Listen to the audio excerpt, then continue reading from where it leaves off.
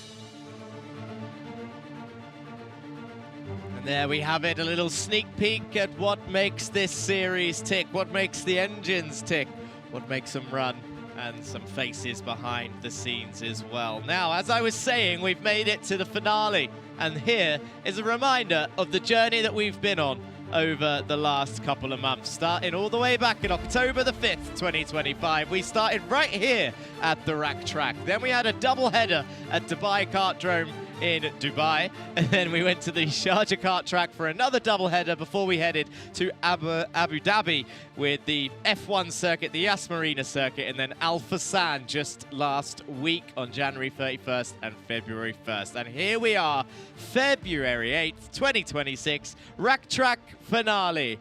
Round 10. We all made it together. Those of you watching at home, those of you listening in the paddock, those of you listening in the truck, the director's box, here we are to see who is going to be on top in these 4-5 categories if we count the mini under 10s. Here is your daily schedule. Qualifying up first, across in the same order as we have done for the season. Mini, then Bambino Warm-up, then juniors and senior 170s together. And then, of course, we have the heat races where there's no points on offer, and then the Bambino time trial 1, they do score points in that. Then it's the pre-finals and the finals. Make sure you get in chat and say hello and support these drivers all the way. Some of these championships, these titles, these categories are extremely close, but of course there's a lot of maths to do. There's a lot of maths to do after the proceedings today, because there's drop rounds and all these sorts of things, which we'll discuss later throughout the day. Oh, look at that beautiful flag shot. The director loves a sponsor shot, and why wouldn't he? To thank our partners across the season. Let's have a quick look at our sponsor reel.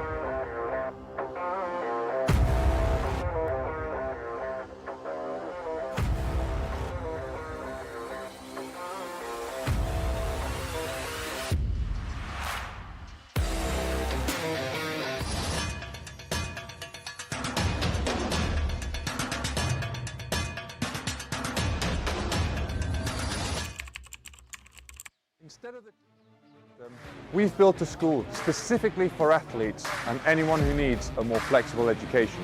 We provide a full school curriculum including GCSEs and A-levels, mentoring support from ex-athletes, and the ability to study from anywhere in the world at any time.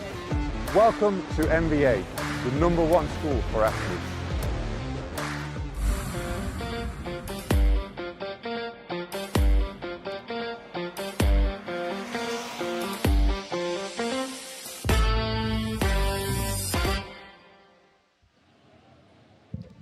And there we have it. Thank you to all of our partners across the season who have joined us from the very start and those that joined us midway through.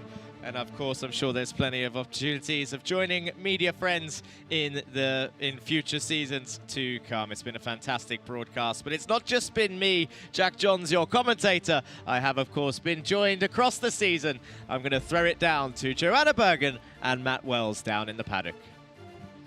Thank you, Jack. Again, good morning, racing fans. We're absolutely excited. This is the final showdown of the season. The championship decider is happening this evening, and we're absolutely excited. We can feel the energies rising out here, the nerves. All the drivers in each single category are so close in points, which makes the energy even more intense here on the track. We're right here at Ras Al Khaimah karting track, which is where we started the season. We've built incredible memories throughout this entire year, so we're grateful for media friends for being part of this entire season. Again, my name is Joanna Bergen. I'm going to be bringing you exclusive interviews of drivers after each session. And next to me is my co-host Matthew, so I'll pass the mic on to him for his own intro. Thank you very much, Joanna. Yes, my name is Matthew Wells, and here we are for the finale, the final race of this Iame Uae 25-26 season. And wow, just so much stuff happened. Loads of battles, loads of tensions, loads of fighting going on, and of course, some drama. But here we are. This is where it counts. We've got drivers across each category, which are so close, with the senior drivers separated by just 1 point, Joanna. This is going to be fantastic. And here we are, as Joanna mentioned, at the rack track. A bit of a gloomy day, so there might be some surprises. There might be a couple upsets here and there. But what's for sure is there's going to be plenty of great racing going on. So, Joanna, I think we're going to hand it back to Jack as we get ready for this fantastic final day of racing. Yes, thank you, you too, and welcome back, of course. Yeah, Matt mentioned, as you can see, it's a little bit grey out there. I almost feel like I'm back home in the UK, although it is still warm. We are not complaining. Of course, the weather, much better. Just a nice breeze in the air. And as I mentioned on Instagram, it looks like with these clouds, we might have a little bit of rain, but maybe not, maybe we will. It's not impossible, so don't count it out. It would be the first time we see it this season. And we might even see Matt in a go-kart later on again today, at the end of the day, when we're calculating some points in some sort of special little race. So don't go anywhere. Make sure you stay tuned for that. You can see here the minis getting ready for their qualifying. And Matt mentioned that seniors have 1 point between them. There's actually only 10 points between this category also. And remember, you get 34 points for a pre-final win and 55 points for a final win. And that means that there's plenty of points up for grabs today. And anything can happen with how close and how many karts are on the track at once. And there is your track map. Throw it back right to the beginning. We're here at the rack track, 10 turns, which doesn't sound like a lot, but it is. It does have its its challenges, to be honest. You've got this first fast zone into the fast right-hander of turn 1. 2 and 3 are sort of a joint linked up corner, and then you've got the fast left-handers of turn 4 and 5. Gives you an overtaking opportunity into the hairpin of turn 6, and then you go down the back straight into the section of 7 and 8. The left-hand hairpin of 8, we saw plenty of overtaking there at the start of the season, and then 2 more corners to go. You go straight into a hairpin right of turn 9, and then a fast right-hander at turn 10. They come down the main straight and cross the line, and that is a quick talk through of a lap here at the rack track. The layout is called the T-shape, I believe. Nothing to do with a cup of tea, but the letter T. Here are your drivers. We've seen plenty of times our category grid And let's welcome them one more time, the Mini Driver category.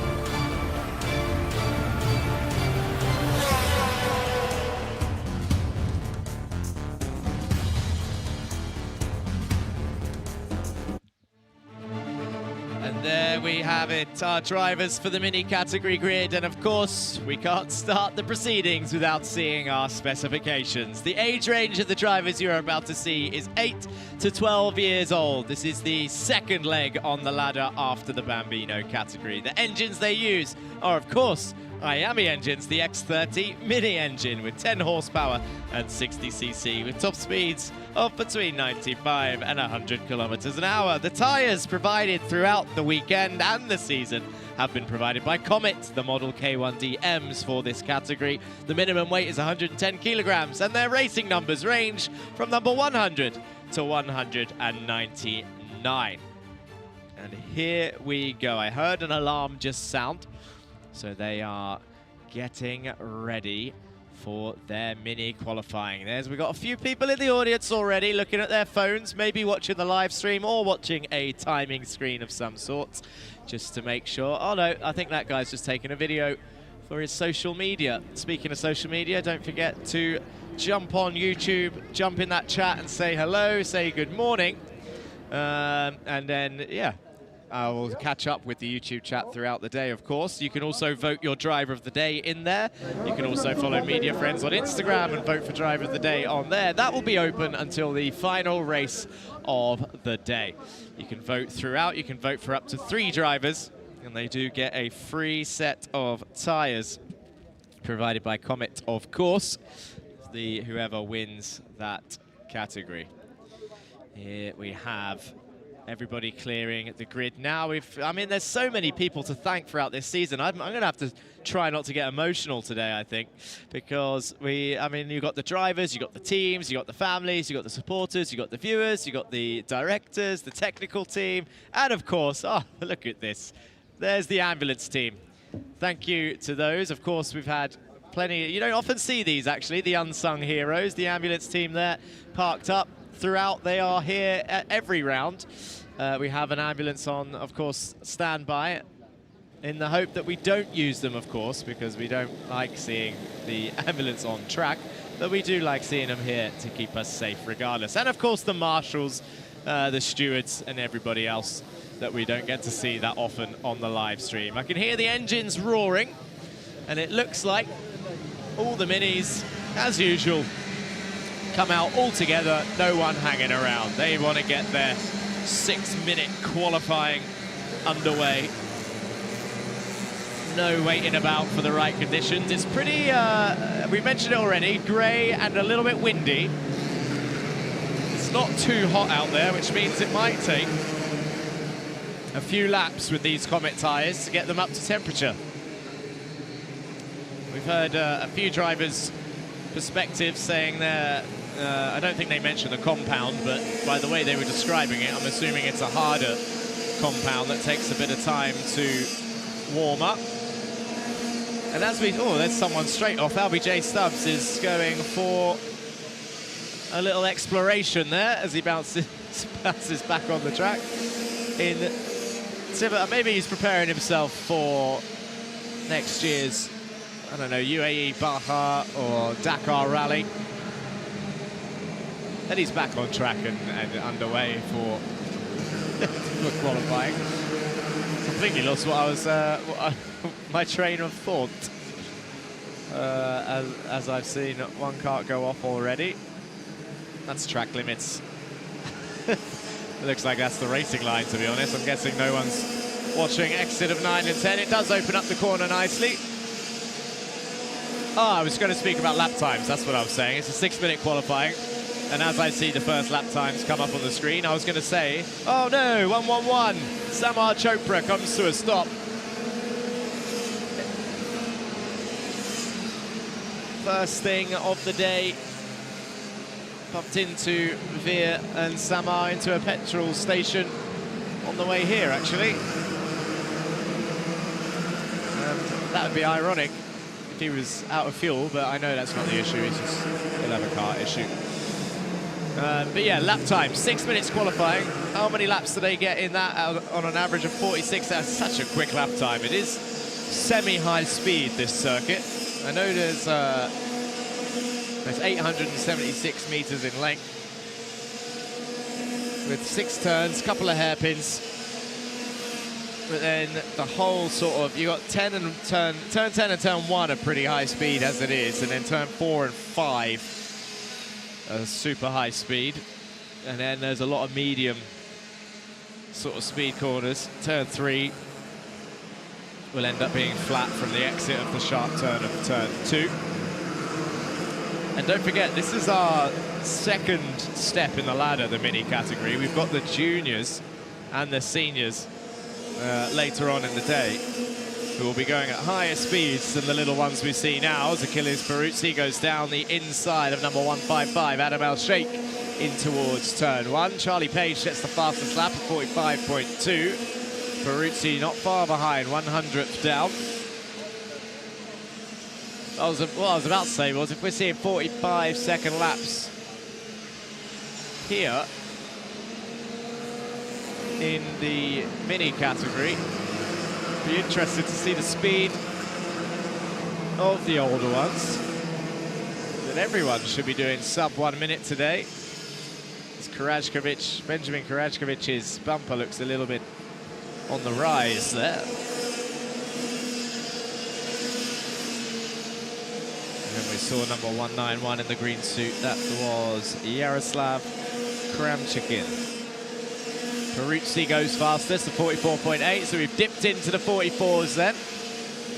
First driver to do so, and then Ivanov, number 161, joins him in the 44s. Mitrokin, also number 141, jumps into the 44.9 area. On board, who are we on board with here?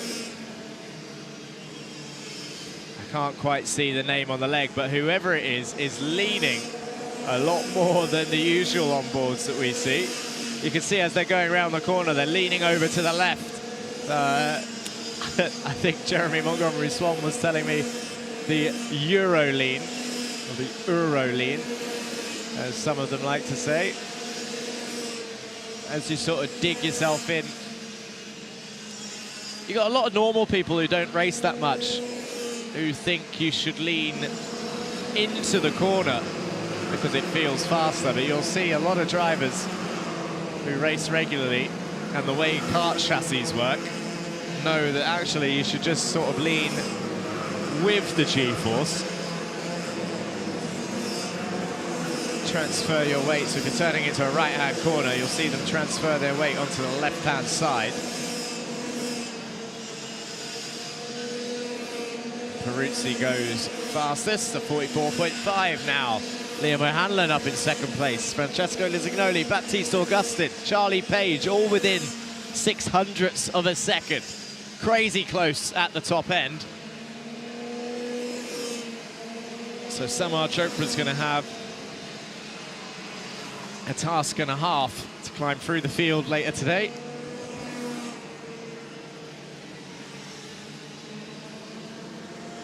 There's Benjamin Karajkovic, number 183. He's taken checkered already and is in 17th place, so that's quite low down for Ben with his form that he's had this season. He's actually third in the championship standings, 705 points. For Liam O'Hanlon to the top of the times with a 44.454 then. Liam O'Hanlon, pole position,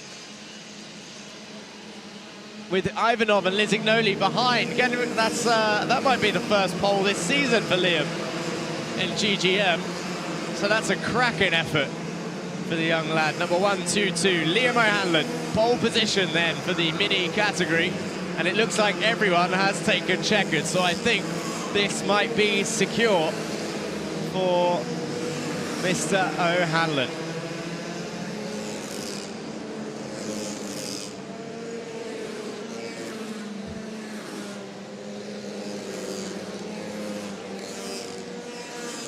And there's confirmation of your top three then. Liam O'Hanlon, pole position for the first time this season in GGM. Then Ivanov in second with Lizignoli in P3 also for GGM. So a good setup right off the bat then for that team by the looks of it. As we see the drivers start rolling their karts up. And here's confirmation of the rest of your order then. It's Austin Gray in P4 with Albie J. Stubbs in 5th, Achilles Peruzzi in 6th. That's your championship leader. Then it's Baptiste Augustin in 7th and Charlie Page, who is currently in 2nd in the championship. 10 points to find for Charlie to take the crown. Alexander Theocaris in 9th, Grayson in 10th, then it's Adam Al-Sheikh in 12th, Vaiko Bajramaki, Amar Tabaza, Saif Al-Khalifa, William Mazzali, Hamad Koramifa, Benjamin Karajkovic in 18th, then Saffron, here's a new one, Zeviatal in P19, Ivan Bagat in 20th, then Ivan Svorinins in 21st, Jacques Garouche, Enzo Falzerano, Igor Vasharin, Kushagra Kumar, Gotham Subramaniam, and then I didn't quite catch the last two on the screen there. So that is your current mini grid then, providing there is no changes post qualifying. Okay, up next, Bambino Warm-up, the youngest and the lowest step on the calendar. Of course, we will go through that lineup and the engine specs shortly, but first, let's have a look at the highlights of our mini qualifying.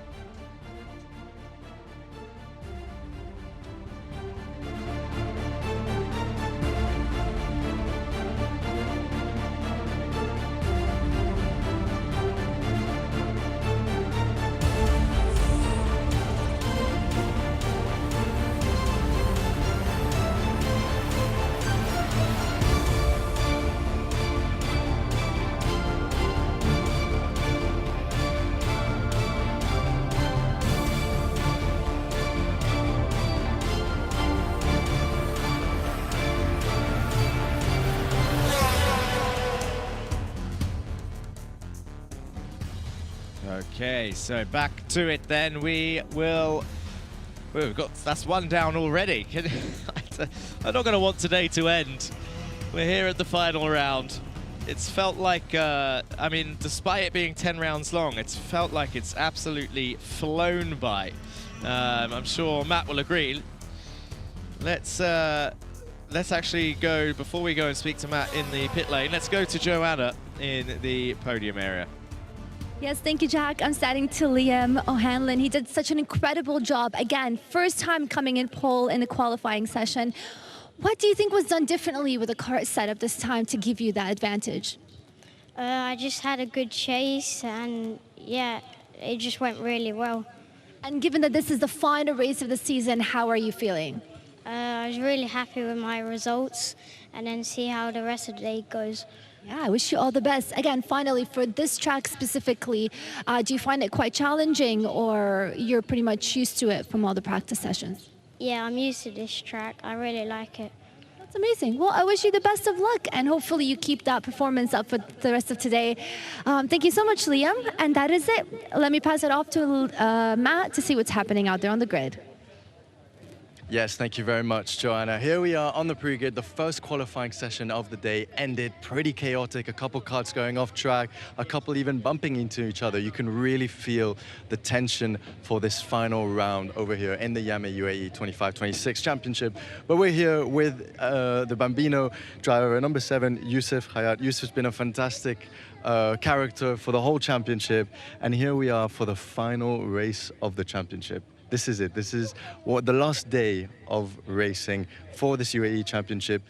In one word, summarize your 25-26 championship. I really don't understand it. Summarize in one word how you think you performed this championship. Still don't understand it. Okay, well, no worries. Obviously, we can see that it's a bit rainy.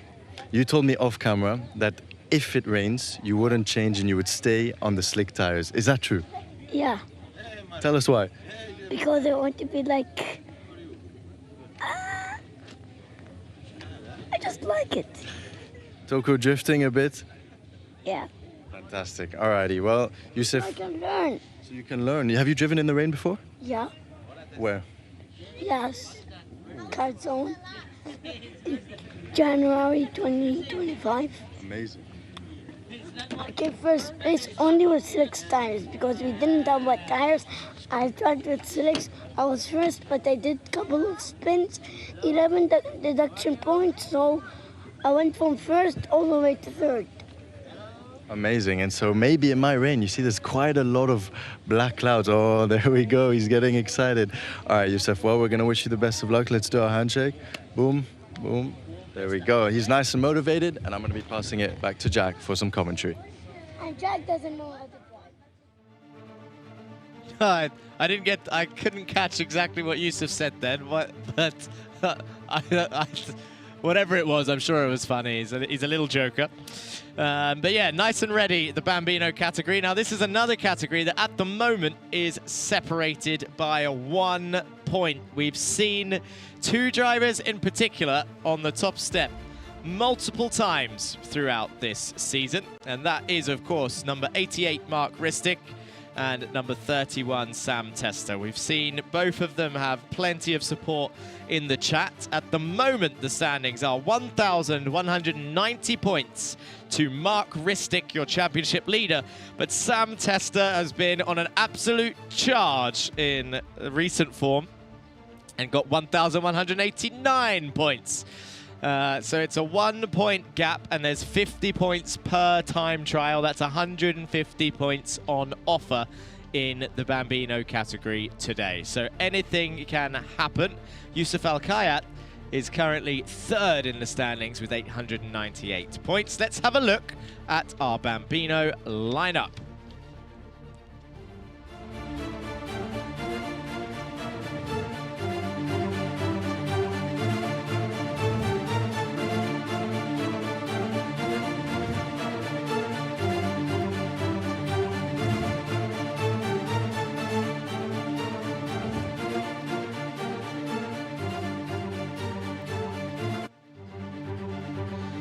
There we have it. So, on to the specifications. As I mentioned already, it's the first step on the ladder. It's the youngest category. The age range of the ones that are about to drive are 5 to 8 years old. This is where the motorsport journey begins. It's an Iame M1 engine, 2 horsepower, 60cc, with top speeds of 50 to 55 kilometers an hour, although some of the parents tell me it's actually a little bit faster than that, which the tyres, the Comet tyres, model K1DM, just like the previous category, minimum weight 77 kilograms, and the racing numbers of these guys are number 1 to 99.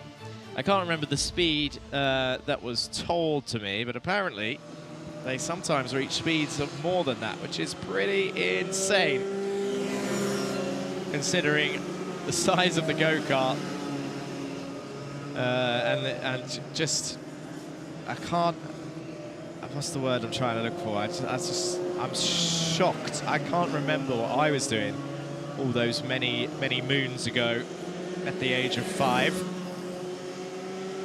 I was going to say how many years ago, but it's upsetting to know how many years it's been now. 5 years old. What was I doing? I definitely wasn't go-karting, that's for sure.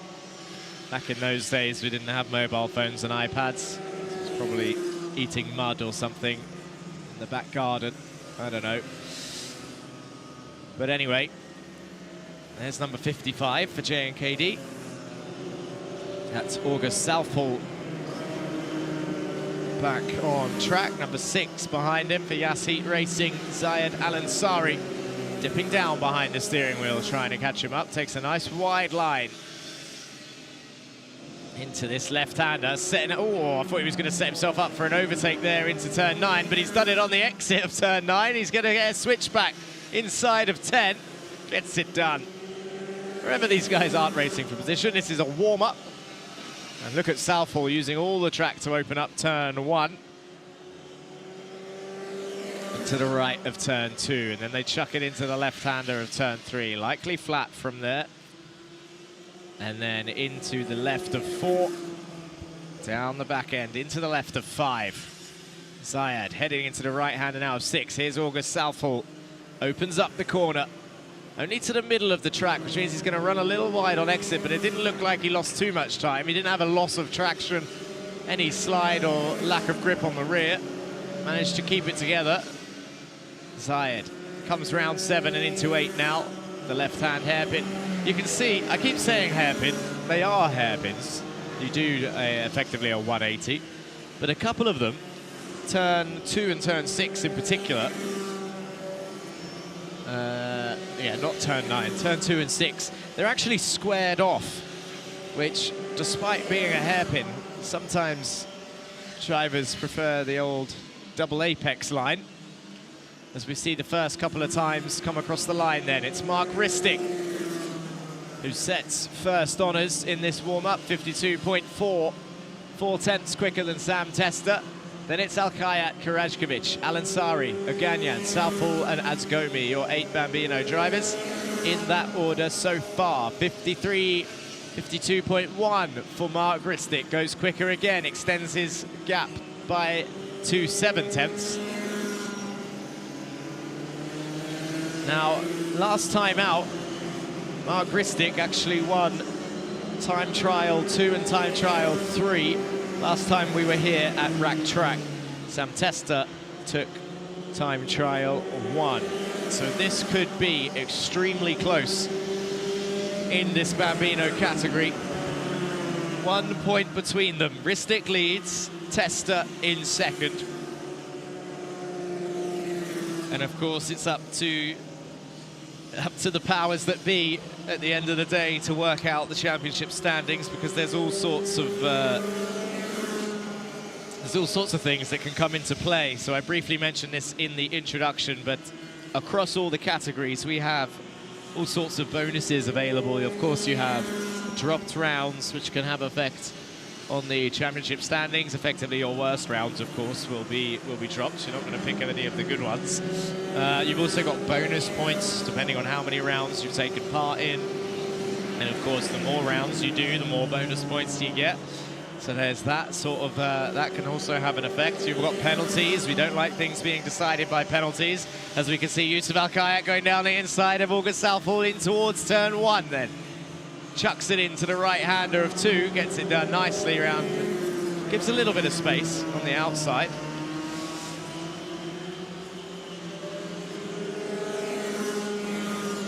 Yeah, I was saying penalties. We don't like things decided by penalties, but the Bambinos, for example, gets points penalties, so that can have an effect on the standings if there's anything either wrong with the car or if there's no hands raised or anything like this, these sorts of things.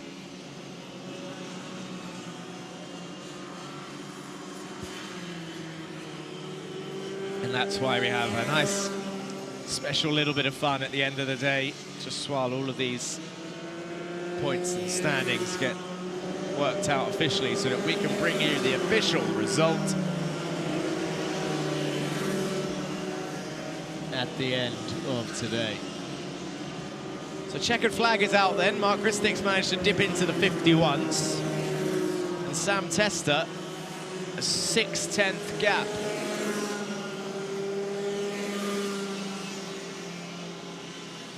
That puts Sam Tester still in the 52s, so a bit of time to find. But 5-year-old Mark Ristik on form.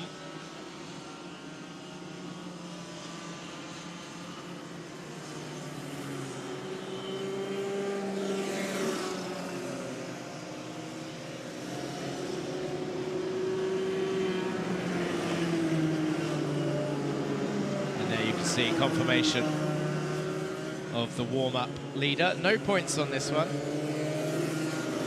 This is just to get your eye in.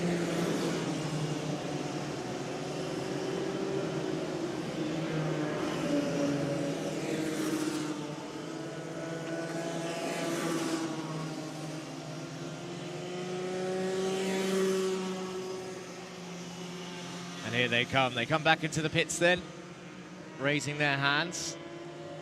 And there's confirmation of your top 3 at the moment. Mark Ristik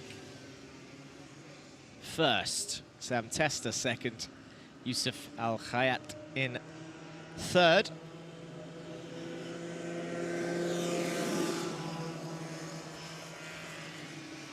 And the rest of the order is Samuel Kurashkovic, Zayed Al Ansari, Robert Oganyan, August Southall and Cheyenne Asgomi. I'm just going to jump into the chat. I'm just going to check in on the Mark Ristik fan club. I'm sure they're in there.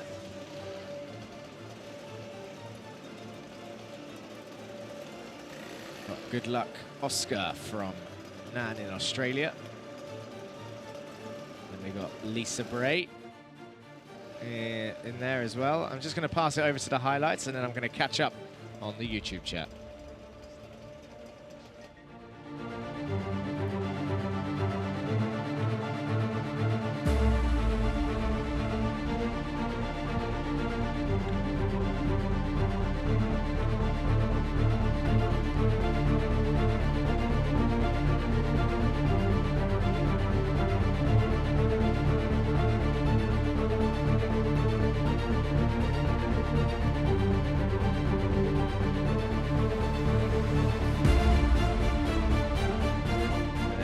It. So, Lisa Bray in chat saying, watching from Seymour, Victoria. Good luck, Oscar. Number 413, the Australian flag being shown. We've got junior qualifying up next, and then we will see Oscar in the senior and senior 170 qualifying at 10:45. It's a good morning, everybody, from Stan. Mark 88, good luck today. Good luck, Mark. Go, Mark. Go, Mark. 88, Mark 88. Rocket ship, rocket ship. Good luck, Mark. Mark, show your talent and take the win. Mark 88, look at that. I told you they'd be in there, the fan club. Spam in the chat as always, and it's good to see them. So please do jump in there and say hello. If you haven't already, subscribe to the channel and come and say hello. You got good luck GGM team from Evelyn and good luck Ethan Realstone from Joy. Let's go down and see who's Matt's talking to in the pit lane. Yes, thank you very much, Jack. Here we are on the pre-grid for the juniors as they're about to head out for their final qualifying of the season. And we're here with driver Malik Debussy, number 211 for AK Karting. Now, you've got a fresh, clean, new helmet. Talk to us a bit about that helmet and when did you get it? I mean, I got it about a month ago or so. It's really nice. I really like it. It was Pro Airbrush UAE, or Farid's Airbrush. He made it. It took some planning, but I think the end result is really nice. Yeah, I mean, it's for sure going to be easy to spot you on track. So we've been asking a couple people this. Could you summarize your championship in one word for us? Or your season, how it went? Progress. Progress. Great. That's really interesting. And now you've got a fresh set of tires, final qualifying of the day. Tell us, what's the plan? I'm just going to go out, push, maybe tuck in behind someone, see what I can do. Fantastic. Alrighty, Malik, we're going to wish you the best of luck, and we're going to hand it back to Joanna for some interviews. Yeah, thank you. Thank you, Matt. Standing next to me is Mark Kristic. You know, he's not going to understand me now, but he's a perfect example of actions speak louder than words. We don't get a lot of words, but Mark, tell me, this is the final race of the season. Are you feeling excited? Yeah, And how does this track feel for you? good. Are you happy with how the day is going? Yeah. Okay. See? Actions speak louder than words. You are incredibly talented, and I wish you the best of luck going into the heat session. That is it for Mark. Thank you so much. And we're going to hand it back to Jack to see what's happening up for the next category. Thank you, Joanna. Yeah, up next is the juniors. There's Gabriel Barracordi getting his cart ready and in position. And the Hive team boss right there also helping him out. So let's go and have a look at our junior lineup.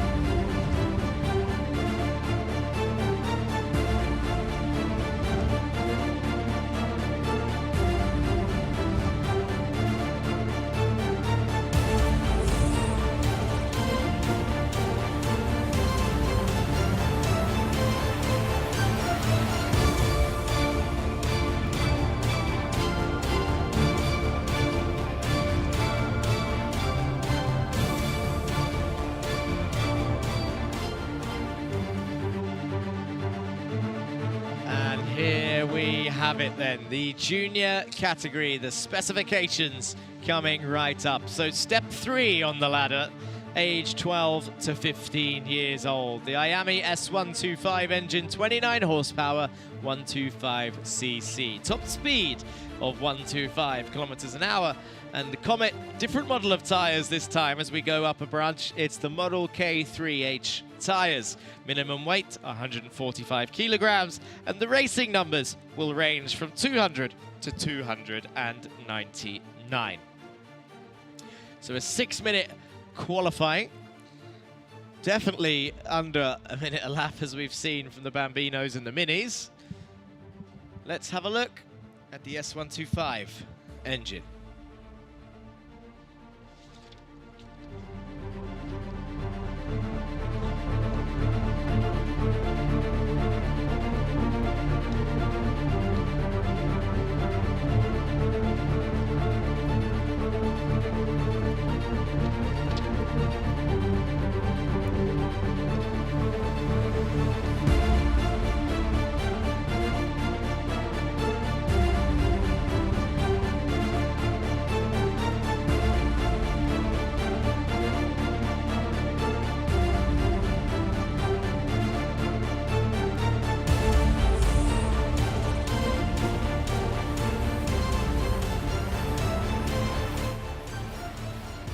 Okay, drivers are sat ready.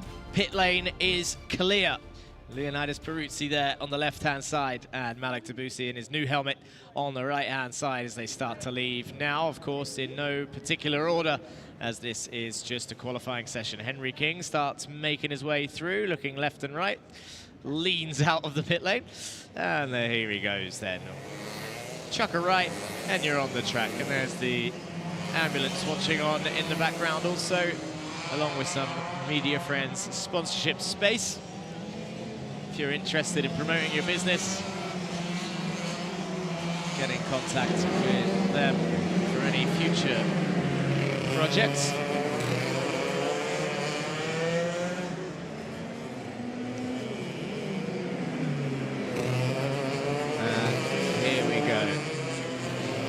So, are we going to see a lot of drivers wait around, or are they all going to come out on track with only around, I think we're going to be, well, it's definitely going to be around 40 seconds, but I wonder if we're going to dip below 40 as we go up the categories. I can't remember the lap times from earlier in the season. Of course, we have been here already. This season, the 2025-2026 season, this is where it all started. October 5th, 2025. 4 months ago, we were right here. Same drivers, same track. I think it was a bit sunnier then, I can't remember. Clouds are still here. And we go straight away with a 43.2. That would suggest that we will dip below 40 once they get warming up. 42.3.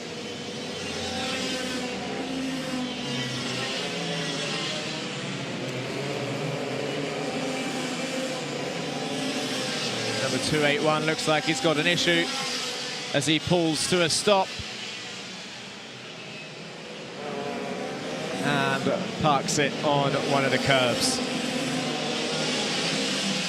So who is going to knock Henry King down the order? He's got a 42.3 at the moment. The current fastest driver, Malik Tabusi, 42.1 to the top of the times. Next driver, Henry King, into the 41s. Kalyani Pratish, 41.5, currently on pole position then, number 272. She sets the fastest time so far. 41.3 for Gabriel Barracordi, 0.1 for Derek Rivera. Ange Seigel, 41.1. So getting ever closer to the 40-second mark.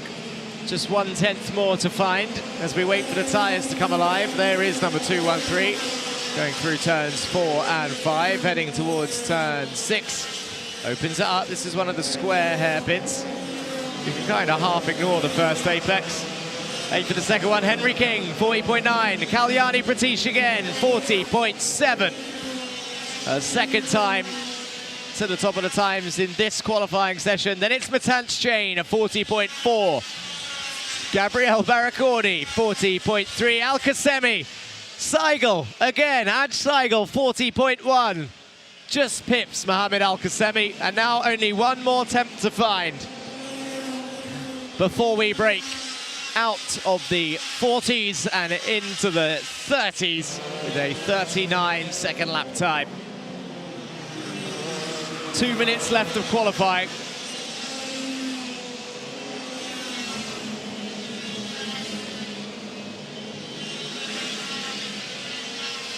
Matanch Chain then is the first driver to do so. A 39.973. Derek Rivera, 39.7. Al Qasemi, 39.8. Ange Seigel, 39.9.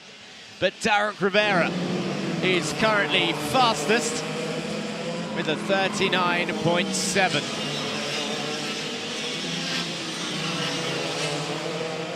Leonidas Peruzzi, not far behind, slots in into P2. 39.8 that'll be.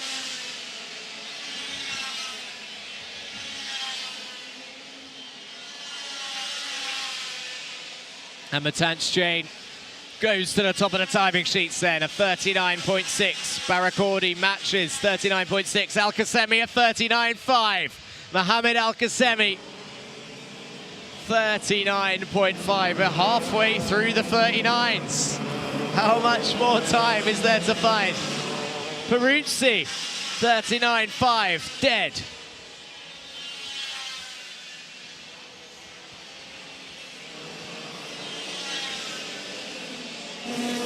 This is impressive stuff.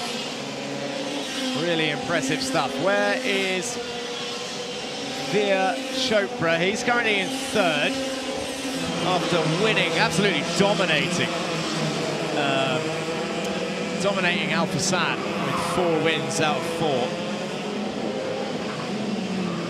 Now, last time we were here at Rack Track, Mohamed Al Qasemi did have this pace. Veer Chopra goes to second place. But yeah, Al Qasemi got a second place, I think, in the pre-final last time. That is One of 2 podiums I think he received this season.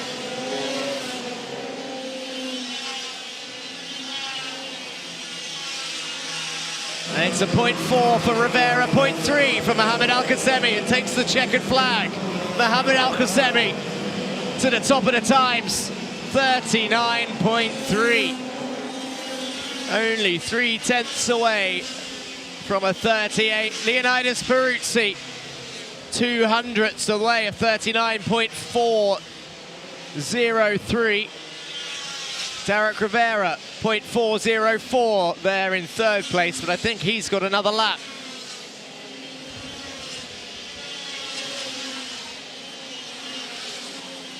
According to the checkered flag signal, Derek Rivera to the top of the times. He's done it by 0.02 of a second.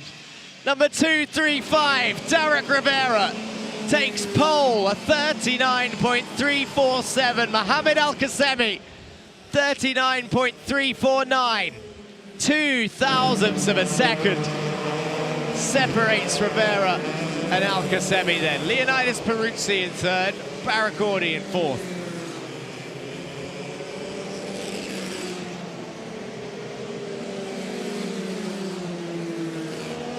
Now this is one of the junior category is one of the bigger gaps in the championship standings.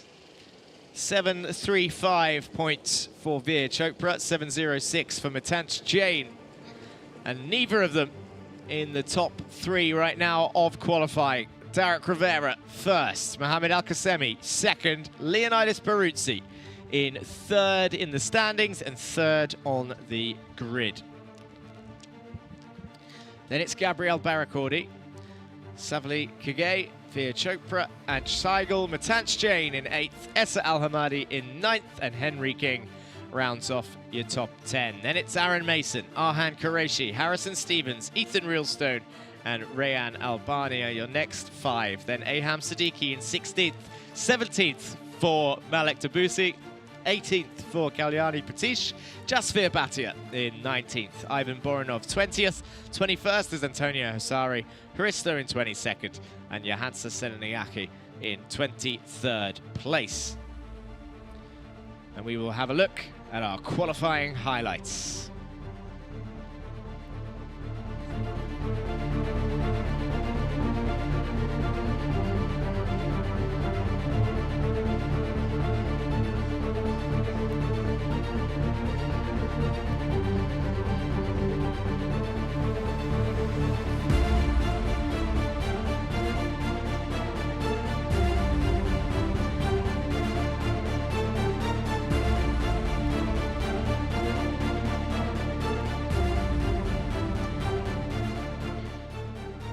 Okay, so the cleanup team on track, ready to, I think that's Senaniaki there, checking his car.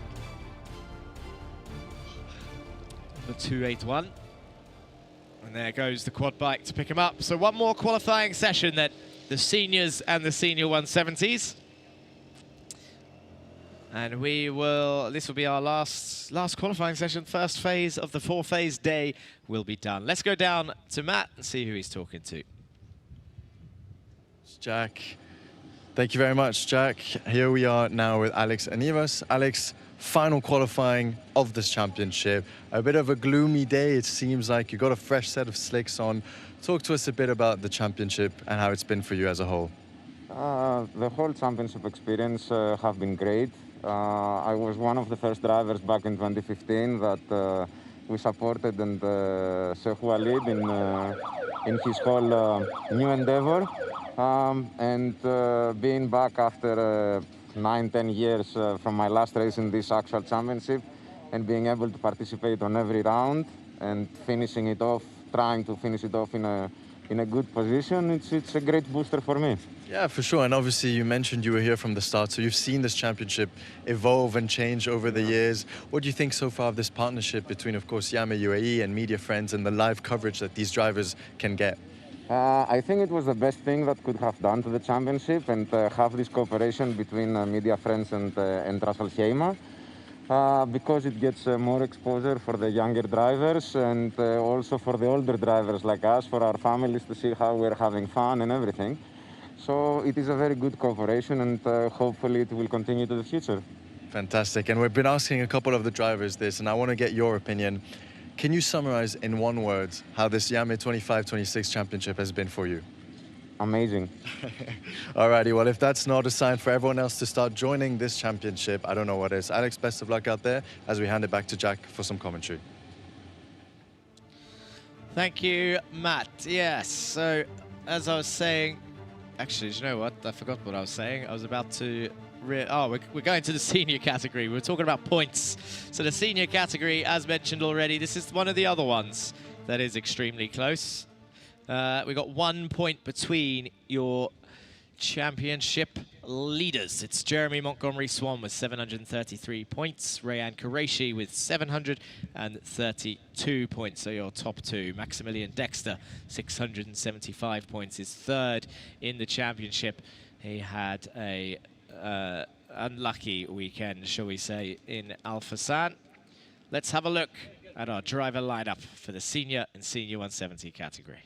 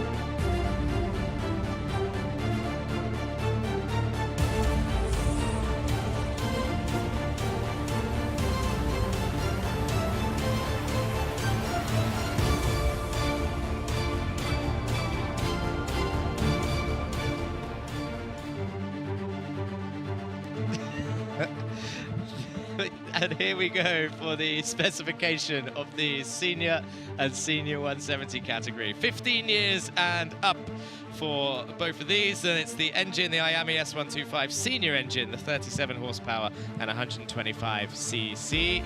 Then top speed, 125 to 130 kilometers an hour, and Comet tires, model K3H, and the numbers will be from 300 to 399 for the seniors and 400 to 499 for the senior 170s. The minimum weight, 158 kilograms for the seniors and 170 kilograms for the senior 170s.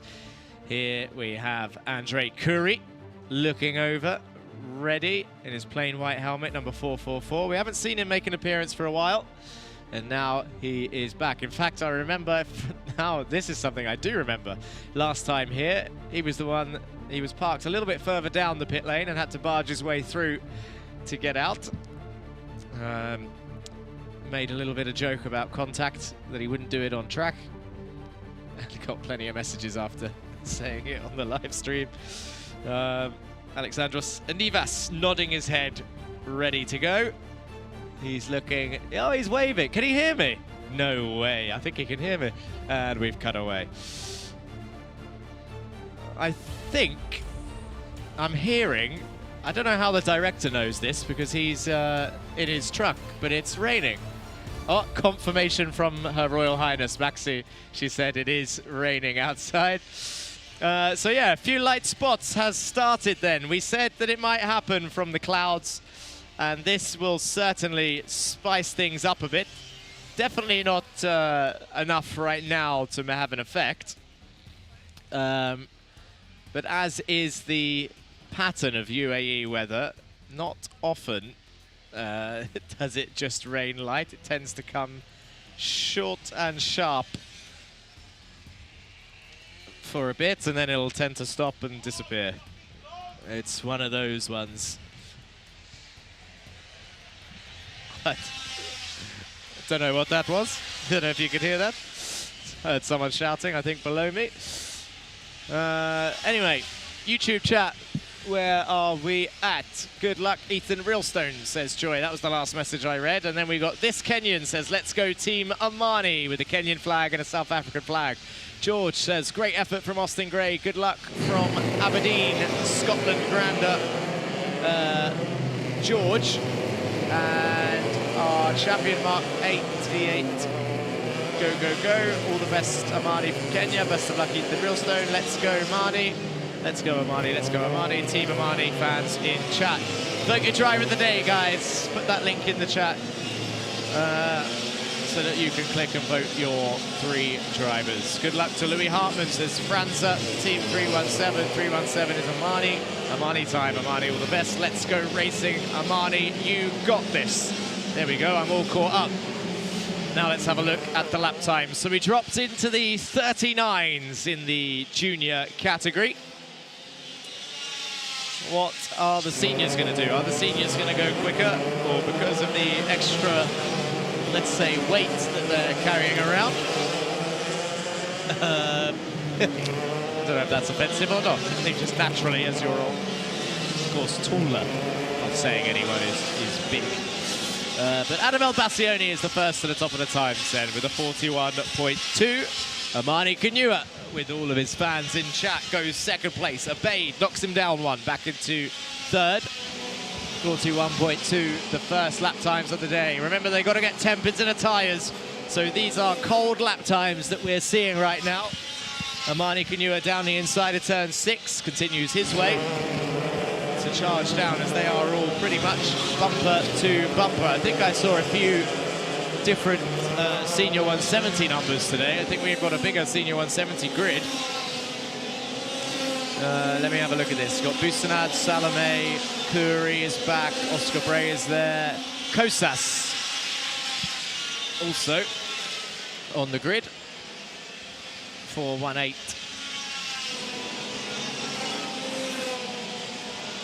Okay, so Adam El Bassioni drops straight into the 39.8s. So we're straight into the sub 40-second lap time zone. Let's have a look, whilst the qualifying's on, who Joanna's speaking to. Derek Rivera, who got pulled in the junior category. Derek, we haven't talked to you before. You said that you're from Spain. At what age did you start racing? I started when I was 8, near 9. On a friend's birthday party. I just really liked the sport, and then from there on I joined an academy, and I just kept driving until I joined my first proper team, and I just kept going from there. Well done. What a way to start at a birthday party. Okay, talk to me through this track a little bit. When do you feel like it's the right time to push the kart? I feel like when we go out, always warm up the tires as fast as possible and just push from the start. And then now it seems like it's pouring a little bit. What's going to happen with the tire change? Walk us through, for those who don't know, what happens when you're racing on a wet track. It depends. If it really starts raining, then we'll probably put on the wet tires, and the whole lines and track will be different. Also, braking zones, everything will be different. But if it only rains a little bit, I don't think it'll make much of a difference. So. All right. Well, any final words to maybe? Do you have any family watching you today? Yeah, I'd like to say thank you to the team, J&KD Racing, my parents, and also Carlos, which is my coach, watching from the live. So, yeah. Well done. Thank you so much, Derek. Wish you the best of luck. All right, that is it, ladies and gentlemen. Back to you, Jack, to see what's happening out there on the track. Thank you, Joanna, and thank you, Derek Rivera. Let's have a look then. With 1 minute left of qualifying, Jeremy Montgomery Swan is fastest. Your championship leader, 38.9 seconds, 38 seconds, 0.9. Max Dexter just 6 thousandths away with a 0.92. Adam El Bassioni 15 thousandths away. Kappen in fourth. got Briz, that's a new name for me, up in 6th. Louis Hartmann goes in 5th, Pope in 7th, Darmadasa 8th, Haddad and Kanyua in your top 10. As Montgomery Swan extends his lead. That is your championship leader, and he is fighting against Rayan Qureshi, who's currently down in 11th. But don't forget, there are 4 drop rounds this season, 2 pre-finals and 2 finals will be dropped from the points, so anything can happen. But this is good news so far for Jeremy Montgomery Swan as Kappen goes fastest. El Bassioni in 2nd, 5 thousandths away from a pole position. But Nathan Joseph Kappen then goes straight up into pole position. And don't forget, even at levels of karting, team games can be played. Rayan Qureshi, the same team as your pole sitter, Nathan Joseph Kappen. Adam El Bassioni there in 2nd, Darmadasa in 3rd, Kanyua in 4th, Jeremy Montgomery Swan in 5th. So that moves your 2 championship protagonists closer together on the grid then. And we will get a confirmation of the full order coming right up.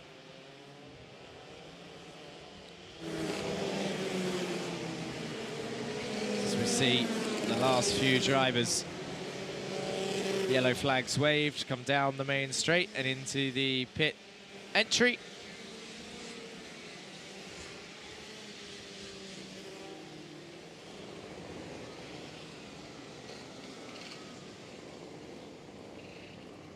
And here is your top 3 then. Nathan Joseph Kappen for Mumbai Falcons on pole position, with Adam El Bassioni for XL in 2nd. Then it's Darmadasa in 3rd for GGM. So 3 teams at the top of your senior grid. The rest of the order is as follows. It's Amani Kanyua in P4, Jeremy Montgomery Swan, then Max Dexter, Daniel Briz in 7th, Rayan Qureshi in 8th, Nathan Pope in 9th, and Louis Hartmann in your top 10. Then it's Mohan in P11, P12 is Antonio Haddad, and Kose Nagoma in P13, with Philip Dinu in P14. Biren Piri in 15th, Andrew Abaid 16th, Arsene Jolovic in 17th place. Tamim Hasiba in 18th, Rafael Martinez and Stefan Yamin round off your senior field. Then it's Oscar Bray on pole for the 170s, Alexandros Anivas, Alexei Ovsanavikov in 23rd, Yusuf Busanad, Dario Salome, Andre Curie, Molina, Polyanska, oh, I missed the last one, in last place. And there we have it, your senior and your senior 170 grid. Up next, highlights for your qualifying session.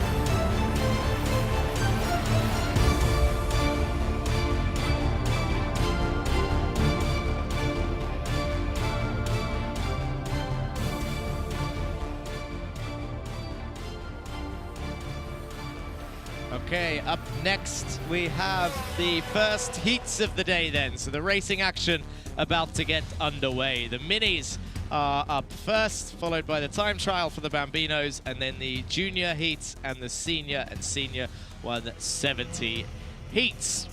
And remember, or a reminder, that there's no points on offer for your minis, juniors and senior 170s, but the Bambino time trial 1 will be scoring their first points of the day for the Iame Series UAE finale, rack track round 10. So phase 2 about to begin. Let's go down to Joanna and see who she's talking to. Thank you, Jack. Standing next to me is Nathan Kappen. Nathan getting a pole position. This is the final race of the season. How are the emotions? Are we getting stressed? Are we excited? It's not really stress for me because I'm not part of the championship, but it's quite fun getting used to the senior car and the competition. All right, talk to me about this track specifically. Compared to the other tracks in this season, where does it sit difficulty-wise for you?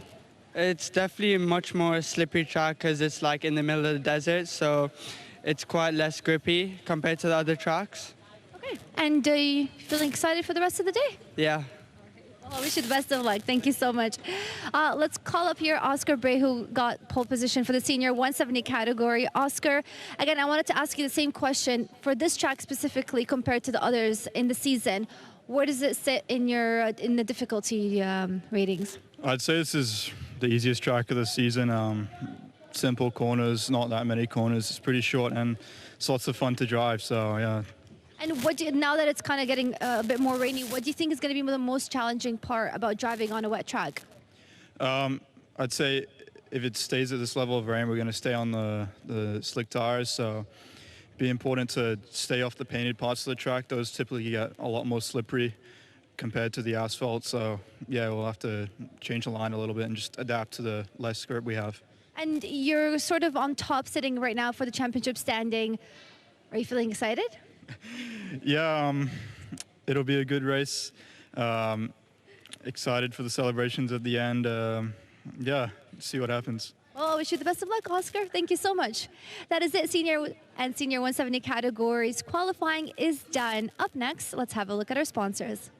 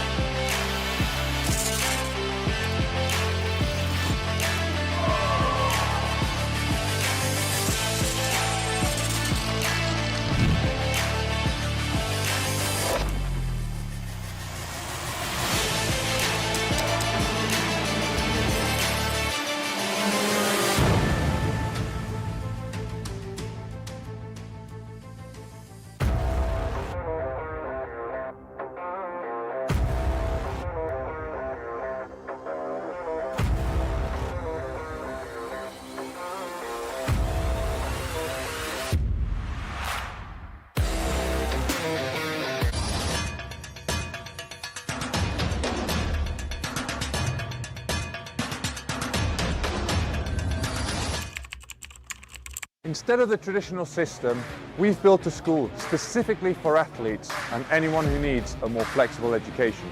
We provide a full school curriculum including GCSEs and A-levels, mentoring support from ex-athletes, and the ability to study from anywhere in the world at any time.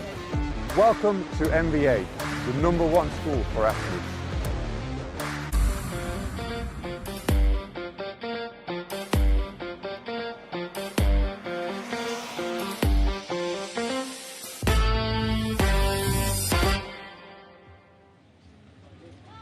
Here we are back for the first race of the day with the mini category, and I don't know if you guys are able to see from the camera, but we have a couple drops of rain that have begun. Now, Achilles over here, you're a very experienced driver. You've raced in the rain, of course, in Europe. So for you, how does this feel? I don't feel like stressed because of the rain, because obviously I've driven it before. So like if it rains, it's just the same, and I'm just gonna try my best anyway. Yeah, so you're starting 6th. Obviously, you're leading the championship, potentially not where you wanted, but this is the time to get up these positions again, because there's no points on offer right now. So now it's just get your eye in, make sure to climb these positions and be as ready as possible for the pre-final and, of course, the final.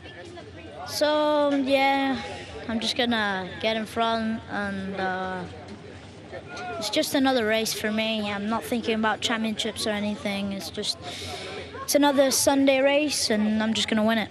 Yeah, fantastic. And that's the thing, you know, loads of drivers have different mentalities when it comes to racing. Some take it a bit more chilled, laid back. Some are really, you know, they have their routines and everything. As now there's more rain that's dropping down. Overall, the season, we've been asking a couple drivers, could you summarize it in one word? Challenging.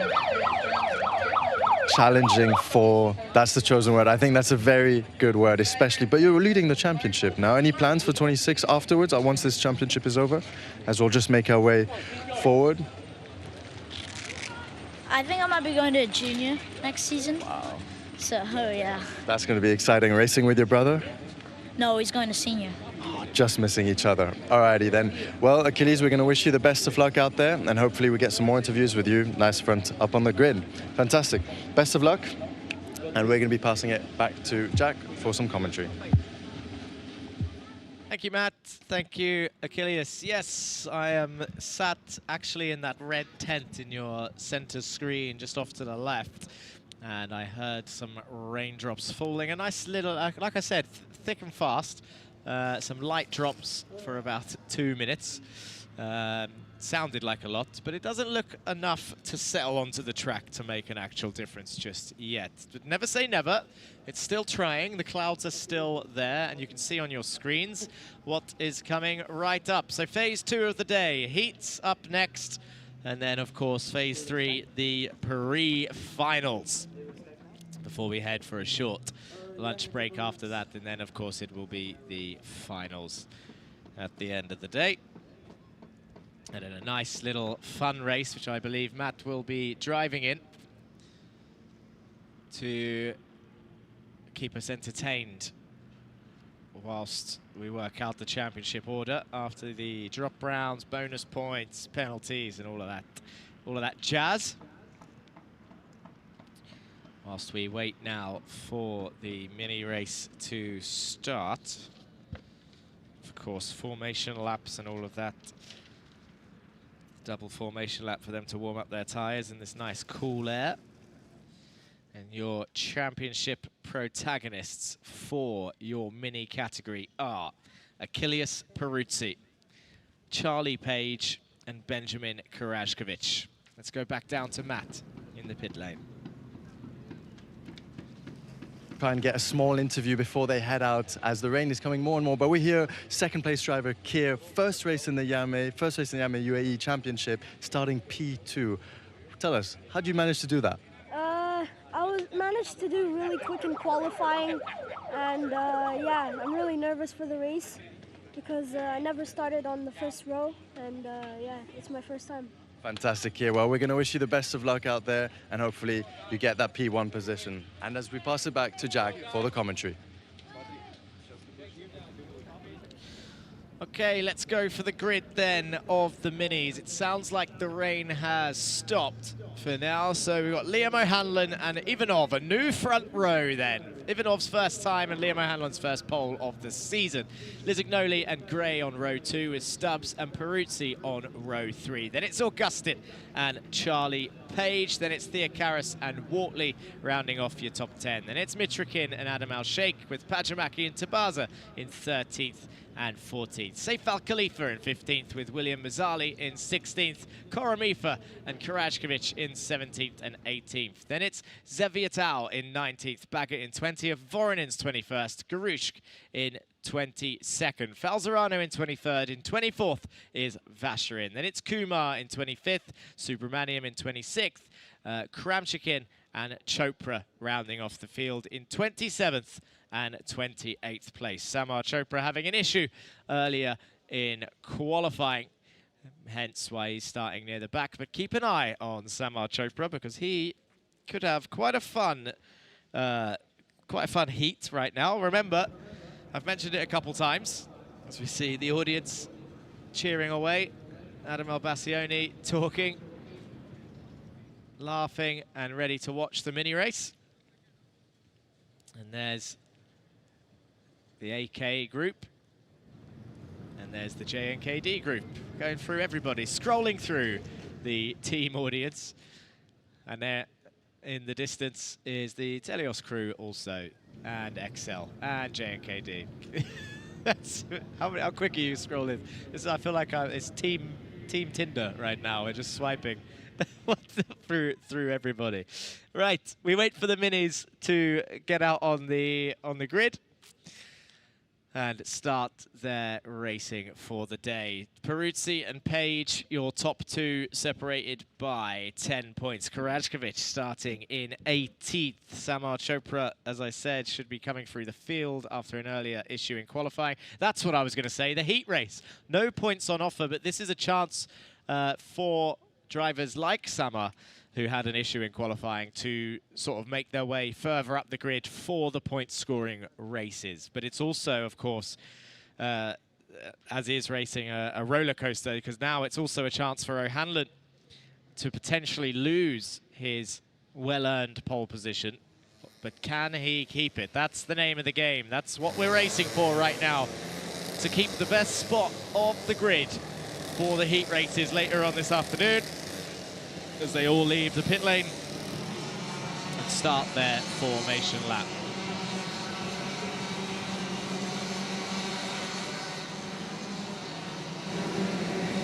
Let's have a look at the chat to see if anyone is in there shouting about the minis. Not just yet, by the looks of it. The Armani crew and the Oscar crew still shouting out.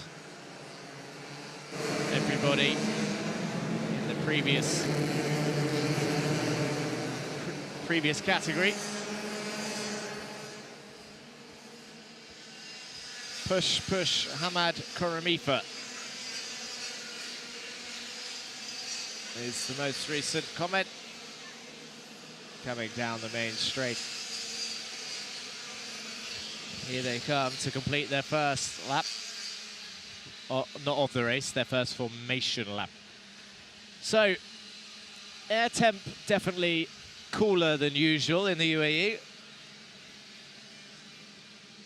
And actually not as much weaving as I expected for essentially a short formation run. And now, here we have it then. O'Hanlon lines up the first heat race of the day. The final round of the Iame Series UAE, first race of the day, wheel-to-wheel action about to begin. They come round turn 10, down into the tram lines, and it's a full start, as we had a couple of stragglers at the back by the looks of it. So they need to slow down a little bit earlier, while some people were still warming up their tyres. Extra formation lap to start the day.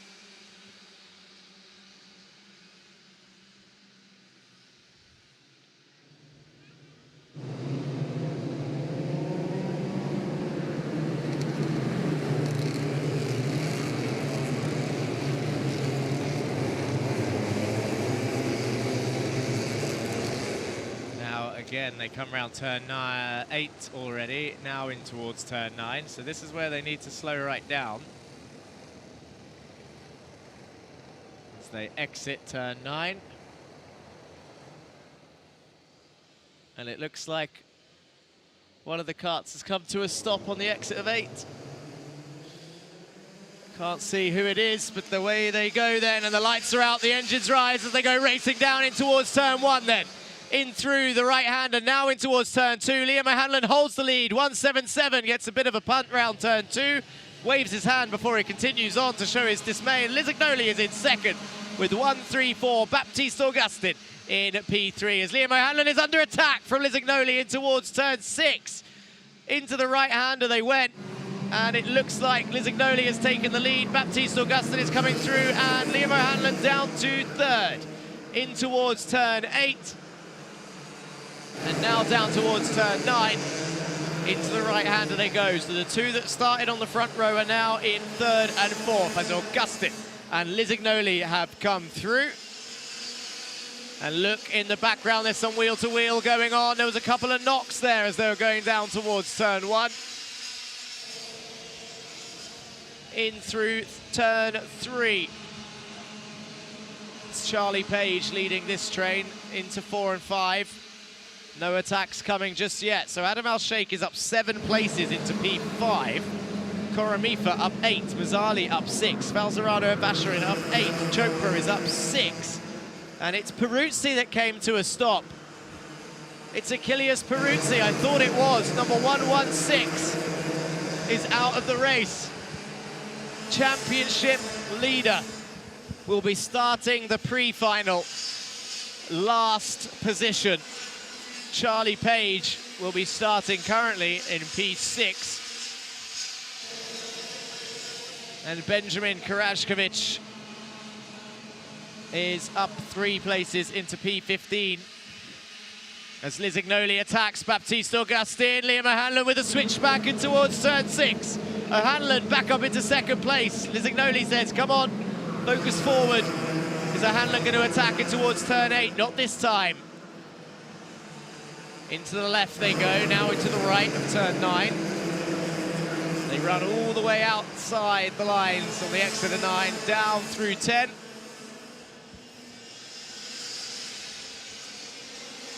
As they look up to the left-hand side for their engineers, their team bosses, their strategizers. Oh, contact there as they go towards turn 1 in the mid-pack.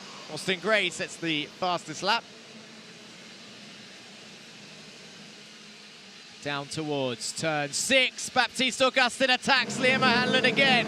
Aggressive move from Baptiste there on the inside of 6. Looked fair. I say aggressive, but within the rules by the looks of it. They lose a little bit of time to Francesco Lisignoli, but Baptiste laying his mark there, marking his territory, saying, I will just take this back now and try and catch Lisignoli. He also set the fastest lap just then, even with that overtake. So maybe he needs to break that late every lap, because it worked. Whatever he just did on O'Hanlon, he still set the fastest lap. And it's Ivanov still there in P4. First time starting on the front row, said Ivanov, but still holding on to that top 4 fight.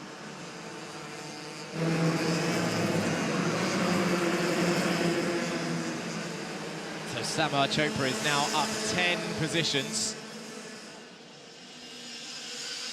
in P18. Fastest lap now goes to Gray, number 177.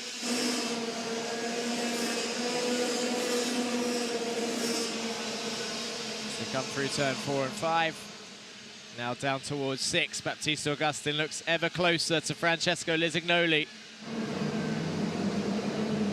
But where is he going to take the risk? Is he going to attack it towards turn 8? They enter the right-hander of 7. Doesn't look for a move in turn 8. Turn 9 is a bit risky. In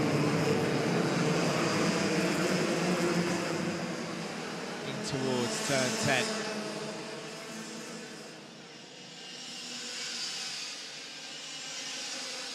Now already in turn 1 to restart the next lap. We're halfway through this heat race. But when is Augustin going to mount the attack? He's dropped back a little bit through that first sector. And he's too far back to attack into 6 there, unless he puts an almighty lunge on Francesco Lisignoli. Adam Al-Sheikh holding on to P5 nicely. Charlie Page still in P6. Then it's Gray, Wortley, Pajamaki and Karajkovic now into the top 10. A better starting position than 18th.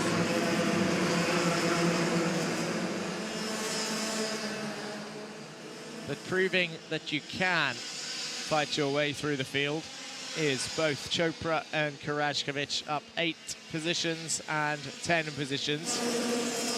Liam O'Hanlon sets the fastest lap at 44.2 as he gets back into the groove of things. We're on lap 7. Is he going to attack Karajkovic into 6? Not this time. Down towards 7. He looks like he's got a bit of a run here.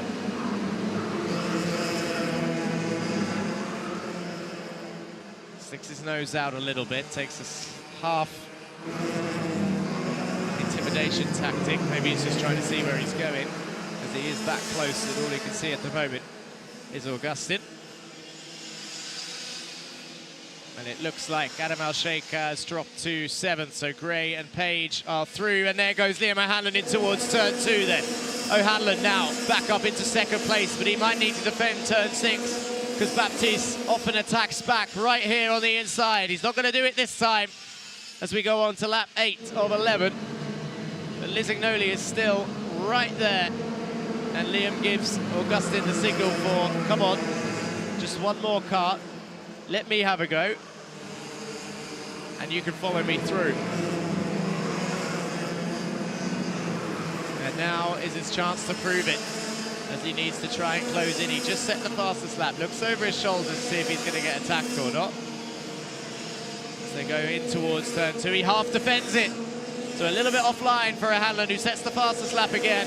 But he had to defend turn 2, as they now follow, and they've dropped back 3 tenths from Lisignoli here. He defends again. So Liam Hanlon is now on the defensive for the rest of this. Even Augustin says, come on, look ahead.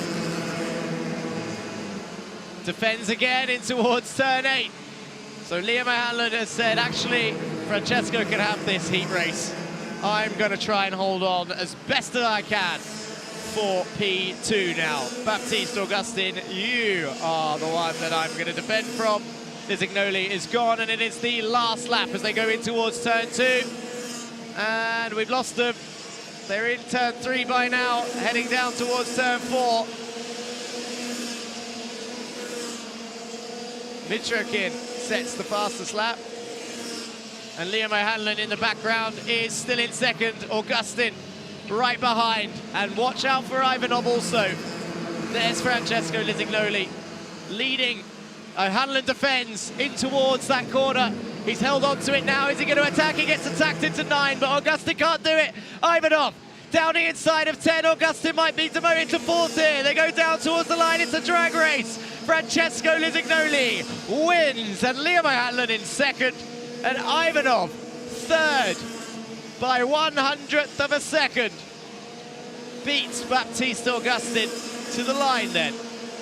Now, I said Augustin had a half look at O'Hanlon there into turn 9, and that gave Ivanov the opportunity there to get a switchback. Have the inside of 10, and then charge very, very close to the start-finish line. But confirmation from 3rd to 1st, Francesco Lisignoli.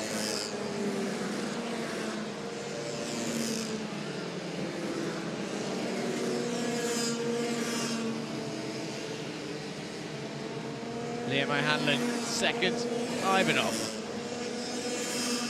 in 3rd.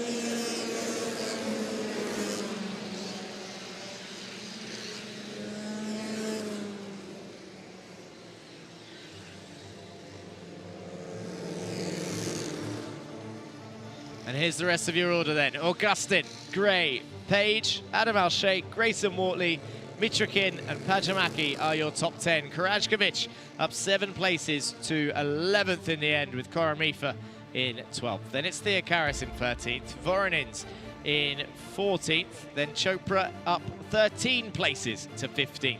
LBJ Stubbs in 16th, down 11.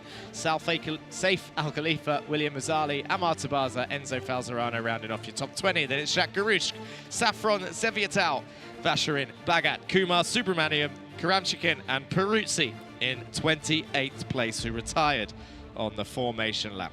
Let's have a look at the highlights of our mini heat race.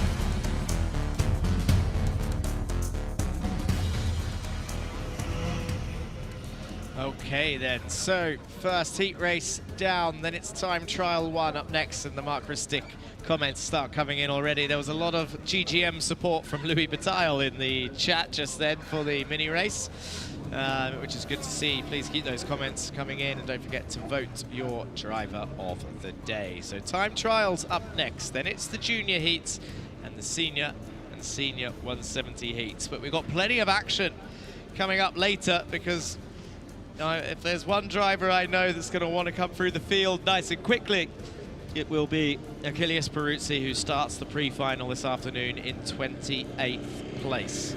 Samar Chopra just made 13 places up, as Peruzzi just goes past my box now. You can see him there on the quad bike in the middle of the screen.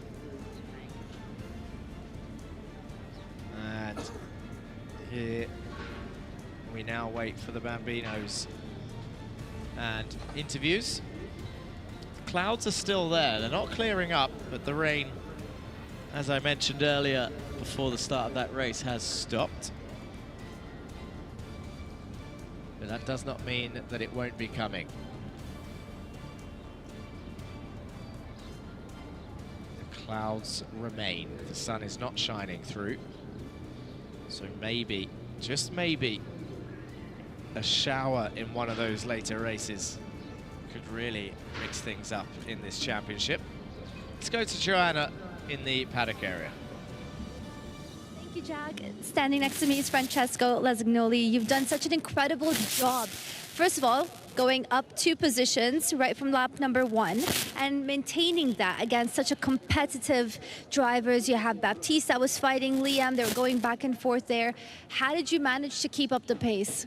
Like, it was competitive, but I just managed to stay calm, do my own stuff, and don't worry about the guys behind. They'll fight, gain a gap, and it's easy to win. Okay, and you were telling me that this track is your favorite. Any specific reason why? Like, it's my favorite layout. I didn't say it was my favorite whole track, but like, I like the shape of the track and I like the feel. Amazing. And any advice you have for other drivers that want to get into the sport from your perspective, and what have you learned this season?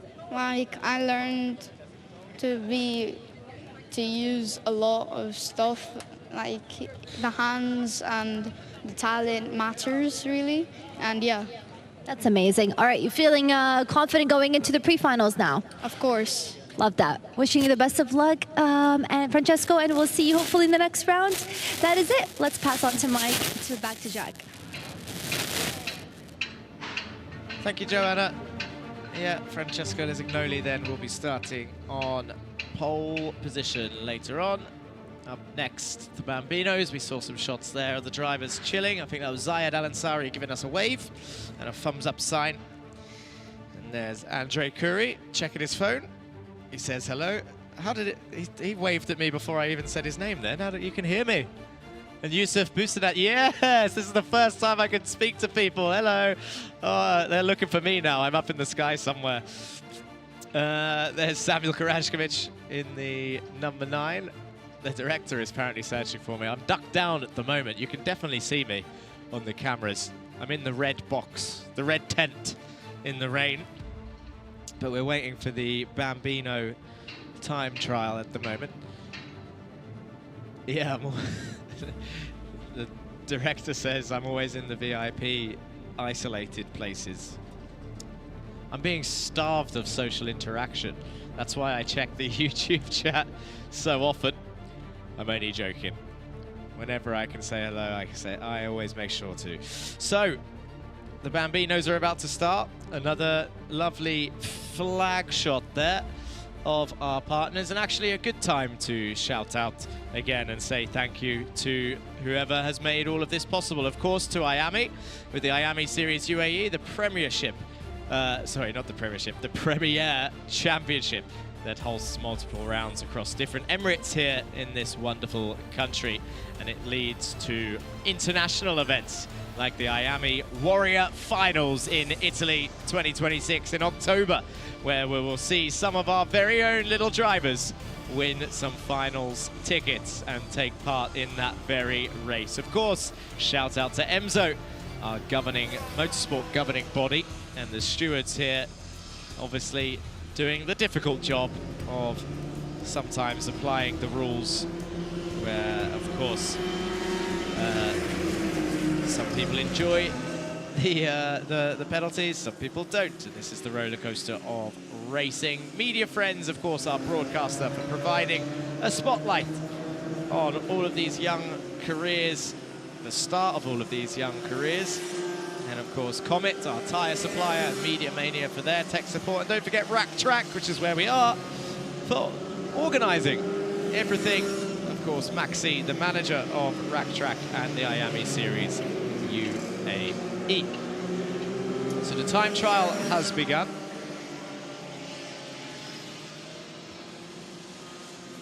See Sam Tester. So Sam Tester is looking to take this championship from Mark Ristic. There's 1 point in it. Mark Ristic is leading the championship. Sam Tester is 1 point behind.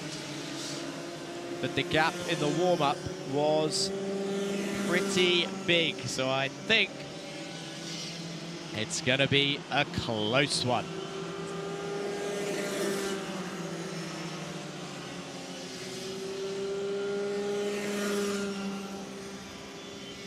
As we wait for the first lap times to come up on the screen, let's have a look. Of course, we've got the Mark Ristic fans. Come on, Sam, says Ori3. So we've got a Sam Tester fan in there also. And here, so everybody, it's been a while since I've seen the Sam Tester fan club, actually. Mark Ristic's family, friends and supporters are in the chat every round, showing the rocket ship emoji and the number 88. Sam Tester's supporters from Malta have also been there in the past, but the last few rounds has been a bit quiet, so it's good to see them back. Mark, stay focused, show your talent. Come on, Sam. Uncle Richard from Malta watching. Good luck. Go, Sam, you're the best. And Mark, 88, Ingrid, says go, Sam. And Kovacic is rooting for Mark, 88. Let's go to Joanna down in the paddock. Yes, thank you, Jack. I'm standing here with Giles and Henry, the father and brother of Jeremy Montgomery Swan, who's leading the charts, the championship here in the junior category by 1 point. So it's a close call today. How are your nerves as a parent behind the scenes? Yeah, pretty shot today. It is a big day. Jeremy's birthday, he's 17 tomorrow, and the whole karting journey started on his 12th birthday when I bought him a kart, not realising the whole thing about getting into a team and stuff. So hopefully, we'll see how it goes, but hopefully today is a culmination of 5 years of effort and cost. Well, I hope so too. Talk to me, how did he get into karting? Was it your love for motorsports? Were you ever racing yourself? So I've done a little bit of amateur stuff, but never karts. But my dad, Jeremy's grandfather, was a professional motorbike racer. He got killed racing bikes when I was 15 months, so back in '78. And my cousin was also a British powerboat champion. So kind of motorsports runs within the family.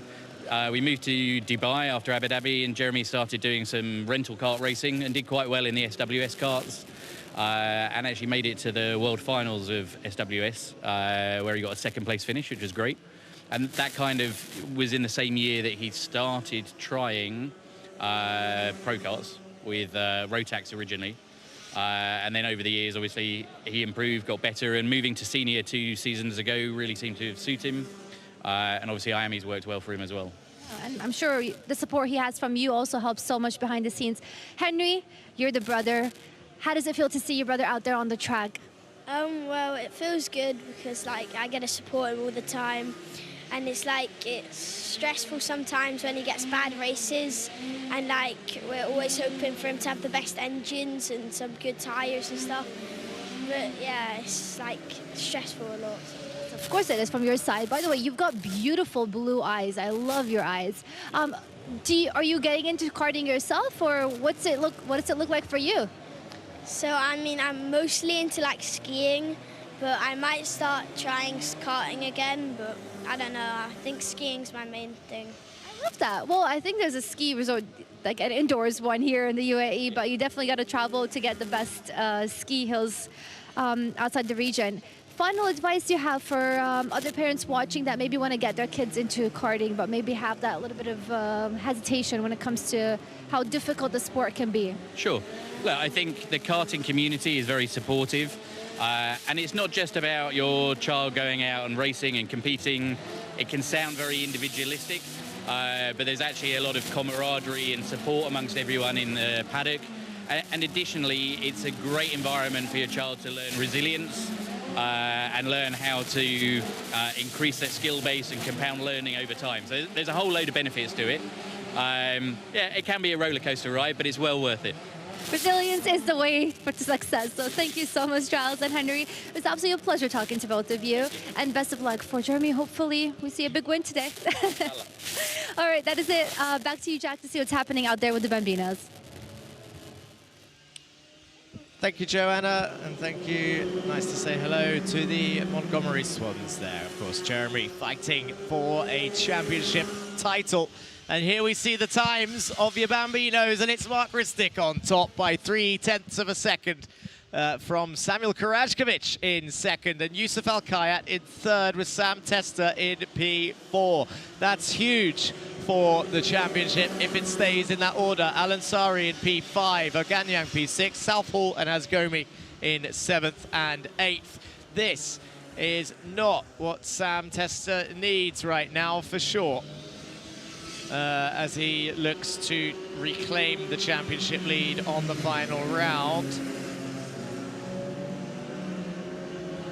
0.3 the gap between Samuel Karajkovic and Ristic. Oh, contact there between Ristic and Zayed Al-Ansari. Just caught the tail end of that.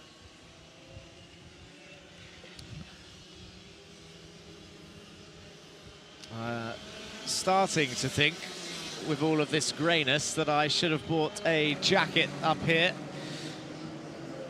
And I remember not bringing it out of out of my own choice, thinking that it was going to be nice, sunny and hot and I could get a suntan. Oh, is that a spinner or is that a breakdown that we just saw on the left of screen? As Mark Ristic flew through the shot. 55 Southall. So 52.2. Oh, is it wet? I think it's raining, because it is raining. It's wet out on the circuit. So I think the times are going to stay as they are, because as I look down into the pit lane, I see spots of rain on the tarmac, and the way that Mark Ristic just lost the rear end on the paint, I'm going to assume that it's starting to lay on the track also. Remember, they're on slick tyres, so even a little bit of, it's not standing water, it's not quite that heavy, but even a little bit of sort of, let's call it resting water, that's a new phrase that I just made up right now, can, especially on the dead areas and the painted zones, can have an effect on slick tyres. Effectively, that is the purpose of tread on your road cars, FYI, is to displace the water and keep that grip, whereas these guys are all on flat tyres. That's what the slick is. So more likely to lose that traction when mixed with. I feel like it's only parts of the track that are seeing rain right now, with another spin at turn 8. 30 seconds left, but of course, as a result of a wet circuit, it also slows down lap time. Even if you're not slipping and sliding, you will of course lose pace by trying to keep it on the track in tricky conditions. So 15 seconds left on the clock, but I don't think we're going to see any improvements on time if it is indeed wet on the circuit. So Mark Ristic will be taking first place in the first time trial of the day, with Samuel Karajkovic in second and Yusuf Al Khaimah in third. But the championship protagonist, Sam Tester, who is 1 point behind Mark Ristic, will be finishing in fourth for the first time trial of the day. As we see a few of them come into the pits already. And I can smell it as well. I don't know if that's just because I'm British. I can smell the rain up here. Maybe because I'm in the clouds. Morning. Mumbai Falcons giving me a hello. They're the only team that are next door to me, I think, at the moment. Everybody else is in the distance. They've got prime spot. Hello. Prime spot next to the track.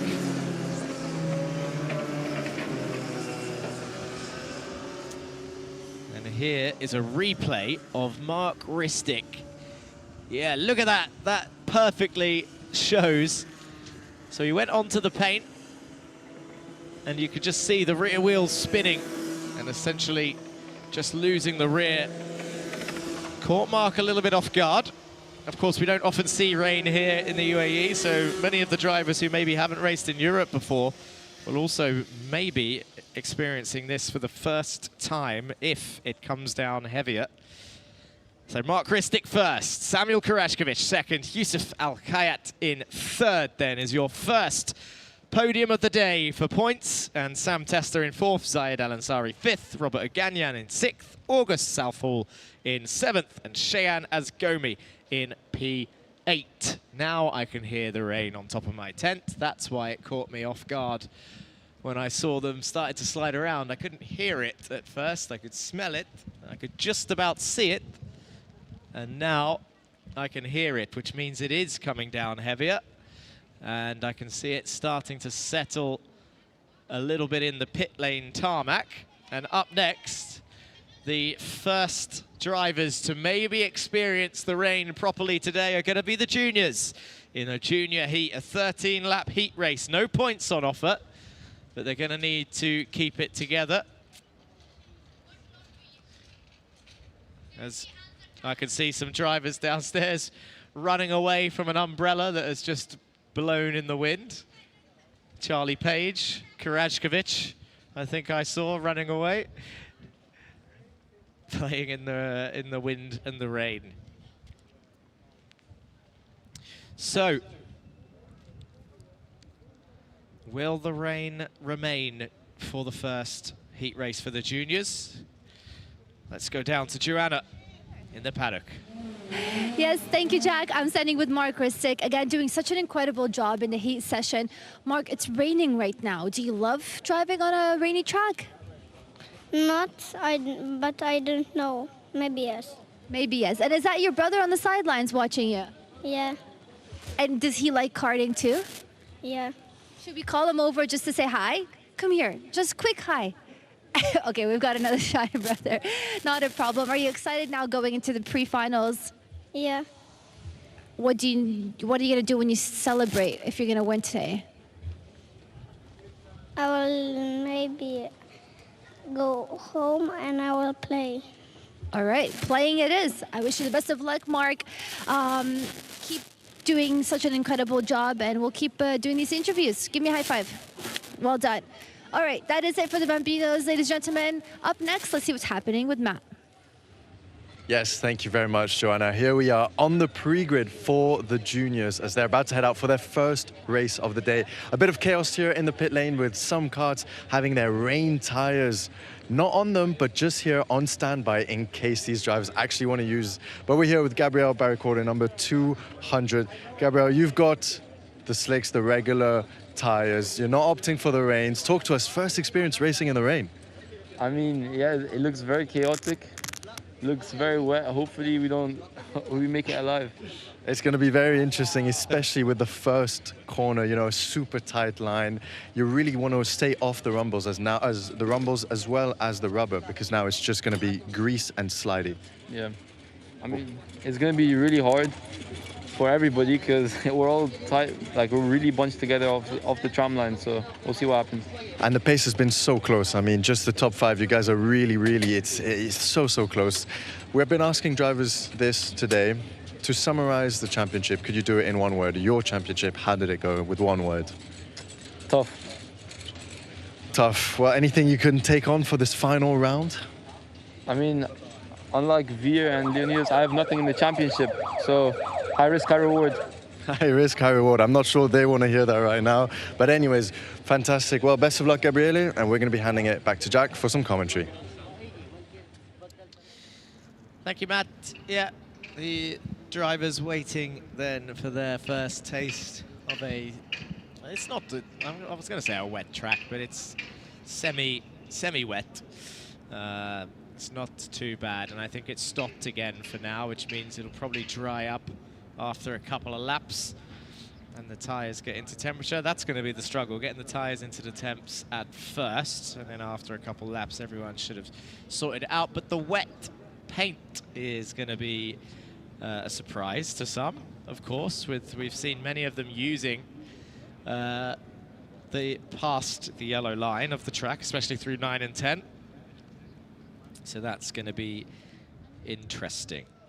And Gabriel Barracordi in his interview, optimistic, saying he hopes he makes it alive, which sounds drastic, but I'm sure they will be fine. And of course, we all hope that after every race, as we can see. Many people watching, like parents and families, of course, all wish their little ones to be safe in this dangerous sport that we all love and watch. That guy's got the right idea, a proper jumper with a hoodie on. And that, I'm going to mention this, I know it's my mistake, but I'm going to mention it multiple times throughout the day. That is what I should have brought with me. So, there we have it. Hi, Jezza. Jeremy Montgomery Swan waving to me. Walking down the paddock with Adam Elbassioni, like a celebrity, waving at everybody. Your current championship leader. He will be looking forward. I wonder how many of them are actually hoping for rain and a wet race, because, as I mentioned, there will be a number of drivers who haven't had the experience before, and anyone that has had the experience before, of course, ends up having, it's honestly quite a severe advantage, because it's such a different driving style to in the dry, and natural instincts have to be amplified a little bit, because just as a bit of insight, I guess, to the guys at home, or maybe people that haven't raced before in general, these guys spend all of their time learning and developing a sort of racing line theory, effectively the fastest way around the track, the shortest and the smoothest, the least path of resistance way around the track. And then if it rains, all of that goes out the window. So all this time they've spent learning the fastest line around the track, as soon as the rain comes down, you end up having to do almost the opposite line. You'll hear drivers and videos out there talking about the wet line.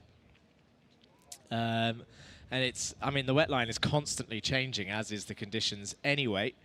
But what tends to happen is the racing line becomes the most rubbered in part of the track. That's why you often see a dark rubber line around the circuit.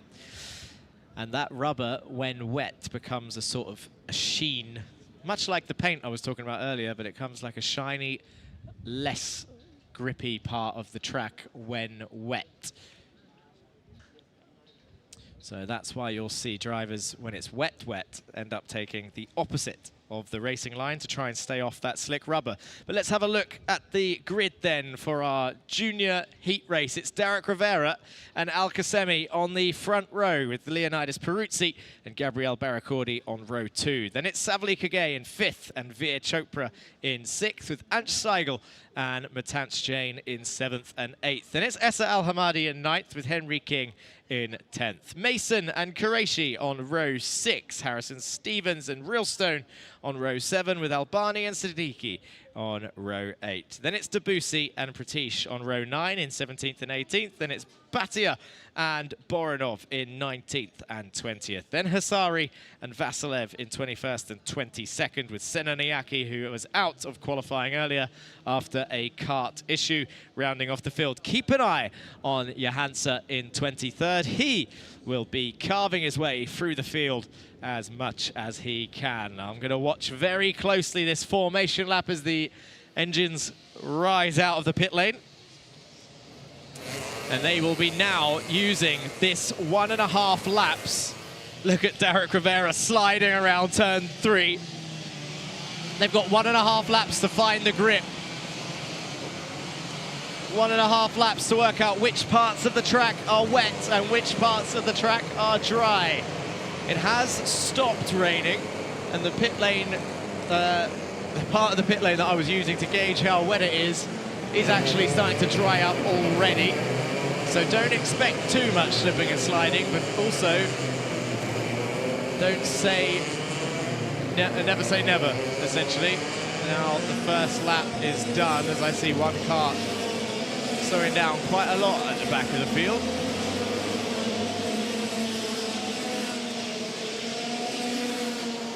Is it a Kart issue?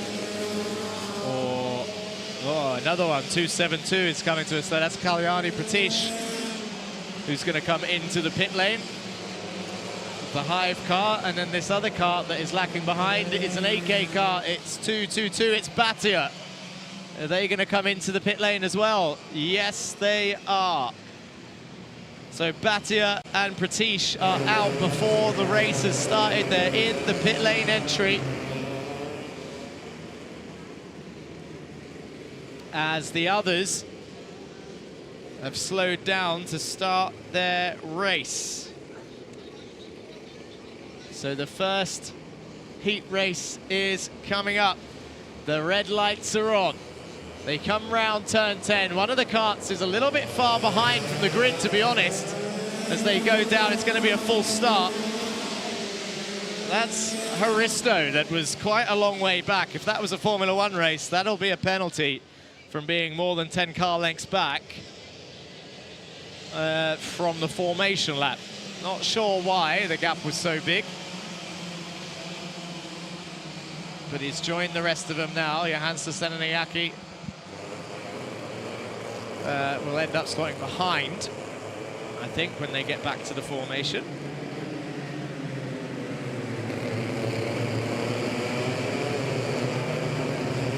See Romaldo talking about whatever's happened to Kalyani's car. Couldn't work out what that sign meant. Something to do with throttle and engine, I'm assuming. Does it look like a lack of power for Kalyani Pratish? But here we go again. The heat race for the juniors. They come round the final turn, the engine revs rise, and they go down towards turn 1, and it's another car out. It's Johansa Senanayake. Is that Johansa again? No, it's not. It's not. It's a full start. Johansa is still in, but there's a car who's come to a stop, and it's 260 Savali Kage, and he's raging as he gets out of the car and he's told where to go, and his hands show disappointment for Savali Kage in the GGM kart number 260, who is out on the main straight.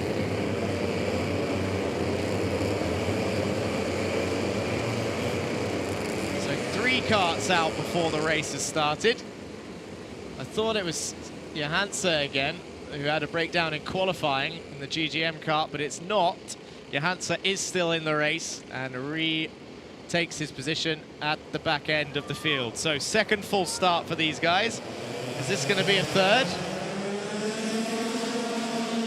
They come down towards turn 1. Are the lights going to go out? Yes, they've gone green, and there's another kart slowed around the final turn. I think it's one of the MN karts. MN Motorsport karts, as they all come around. It's number 211 has come to a stop as well.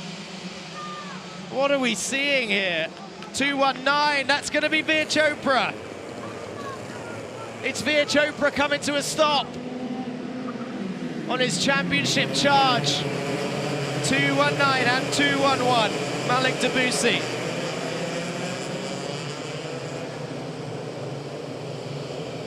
I don't think I've seen this at all this season.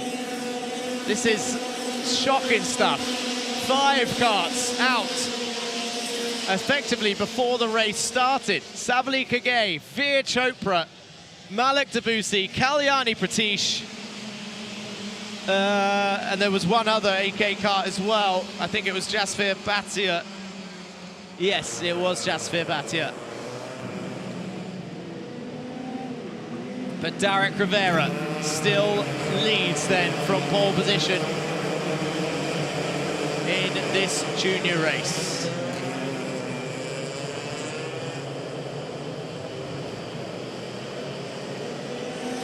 So Veer Chopra has, I mean, there's no points scored in this race. And you can see actually a quite nice moment between Kage and Veer. Sat on the barrier, offering support to each other. But Veer Chopra will be starting the pre-final near the back. He has a 19-point lead at the moment from Matanch Jain, who's currently third in this race. So Matanch will be starting. If the race finishes like this, Matanch will be starting the pre-final in third place, with Veer Chopra starting in around 20th. So this is certainly an exciting finale so far, just at the prospect of the racing that we're going to see later on today. But Derek Rivera, Peruzzi and Matanch Jain are your top three right now, with 3 laps in, 10 laps to go. As they look over their shoulder, Ansh Seigel is up into P4. That'll be another good finish for him. He's been showing pace since Al Fassan. Couple of top 10 finishes last time out. Gabriel Barakordi in 5th, Al Khaimah in 6th, will be trying to get his way back up. Arhan Qureshi in 7th. King Mason Senanayake is up 14 places into P9. Johansa Senanayake is flying up the order. This is what could have been if he just got the qualifying session that he needed earlier. So he's now into the top 10. He's going to be in P9. Keep an eye on Mohamed Al Khaimah. He was rapid in qualifying also.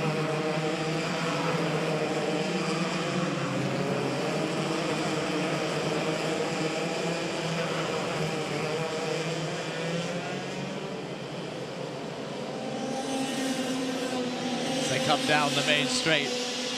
I mentioned Matanch Jain as the championship protagonist, but actually, don't forget Leonidas Peruzzi. He's only 7 points behind Matanch Jain in 3rd place in the championship. As they go down towards turn 6, Derek Rivera leads the way from Peruzzi. Matanch Jain behind in 3rd. So at the moment, your top 3 are in reverse order on the track. Peruzzi down the inside of 8. Matanch Jain's going to try and come through as well, but Rivera's got the inside of 9. Jain switchback contact on the exit in towards turn 10. Jain gets P2. Leonidas Peruzzi takes the lead. Rivera did all he could there, I think.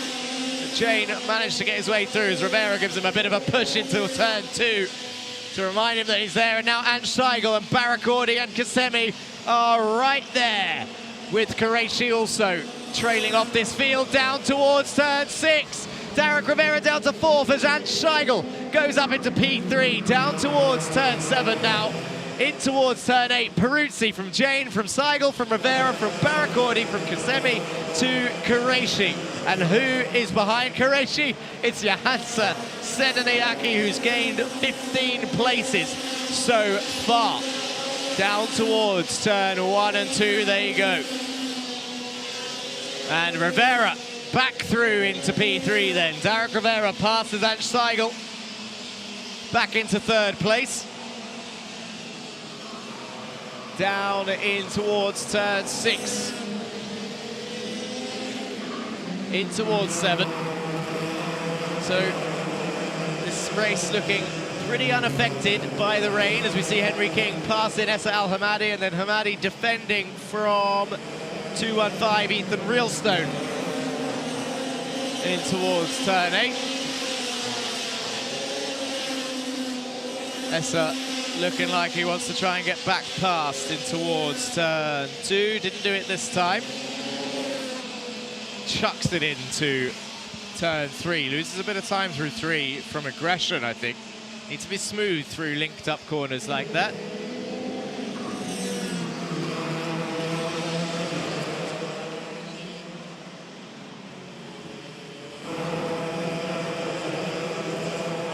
Okay, so Peruzzi still leading. We've got some more swapping going on behind. Al Khaimah is under pressure from Johansa Senanayake. Going down towards turn 1. Al Khaimah down the inside, but Senanayake back down the inside of 2. Who's now ahead of his teammate Mason So Senanayake up to 7th place to try and catch Qureshi, but we're looking at Peruzzi, Jane, Rivera, Barracordi, and Seigel. So Barracordi is ahead of Seigel. Down, oh, there's a lot of fighting going on. Al Khaimah down the inside of 8. 3 wide, they were nearly there. Couldn't make it stick. I think Senanayake's come out on top again. You can just see it in the background there as we see Barracordi go in towards turn 1. So Leonidas Peruzzi leading from Jane. We've only got a couple laps left. Barracordi and Seigel in 4th and 5th. Dropping back a little bit, and in 6th is Qureshi, a little bit by himself. Not close enough just yet to gain P5, but also not under threat from Senanayake behind. Mohamed Al Khaimah is fighting with Mason and King, Essa, Al Hamadi and Rilstone are still fighting in a 3-way fight also just behind, but that's going to become a 5-way fight soon with Albani and Stevens catching him up. That's Al Hamadi down the inside at turn 2, passes Henry King in towards turn 3 then, down towards 4. Yes, Al Hamadi then goes up into P10 as he looks to hold on to it in towards turn 6, and he does so. Down towards turn 7 they go now. As we go on to lap 11, we're about to start the final lap then. Here comes the last lap. Peruzzi crosses the line. Matanch, Jane and Rivera not far behind. That is your top 3. Then it's Barracordi and Seigel, Qureshi, Senanayake, Al Khaimah and Mason, then Essa Al Hamadi, King, Rilstone, and 223, Rayan Albani and Harrison Stevens. Whoa, is that contact or was that a lock-up for Matanch Jane? Matanch Jane is in the barrier. This is big. That's going to be Matanch Jane down the order, and now Leonidas Peruzzi. Is it the rain? Has the rain come back? Peruzzi's under attack, and Seigel is in the lead. And Seigel, Derek Rivera, sorry, was so far ahead I didn't see him. Derek Rivera wins, and Ange Seigel in 2nd place with Leonidas Peruzzi in 3rd. Barracordi, Qureshi, Senanayake, that's your top 6. What a change-up in the end, but Derek Rivera wins the heat race. So the rain came down again, and it's not much, but it's enough to cause a loss of grip as they broke into the braking zone of turn 7, and now I can see more karts going round. I think after the checkered. Might have been Al Khaimah, I think, in the background. I could just see an orange kart there. But what a final lap, what a heat race.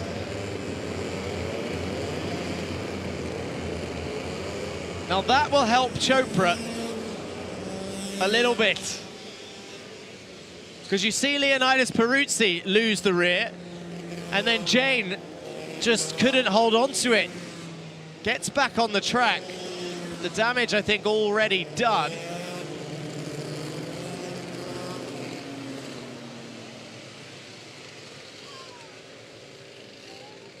And you can see in the background there, another spin for Al Khaimah. That's going to use up some of it. I think he had 3 spins on his in-lap there, Mohamed Al Khaimah. That's going to use up more of his tyres than he wants before he gets to the point-scoring rounds. And here's confirmation of your order. Rivera, Seigel and Peruzzi is your top 3. Then it's Barracordi, Qureshi, Senanayake, Al Khaimah, Mason, King and Rilstone. That is your top 10. So Leonidas Peruzzi in the best position championship-wise right now. Ethan Rilstone 10th, Essa Al Hamadi 11th, Harrison Stevens in 12th, Rayan Albani and Matanch Jane ended up finishing in 14th place. Aham Siddiqui, Boronov, Hasari, Vasilev, Kagay, Chopra, Debussy, Pratish and Bhatia round off your 23 drivers. Of course, those last 5 out of the race before it started.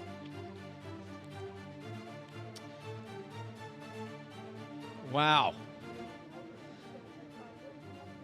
You could see it. You saw it happen. I thought Leonidas looked a little bit out of shape as he entered the braking zone, but I thought he might have just been looking for stylish points. And then Jane doing the same thing. Let's go to the highlights of our junior race.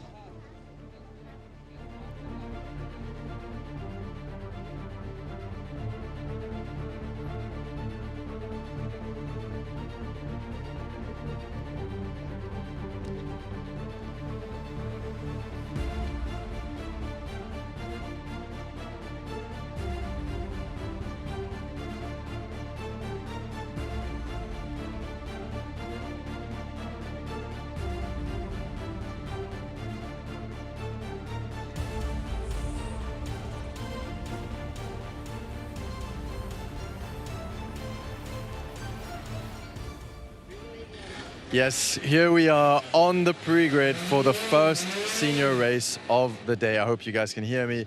It's been chaos so far. There's been rain, there's been people wanting to change tires, put on the rain tires, but then stay out on the slicks. And then, of course, the final lap drama in that junior heat. But here we are with Adam Alabasoni starting second, number 335. Adam, you're one of the few drivers in this championship that has already driven in the rain. You're starting on slicks, of course. You guys have opted to stay with the dry tires.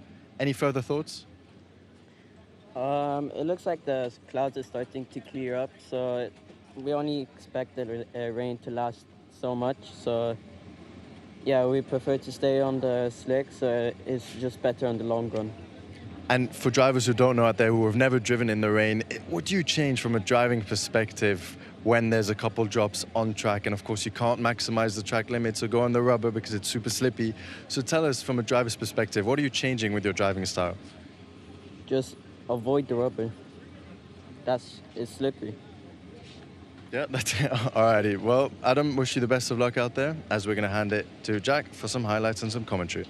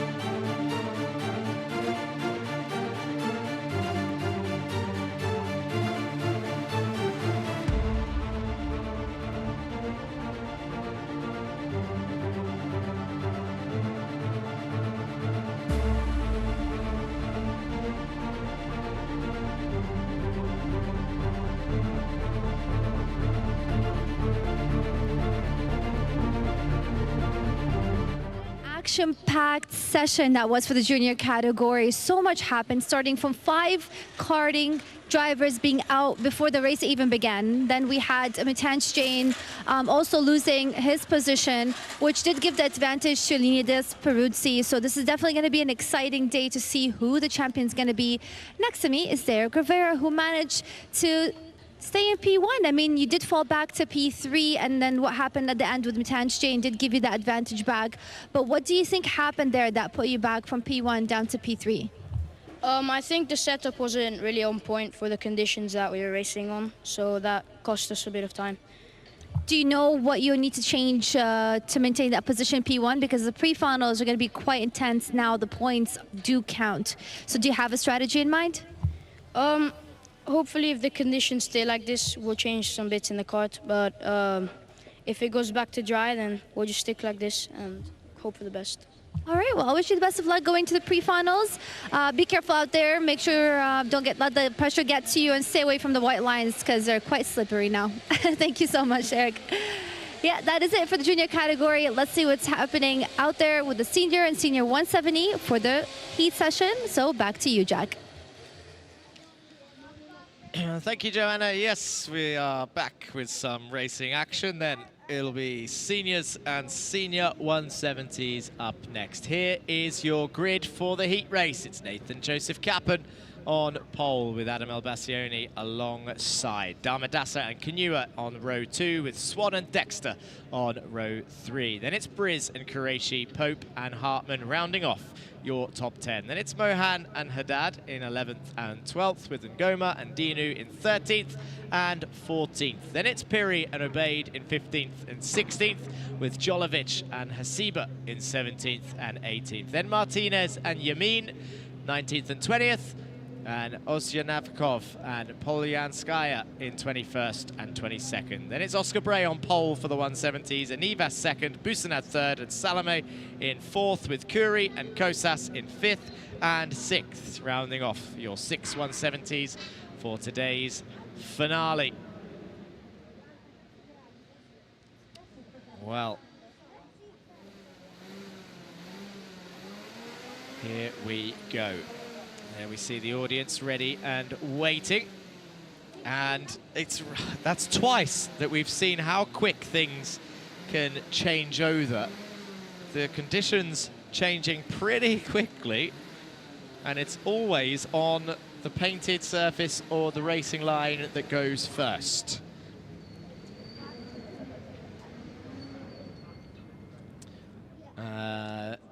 Sorry, got thrown off by a question there. Not really, I think I'm behind. I don't know what camera the director wants me to look at. But I am, he keeps looking for me. I'm in the red tent, sir. I'm sure you saw me last time, but then I don't know if I had this red tent protecting me. Anyway. Senior and Senior 170s. The engines are off for now. And as I was saying, the conditions change pretty fast. And honestly, as soon as I see the loss of rear grip, I just have to look over my balcony to check the pit lane surface to see if it's raining or not. Because again, I couldn't hear it on the tent, and I just start seeing people losing the rear on the brakes.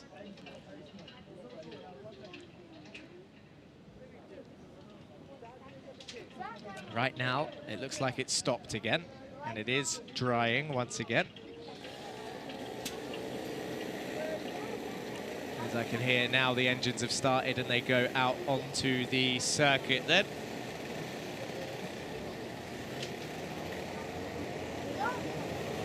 Let's see, oh, that's the first time I've seen Martin Bean today down there in the pit lane. Talking away to Henry King and Henry King's team. And now the formation lap begins.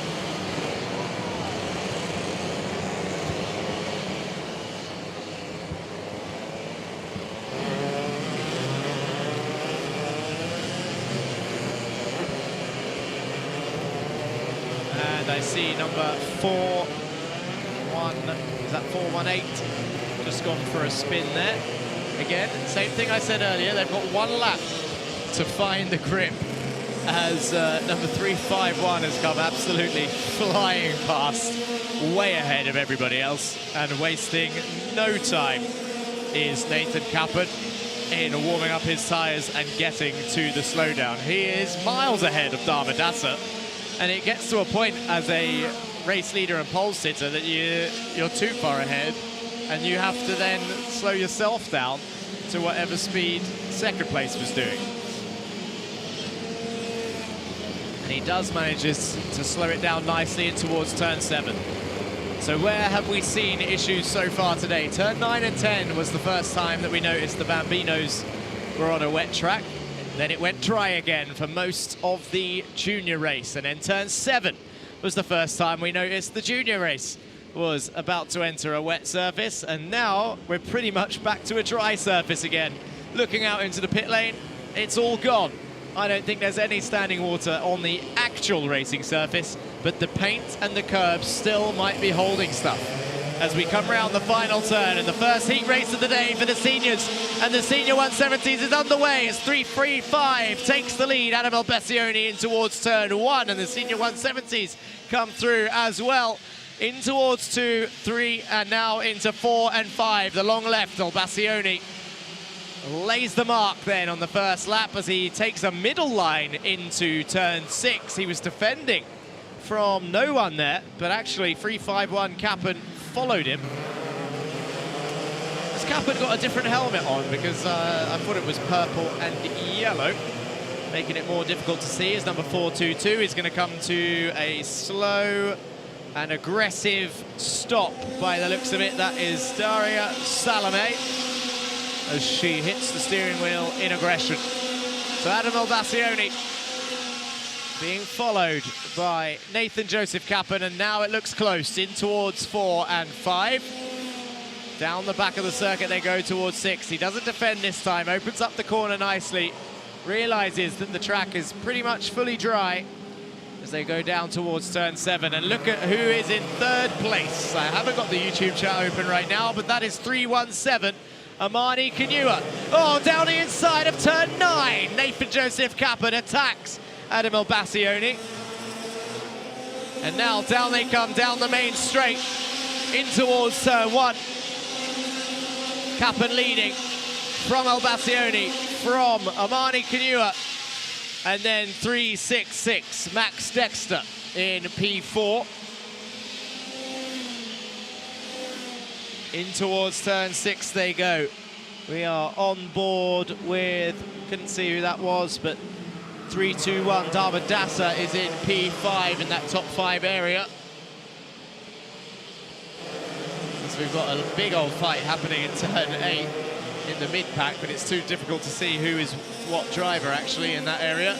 But the leaders we can see clearly, it's Kappen, El Bassioni, Kanua, then it's Dexter now in 4th, and Damadasa in 5th. Then it's 3-3-4, Jeremy Montgomery Swan, and 3-0-8. If I remember right, I think that's Antonio Haddad. Yes, it is Antonio Haddad. So they go down towards turn 7. Kappen, El Bassioni starting to pull away a little bit from Amani Kanua, who's now defending from Damadasa, who's passed Max Dexter. So, Kappen, El Bassioni, Kanua, Damadasa, Dexter and Montgomery Swan are your top 6. Down in towards turn 1. Here they come. Nathan Joseph Kappen through turn 2. El Bassioni trying to hold on, and they're both pulling away, eking the gap out to Amani Kanua, who you see on your screen now, with Damadasa right behind, and Dexter Damadasa down the inside on Amani Kanua in towards turn 6. Is Amani going to fight back in towards turn 7? Not this time. Down in towards 8, but they're going to have to watch the inside line as Dexter, I knew it, was going to throw one down the inside of turn 8. Makes a little bit of contact there with Amani Kanua, and Damadasa now has the lead that he wanted for that P3 position. Jeremy Montgomery Swan now right behind Amani as they go down towards turn 1. As we approach ever closer to that halfway phase of the race. Kappen still leads from El Bassioni. Then it's Damadasa. Then it's Amani Kanua behind Max Dexter, who's in P4. And down the inside, Jeremy Montgomery Swan retakes P5 from Amani Kanua. Up next for Montgomery Swan is Maximilian Dexter in the Telios Racing team, currently in turn 8. Number 334, JNKD, making moves. One more move for him to make is Max Dexter as they come down towards turn 1. Tries to close in. The top 3 is unchanged, so the fight we're watching right now is 4th place, Max Dexter and Jeremy Montgomery Swan, Amani Kanua. Then it's Qureshi Hartman, Briz and Pope is your top 10, but up towards turn 6, Montgomery Swan still holding on to Mr. Dexter. Kappen still just ahead of Adam El Bassioni. Damadasa in no man's land in P3, not close enough to attack, not far enough behind to be attacked by the other 2. But keep an eye on Jeremy Montgomery Swan, number 334, because as they come down the main straight now, in towards turn 2, I'm seeing a lot of sunlight for the first time today. I think the clouds might be breaking and the rain spell might be over, because this is the first time I've seen the track lit up in sunshine. So any rain that fell is definitely going to have gone now. I think the skies are clear. Seeing blue skies up ahead. And now we're at the halfway phase. So, Kappen, El Bassioni, Damadasa your top 3, Max Dexter still holds on to P4 in your 170 class. It is Oscar Bray leading, Alexandros Anivas, Yusuf Bustanad in 3rd, Andre Kuri 4th, Kosas in 5th, and Salome out of the race. Where are your leaders? I lost them. Jeremy Montgomery Swan has moved up into P4 and passed Max Dexter then in turn 6. So, Kappen, El Bassioni, Damadasa, Montgomery Swan in P4. Then it's Dexter, Amani Kanua, and Qureshi is your top 7. Then it's Hartman, Briz, and Pope. So Montgomery Swan is showing some good pace so far. Can he close down Damadasa and get a P3 here in the next 5 laps? The big ask. The gap is currently 1.5 seconds.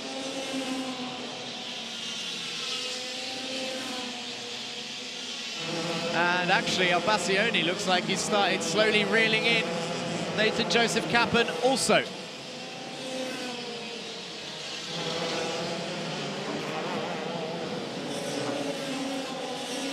Down the main straight they come to start lap 10.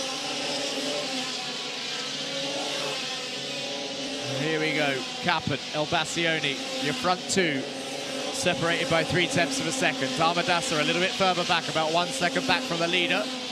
But as soon as these two start fighting, Darmadasa is close enough to get involved in this top fight. Jeremy Montgomery Swan is pulling away from Dexter and Kanua.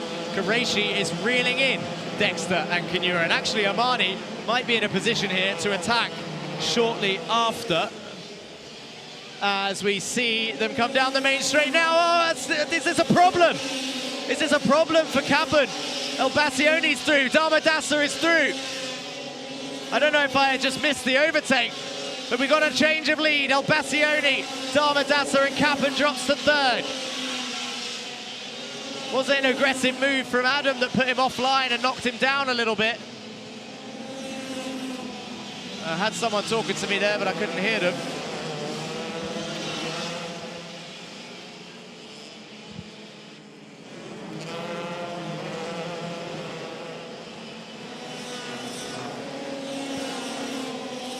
Okay, so, and look at this. He's dropping further back. Kappen is now under attack from Montgomery Swan.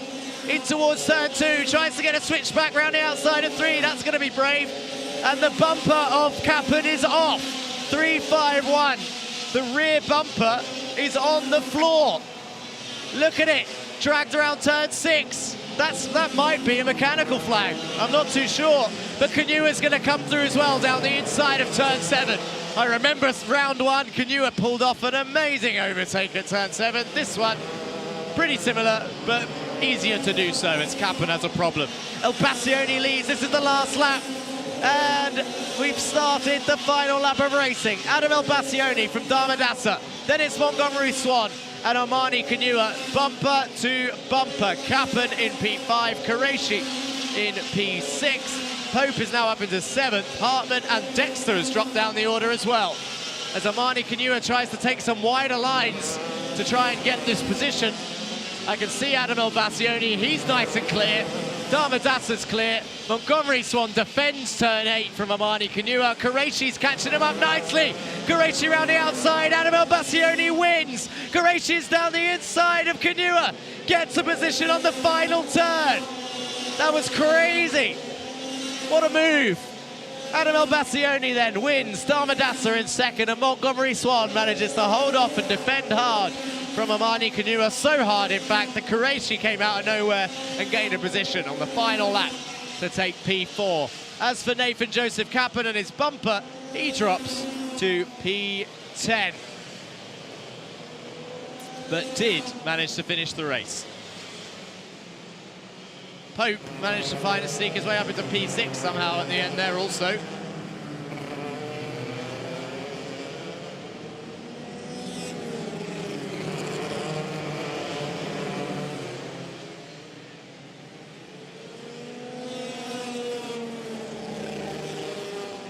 And there is your top three. El Bassioni, Darmadasa and Jeremy Montgomery Swan. XL, GGM and JNKD. And here's your full order. Qureshi, Kanua, Pope, Hartman, Briz, Dexter and Kappen are your top 10. And it's Antonius Haddad, Mohad, Kose Nagoma, Biran Piri, Asiba and Jolovic, your top 16. In 17th is Dinu, 18th Martinez, Stefan Yamin in 19th, and Oscar Bray wins for the senior 170s. Andrew Abaid in 21st, and Alexandros Anivas second for the 170s. Bustanad third, Kuri fourth, and Kosas in fifth. Then rounding off the field, it's 338 and 399. Alexei Oseananikov, and I think it was 399, Melina Polyanskaya.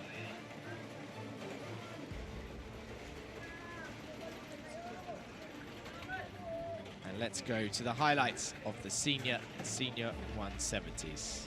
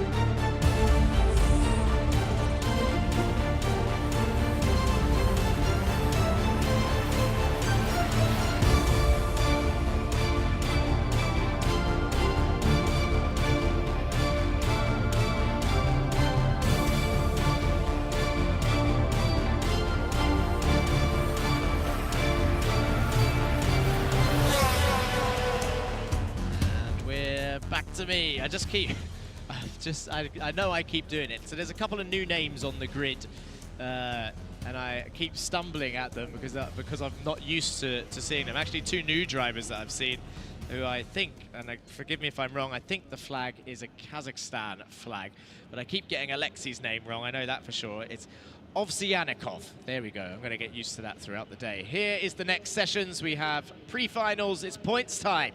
Pre-finals for the minis. Time trial 2 for Bambinos. Pre-finals for juniors, and then pre-finals for seniors. It's phase 3. 2 more phases to go.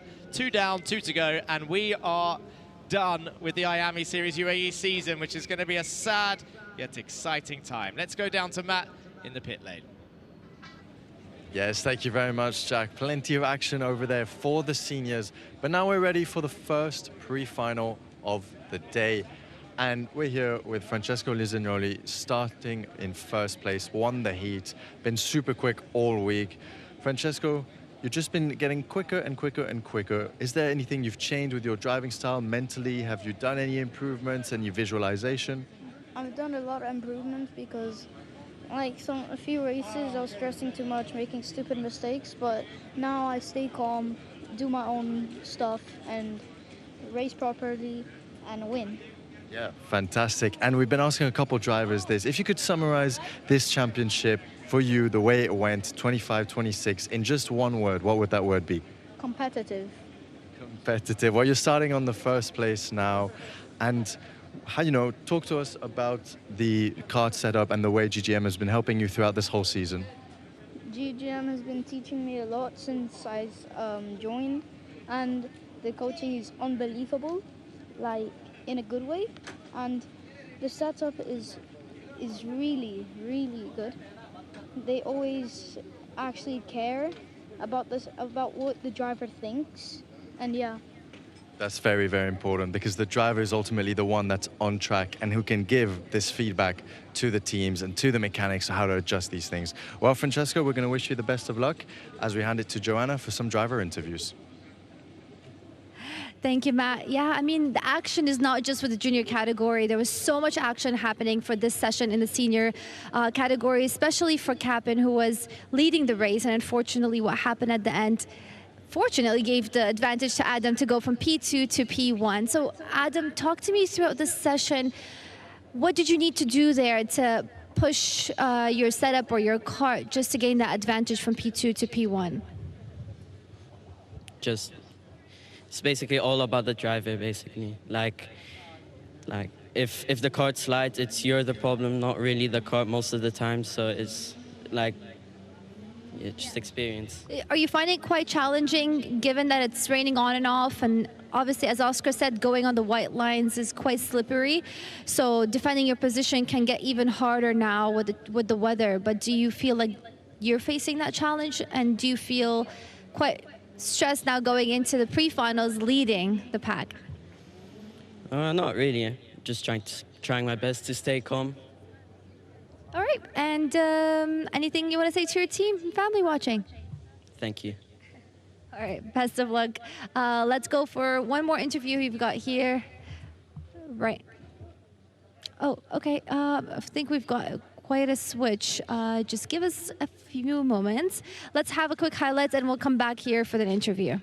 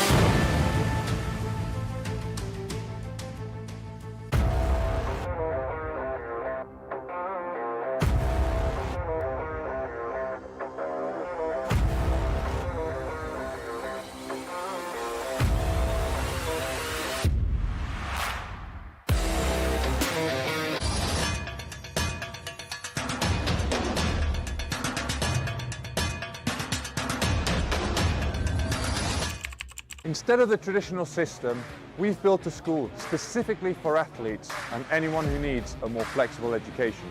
We provide a full school curriculum including GCSEs and A-levels, mentoring support from ex-athletes, and the ability to study from anywhere in the world at any time. Welcome to MVA, the #1 school for athletes.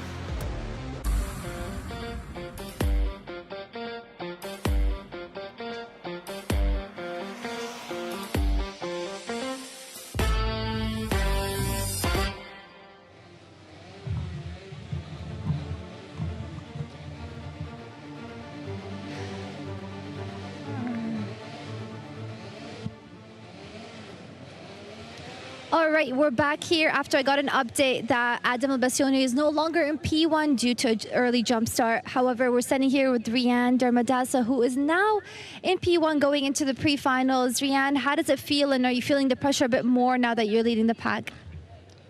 No, I mean, P1 is the best place to start, so as always, try to get a good start, stay in the lead, and yeah, see how it goes from there. You've got a quite competitive group here, and you're going to be leading the pack going into the pre-finals. What do you think you need to focus on to maintain that position? Just need to, we had really good pace in the heat, just try to carry that on, drive well, and yeah, just good pace and smart in the first few laps, and yeah, it'll be good. And so far in the season, what have you learned from your experience here with Iame? Put you on the spot there with a tough question. Yeah, I mean, been in the front mostly this entire season, so I've learned kind of how to manage the races at the front, and yeah, it's really useful. All right, well, thank you so much, Rihanna. I wish you the best of luck, and I hope you maintain that position going into the pre-finals. Up next is Oscar Bray. Oscar, this is pretty easy for you now, yeah? Yeah, I try not to get used to it. All right, talk to me through this weather changes. You were already mentioning that with the rain on and off, the white lines can get slippery. You've already seen also a lot of cars being out early on the race due to different problems. When it comes to your position in the senior 170 category, any challenges from your seat you're facing that we can't see out here from the cameras? Oh yeah, definitely. It gets a bit chaotic on the start. Saw that this race. I think one lane was back about 3 karts, so stuff happens, and since we're at the back, we have to go through all of it, and you know, just got to do it. I feel like racing against the senior category does prepare you also for defending your position, and also driving with so many other drivers on the track and having that entire category be so competitive. All right, final learning experiences with Iame so far now that we're coming to an end of a season. Yeah, be ready for the chaos.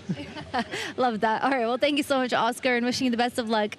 That is it, ladies and gentlemen. Let's see what's happening in the next session.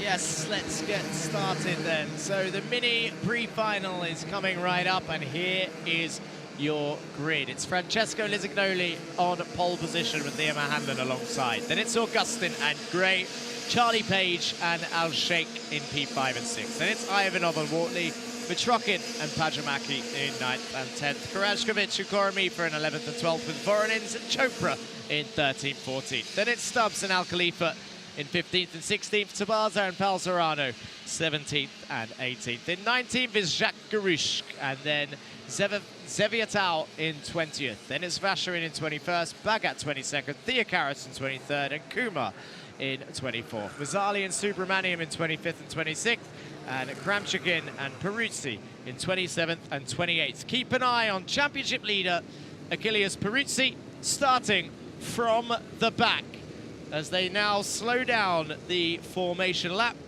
and get ready to start the first point-scoring race of the day, the Iame Series UAE final round 10. The pre-final is about to begin. They come round turn 10 into the tram lines. The red lights are on and the engines rise down towards turn 1, and the green lights are on, and we are racing down towards turn 2. Peruzzi trying to gain as many positions as he can. Is it Hanlon or is it Lisignoli on top? It's neither. It's Baptiste Augustin leading the way who's managed to take first through the first set of corners. Lisignoli down to third, O'Hanlon down to around 7th at the moment. Peruzzi charging through in towards turn 6 as they now go down towards 7. Baptiste still leading into turn 8. And Peruzzi about to enter, I think, the top 12 as he goes through the inside of turn 8. Now he's exiting turn 9 and 10 onto the main straight. There you go. And Peruzzi is behind the J&KD Kart in towards turn 2. He's gaining more positions, but here is your order. It's Augustin, Page, Lisignoli, Gray, O'Hanlon, Wortley, Mitrokin, Alstreik, Chopra, Koromifa, Voronins, Ivanov, and it's Karachkovic and Peruzzi that run side by side in towards turn 2. So now down towards 7 they go. Gained 14 positions on lap 1 as I see a dive down the inside for P3. That's Gray on Lisignoli. Shot down the inside of turn 8. They come round turn 10. Sorry, not Lisignoli, it was Charlie Page. Lisignoli's up into 2nd. Charlie Page now down to 4th. Lisignoli just taking the lead into turn 2. Lisignoli up into 1st, passes Baptiste Augustin.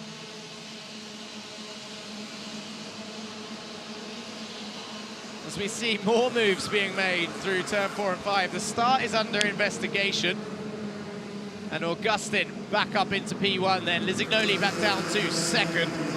In towards turn 8 they go. Gray holding steady. Page now in 4th. O'Hanlon, oh, down the inside for Gray on Lisignoli. Gray moves up into turn 10, up into 2nd place. As the rest of the train follows, Lisignoli's going to attack back in towards turn 2. Lisignoli down the inside, Charlie Page outside of 3. And now they say, no, come on, okay, let's focus forward. Let's go get Baptiste. And 118 is out and in the barrier by the looks of it. 118 is Falzarano. It's in 19th place on the timing screen. Oh, Charlie Page looking down the inside of 8. Lisignoli's on the outside line. He's going to get shuffled down the order. As we see O'Hanlon try and make moves also. So 1-3-4, Baptiste Augustin leads. Page is looking at turn 2. Oh, up and in the wall. That's what happened to Falzarano. It was a big hit. Luckily, it's a big cushion, but up in the air, the rear axle. Charlie Page, easily spottable now actually from that pink front bumper. So thank you for that.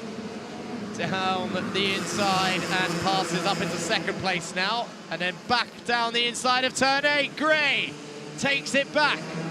They're swapping every lap, these guys. And the minis are back, ladies and gentlemen. Up and down the order.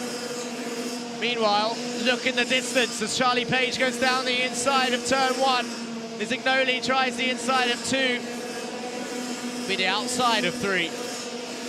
Peruzzi sets the fastest lap and he's about to try and close this gap to the train ahead. We saw him in the distance on the main straight. He's the orange kart there just behind all of this train. He sets the fastest lap. He's up 19 positions already and he can see the lead train. There's 10 laps to go. We're only 1/3 of the way through. And he's already in P9. And he's got some karts shuffling around in front of him. It's Augustin, Page, Lisignoli and O'Hanlon as your top 4. And then you've got a gaggle of karts going through into turn 1 together, and that's going to allow Peruzzi to close into your top 8 pretty nicely as they come through turn 3. Sets another fastest lap, does Peruzzi, through turn 4 and 5. He's now on the back of this 4-kart train. Down the inside of 6. That's up into P8, 20 positions gained. Your top 4 come through. It's Augustin leading from Lisignoli, from Page, from O'Hanlon. That's your top 4 at the moment. Augustin, Lisignoli, Page, O'Hanlon. They come down towards turn 1. And Lisignoli looks to the inside of turn 2 to retake the lead then. Attacks it towards turn 2. Lisignoli takes first from Augustin. Then it's Page and O'Hanlon and the train behind. Don't look like they're falling too far back. Again down the inside at turn 6 for Peruzzi, moving him up into turn 7. Into P7, sorry. That's 21 places gained. Up next is Wortley. And then Gray, who we saw fighting so hard earlier on. And your top 8 still pretty close together. Augustin back in the lead from Lisignoli. Then it's Page. Lisignoli again. Swapping down the inside. These two are just swapping the lead. And Peruzzi, switchback on the exit of 3, moves up into turn 6. He goes down the inside of 5. That's P5 for Peruzzi. That's 23 positions, but he's lost one. In towards turn 6, he got fought back by, I can't see who that is from here, but he's back down the inside of turn 7. Laser marker. Turns in towards turn 8. That is now P5 for Peruzzi. But the gap, is the gap too big for your top 4 for an almighty comeback?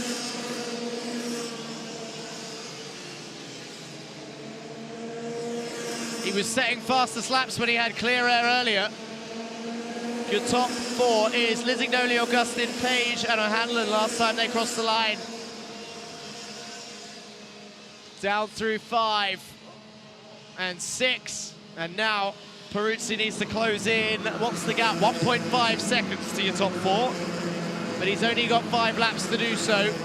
That's around 3/10 a lap he needs to close in, and if they start fighting like they were, it's not out the question, but at the moment, your top 4 have settled down. They were swapping lap after lap, but Lisignoli's taken the lead and is now controlling the race. As I say that, Augustin goes down the inside. Turn 2, Baptiste Augustin throws one down the inside, attacks Lisignoli, and now Page is all over his bumper down the inside of turn 5. O'Hanlon's coming through as well on the outside of 6. Lisignoli from 1st to 4th. 1st to 3rd, O'Hanlon couldn't make it stick. Augustin leads, Page, then Lisignoli, then O'Hanlon. And Peruzzi will be wanting them to continue this for the next couple of laps so he can close in on your top 4 to go from last to currently P5, 23 positions gained in your pre-final. After breaking down earlier, Baptiste defends turn 2, but no, Page comes through. Charlie Page leads. Augustin gets run out wide by Lisignoli. He's now in 4th. Peruzzi down the inside up into P4. O'Hanlon up next. We've got one of the J&KD karts coming through. Down towards turn 6. It's Page leading from Lisignoli from O'Hanlon. Peruzzi in P4. Gets pushed in towards turn 7. Down the inside, the J&KD kart at turn 8 loses a position, does Peruzzi. It's Gray, I think, that he's fighting with. Down across turn 10. Mitrokin also, I think, there. So Charlie Page and O'Hanlon, Lisignoli still fighting here. Back into P4 for Peruzzi. And we've got a couple laps left. This is not over. Lisignoli in the lead from Page. They both defended towards turn 6. O'Hanlon closes in on the brakes. And it looks like Gray was just attacked by Mitrokin into turn 6, which gives Peruzzi a bit of breathing space, but not much. And now we have Lisignoli leading from Page and O'Hanlon. Peruzzi in P4. Down in towards turn 1. Lisignoli under attack from Page into 2. Is there contact? A little bit. On the exit of 3, Peruzzi coming through to try and close in on your top 3. Here comes Lisignoli. He's got a bit of breathing space. Couple of tenths now for Lisignoli as they go down towards turn 7. Lap 13 of 15. The next lap will be the last lap. Keep an eye on turn 8. Peruzzi down the inside. on O'Hanlon, moves up into P3, defends turn 9, and now Lisignoli and Page up next. He's defending turn 10 to try and not lose another position, but that is a podium for Achilles Peruzzi if he can hold on to it. And your top two have got a bit of a gap. He defends turn 2, does Peruzzi, gets a hit from behind from Gray. Mitrokin passes O'Hanlon, but keep an eye on Gray because he's been fighting well this race. He's going to want to try and pass Peruzzi back in towards turn 6. This is the last lap, and Gray does so. Passes Peruzzi in towards turn 6, down towards 7. It's Lisignoli and Page. Peruzzi on the outside of 8. He's in P4 now. I don't think he can get it back unless he attacks it towards turn 9. It looks like it's over. The pre-final. Lisignoli wins from Charlie Page. Then it's Gray, then Peruzzi across the line. But what a drive. 24 positions gained. Nearly 25 from last place, P4. Achilles Peruzzi, give that boy a round of applause. Lisignoli wins though, the pre-final. Give him a round of applause. Charlie Page in second, give him a round of applause. And actually, also for Mr. Gray, because Austin Gray was being fought hard. He was fighting hard, fighting well. Going up and down the order there. Every time Gray got attacked, he fought back pretty quickly and gets himself a podium here for the pre-final of the minis. Confirmation of your top 3, Lisignoli, Page and Gray. And the rest of the order is as follows. It's Peruzzi, Mitrokin, O'Hanlon, Augustin, Al-Sheikh, Wortley and Stubbs is your top 10. Then it's Ivanov in P11, Voronins in P12, Koromifa in P13, Baiko Pajamaki 14th, Samar Chopra in 15th with Benjamin Karashkovic in 16th place. Saif Al Khalifa, Seviatao, Mazzali and Subramaniam in P20. Then it's Karamchikin, Garushk, Tabaza and Vasharin in P24. Then it's Theocaris, Bagat, Kumar, Falzerano rounding off the field in P28. Well, there we have it. A pre-final to remember for the finale. Let's go to the highlights of our mini pre-final.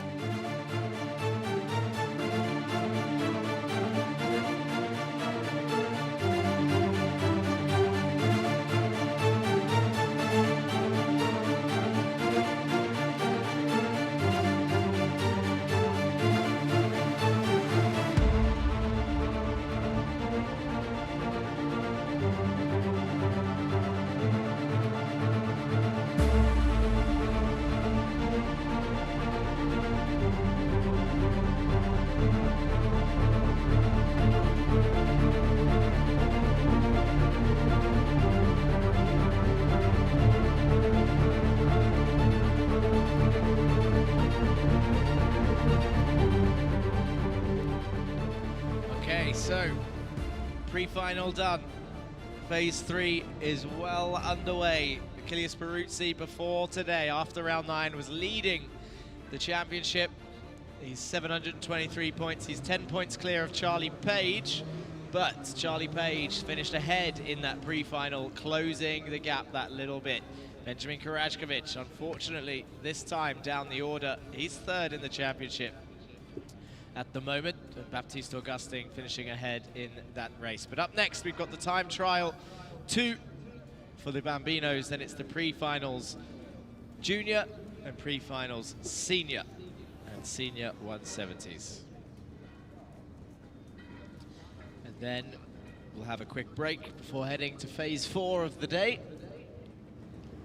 The final phase of the Iame series, UAE round 10.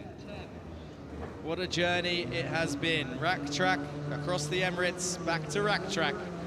And of course, don't forget we had the Middle East Cup in between. Plenty of action. Let's go down to Matt in the pit lane. Yes, thank you very much, Jack. Plenty of action, as Jack mentioned. It's been pretty chaotic with DNSs, so do not starts, DNFs, and, you know, key people in these championships, Chopra, Jane, and Peruzzi as well in the mini class, all having issues so far. But now let's tone it down a bit. We're back here with the Bambinos. Number 6, Zayed. Now, Zayed just drove in the rain for the first time a couple sessions ago. Zayed, tell us, how was that experience, driving in the rain? It was quite challenging. We had to control the car when it drifts. Very slidey, you're almost drifting the whole time. How did you control that? I just went, like, when I turn, I'm just, like, I turn. So if it turns in the left, I do like this. In the right, I turn in the right, and then towards me. Full opposite lock. And how is it driving differently from when it's dry and when it's wet? Different thing is that on the rain it's like very slide. You have to don't brake, so you don't like spin a lot. Amazing. And now it's dry again. Happy that it's dry? Yeah, so you don't spin a lot and get penalties. All right, Zayed. Well, we're going to wish you the best of luck as we're going to hand it to Joanna for some driver questions. Yeah, thank you, Matt. This is it for the mini category, and standing next to me is Achilles Peruzzi, 24 points up. You did such an incredible job. But first, tell us what happened to your car in the heat session that caused you to come out. So, in the formation lap, my weights fell, and when I went on the curb, they fell completely, and it just stopped the car. That's quite unfortunate, but how did you manage to come up 24 points? Walk me through what was happening there with you. I just overtook everyone immediately. Absolute star, killing it. Okay, that's fair. All right, talk to me through now moving forward into the finals. You've gained your points. You're leading the championship at the moment. Do you feel like you've got a good chance in going up the charts? Yeah, I just want to get as high as possible, and yeah. Okay, best of luck. Thank you so much. Up next, I want to talk to Charlie Page, who came in P2. Best of luck, Achilles. Charlie Page, again, you put up quite a fight. There was so much going back and forth between you, Liam, Lesignoli. What do you think was the biggest challenge? Just stay calm, really, and yeah. Well, you're doing fantastic running up as a runner-up in the championship. Do you feel like you have a good chance now that Achilles Peruzzi is sort of catching up to you? Do you still feel confident and able to maintain that position? Yeah, I feel confident, really. What do you feel like you have to do moving forward to maintain that position? Talk to me about your Kart setup. Really, just not really the car. It's just me, really. Just staying calm and focused. Well, I wish you the best of luck. I love the smiles between you and Lesignoli. All right, let's call up Francesco Lesignoli. What a fight you put up there. Absolute fighter for this session. Okay, when you first lost your position in P1, or how did you feel, and how were you able to gain that position back from Liam and then you lost it again and you picked it up again? Talk to me about your position there out there on the track. Like, I felt disappointed in myself because I knew I could have stayed in that position. So, like, I got angry. So all that aggression went on the track. I dealt with them, and yeah. That's the best use of aggression, is to just push forward. Okay, do you feel like you've got a good chance moving into the finals? Now you've picked up some points. Do you feel confident going into the finals? Of course, I feel confident. Like, really, because I won the 2, so I'm going to win again. And let's not just speak too soon. Yep, that's right. Well, wishing you the best of luck. Thank you so much, Francesca. All right, that is it, ladies and gentlemen. Up next is the Bambinos, so let's see what's happening with them.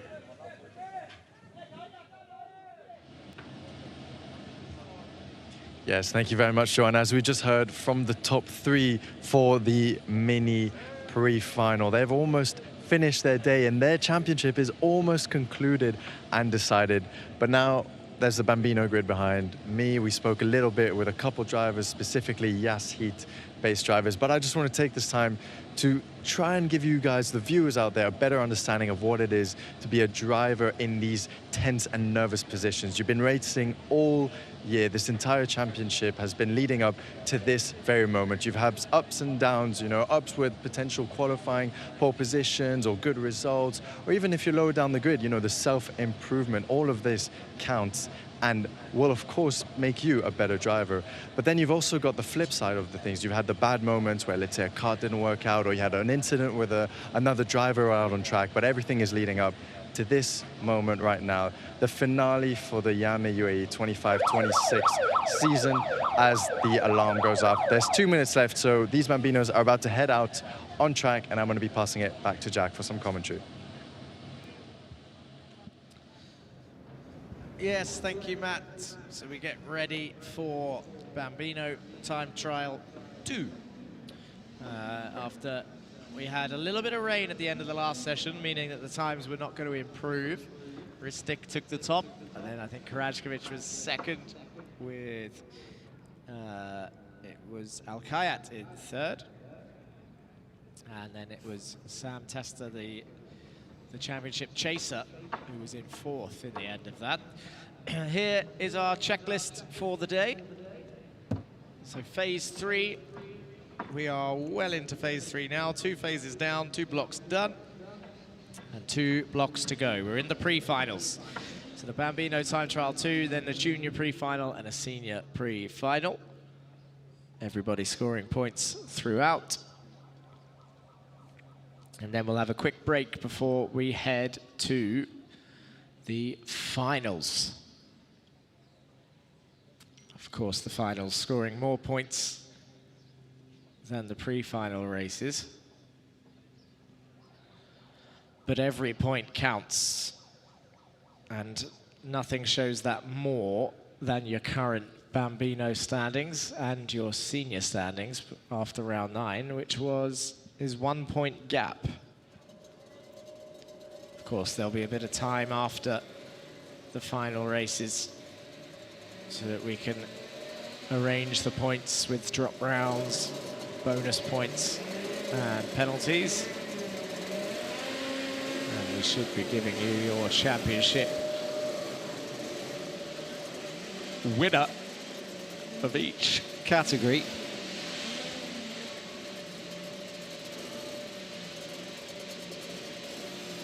By the end, the close of play today.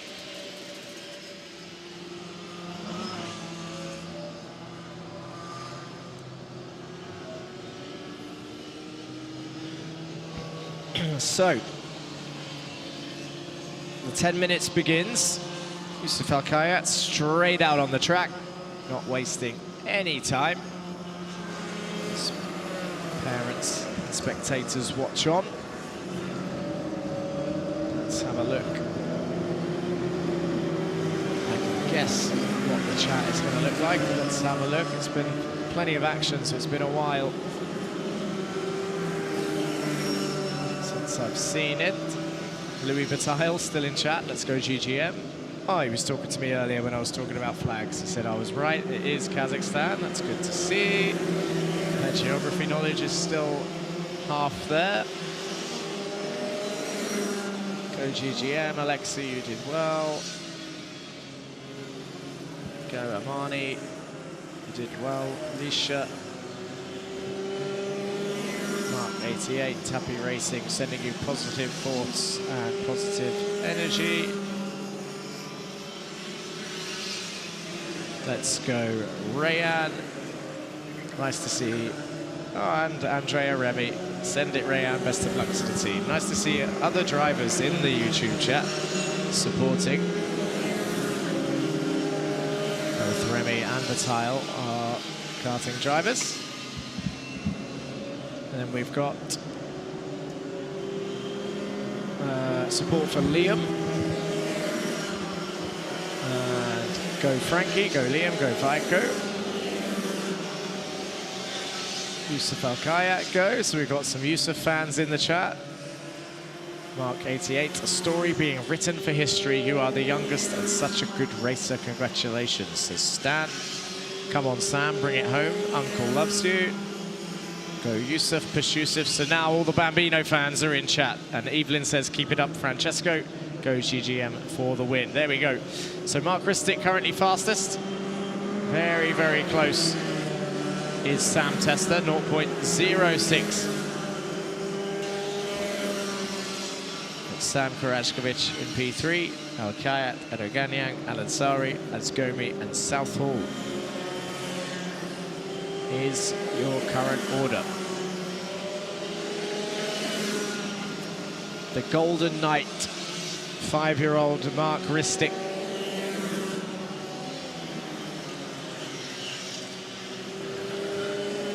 .5 seconds clear now, half a second.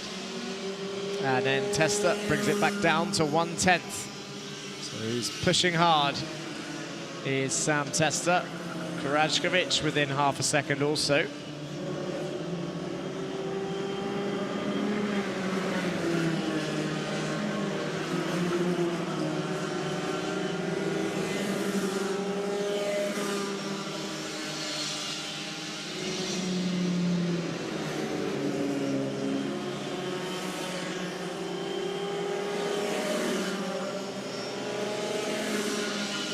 We see Mark Ristic, the shining golden kart. 50-second lap time now, 50.7.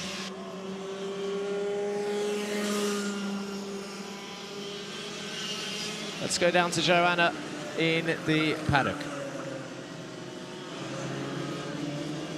Interviews.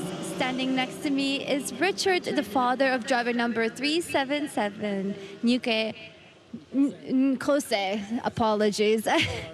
Do that again. Driver number 377, Kose, in the senior category. Talk to me about how he started his journey into karting and at what age? He started 3 years ago with SWS in Kadram, and then he showed interest to proceed to the karting. Did you have some passion in motorsports?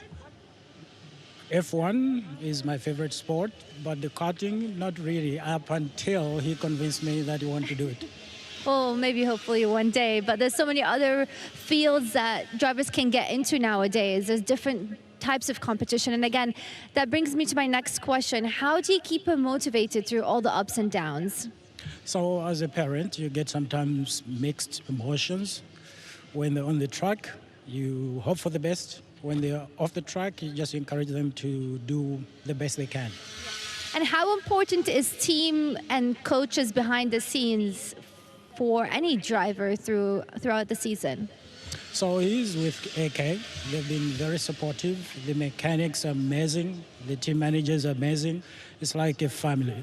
So he does also get some motivation from there, which he takes on the field as well. Amazing. Okay, what's your background? I didn't even get to ask that. My background? Yes. Oh, so I'm in telecoms. Country-wise? Country? Yes. Okay, so we come from South Africa, and we've been in Dubai for 13 years, 13 years plus, 15 years. That's incredible. Do you have family watching you guys on YouTube? Come again? Do you have family watching you guys on YouTube? Yes, our family is watching on the YouTube, and shout out to them. Yes, I was going to say, do you want to say anything? My wife Ethel, the Kose's sister Unati, and his big brother Kaya. Amazing. Well, thank you so much. It was an absolute pleasure talking to you, and I wish him the best of luck for today. Thank you. Ladies and gentlemen, back to you, Jack. Thank you, Joanna. And we're back to the Bambino action. 3 minutes remaining, 50.4. It's another 7/10 gap. Ristic is on form today. And he's actually pulled into the pits. He says that lap time is enough for me. I'll let the rest try and chase that down. And look how close it is between Tester and Karajkovic.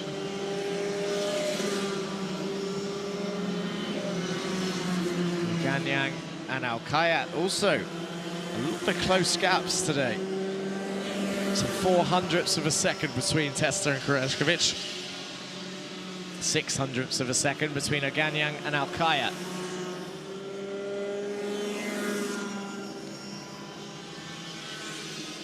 Just finding, oh, never mind, Tester improves, brings it down to half a second now to Mark Bristick's time. But I was going to say, if Yusuf Al Khaimah finds 3 temps, he would have jumped up to P2, but now Tester has made that gap a little bit further. Now it's a half a second to find for P5, 4 and 4.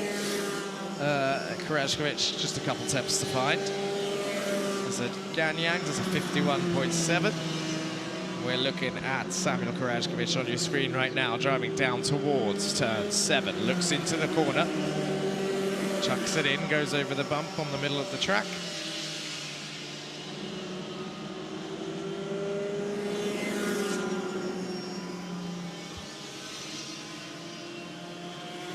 Swoops around turn 9 and 10, and a minute and a half left. He's looking over.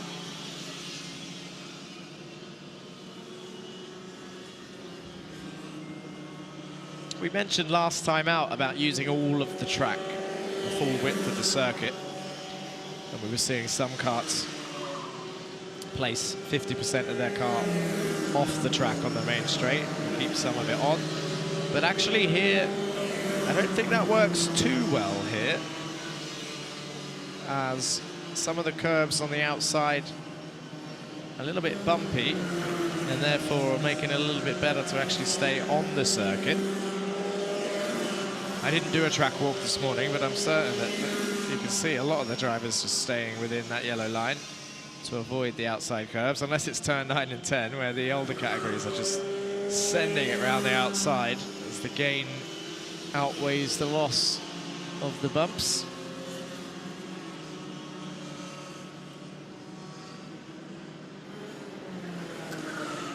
And would you believe it? Not a cloud in the sky from where I saw the earlier grey ones. So I think now we are back into UAE sunny mode, and I no longer regret not bringing a jumper.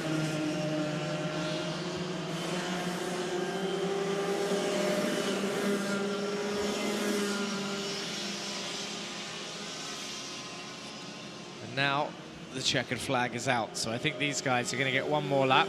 Sam Tester tries to close in on Shayan Azgomi and Yusuf Al Khaimah.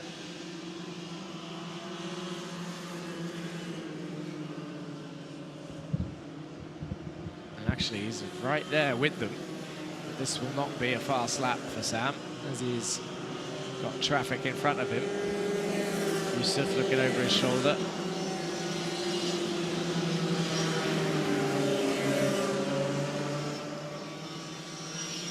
Giving the international hand signal for what is going on. Was Sam just then? Around the outside, Shayan Azgomi. Looked like that would have been a good overtake, but couldn't quite get the pass done. There he does on the main straight. Now the checkered flag is out.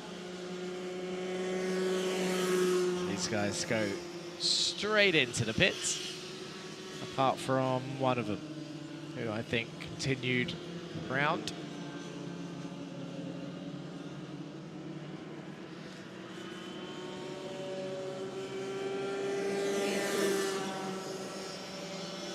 I can't see who it was. I think it's Robert Oganyang that went round again. And then we got, so Ristic, Tester and Karajkovic is your top 3.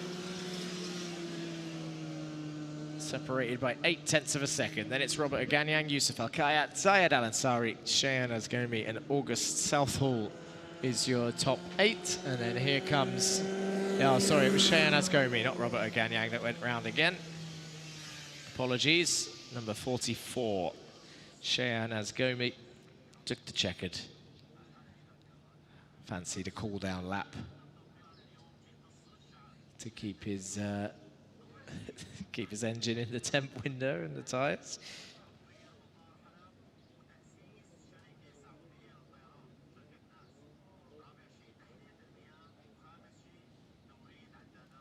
Let's have a look at our highlights of Bambino Time Trial 2.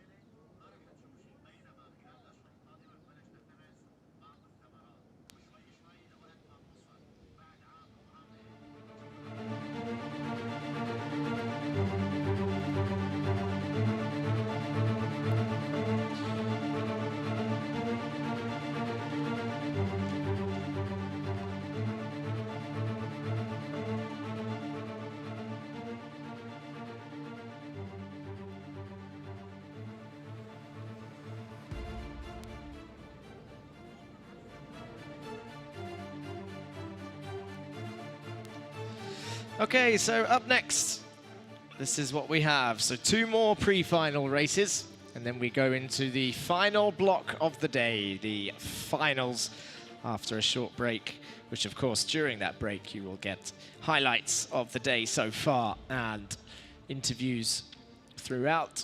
So pre-finals junior, pre-finals senior up next, then mini-finals, time trial 3, junior finals and senior finals. How many times can we say final in one stream? If any stream was going to break the record, it would be today's stream, because guess what? You guessed it, it is the final. It's the final round, round 10, 8th of February 2026, Iame Series UAE. And we are at the climax of the season.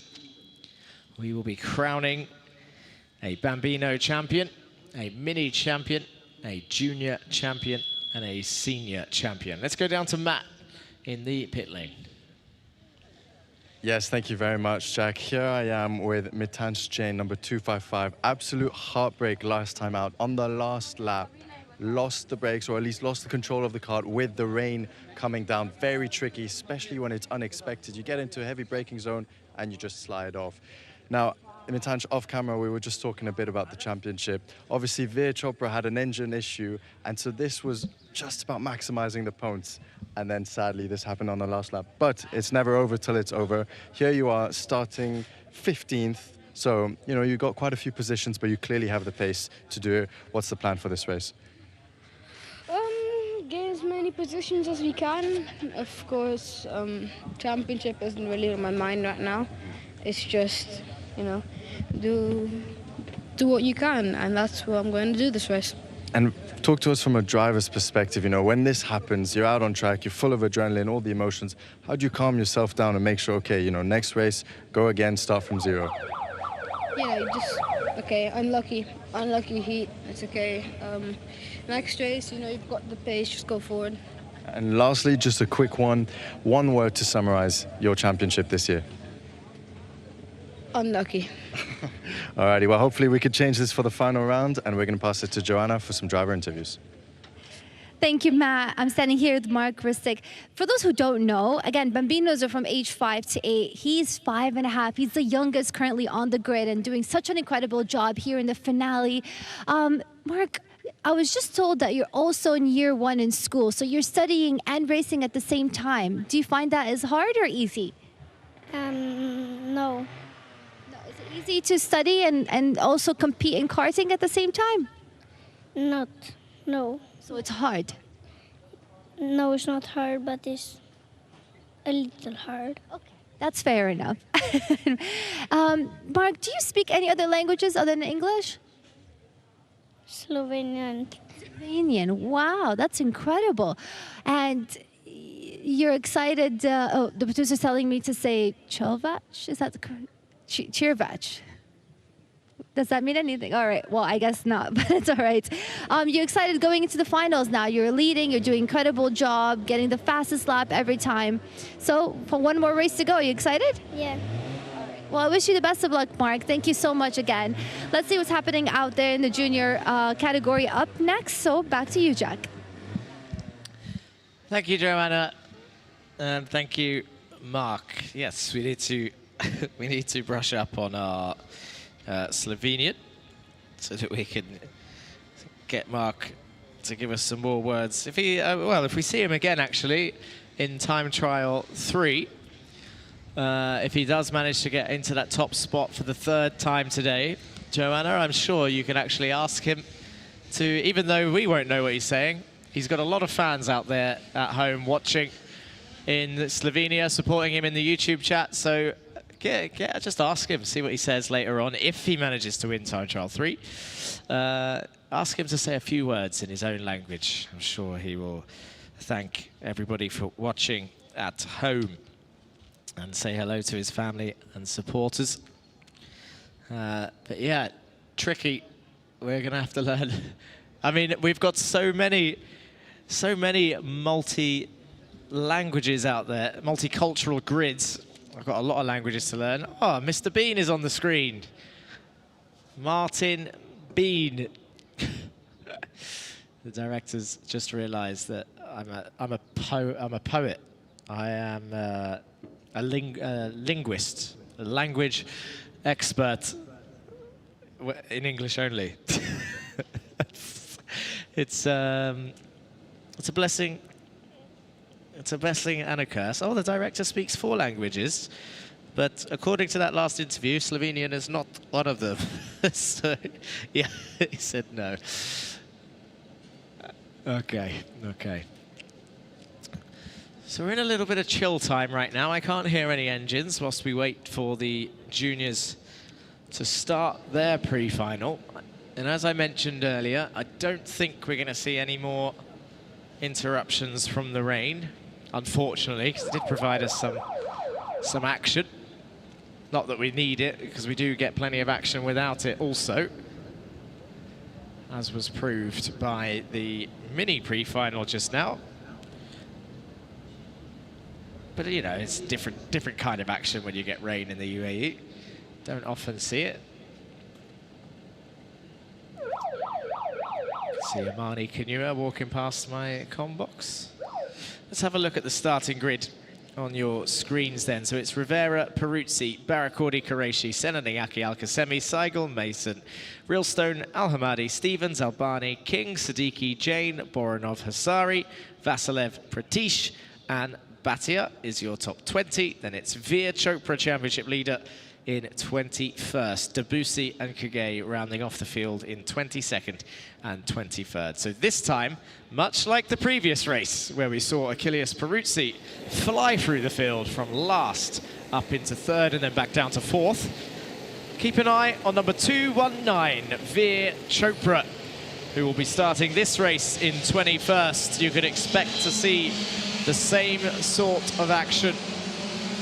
That's 2 categories where the championship leader has started from near the back and really has to fight. But then for Chopra, Matanch Jain, his closest rival, who was in 2nd, unfortunately losing out on the brakes on a wet patch. Starts also a little bit further down, so both of them will be charging through the field.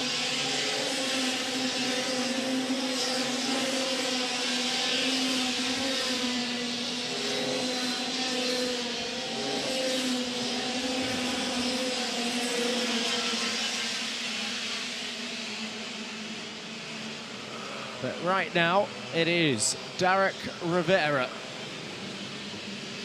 leading the rack track charge at the moment. Leonidas Peruzzi and Barakordi are around him.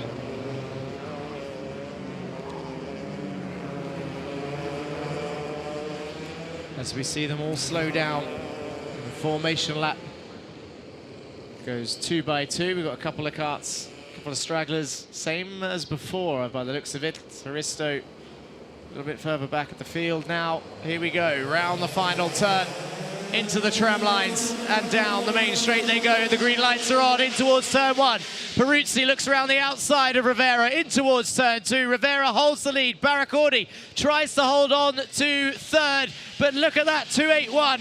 That's Senanayaki, I think, round the outside into P3. Now Peruzzi is going to try and attack it towards turn 2, and we got 3 carts out. Aristo manages to continue.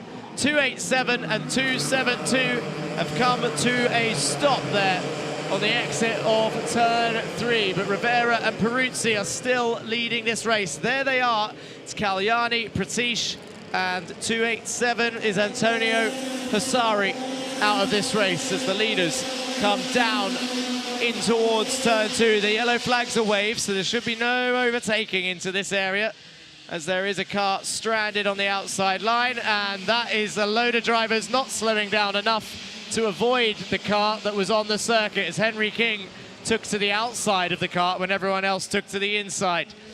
That will likely be looked at, I'm sure, but Peruzzi has taken the lead in towards turn 7. Leonidas Peruzzi defending the inside of turn 8 from Rivera, and now look, there's more contact from Rivera into the back of Peruzzi, and Senaniaki's going to come through as well. So that defensive tactic from Leonidas didn't quite work. He looks behind him, and that is a bumper off. Leonidas Peruzzi's bumper's off. He's off the circuit in turn 1. Peruzzi's out. Is he out? He's going to come back on the circuit, but he's struggling for grip at the back there. Has something else broken on the car? He's last place now, Leonidas Peruzzi. That'll likely be him out of this race, but look at the leaders now. Free wide into turn 7 as Kanua tries to go into P2. Barracordi comes through, and is that Harrison Stevens around the outside of turn 8? It is Harrison Stevens. Rivera, Barracordi, Stevens around the outside of Senaniaki is about to fight for another podium. Into turn 1, Qureshi involved in this as well. 249 has been there for most of the first half of this race as they come round through 4 and into 5, and Veer Chopra has entered the frame. As we have a back marker here. And there's contact, Jane and Kasemi. Peruzzi gets a meatball flag. Al-Qasemi is out. Contact into 6. I'm sure we'll see a replay of that, but Al-Qasemi out of the race. In towards turn 6. And here they come then down across the line. Veer Chopra in P5 up 16 places. And where is Matanch Jain? He's down in 18th now as a result of that contact. So this is exactly what Veer Chopra wanted. Sad for Matanch Jain. As the yellow flags wave in that area, but Tarek Rivera leads then from Barracordi, Senaniaki, Qureshi, then Chopra. Down in towards turn 9 and 10. Here they come, Rivera, Barracordi, Senaniaki, Qureshi and Chopra. Down towards turn 1 they go. Where is the move going to come? Senaniaki has the pace for Rivera. Chopra has the pace for Qureshi. Senaniaki once again finds himself in 3rd, a little bit by himself. Down the inside of turn 6, Veer Chopra moves up into P4. Down towards turn 7 they go. Your top 2 are in the same order. Qureshi defends from somebody else there. It's another MN car. I think that's Ansh Seigel. As they now come down towards turn 10. Rivera, Barracordi, Senaniaki, then Chopra. Down towards turn 2. Is Barracordi going to attack? Lost a little bit of rear end there in towards turn 1, and that ruined his overtaking chance. And we're only on lap 6. Down towards turn 6. Barracordi not close enough. Rivera half defends. Senaniaki's got some chance here to catch up whilst they're fighting like this. In towards turn 7, look to the outside of Rivera. Rivera forced him off a little bit on the entry into 7. Nothing doing through there. Henry King gets switched back on through turn 8. And now Rivera, Barracordi coming through in towards turn 2. Senaniaki and Chopra. Chopra sets the fastest lap, 39.6. In towards turn 8 they go. Sorry, not turn 8, turn 6. Now into turn 7. Now they're heading towards turn 8. And everything is closing up here in your top 3, top 4. Here we go. Tarek Rivera, they're catching up to a back marker again as Rivera comes round turn 1 in towards turn 2. Chopra moves up into P3, passes Senaniaki. Aristo moves out the way as he gets lapped by the field. Staying offline as the drivers make their way through. And it looks like up next for Veer Chopra's charge, it's going to be Gabriel Barracordi. In towards turn 8 they go. Through 9 and 10, Rivera leading. Barracordi will be able to feel that a car has closed in on him. And when he looks over and sees Veer Chopra, what will his decision be? Is he going to defend hard as we go on to lap 9 of 17? In through turn 6. Chopra right behind Barracordi, doesn't look into 7. In towards turn 8 now. Is he going to go down the inside? He looks for it. Looks down the inside of turn 8. Couldn't quite get it done. Exits turn 9. Pushes Barracordi through the exit of 9 and 10. Is he going to go down the inside of turn 1? Not this time. Switch back through 1, down the inside of 2. Barracordi defends hard from Veer Chopra. And Senaniaki is brought back into the fray. Through turn 4, through turn 5. Chopra to the inside of 6. Barracordi defends. Senaniaki round the outside of 6. A switchback for Senaniaki, who's going to look down the inside of 7.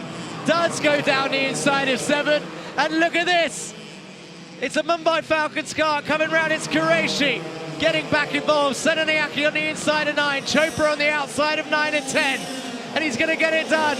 Veer Chopra fighting. Senaniaki down the inside of turn 1. Oh, look at that. Qureshi through. Slides his way through. There's contact for Seigel, who's forced out. Chopra shuffled down the order behind King and Mason. Senaniaki and Qureshi holding on firm to P3 and 4. As they all now try and sort themselves out. Rivera is loving life as he leads this race. Senaniaki defends 8, gets a punt from behind. All 3 of them trying to get through now. Veer Chopra on the inside of turn 9. Inside of 10, there's a big bump over the curb. Who's going to have the run down towards turn 1? Mason or Chopra? Big gaggle of karts coming through in towards turn 2. Chopra on the inside line of 2 gets through, holds it nicely. Up next, Senaniaki and Qureshi. Not in that order, actually. Qureshi is ahead of Senaniaki now in P3, who just had a look at the inside of turn 6. That's going to ruin his run down towards turn 7. Down the inside for Senaniaki into 7. Chopra's going to follow him through into turn 8. Qureshi forced out wide in towards 9. What's going to happen here on the exit of 9 and 10? Now down towards turn 1. Mason's decided to slot in behind Chopra and try and follow him through, as Senaniaki's now going to try and hold on to P3 yet again.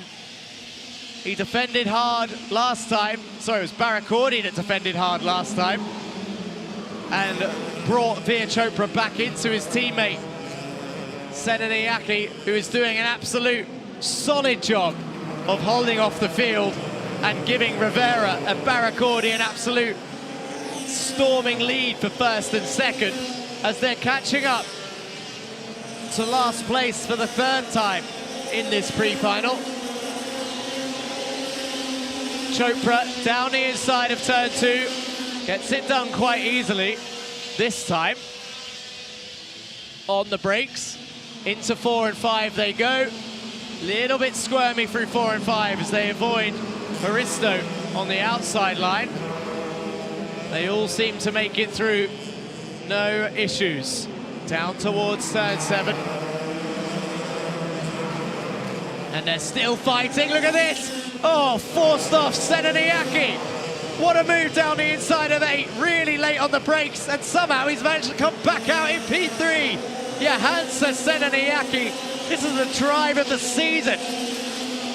I'm not sure how much of it is within the rules, but he is driving right now. He's got Mason behind him.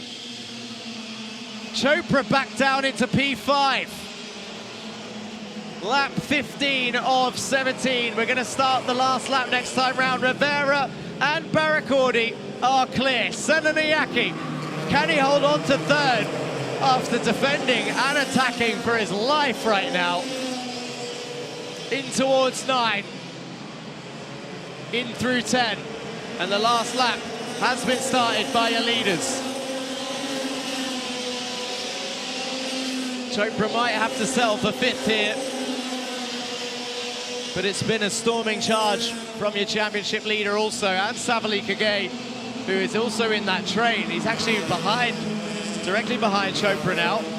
Both of them have fought their way through from the back. But your leader is coming around the final turn now. Derek Rivera for the pre-final of your final round wins the Iame Series UAE pre-final at Rack Track round 10. In second place is Gabriel Barracordi, and in third place, Johansa Senanayake holds off a storming charge from Veer Chopra.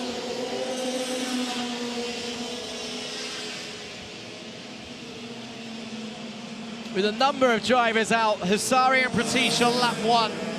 Peruzzi and Mechanical Flag came out after his issue. He was up there in the top end.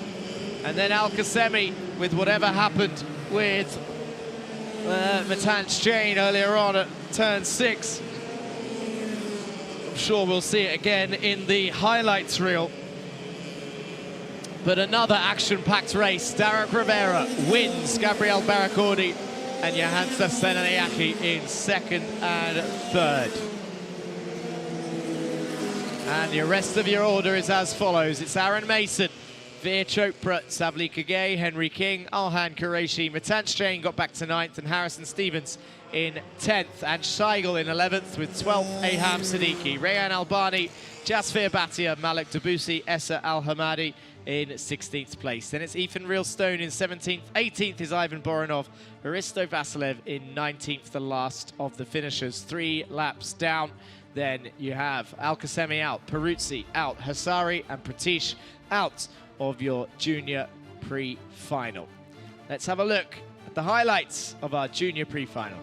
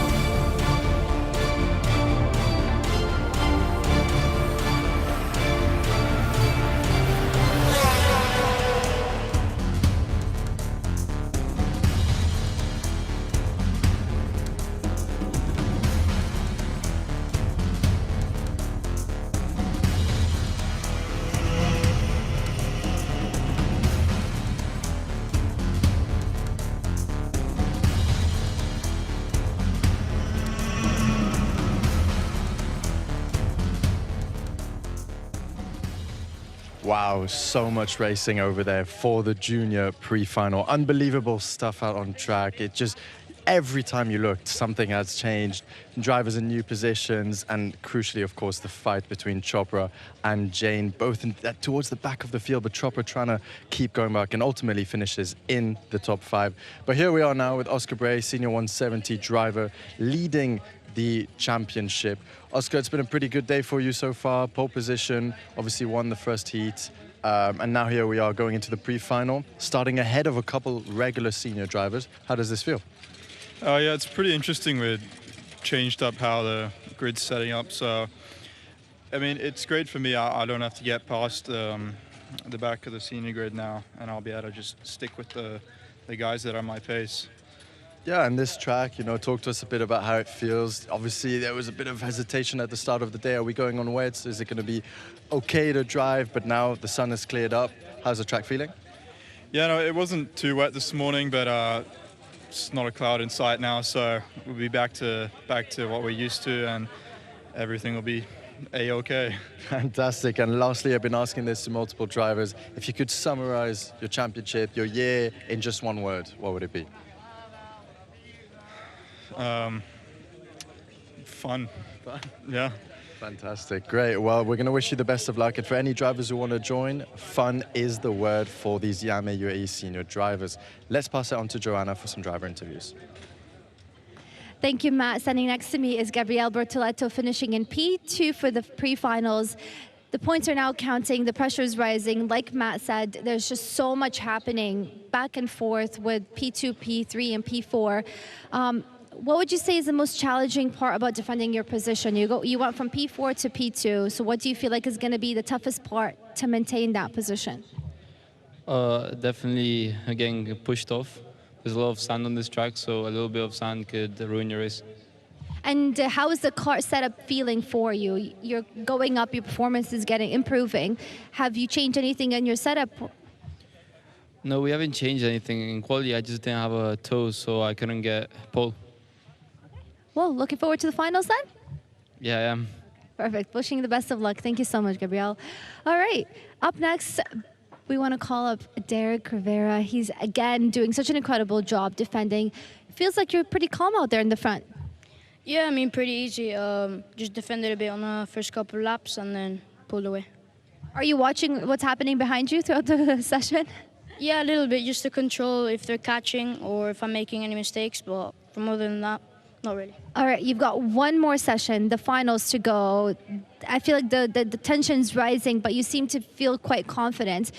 Do you see Matan Shane and Veer Chopra both kind of rising up in the rates? Do you feel like they can catch up to you at some point? Maybe, but I'll try to push and try to get to the top and just pull away like I did now. Perfect. Final words to your family watching you online? Yeah, just thank you to everyone, my team, my parents, and Carlos, which has helped a lot with the setup watching from Spain. Thank you so much. Let's have a quick look at our sponsor video.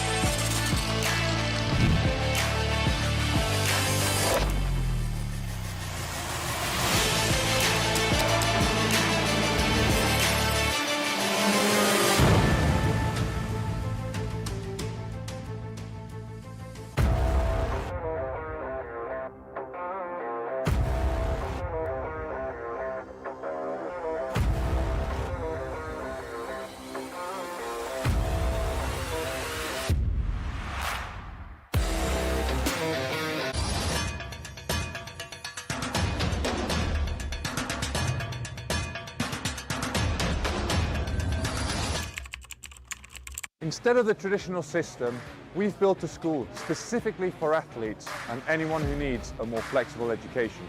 We provide a full school curriculum including GCSEs and A-levels, mentoring support from ex-athletes, and the ability to study from anywhere in the world at any time. Welcome to MVA, the #1 school for athletes.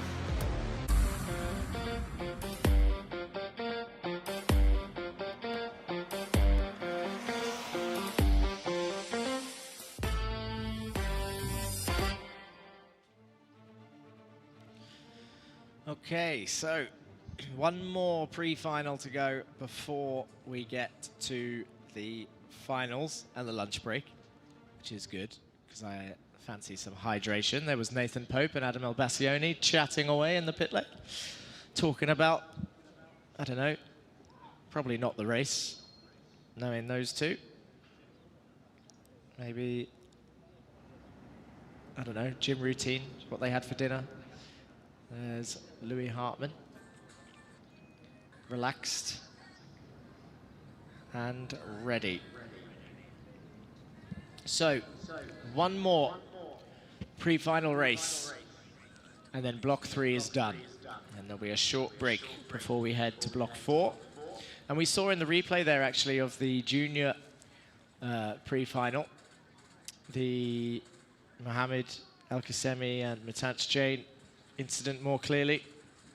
And actually, it just looked like Al Khaimah locked up the rear axle on entry, which then sent the kart to the left into Jane's path, which is why we saw that incident happen.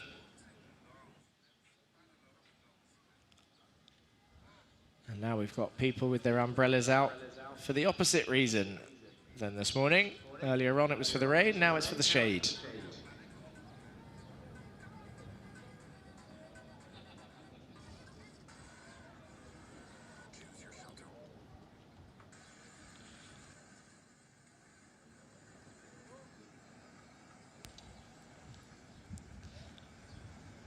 So everyone waiting, relaxing.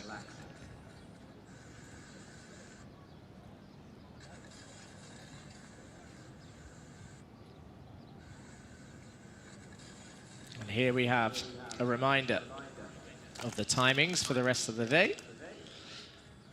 Pre-finals at 1:40, so they'll be starting very, very shortly. We'll hear the engines roar, and then 2:30 we'll be back for block 4, the final runs of this final round of the Iame Series UAE round 10.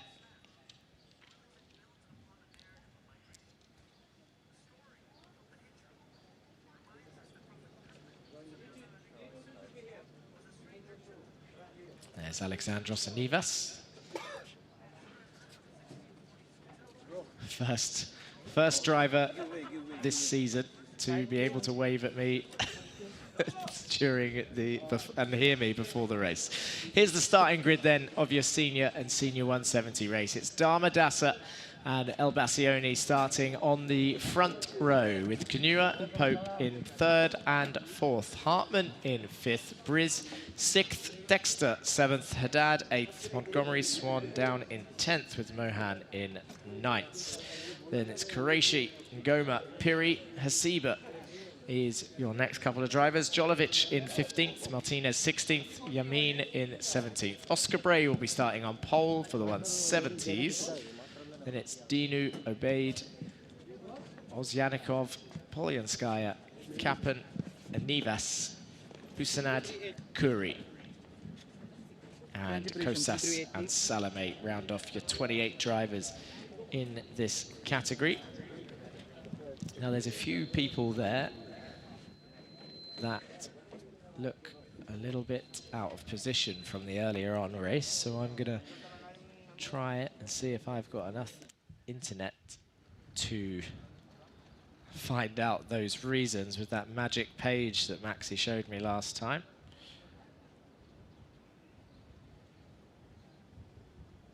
But whilst I open that, everyone's watching and waiting again. So it is currently time now.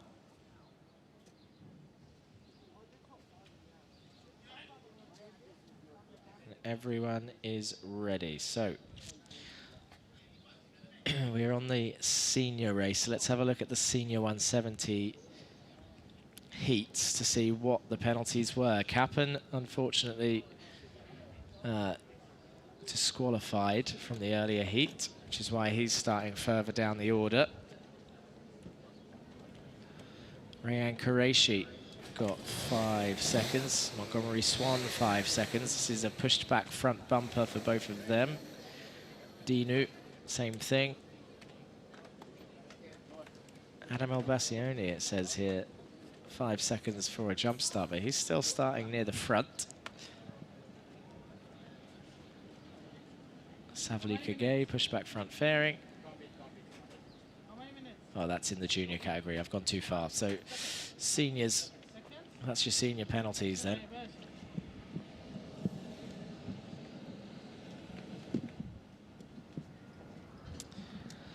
And now we wait. Let's have a look and see who's been in the YouTube chat.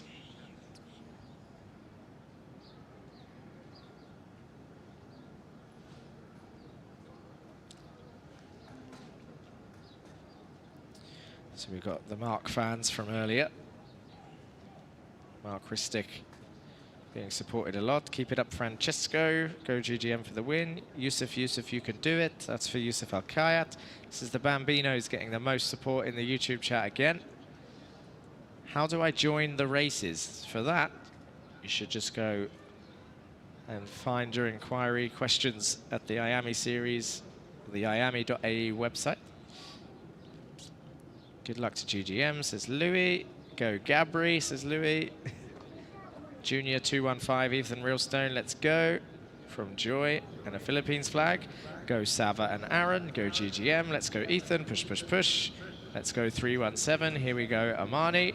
Let's go my boy, this is how we do it. Team Armani. 347 has a fan in chat. 347 is Louis Hartman, explains the Denmark flag. Go Armani, says Charles. Armani with a Kenyan flag, South African flag. Misership says, yo, I'm in the YouTube chat. Thank you for joining and gracing us with your presence in the YouTube chat. We appreciate it. Keep it tight, my boy. Let's do this. Armani, go Danny Briz, says Alfonso. Let's go Rayan, says Andrea. Let's go Armani, you've got this. Number 1 fan for Arsene Jolovic is Florenzo. 317, let's go. GGM, let's go. 395, complete French aura for Arsene Jolovic. Let's have a look at the engine video.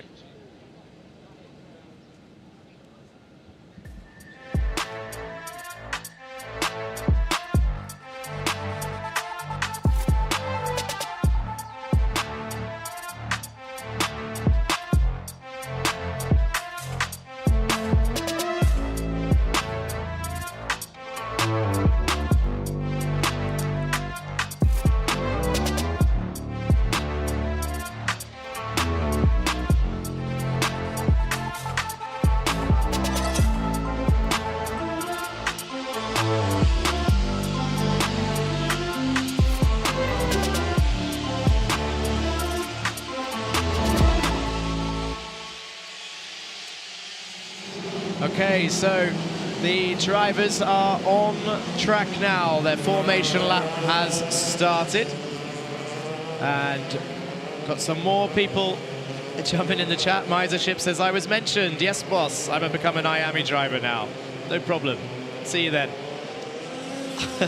Tanya Kumar says, you've got this, Nathan Pope. Leo says, go Telios. Victor says, Armani, pride of Africa. Shruti says, let's go Shivan.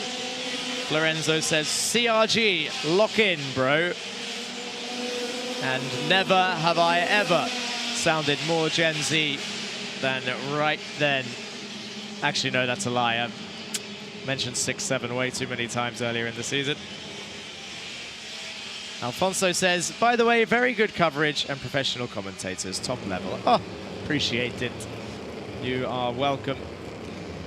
Amani is well represented in the chat section for sure. Do your best, Amani.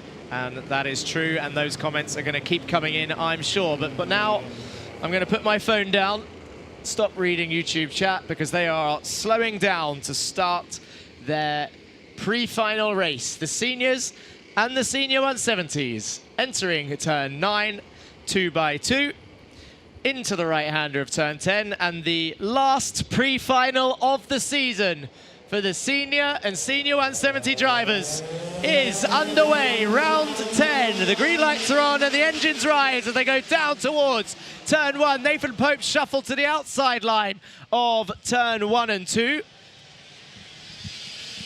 as they all come through 3 and 4. And now they're coming through turns 8 and 9.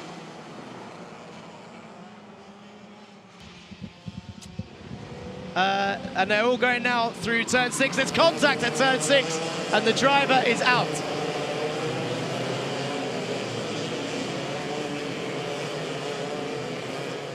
Down through 9 and 10, and that is 399 out of this race. Milena Polyanskaya down through 8, 9 and 10.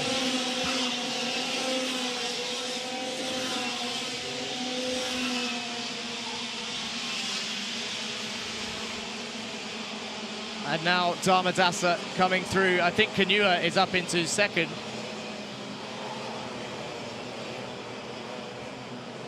Down, now we're looking for the timing screen. There we go. Dharmadasa leading the way. Armani Kanua, Louis Hartmann, Elbassioni and Briz and Dexter, Mohan Haddad, Pope and Jolovic is your top 10. They're now coming down through turn 1 and turn 2. Elbassioni sets the fastest lap. In through 3 they come. Dharmadasa, Kanua, Hartmann, Elbassioni pulling away from Dexter.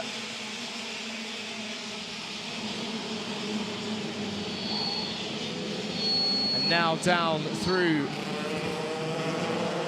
in towards turn 8 and 9. There you go. A big spin there. It's one of the CRG karts in turn 7. It's spun and off, but they're going to rejoin just about. And Oscar Bray weaves his way through nicely there through turn 7, makes his way and survives.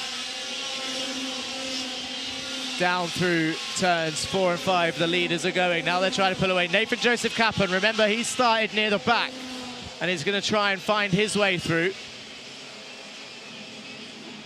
Nathan Joseph Kappen is up 10 places so far.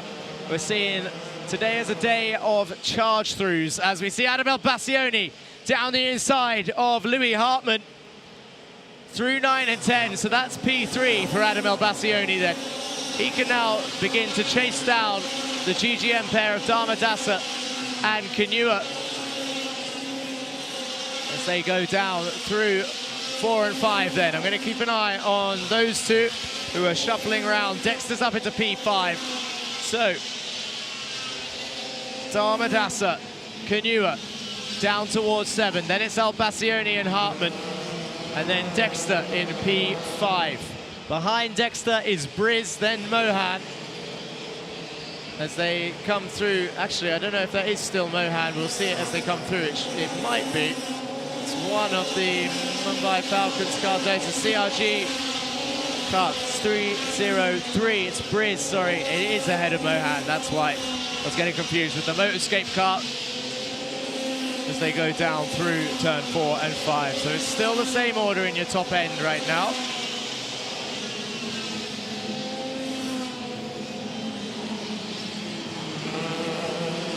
In towards turn 8 they go. Dharmadasa leading from Armani Kanua. All the fans are in chat, rooting for the Kenyan South African, throwing the flags in there. And right now, your boy is in P2, and he's not far behind Rayan Dharmadasa in P1 as they go through turn 4 and 5. Adam Elbassioni, though, closing in as they go through 4 and 5. He's pulling away from Louis Hartmann and catching up to the leaders. In terms of your 170s, it's Kosas in the lead with Busanad in second, then Kuri, then Bray down in 4th, and Anivas in 5th. as they all enter turn 8 and 9. Coming through turn 10. Darmadasa, Kanua, Bassioni, Hartman, Dexter,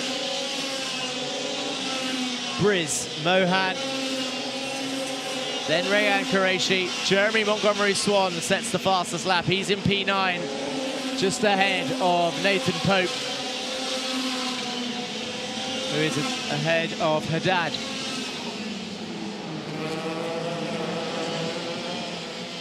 So at the moment, the gap between your top two looking roughly the same.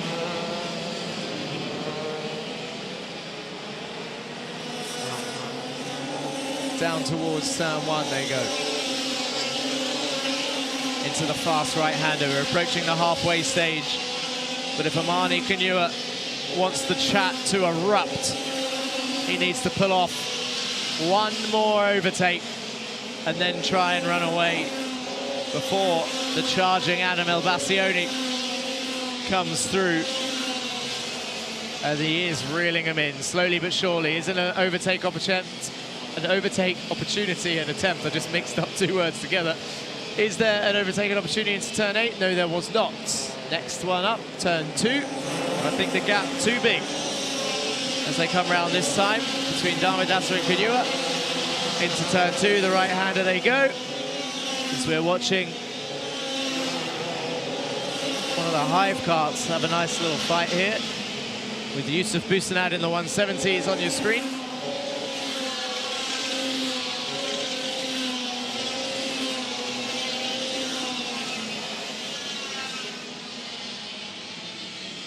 And he done it. Yusuf made it through, got the overtake done.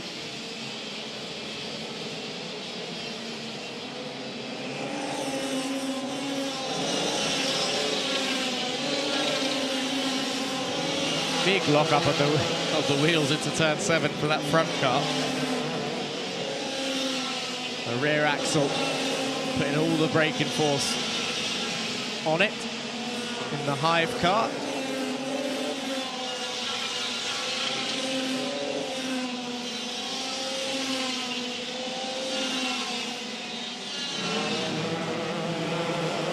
There is Darmadasa on your screens, exiting turn 9 and 10. The gap's still 3 tenths, 9 tenths now between Elbassioni and your leader.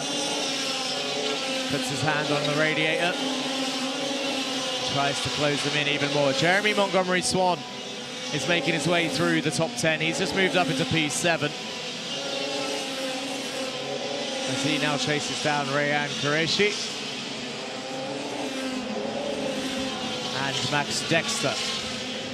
You can just see right in the distance there of that camera shot. So your top 3 are really pulling away from the rest of the field. Darmadasa through turn 10. He's got Kanua right behind him. Then Elbassioni, then Hartman, then Dexter, then Qureshi, and then Montgomery Swan. That is your top 7. As we go on to lap 12 of 19, they're all going through. The gaps leveling out a little bit now. No one really making any attacks. As I say that, down the inside of turn 6, there is an overtake, and then the defense continues as they go down towards turn 7. I think that's Nathan Joseph Kappen, who, has he put his upper helmet back on now? Is that why he's easier to see? Or was that Mohan in the yellow helmet? All these helmet swaps. 351, no, he has put his other helmet back on.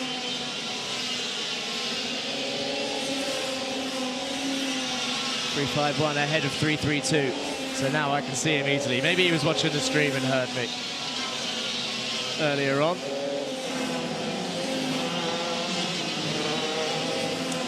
Okay, and there he goes for another one. Nathan Joseph Kappen continues his charge then. He's just past Briz for P8. So he's made it up 15 places now.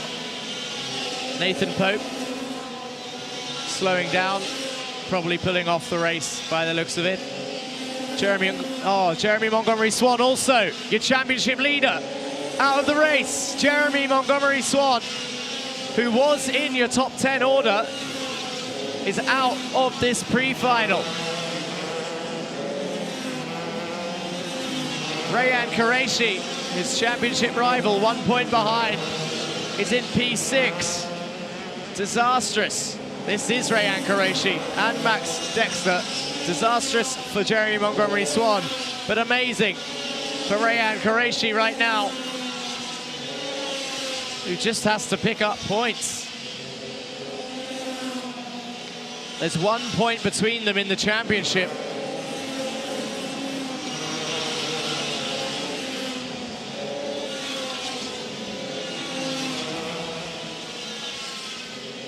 There's Yusuf Busanad, and that's Oscar Bray in the chrome helmet, who is now in second place in your senior 170s. So Oscar Bray has had a charge and climbed up through the order. And Amani Kanyua starting to duck down behind his steering wheel, really trying to close that gap. It's still 3 tenths for now between him and Dharmadasa.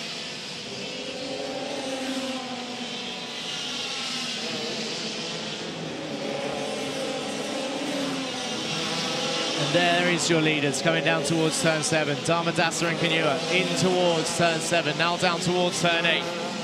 Lap 16 of 19. Only a couple laps remaining. And Adam Albassione's charge halted as well. It's not really closing that gap as they're about to catch up to one of the back markers and one of the senior 170s. So traffic up the road for your leaders on lap 17 and 19. Dharmadasa and Kanyua through turn 6. First up, number 338, Ozyanikov. In towards 8, he moves out the way. Oh, but he held his line in 9. That's going to cost Kanyua some time. And look who gets stuck even more. Adam Albascione couldn't get through. Adam Albascione still stuck behind. Throws it down the inside of turn 2.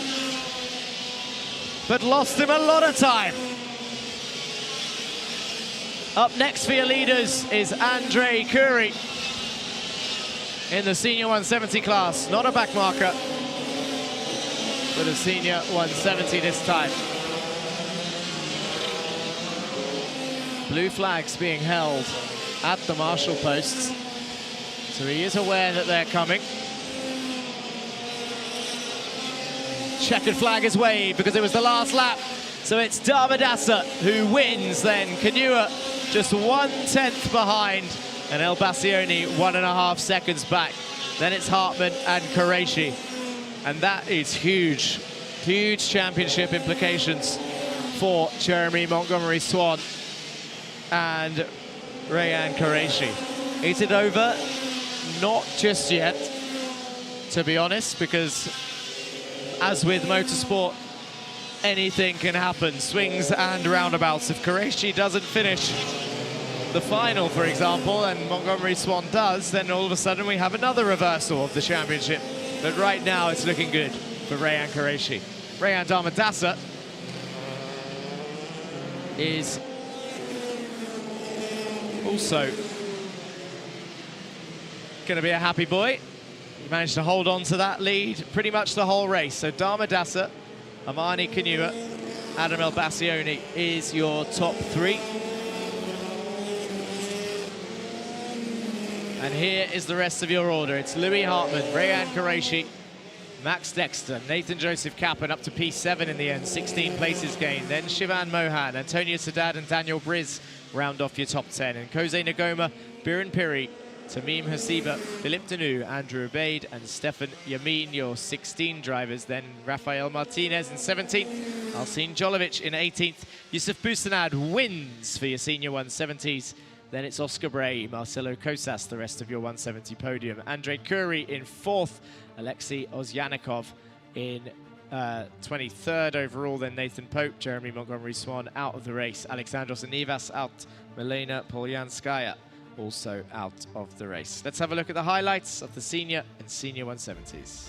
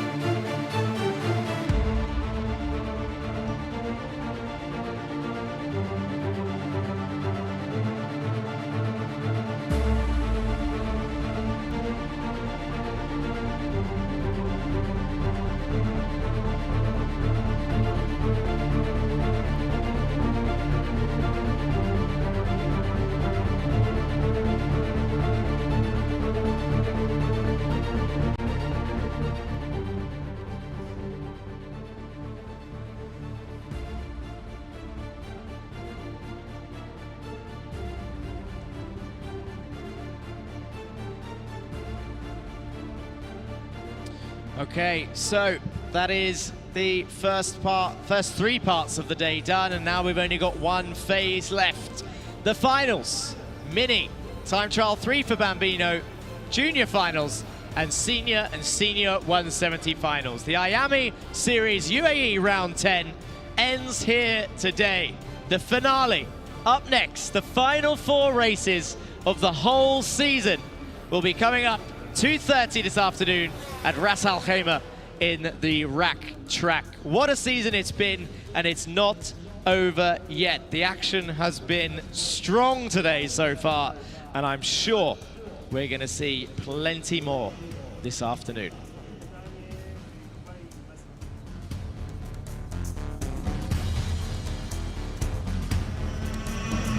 All of this, of course, was possible thanks to Iame and media friends, this broadcast.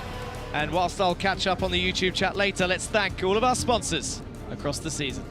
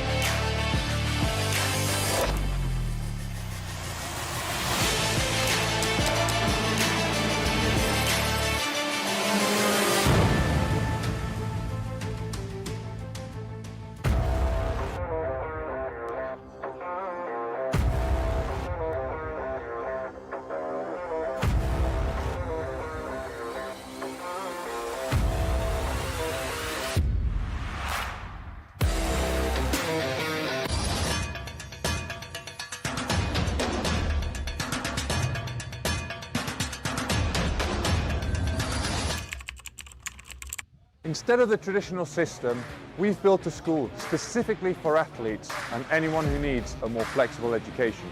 We provide a full school curriculum including GCSEs and A-levels, mentoring support from ex-athletes, and the ability to study from anywhere in the world at any time. Welcome to MVA, the #1 school for athletes.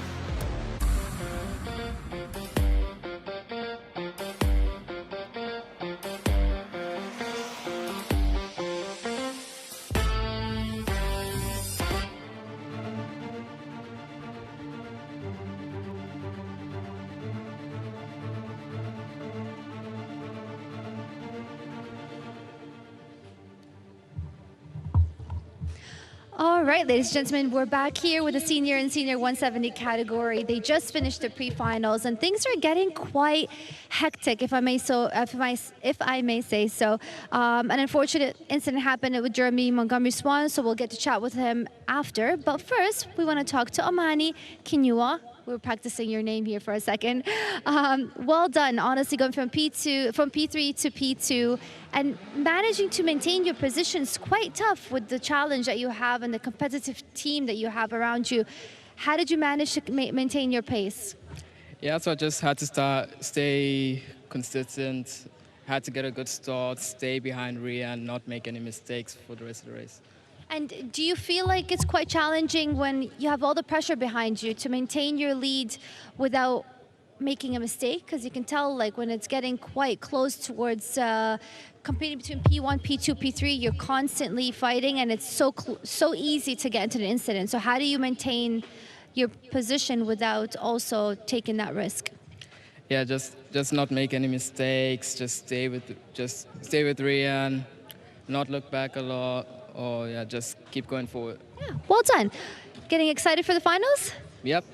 Any final words you want to say to your team and family watching you? thanks for my team. Thanks to my family for supporting me. Yeah. Well, best of luck into the finals. Well, hopefully we'll chat with you again when you end up on the podium. Good luck. All right, ladies and gentlemen, next up I want to talk to Rian Dermadasa. He did such an incredible job maintaining the lead. That looked quite easy for you. Yeah, I mean, we got a good start, got a couple of tenths gap to Armani, and just was able to drive from there. What do you feel like you have to do to make sure that Amani doesn't take that position over in the finals? Yeah, definitely try not to overdrive, to miss corners. And yeah, just had really good pace. Us two, I think we drove away from everyone. So far in the season, what do you feel like was the biggest lesson learned? Probably, yeah, again, as I said earlier, just in the front, just managing the race, you know, just being smart in the front. All right, well done. Well, thank you so much and best of luck. All right, up next is the senior 170 category. I've got Oscar Brave finishing in P2 in the pre-finals. Oscar, talk to me. What happened there that set you back from P1 down to P2? Yeah, we just had an unlucky start on the opening lap. Straight to the back of the grid, so I had to fight my way back up to the, well, trying to get to the top, but just couldn't make it. What do you think you need to change in your strategy to give yourself that push into the finals? Yeah, definitely just need to get some good luck on the starting lap. It's lots of incidents and chaos happening there, so just got to head down and try and weave through it all. Just got to keep going. All right, well, best of luck, Oscar. Thank you so much again. Up next, I want to talk to Yusuf Boussaid, who finished in P1 in the senior 170 category. Impressive job. Well done. How does it feel? It's great, you know, to win on the final round and the pre-final. Still trying to claw back some of those championship points, so it definitely helps. Do you feel like you've got your strategy figured out, and how are you going to make sure that you defend your position without risking it from Oscar? I think playing it safe, as rack can be very narrow sometimes, so rushing into the pack may not be the best move. Any final words to the family watching you online? Thanks for all the support, I guess. Thank you so much. All right, best of luck. See you in the finals. All right, ladies and gentlemen, up next, like we talked about, we had an unfortunate incident happen with Jeremy Montgomery Swan, and he's here to tell us what happened. You were leading the championship in your category, but things like that do happen. But first, tell us what was going on out there on the track. Well, we finished P3 in the heat, which wasn't bad. Then we got a nose cone penalty, so we started that race P10.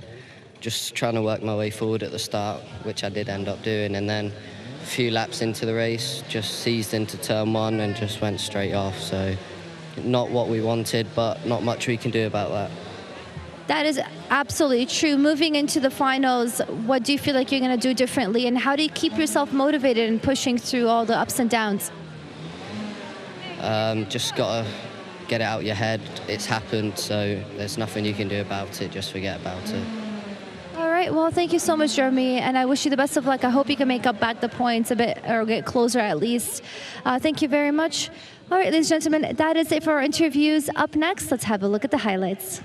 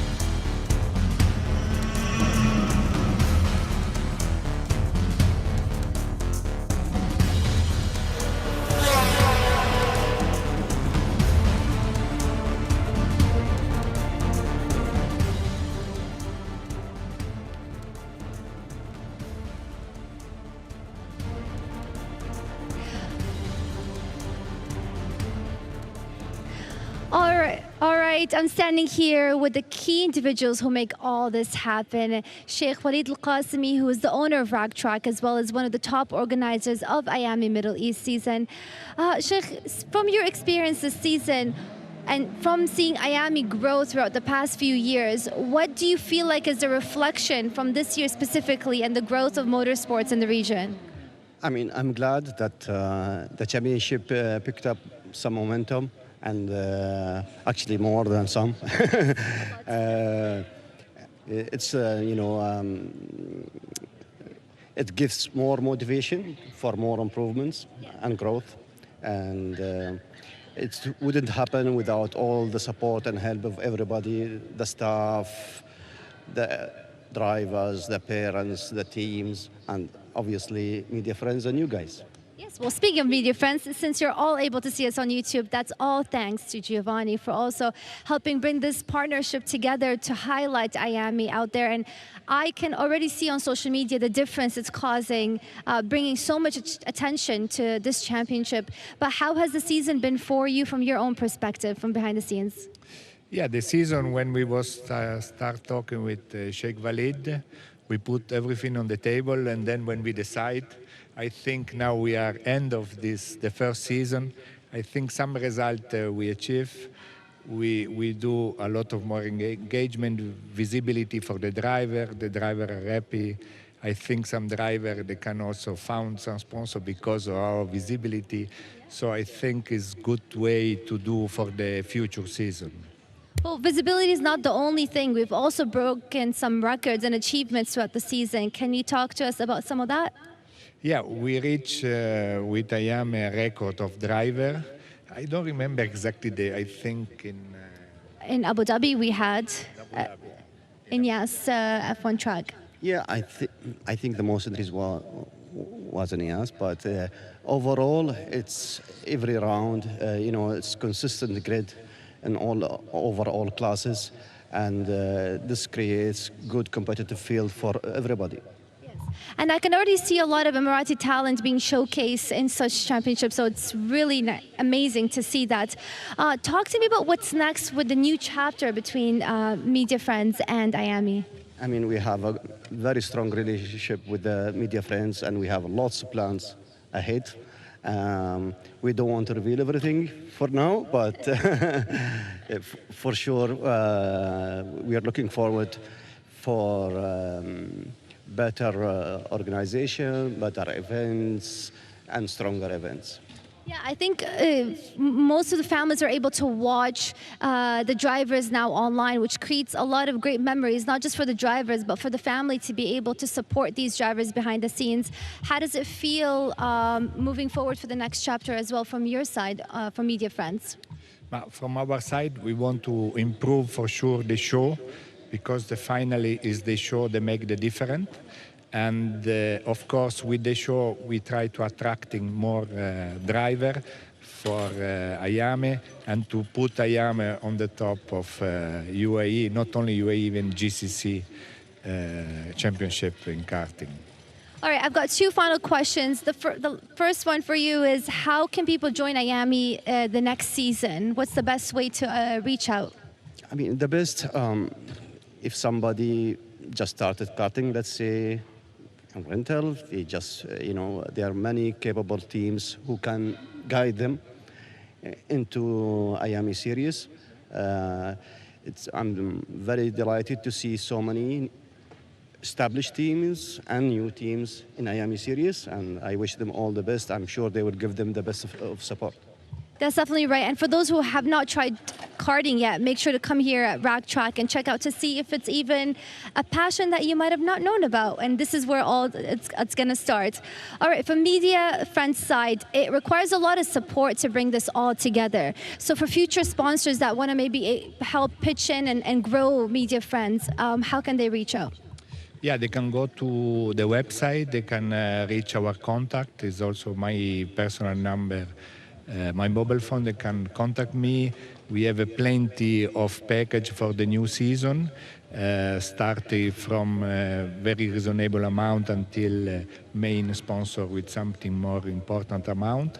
And I think we can give them the opportunity to enter in this community, and from this community to take something for the brand. And we can, I think we can change a bit the system to do advertising. We have something in mind how to do for the next season, next years. Amazing. Well, thank you on behalf of the community and the drivers. Thank you to both of you for everything that you've done. And again, for everyone watching, if you do want to support this, feel free to reach out to both Media Friends and Iame Middle East. Thank you very much. And thank you again for everything. Thank you. Thank you very much. Thank you so much. That is it. And back to you.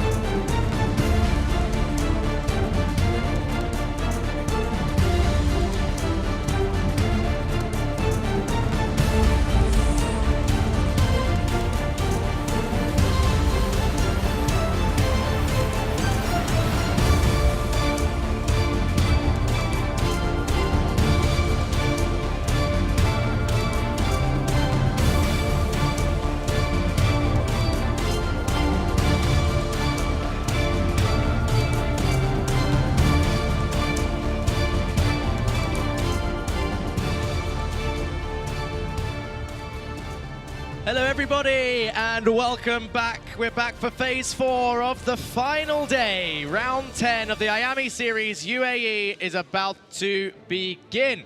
This is it, the final 4 races of the season. Back where we started, Ras Al Khaimah was round 1, Ras Al Khaimah is round 10, with a load of racing in between, double headers, action penalties, championship points, championship stakes. We are about to get underway one last time for each of the categories. It's time to get a little bit emotional, say goodbye to the team, but not just yet. We got a couple hours yet, to be honest, which is good. So we get to make the most of this wonderful time that we've had over this 10-round season. It's a good time now whilst they all start to get ready. The minis are getting ready for their final race to catch up, because I think the chat was popping off in the senior races. Obviously, the Amani Kanyua fans were going wild. That's our boy doing what he does best. Let's go, rooting for you, go GGM. Come on, Yusuf, says Mohammed. He's so goated. Good job, Amani, you're killing it. Show them, Amani, that was clean. Then we got Rayan, Armani fans, Nathan fans, Louis Patel saying all on the podium. That's what he wanted. GGM, please win. Let's see. Push, push, push. Let's see what else I'm going to have to try. I can't read out all of the Amani quotes because there aren't that many. But don't forget, actually, whilst you're all in there, vote for your driver of the day. I'm going to say it again in the senior race so that I know you're all watching, but vote for your driver of the day. They get a free set of tyres, so it is worth doing it, and you can vote for up to 3. Louis Patel says, best commentator in karting, with 3 freezing face emojis. Thank you, Louis. Keep your eye on our winner. Let's go GGM. Well done. Good job. You've done us proud. What else have we got? Thanks, Media Friends in Iame. There you go. See, Media Friends gets shouts out too. Is Media Friends going to be here in the summer series? That is a question I don't know the answer to, but I'm sure if the director is listening, he will answer for me. Vote your driver of the day, that's fine. When are we starting again? And then someone answered that for me. 2:30 is indeed the time that we're starting again. And it is 2:30, so let's go down to Matt in the pit lane. Yes, thank you very much, Jack. Here we are for the first final of the day, the Iame Uae 25-26 season, as we have Charlie Page, driver here in the mini category 114. Charlie currently sits second in the championship, but if we look just behind him, there's Achilles Peruzzi. So not trying to put pressure on Charlie because I'm sure he knows how to handle it. He's clearly been quick all season long and has the pace, but Achilles has made this comeback. However, Charlie hasn't stopped and gone out of the top 3 this entire day. Charlie, this is the final race. This is the one that matters the most. What's your plan going into the first corner? Just see what happens really and stay calm. Just a quick one. Prepare for the first corner mentally. Have you visualized anything? Have you been talking with your coach what to do, where to place the kart? Yeah, I saw the first corner and I saw like the seniors go through and I saw Peter and I was like, okay, I'm going to try and do that. Fantastic, Charlie. Well, I'm sure you're fully focused and locked in, so we're going to leave you and let you focus on this final right now as we hand it to Joanna because she has some interviews. As we're coming to the end of the season, it's important to highlight some of the drivers that we have here in the Iame Championship, and starting with Kalyani Pratish in the junior category, as well as Milena Polyanska in the senior category. Let's start with you, Kalyani. Can you walk me through, first of all, where you're from and at what age did you start karting? I'm from India. I started karting a little over a year ago in 2023, I think. And it's only been a year and a half almost. It's quite impressive, only a year and a half ago. And anybody in your family racing, or how did you get into this? I have no family history of racing at all. I just came across it one day and it's what I had to do. That's incredible. Okay, from the season so far, what have you learned?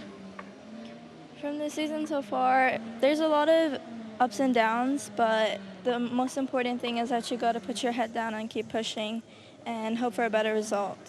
I love that. All right, let me move on to Milena here. Can you tell me where you're from, and again, at what age did you start racing? I'm from Kazakhstan, from Almaty, and I started karting from 16 years and 1 year over this time, and in spring. Okay, and anybody in your family racing, or you just picked it up on your own? Now we have a rental karting in our town, so we liked it and started. I love that. I mean, I love the example both of you are setting, because for me also, I've never had anyone in my family in automotive, so I also found the passion, was able to pick it up. Anything you've learned from this season so far, through the ups and downs, what keeps you motivated? It's so hard with the guys, so I'm now shocked a little bit, and I don't know what to say. Yeah, I mean, I did speak with Daria as well. She's an incredible driver in the senior 170 category, and for her as well, it's quite competitive sport itself, but also to race against guys, it can be even quite tougher for females. But I think you just got to keep pushing and learn how to maneuver around the competitiveness that comes with the sport. So any advice you have to keep going? I think just keep pushing. Don't let anyone stop you. Don't let anyone's words hold you back from what you want to do. I love that. Any final advice you have? Never give up, I think. That's also amazing. Okay, final thing. How can people follow you on social media? If you're filming your journey on social media, where they can find you? On Instagram, my name kalyanipratish.11. Amazing. And for you, are you filming your journey as well? Yeah, I'm too on Instagram. What's your handle so people can follow you, if you want to share? What? Your Instagram handle, your name. Myla1ZZ. All right, well, there you go. Make sure to follow them, support them through their journey. And again, like I always say, what makes you good at something is not your gender, but the skill set that you acquire. All right, we'll pass it back to Jack to see what's happening on the track. Okay, thank you, Giovanna. Yeah, they've just entered turn 1 and 2, and they're all coming flying through turn 3 as they absolutely mount the curb through that corner. And again, bounces over the curb of turn 4 and 5 as they sweep through down towards turn 6. Reminder, oh, there's someone off on the gravel, but they're back on track. Are they going to get it stopped for turn 6? Yes, they do. A reminder that we are watching your mini final race of the day. They are starting their final race of the season. The Iame Series UAE round 10 is now well underway. No grid for you as we are now starting. Obviously, they're going to cross the line. Lap 1 is complete, and the timing page will show you the current order. Lizignoli on top, Gray in second, Mitrokin in third on their first race in the season. Then it's Page, then it's Peruzzi. Coming through, Augustin, Wortley, El Sheikh, Pajamaki and Mazzali. I keep hearing shouting down there underneath. So they're rooting, someone's rooting for someone, nice and loudly. It looks like Lizignoli's got a healthy lead as they come through in towards turn 8 now. Achilles Peruzzi closing in on the brakes of P5. I think that was P4, sorry. No, it is P5, so he's down in 5th at the moment. So he would have lost the position on that track as they're now coming down towards turn 1. In towards turn 1 they go. Is he going to attack into turn 2? Yes, he is. Peruzzi on the inside of turn 2 gets it done. Before he gets to turn 3, he sets the fastest lap as well. This is your current championship contender in the orange car in P4. Francesco Lizignoli, though, has been strong today. He's now leading the way down towards turn 7, in towards turn 8 and 9, and down the inside of turn 8 goes down Achilles Peruzzi. Turn 8 down the inside, so he moves up in towards P3. Francesco Lizignoli holding off against Gray, and Achilles Peruzzi now up into 3rd place ahead of Charlie Page as he hunts down one more win for the season. But can he get past Gray and Lizignoli? Gray was fighting so hard earlier and really fought for the position that he is in right now. Francesco Lizignoli has just been sort of quietly consistent, as it were, as he now comes in towards turn 7 and turn 8. So Peruzzi comes through, tries to pull away from Page. This is on board with Peruzzi, I think, as they come through in towards the final corner. It's one of the Predator cards. Right, might be the other one, actually. 128 is out there. That's Theocaris, and we've been on board with Theocaris before, so it might be the same cart that we keep going on board with. And here is Achilles Peruzzi.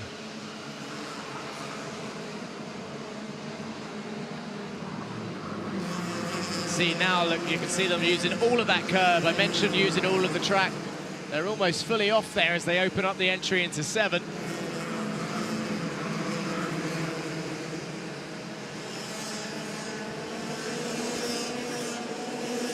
Down towards turn 1. Dipping their heads down behind the steering wheel. In towards the left-hander of 3. And now down through 4 and 5. Into the left to open up the right-hander of 6. We've got Peruzzi trying to pull away from Charlie Page, but Lisignoli and Gray throw it into 7. And now into the left of turn 8, opening up turn 9.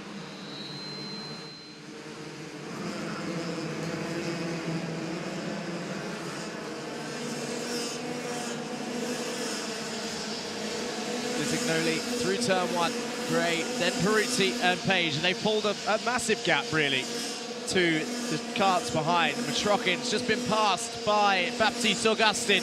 Liam O'Hanlon trying to find his way through. Also, a number 155, Adam Al-Sheikh, trying to chase his way through that pack as well. We're watching them now. Liam O'Hanlon down the inside of Metrokin in towards turn 6. He gets it done. Metrokin then down in towards P6 now as Liam O'Hanlon moves up into, I think, the top 5. Or have they just swapped positions as Metrokin goes down the inside again. In towards turn 8, gets it back from Liam O'Hanlon. Liam's going to try and get a switch back here down towards turn 10. I think he's got it. A drag race down towards turn 1. Into the first corner. Adam Al-Sheikh follows him through. In towards the right. And now they can try and focus on catching Baptiste Augustin up the road after that little scrap that's given Baptiste a little bit of breathing room, a little bit of a gap for Baptiste Augustin in P5. Lisignoli is extending his lead out front. Gray dropping back a tiny bit. Peruzzi and Page hunting Gray down, who's currently in P2. Metrokin attacks Adam Al-Sheikh there in towards turn 8. He drops down 2 positions. Lisignoli crosses the line.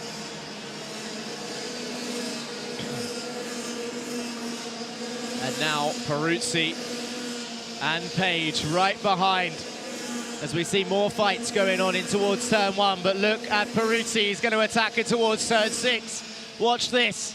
Is he going to attack? No, Gray doesn't attack Gray in towards turn 6. They're going to exit that corner nicely. Now they're going to head down towards turn 7. This is the fight for second place. Peruzzi on the outside.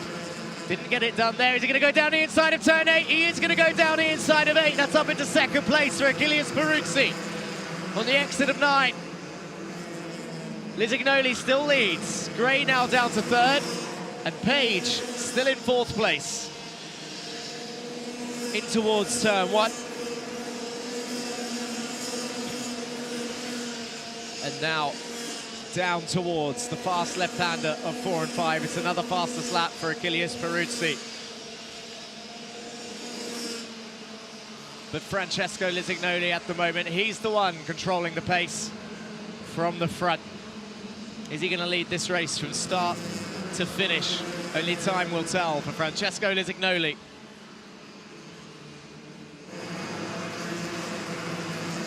Francesco is currently P5 in the championship standings. He's looking to pass Baptiste Augustin and Benjamin Karajkovic. Karajkovic currently in P9, up 13 places. Charlie Page, 2nd in the championship. He's in P4. Peruzzi, your championship leader, as Page goes through on the inside of Gray. Through turn 5, Charlie Page down the inside. Enters turn 6 in P3. And they're all telling each other, okay, that'll do. Now let's just go forward. We can see Francesco Lisignoli, he's got a 1.2 second lead as they come down round turn 10.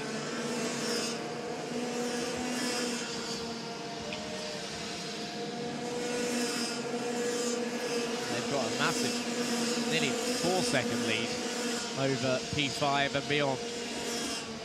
Augustin and Hanlon close together on the circuit. 5th and 6th, trying to pull away from Mitrokin and the rest of the field.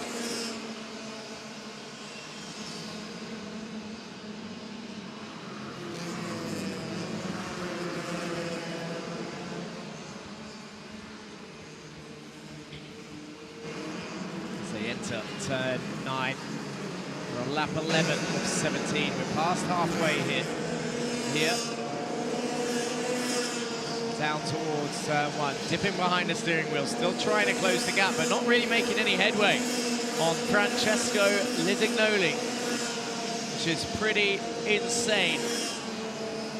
It's worth pointing out, last season, the 24 and 25 championship standings of the Iame Series UAE, Achilles Peruzzi, I believe, was champion, 3 points ahead of Ava Lawrence. And can he repeat? Can he do the double, the back-to-back mini championships?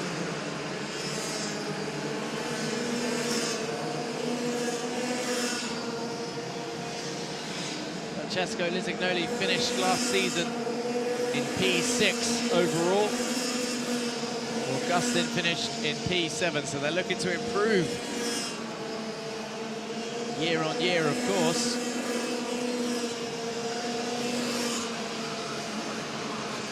And at the moment, they have done so already. They're in P4 and 5 in the championship standings.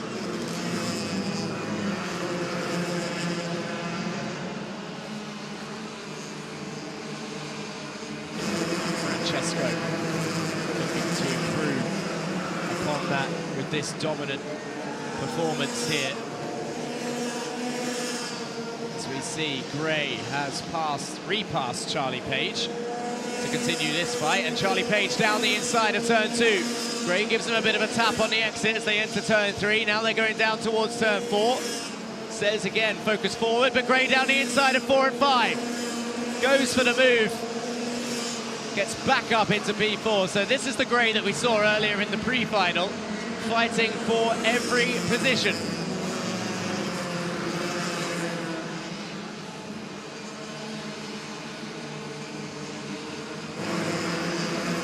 Now in towards 9, and the exit at 10.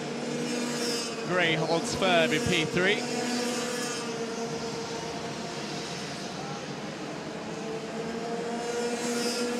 This is the penultimate lap now.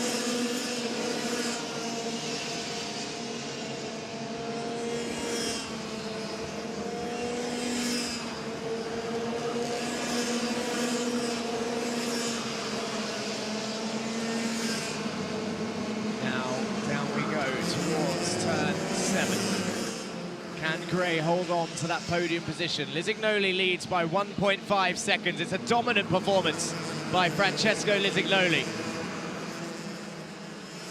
Karashkovic down the inside of Mitrokin.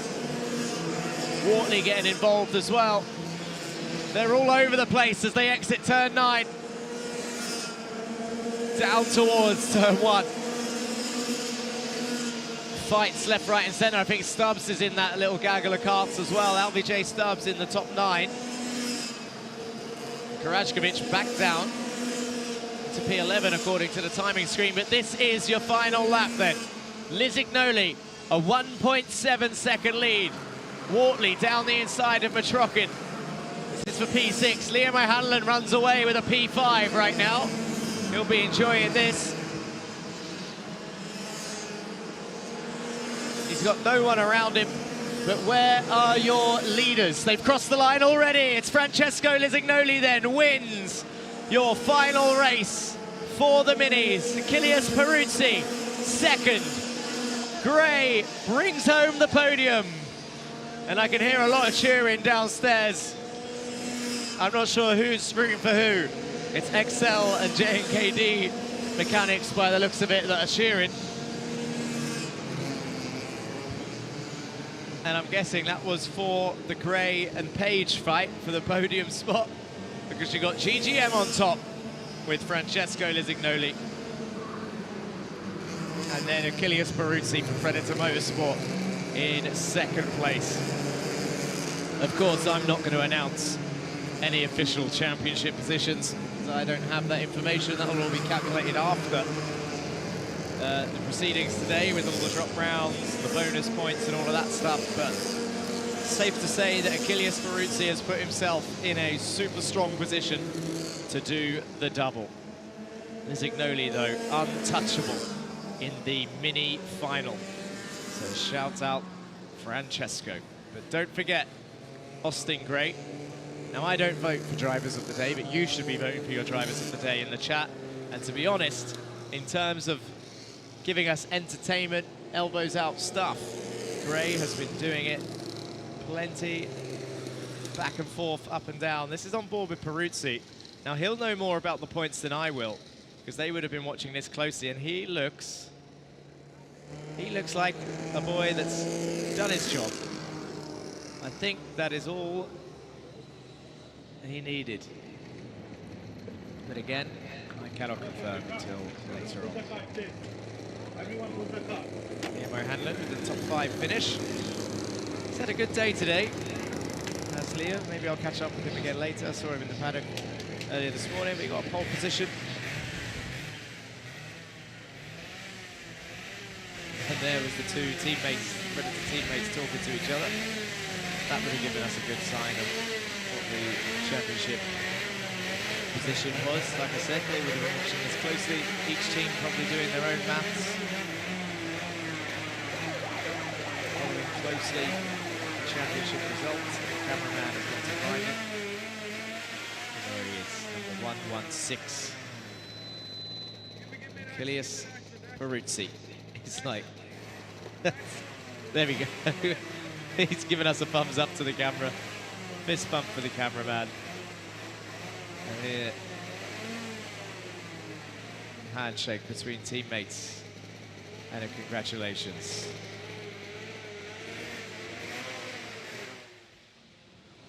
So we'll wait for the official results, of course, but it looks like it's done and dusted for the minis here in round 10. Iame Series UAE at Rack Track, but Lisignoli wins with Peruzzi in second and Gray in third place for JNKD Racing. The rest of your order is as follows. It's Charlie Page in fourth, Liam O'Hanlon in fifth, then it's Ivanov in sixth with Wortley and Stubbs in seventh and eighth. Then it's Adam Al-Sheikh in ninth with Matrokin dropping down to 10th in the end after being firmly in all of those fights. Benjamin Karajkovic up 11 places in P11.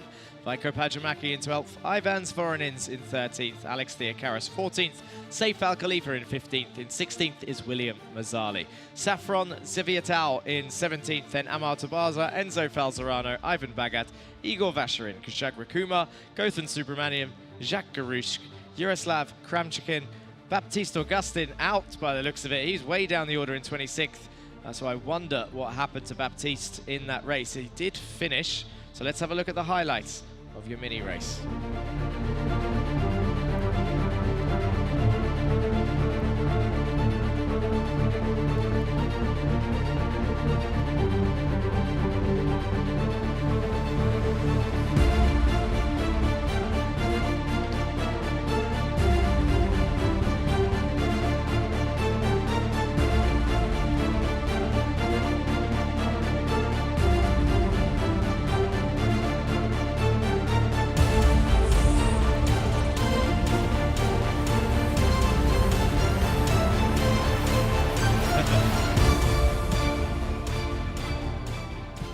Okay, so back to it. 3 races to go till the end of the season, the end of the series. Time trial 3, Bambino up next. 10 minutes of effectively a qualifying session based on lap time only and not position, with 50 more points up for grabs for your Bambino category. Then it's the finals for the juniors and the finals for the seniors and senior 170s. 19 laps and 21 laps according to the screen. So plenty of action to go. In terms of your Bambino Championship, we've said it already. Before today's round, Mark Ristic was leading by 1 point. Sam Testa in second. And Yusuf Al Khaimah currently in third. Let's go down to Joanna in the paddock. All right.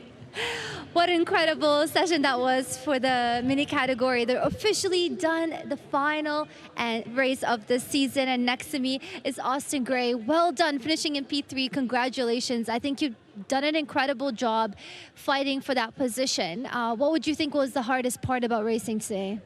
Definitely the quali I was scared about it because I didn't really do good in the rest of my quali sessions, but I did well and I progressed throughout the day, yeah. That's the most important thing. Do you know what you did differently in your setup that helped you progress like that? Nah, I never asked for the setup. I just drive.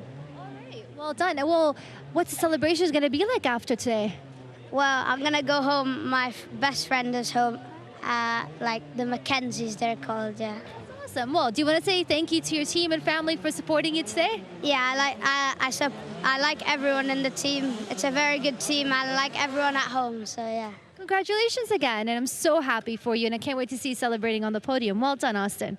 All right, thank you very much. Up next, I'd like to call over Francesco Lesignoli. Well done. Congratulations, finishing in P1 for the mini category. You've had an incredible day today. I mean, lots of competition pushing behind you, but yet you still ended up on top. What was the key to success, you would say? Honestly, I was just trying to stay calm, gapping, do my own line, make sure like not really to look behind because that's just a waste of time. And yeah. I love that. And what was your biggest lesson learned this season? To always think that there's an opportunity left. I love that. Any final words and things that you want to give to your team and family watching? Yeah, I'd like to thank my team GGM. They've been really helping me throughout the season, really encouraging me. And my family, my mom, my sister, and my dad. They've also been really encouraging because they know I can do it. And I'd like to thank my friend Umberto, who's also been encouraging me. Like everyone has been encouraging me throughout the season. Well, you deserve that encouragement because I think you're absolutely fantastic. And congrats again. We can't wait to see you celebrating on the podium. Well done. All right, ladies and gentlemen, I want to call up Achilles Peruzzi. Absolutely killing it this season. You're leading up the charts in the championship. And again, you end up on top, finishing and doing such an incredible job this season. How proud are you of yourself? Yeah, I'm extra proud. It was a challenging season, but I won, so yeah. What do you think is the biggest lesson learned? To obviously never give up. What happened in the heat was unfortunate, but I just put my head down, and in the pre-final I gained like 24 positions. That's incredible. Do you know, do you have any plans to celebrate after? Not much, because I have another race next week in Spain, so. Well done, okay. Well, final words to your team and families for supporting you. I want to have a special thanks for all my competitors, Charlie, Ben, Francesco, Albi, Baptiste. Yeah. And I want to also give a special thanks for a team and Jimmy, my mom, my dad, the Theocharis family, all my teammates, and yeah. Congratulations. Everybody's so happy supporting you. You're a great team player. Look at that. And that's how you celebrate a win, ladies and gentlemen. That is it for the mini category. Achilles' brother Leonidas is going to be up in the junior category, so we wish him all the best. And up next are the Bambinos. So let's see what's up with these guys out on the track. Yeah, there we have it. So, as I mentioned, pretty much confirmation that Peruzzi's done the double and taken the championship once again. And that is the most words we got from him, I think, all season. Listing his competitors, thanking his rivals, his team, his family, and his supporters. He said to me once in the paddock that when the camera and the microphone is on, his brain turns into a peanut. But not today. He can now just relax for about 4 days by the sounds of it, because he's got another race in Spain coming up, which I'm sure he'll be looking forward to that. But he can at least relax for the next day or two before even thinking about it, and absorb his Iame Series UAE Championship title. As we see Sam Tester and August Southall swapping positions here on track. We're watching the Bambinos for their final time trial right now. 6 minutes remaining. It's Ristic on top once again. Robert Aganyan in second, Sam Tester in third. This is what I was saying before we headed down to the interviews. 1 point between Ristic and Tester as they entered this final round. And Sam Tester in the last couple of rounds has been on an absolute charge to close that championship gap. But today, it has been Mark Ristic who's been on form. And he has won pretty much. Oh, he's won time trial 1 and 2 today, that's for sure.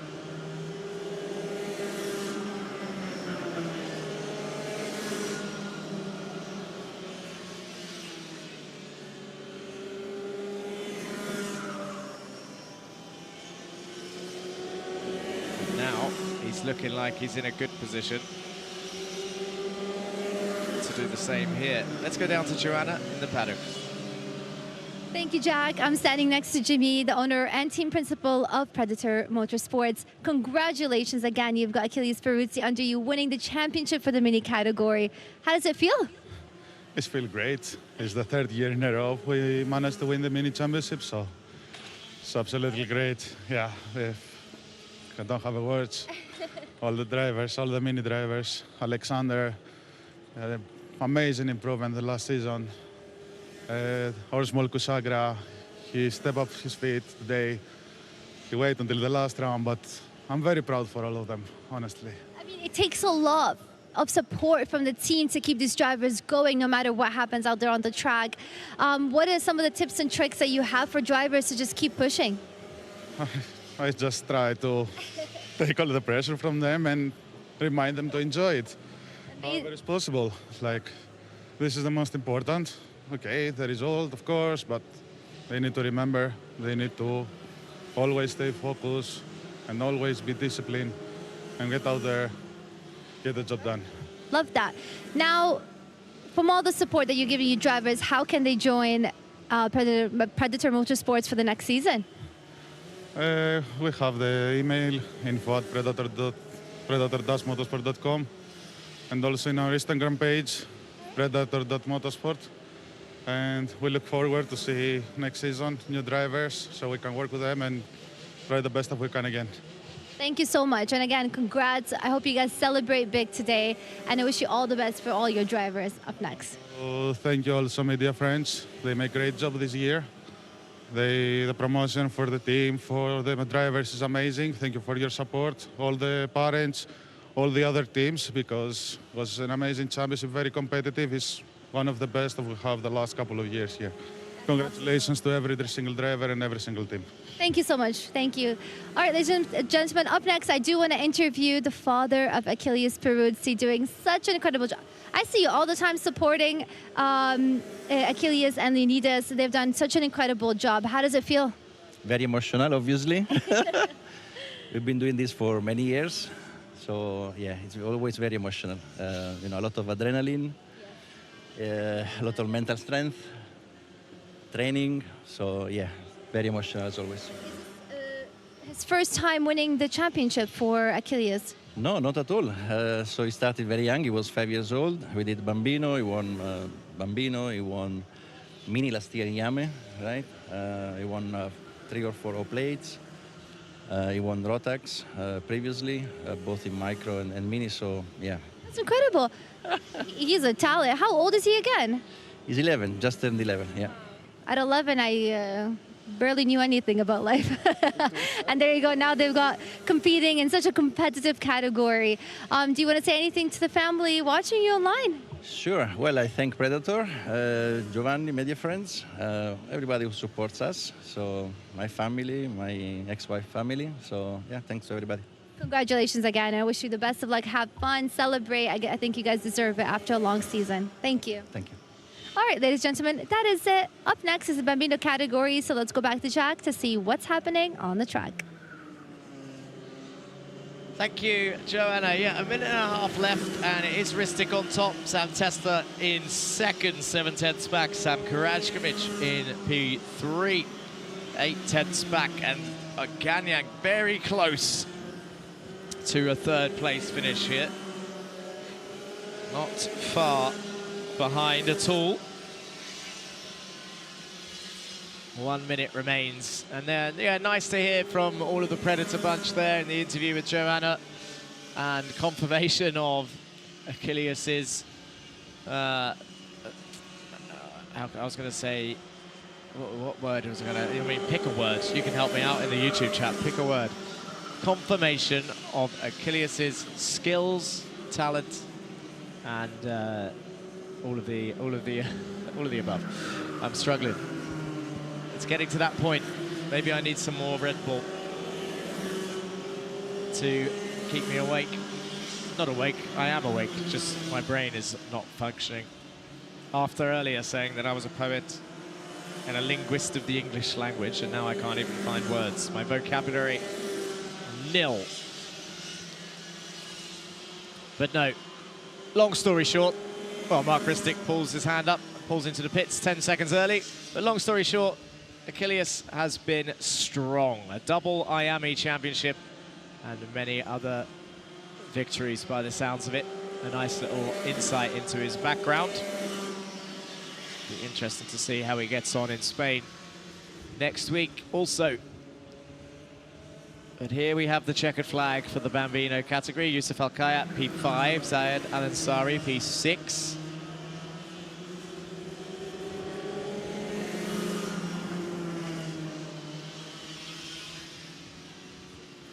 Then Southall, P8 confirmed. Karajkovic holds on to P3 for now. But what can Sam and Aganyan do? And Azgomi also. Azgomi crosses the line in 7th. Aganyan stays in P4. Samuel Karajkovic then takes P3. Testa, P2. And Ristic pulled in early. So that is the Bambino session done. And again, I don't want to call it early without official confirmation, but that is a 3-for-3 victory for Mark Ristic, which means, chat, with all of your support, that I think that's pretty good mathematical chance for Mark Ristic to be the Bambino champion. 3-for-3. He was 1 point ahead coming into this round, and he's won every time trial today, so it makes sense that Mark Ristic wins then from Sam Testa, and Samuel Karajkovic in P3 is your podium for the third time trial. Then it's Robert Aganyan, Yusuf Al Khaimah, Zayed Al Ansari, Shayan Azgomi, and August Southall.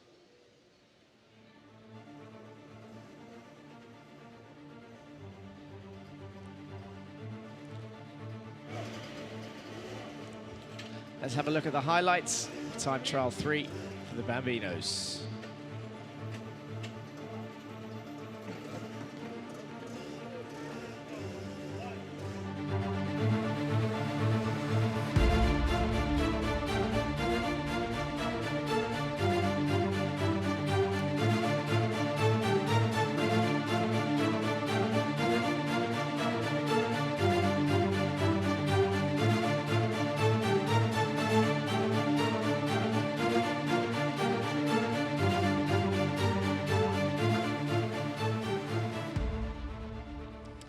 There we have it.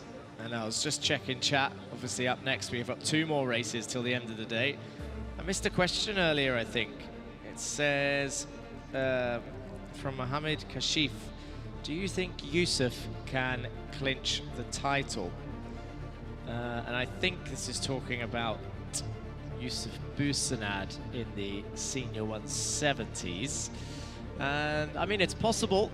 If you want an impartial answer, 777 points was Oscar Bray's total before entering this final round. 762 points for Yusuf Busenad. So mathematically, I'd have to say the answer is yes. But to decide that, we've got 1 more race this afternoon at 3:50 for the senior and senior 170s. But up next is the finals for the juniors, 19 laps of racing. Louis Bataille jumped in chat and said Peruzzi's aura is off the charts, basically. He said, well done to Predator. Also, And then we've got a lot of congratulations coming in for Mark Ristic. An incredible story is being written. Our winner, says Stan. And that is all for your number 88 champion in the Bambino, I believe.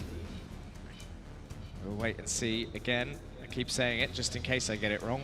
The official confirmation later today.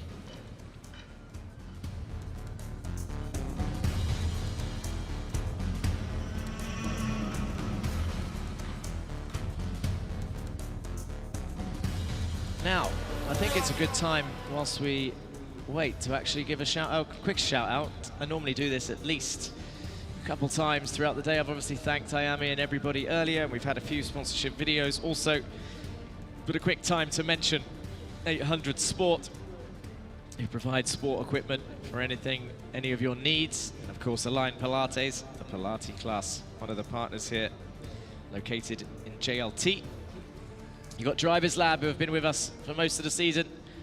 A sim company driver training facility on simulators. Plenty of drivers there getting ready for F4. Dan Wells Driver Management helping to provide F4 coaching as well, from fitness, nutrition, contract negotiation, and all of that sort of stuff.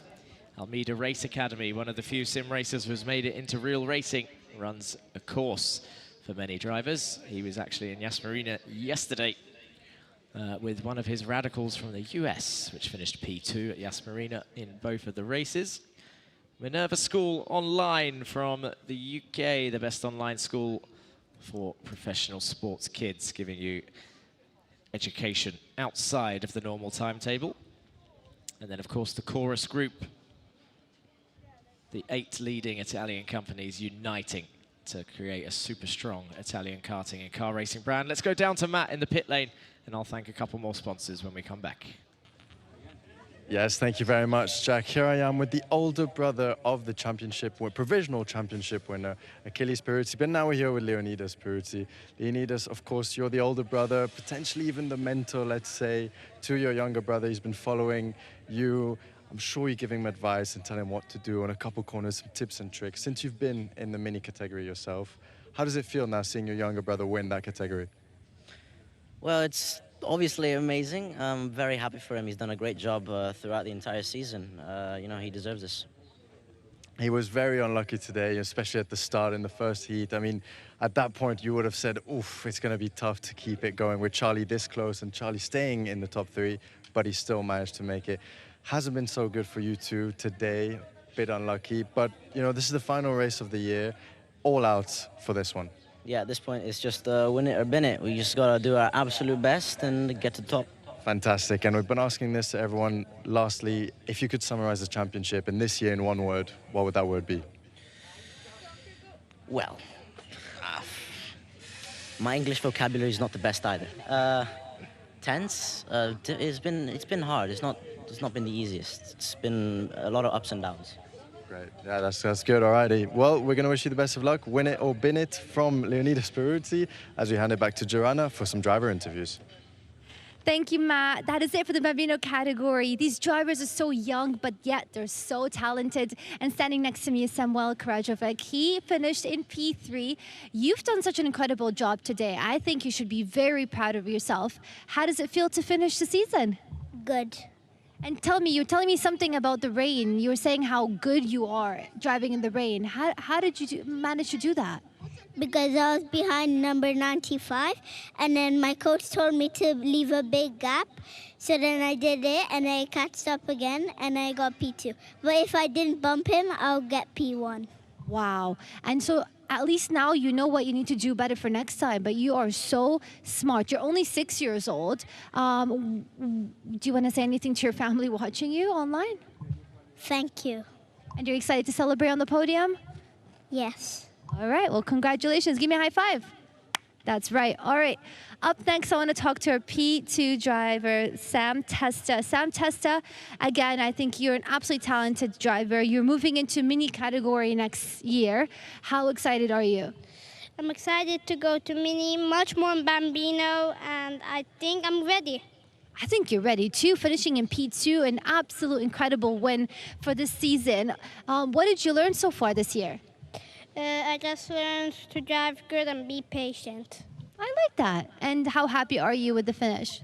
I'm happy, but I'm more excited to go to Mini. I love that. I'm excited for you too. Do you want to say anything final to your family and team watching you? Thank you for supporting me, and thank you the team for helping my kart. Congratulations, you made another high five. We'll see you on the podium. Well done, Sam Testa. All right, Mark Ristic. You know, you're talking to me a lot off camera, and now when the camera's on, we're all just quiet all of a sudden, but congratulations. You should be so happy and proud of yourself. How do you feel that it's all over now? So good. So good. All right, you were telling me that you might have a dance, a celebration dance. What's it called? Chicken dance. We're not going to do that on camera. You're so silly. All right. Do you want to say anything final to your team and family watching you? Thank you. Thank you. Thank you to everybody. All right. That is it for the Bambino category. Jody, can we get them celebrating together? That's Sam Testa and Mark Ristic. They're absolutely incredible teammates. Wishing them the best of luck in their careers. Congratulations to the both of them for doing such an incredible job. And that is it, ladies and gentlemen. That is it for the Bambino category. Up next are the juniors. Yes, thank you very much, Joanna. As you mentioned, up next are the juniors for their finale. Of course, super tense between the two championship contenders. But we're here with Ansh Saigal, number 213. Ansh, today's been a bit of a roller coaster day, but ultimately a really positive day with a P2 in the heat as the alarm goes. Talk to us a bit from that experience. You know, steadily throughout the whole season, from the start till now, you've been improving a lot. So on the start, I wasn't really at the top places. I was down there, but then as the season went, I kept working on my mistakes and kept improving, and then now I'm here finally. And how did it feel getting that P2? It was just the heat, but still being there with the big boys, how does that feel? It was my first P2, so it really felt unreal. Yeah, fantastic. And anything you want to say or you know, thank to the team, the way they've helped you develop and improve as a driver? They really helped me, especially with my driving and everything, so thanks to the team. Fantastic. And we've been asking everyone this. Any word that would summarize your 25-26 Iame Uae Championship? A roller coaster. Roller coaster. Alrighty. Well, we're going to wish you the best of luck, Ansh, and we hand it to Jack for some commentary. Yes, thank you, Matt. Thank you, everybody. And I think a nice reference there from Leonidas Peruzzi, which surprises me every time when someone responds to something I say, because it means that people down there in the paddock are listening to me. I know people on the YouTube stream are, I know people in the director's box are, but anyone that throws in a reference down there makes me remember that I'm being listened to by everyone in the tents whilst they're waiting for their next races. Right, up next though, we have the final junior race. So, in terms of last year, the junior championship, the 24-25 season, your champion was Aryan Singh, who was of course not on this grid, but Veer Chopra was runner-up last year with Adam El Bassioni in third. Matanch Jain was fourth, and Leonidas Peruzzi was fifth. So those guys all at that top end again. You've also got Qureshi and Barakordi were up there in sixth and seventh as well. As for this season's junior championship, it is Chopra who was leading before today. And then it's Jain in second with Peruzzi in third. Barakordi was fourth. Henry King is up there in P5. That is this year's championship standings before round 10 and after round 9. It's a 19-point gap that Chopra had before today. So he'll be looking for a good race in this final. There's El Professor looking at everybody getting ready. Derek Rivera setting himself up for a potential another win. It's obviously the aim. You ask any driver, so what's the plan, what's the strategy? Their response will be win. There's Savali Kage's famous race prep slap of the helmet. I mean, it wasn't famous until we got this amazing broadcast, but it's famous now because I've noticed it every time, because he seems to slap himself much more aggressively than any of the drivers around him as he sets himself up for race mode. As we can see, the audience are hydrating with their water and smiling away as they've probably spotted themselves on the screen. What brand is that hat? Aloe. Hey, Aloe. I haven't seen this before, but it's a nice hat. There we go.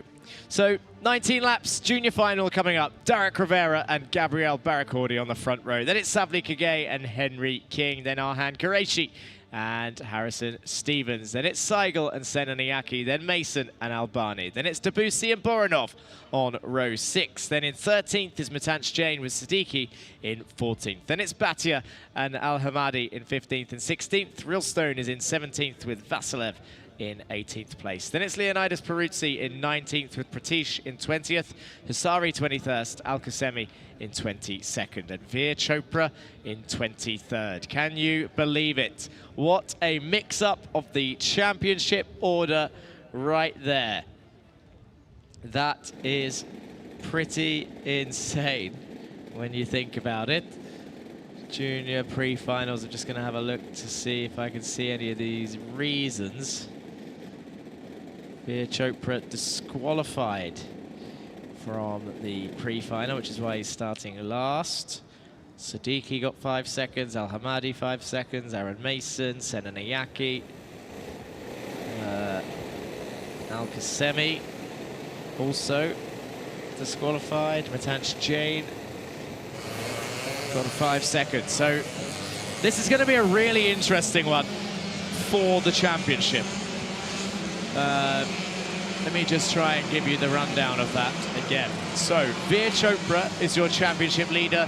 He starts this race in last place. Matanch Jain is second in the championship. He starts this race in around 13th place, I think it was. Leonidas Peruzzi, he's third in the championship, and he starts this race in, I think it was 19th-ish place, if I remember rightly. And then Gabriel Barracordi, he's fourth in the championship. And he starts near the front, or on the front row, in second place. So that is what you need to watch right now. That's 4 drivers I mentioned. Top 4 in the championship. One of them is at the front. That's 4th place. One of them is at the back, and that's 1st place. And then your 2nd and 3rd drivers are in the middle of the pack somewhere. So this one is going to be interesting. Expect to see Veer Chopra carve his way through the field as quick as he can. Expect to see Leonidas Peruzzi get his elbows out and carve his way through the field. Expect to see Matanch Jain methodically try and make his way up through the field. And then also, do not forget Gabriel Barracordi, who's starting this race on the outside of turn 1 at the front. Here they come then. The final race for the juniors. Round 10, Iame Series UAE. They come down the main straight and the lights are green as they come round in towards turn 1. We've got one driver off already. Is that Barracordi on the outside? I think it is Barracordi. So he was 4th in the championship, but he's got off at turn 1. And now he's at the back behind Veer Chopra. So that has been sorted pretty much straight away as Derek Rivera leads the race, into turn 6, down towards turn 7. So Gabriel Barracordi got the start that he would have been hoping for as he was offline in towards turn 1 and off on the gravel on the exit. Al-Qasemi down the inside of turn 6. He's charging his way through. And away they come down into the main straight then. Number 249, Qureshi, currently in 2nd place. As they go in towards turn 2, Qureshi's looking lively here. He's right on the bumper of Derek Rivera. Leonidas Peruzzi is still around the same area, I think. He's up 4 places, it says on my screen. Matanch Jain is up 2 places in 11th as Derek Rivera is trying everything he can to hold on to that lead as they go in towards, so he's got the whole pack backed up behind him as he defends turn 9, but watch the exit speed of the GGM car in second place, down towards the main straight. 260, it's Savali Kage in second place as they enter turn 2. And then we've got an MN kart coming through as well. That's Ange Seigel around the outside of Qureshi into 4. Gets elbowed out and off onto the curb. Oh, more contact for Ange Seigel in the mid-pack. And there's one up the back, up on the back bumper of Ange as they all start now trying to solve their way through this mystery. And they're getting closer to your top end of the championship, who are down there somewhere in that mid-pack. Matanch Jane is trying to carve his way through in towards turn 9. But we've got Derek Rivera coming into the main straight. And then we've got Savali Kage holding on to second. And it's Henry King in third, with Qureshi in fourth, Mason, and then Stevens, and then Ange Seigel, then Matanch Jane. Al Khaimah and Veer Chopra trying to make their way through in the mid-pack, and they've both done it together. Down towards turn 6, Veer Chopra down the inside, gains another position on Al Khaimah as they go down towards turn 7. He now needs to close the gap to your lead train as they go through turn 8 and 9. Here come your leaders again. Leonidas Peruzzi is on the back of this train.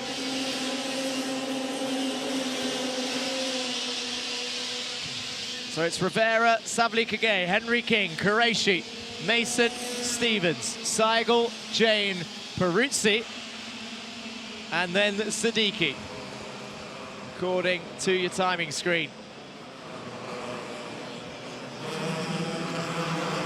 Down in towards turn 8. Down the inside for Mason on Qureshi. Aaron Mason goes up a position in towards turn 8. Keeps the position in turn 9 by the looks of it. Moves up into P4 as they come down across the line.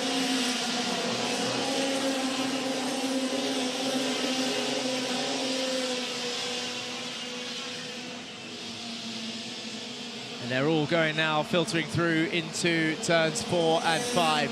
Veer Chopra clear of the gang behind now, so he can try and hunt down the lead train of 1, 2, 3, 4, 5, 6, 7, 8, 9, 10 karts. Veer Chopra in 11th place, I think, right now. Sorry, 12th place. Looking at the timing screen. They come down again towards turn 1. Your leaders starting to pull away then. Derek Rivera just eking out the gap. Savali Kage not close enough to make a move. Henry King can't make any inroads on your top 2. Aaron Mason is holding off Qureshi. And Seigel is ahead of Stevens, Peruzzi, and Jane. 287 is lacking behind a little bit. That's Hasari. I think he was one of the karts that was involved in the wheelie on the back of the car earlier. Stevens and Jane also battling it out in the mid-pack as they come through once again to start lap 7 out of 19. Jane and Stevens continuing to fight as they go down towards turn 4 and 5. You're looking at Henry King. Your leaders come into the shot. Henry King in third, holding off Mason and Qureshi at the moment.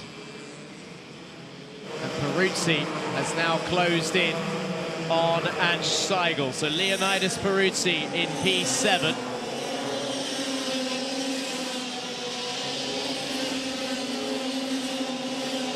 Has made his way onto the back of Ange Seigel then.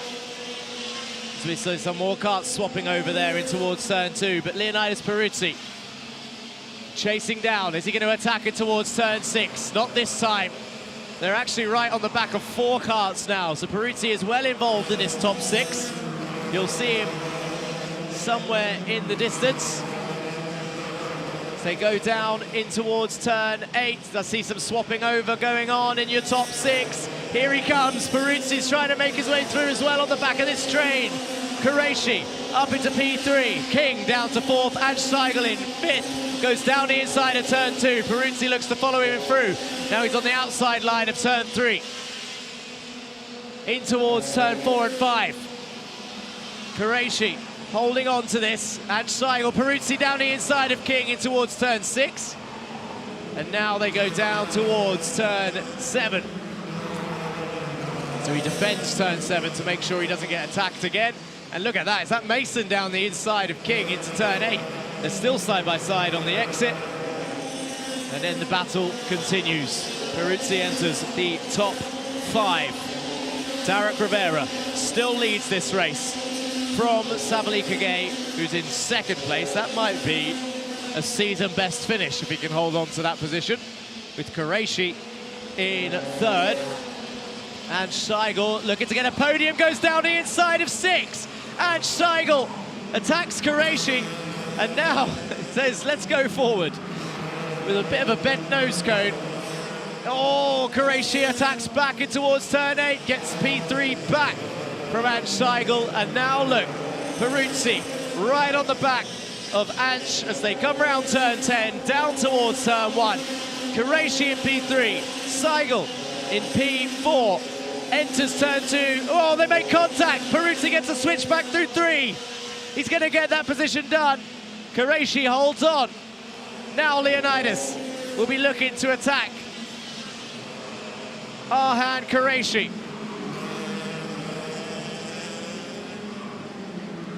As they go in towards turn 7. Arhan Qureshi enters turn 9. And behind is Leonidas. Rivera still leads, half a second ahead. As I see 226 pull in, that is Horisto. He's decided to stop. And look at that, Peruzzi's all over the bumper of Arhan Qureshi, who is currently 3rd. Oh, he had a look, sneaky little look in towards turn 6, couldn't get it done, and here comes Chopra down the inside of Henry King. Chopra attacks into 6, down towards into turn 7, in towards turn 8. And into 9 and 10 they go. Don't know which way to look. But your top 2 not swapping over anytime soon. Arhan Qureshi, Peruzzi, Seigel, Mason, Chopra and King.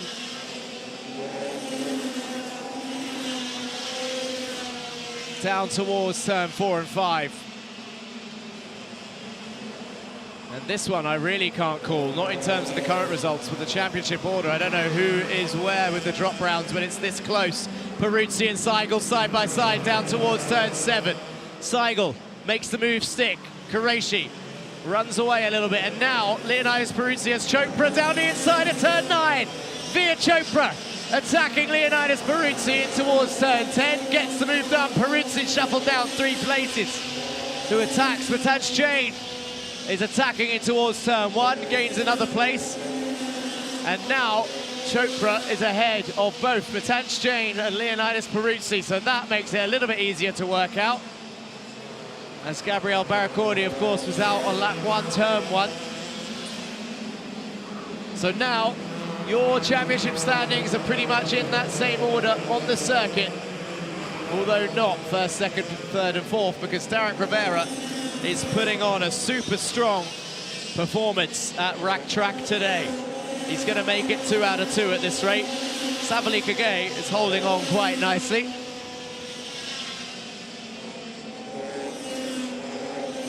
Number 260, his season best finish so far is 4th place, according to this, and that was in the final of round 7, which was at Yas Marina. So this is the final of round 10. Rack Track, Sabali Kage about to get a season best finish if he can hold on to 2nd place.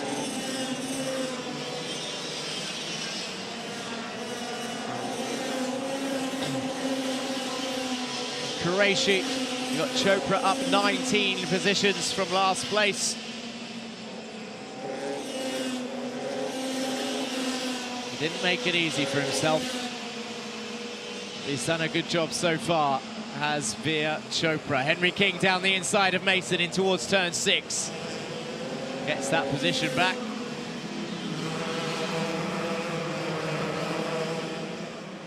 But now we're watching Chopra try and reel in Arhan Qureshi.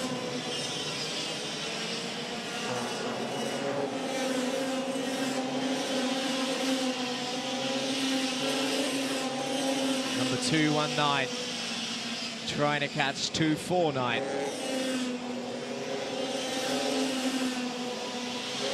He is very, very close. Is he going to attack him towards turn 6? Not this time. Looks like he's taking his time with this one in order to get that P3 from Arhan at this rate. Down in towards turn 7. In towards 8. Didn't go for it this time. Is he waiting for the last lap, or is he going to just send it when he's close enough?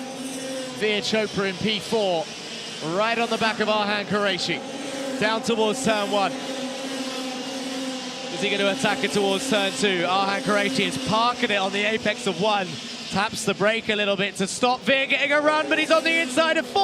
Oh, he's spun, he's off, and he's collected Veer Chopra with him. Oh no! Chaos right at the end, raging, but Veer Chopra should not focus on that. He should get back into the race. This is going to be huge. Arhan Qureshi moves over to the left-hand side, pushes Veer Chopra towards the inside of the corner, and Veer Chopra holds his position. Qureshi spins, and it's the finish line. I was so busy focused on the action. It's Derek Rivera wins the junior final. Savali Kage with a season best finish, finishes in second place, and Ange Seigel, who just said earlier on that he got his best finish in a heat race, gets a podium in a point-scoring race. Ange's best finish before this was P7. The highest points finish for Ange Seigel before this final was a P7 last time out at Alphasan. And he's just got a P3 in the final round. Derek Rivera, 2.35. His best finish before today was P4, and he's just won 2 races in a row. It's an absolute mind-blowing round for your top 3 drivers in the final. All of them with personal best points finishes. Here's a repeat of this huge incident in terms of championship implications, or not. And you can see there, and then he's just going to roll back on into the track. I mean, it's not like he reversed into him on purpose, but the initial phase of it, I'm sure, will be looked at by the stewards. And Peruzzi looking down. I didn't actually see if anything happened to Peruzzi, where he is.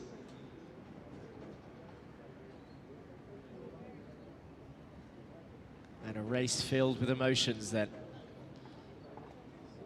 as Arhan Qureshi looks down out of the race after a strong hold of position.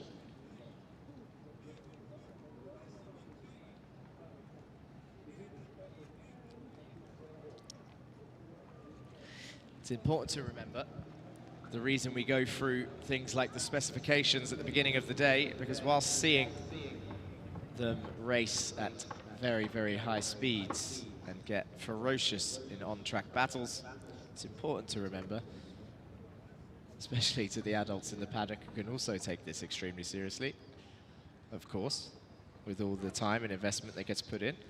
But it's important to remember that at the end of the day, these are all young men and women on the track, teenagers, and of course, an emotional time when things don't essentially go the way that they want it to. So Leonidas Peruzzi is still out there on track somewhere, so we didn't see what happened to him. It's turn 7 that Peruzzi is sat at the moment.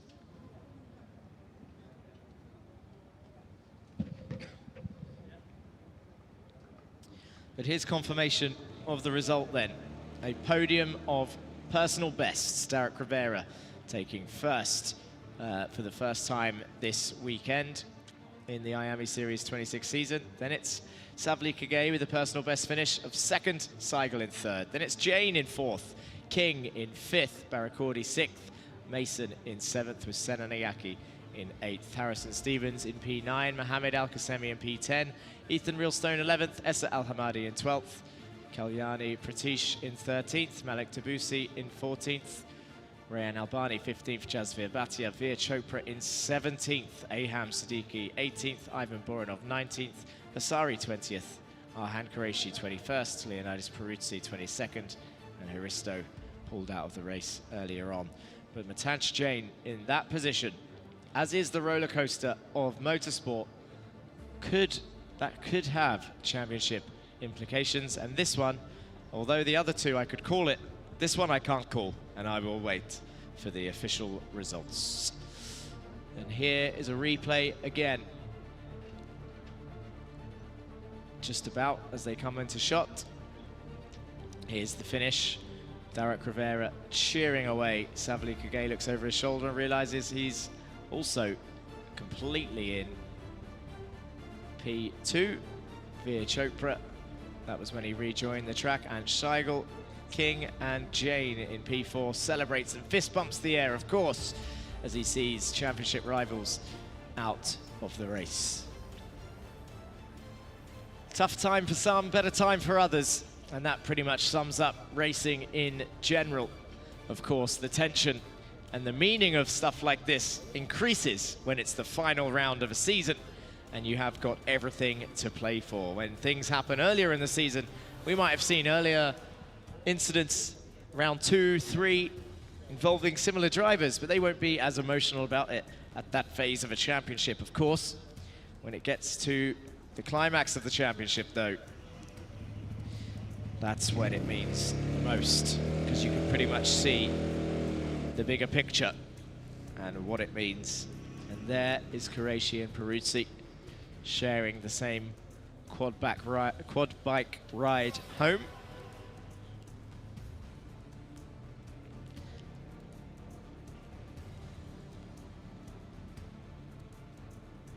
Neither one of them wanting to talk to each other by the looks of it, as they both get rolled back to the pit lane. So we've got one more race to go, ladies and gentlemen, and it is the senior and senior 170 final. And then the season will come to a close. There's Nathan Pope putting his thumbs up to the camera, says okay. I was about to do a dance, but then realized that loads of people are watching and changed his mind. And there is a reminder to hydrate yourselves. Get yourselves some water, because the sun has been out since this morning after the few showers of rain. Thumbs up here.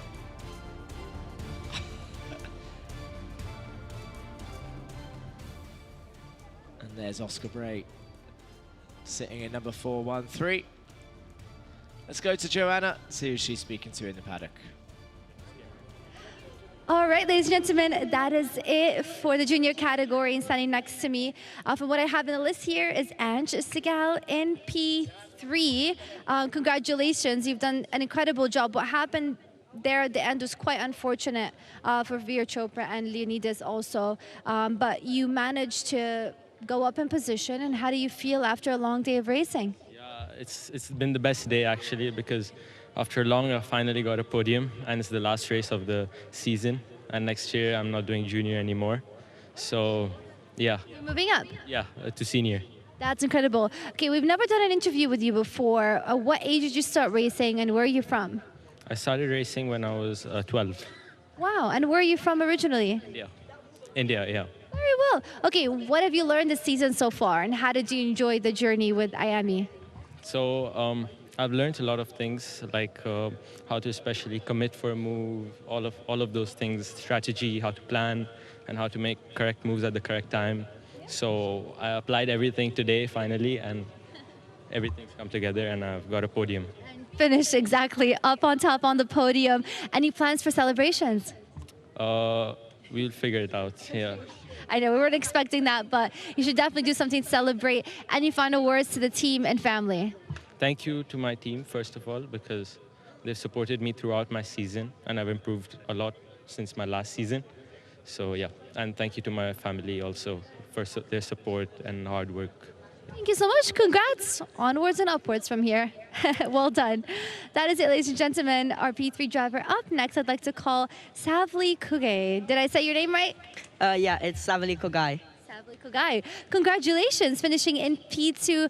How does it feel? You've had such an incredible day, and you've just managed to pick back up and end up on the podium today. Yeah, I mean, qualifying went quite well. We qualified 5th, and then in the heat, my spark plug went kaboom, and we started last in the pre-final.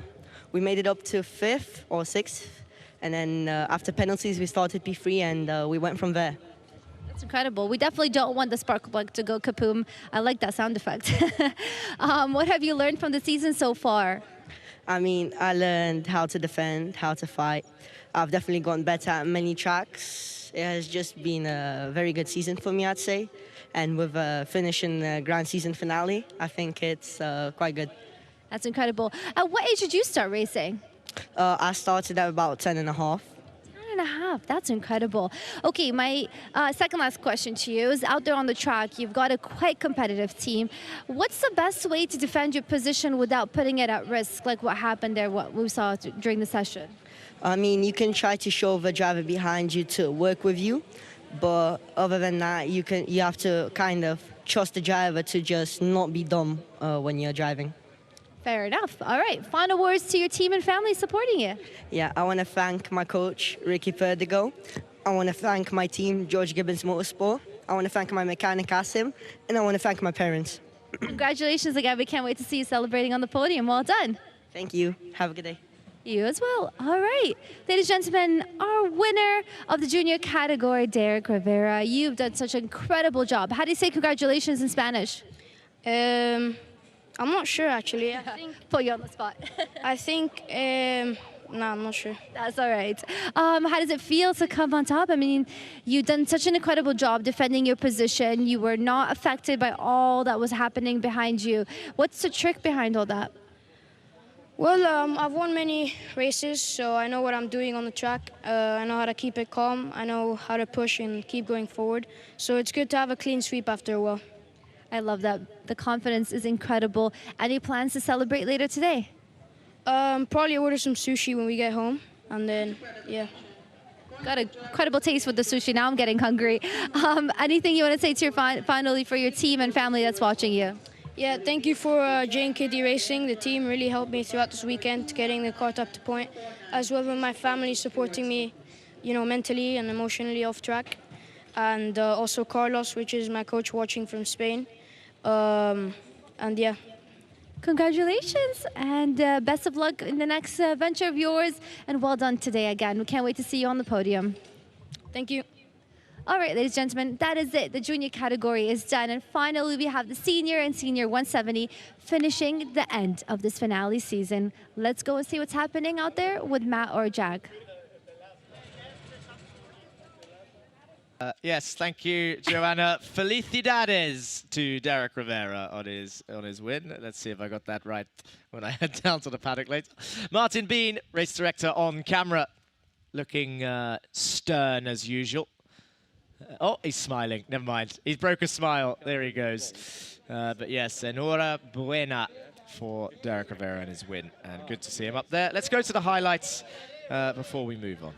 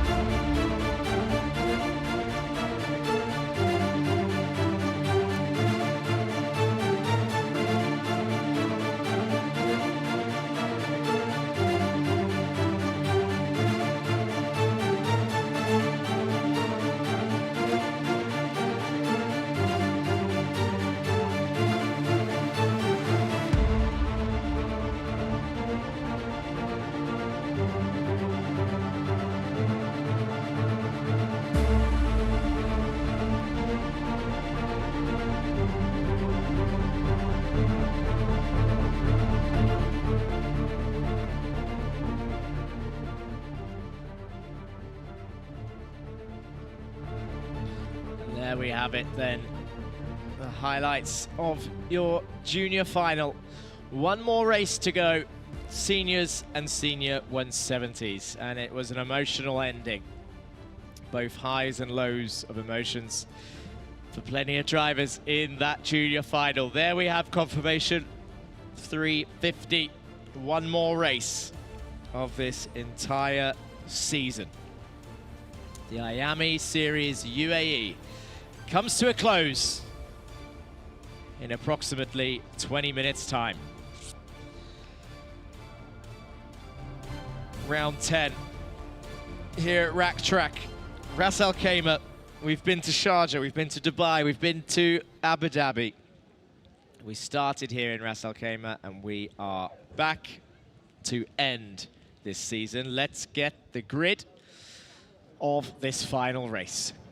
Dama Dassa on pole with El Bassioni in second. Then it's Louis Hartmann in third with Rayan Qureshi in P4. Then it's Armani Kanua in P5 with Max Dexter in P6. Then it's Kappen, Mohan, Haddad and Briz rounding off your top 10. And Kose Nagoma and Biren Piri in 11th and 12th with Hasiba and Dinu in 13th and 14th. Obeid and Yamin 15th and 16th. In 17th is Martinez with Jolovic in 18th.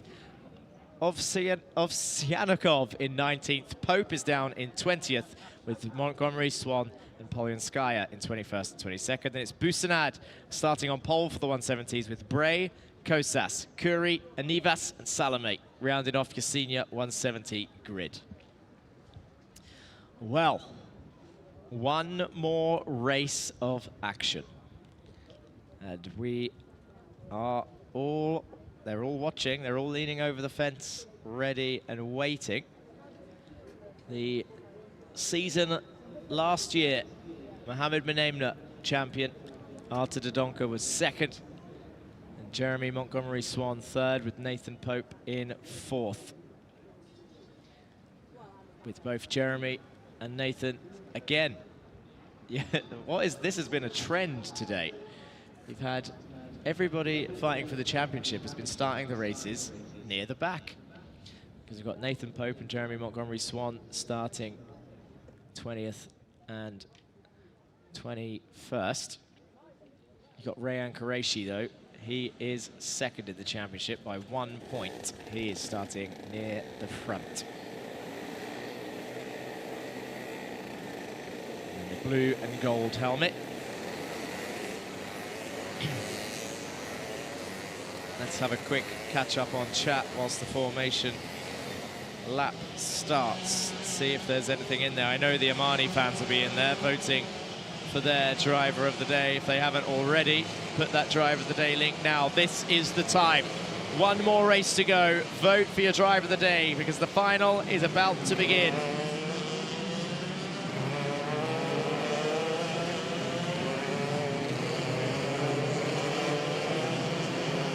Everyone's saying go Saba. Congratulations Saba and Aaron in the chat. One last push to bring it home. Let's go Amani, Pride of Africa. Go GGM. This is for Nathan. Fantastic work Saba. Looking forward to watching Amani win. Team Amani online. Let's meet behind the commentator's tent for strategy. I don't know what that means, but feel free. You can do this, my boy. You've got this. Don't know who that one was aimed at. Amani, let's finish the day with a bang. Go on, Amani. Rooting for you, Amani. Do you think Yusuf can win it? I answered this question earlier. I thought I missed it, but I managed to get it. Mohamed, honestly, I'll give the same answer as I gave earlier. Mathematically and logically, yes, he can. But of course, I cannot pick a favorite. Oscar Bray is the championship leader in your 170 class. Yusuf is the chaser, and at the moment Yusuf is starting in front of Oscar, and it is still mathematically possible for Yusuf to take the championship, but it is also mathematically possible for Oscar to take the championship. We will never know. Well, that's wrong. That was completely wrong. We will know. We will find out in 21 laps time as they come around the final turn then and head down towards turn 1 with Dama Dassa leading the way into turn 1. The engine revs right. Someone's up. There's 3 karts out already. Is that... oh, there's multiple karts out already as everyone's going round and avoiding incidents in turn 1. Can't see the number. I think it might be Kappen. It's a purple and yellow helmet that I could see from the distance. So Nathan Joseph Kappen might be out of this race on turn 1. El Bassioni is here behind Louis Hartmann, chasing down. He goes down the inside of Hartmann in towards turn 8. Retakes that position. He's back up into second place. Dharmadasa leads your first lap of your senior final. The engine revs rise and we are racing down towards turn 1. This will be confirmation that it looks like Kappen is tumbling down the order, so I think I've called that right. Yeah, he hasn't crossed the line, so it is Nathan Joseph Kappen that was involved in the turn 1 incident and out of the race. Oscar Bray, Yusuf Busanad, Andre Curry are up in 12th, 13th and 14th overall. Forget Senior 170, these guys are racing for a top 10 in seniors right now. Here's a replay, and there it was. It was Qureshi, and it's Dexter also, and Nathan Kappen. So Dexter down the order, Qureshi involved in the contact somehow. And Pope, let's have a look now as they come through. Oscar Bray leads for the Senior 170s. They're up 12 positions. Just looking down the order, Dexter's down into 18th place, Qureshi down into 15th. So this could help Jeremy Montgomery Swan, but Montgomery Swan needs to catch and pass. Oh, off on the track and on the gravel. Big old jump into the stones there. I didn't see the number, I just saw CRG Kart.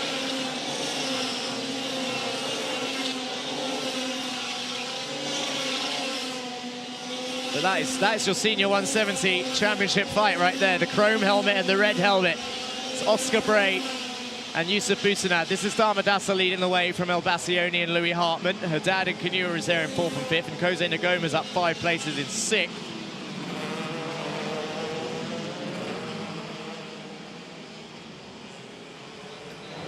Qureshi will be catching up to try and pass the Senior 170s now. Alexandros Nivas and Montgomery Swan out of this race. Number 334 goes back to the pits. A terrible day for Jeremy. I was trying to work out where Montgomery Swan was because Qureshi dropped down the order and that's who he's fighting. And all he had to do really was finish ahead of him in this race. But it doesn't look like it was meant to be for Montgomery Swan, who's put on some really strong performances across this season and dropped down back to the pits. It's been a nightmare end of the season for the young driver. But I'm sure he will stay strong, pick his chin up and continue the jokes once he's had some time to absorb the situation. Oscar Bray, still 12th overall is Oscar Bray. Yusuf Busanad drops a little bit, so he's got some carts in between. Still watching Dharmadasa lead from El Bassioni, who's looking over his shoulder at Louis Hartmann. Amani Kanua up into P4.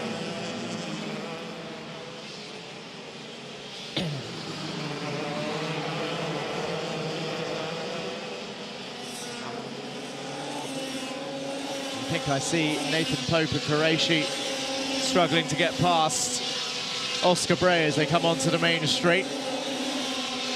It is Pope, Qureshi, and it looks like Oscar's got a bit of breathing space as Pope goes down the inside of turn 2. Qureshi follows him through, and Oscar Bray can now try and follow them. Yusuf Busanad can see Oscar. That's your 170 championship that's being asked about in the chat. Yusuf Busanad will have to finish in front of Oscar Bray if he wants a chance of winning the 170 championship. It looks like Nathan Pope is on a charge because he is now also passed.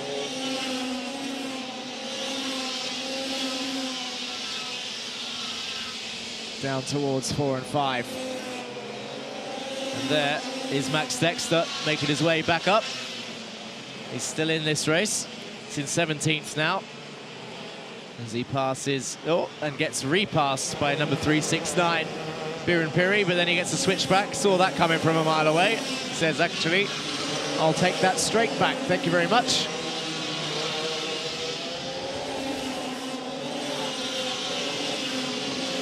Amani Kanua is reeling in your top 3, guys. Those of you watching at home. Don't know if you've seen it. I know it looks like Dharmadasa is holding strong in P1, and he is very much holding strong in P1. But Amani Kanua in P4 has been slowly but surely reeling in Louis Hartmann and Adam El-Bassioni. Antonio Sadat holds on to P5. Nathan Pope up 9 positions. Oscar Bray is up 10 still. In 14th overall. An impressive drive from Oscar and Yusuf in the senior 170 category, who avoided carnage at the start and find themselves trying to hold on to as high a position as they can in the senior class. Nathan Pope has caught up to his next rival, goes down the inside of turn 6.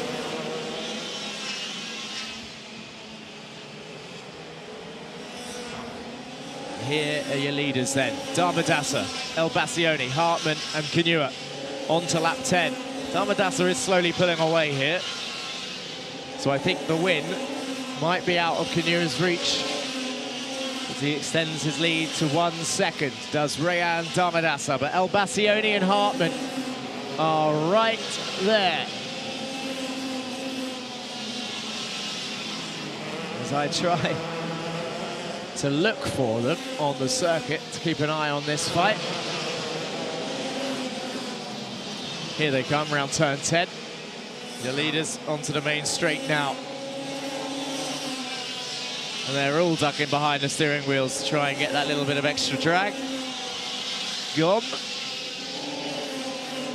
Amani Kanua closing in on Louis Hartmann here, through 4 and 5. In towards turn 6. Amani currently in P4. Closes in on the brakes into turn 6. On Louis Hartmann. Down towards turn 7. Closes in again. So he's good on the brakes. Is Kanua got a replay here. 3-4-3. Bouncing over the curve. Oh, that was some serious airtime. Looks much better in slow motion. Might be painful for Andrew Obaid, but he'll want to save that for the highlights reel. Show that to the family and friends. Excuse me, have you ever seen a kart take off? Ever? Oh, hi guys, I'm a pilot. Andrew Obaid, 4 wheels off the ground and into the gravel trap.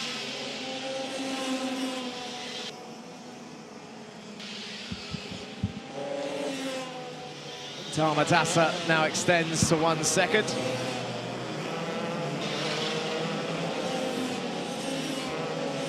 Hartmann and Kanua have swapped places then, so he missed the fight for P3, has indeed swapped and come alive. So Dharmadasa leads by a second. El-Bassioni holds on to second place, but Amani Kanua is now in P3. And chasing down Adam El-Bassioni. This is on board with Amani Kanua as they go in towards turn 8. That's Adam El-Bassioni in front. Can we stay on board with him, actually, as we do a full lap, just to really see the circuit? I don't know if we can do that, but here we go. He's going to go down towards turn 1, a fast right-hander into the braking zone of turn 2. And then very quickly after this, they cut the apex of 2 a little bit, in towards 3. And now a fast left-hander through 4 and 5. This is 5. Move it back over to the left. Chuck it into the right-hander of 6, which is a double apex corner. And then they exit onto the back straight of 7. This would have been the interesting one as they chuck it in there. That's the curve that Obaid bounced over earlier on turn 7. And then turn 8 and 9 is a double hairpin onto the fast right of turn 10. So 2/10 the gap between Kanua and Adam El-Bassioni. The chat will be enjoying this. Let me see. I don't know if I can. I've never watched the chat during a race before, so this will be the first time. Normally I'm watching the action and commentating, but I just want to see how many people are popping off in chat. Vote your driver of the day, because this is your chance. But Amani Kanyua is chasing down Adam Elbassioni right now. Lisa Bray says fingers crossed for 413, which is of course Oscar Bray. You've got the speed, go Louis Hartmann, says Franza. Let's go GGM, stay sharp, stay fearless, stay fast, Amani. They said that when he was in P4, he's going down the inside. Amani Kanyua takes second place from Adam Elbassioni in towards turn 2. And as he's called in the chat, the pride of Africa moves up into second place.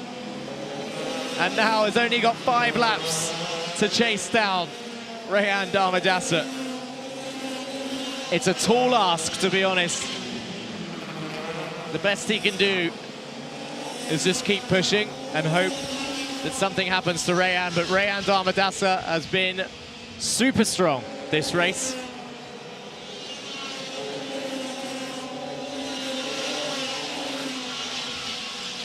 Impressive stuff, as now Adam Elbassioni tries to hold on to third from Louis Hartmann behind. You got Briz there in P5, Kose Nagoma in P6 also. I think Kose will be happy with that. Just gonna go back through, don't think I updated seniors for a while, but last I checked, and Kose Nagoma, number 377. Did have a 7th place finish before, so he has finished up there in the top 10 a couple of times this season. And now he's got Nathan Pope chasing him down, who's just moved up into P7, up 13 places. So Dharmadasa, Kanyua, Elbassioni, Hartmann, your top 4. And Oscar Bray has come into the pits, and Yusuf Busanad leads the 170s. Now, is that going to be enough? Is that enough points? Florenzo says, what happened to Oscar? Mohammed says, what? Oscar is out. He's in the pits. I don't know what to say. We didn't see what happened. Alexandros Anivas into the pits also.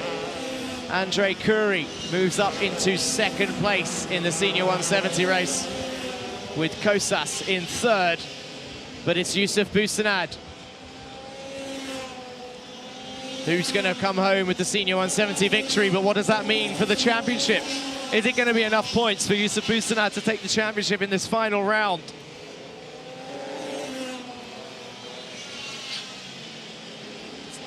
Devastation all around as we're on the final lap of the season. The Iame Series, UAE, round 10 finale. The senior and senior 170 final, the last lap of the season. Amani Kanyua is in P2 currently, but Rehan Dharmadasa is about to come round the final corner to complete the last lap of a 10-round season. It's Rehan Dharmadasa wins from Amani Kanyua, the pride of Africa, in 2nd. 1 second behind. He did close in, but not enough laps for him to try and take victory. And Adam Elbassioni holds on to 3rd place with Louis Hartmann in P4, Briz in P5, and Kose Nagoma with potentially a season best 6th, but he has been in the top 10 a couple of times this season. Amani and Dharmadasa celebrate with each other there as they shake hands on the track and they come back. And what a season it's been. Fantastic racing all round. Heartbreak for multiple drivers. And elation for the other side of these championship rivals. It's really, what an insane finale for the storylines that we are seeing across these 4 categories. 5, 6 categories if you include under 10s. Dharmadasa wins. Amani Kanyua 2nd, and Adam Elbassioni in 3rd.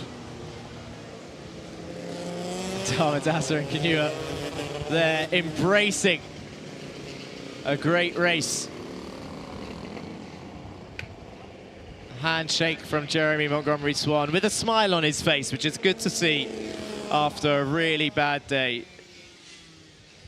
Louis Hartmann in P4, Daniel Briz P5, and Kose Nagoma in P6, Antonio Sadat in 7th, Shivan Mohan in 8th, Rayan Qureshi in P9, Andrew Obaid in P10, Nathan Pope in 11th, Rafael Martinez in 12th, Tamim Hasiba in 13th, Philip Dinu in 14th, Yusuf Busanad in 15th, Biren Piri 16th, 17th is Stefan Yamin, Max Dexter 18th in the end, Arsene Jolovic 19th, Andre Curry 20th, Marcelo Cosas 21st, Alexandros Anivas 22nd, Oscar Bray 23rd, Milena Polyanskaya, Daria Salome, Alexei Ozyanikov, Jeremy Montgomery Swan rounding off the field.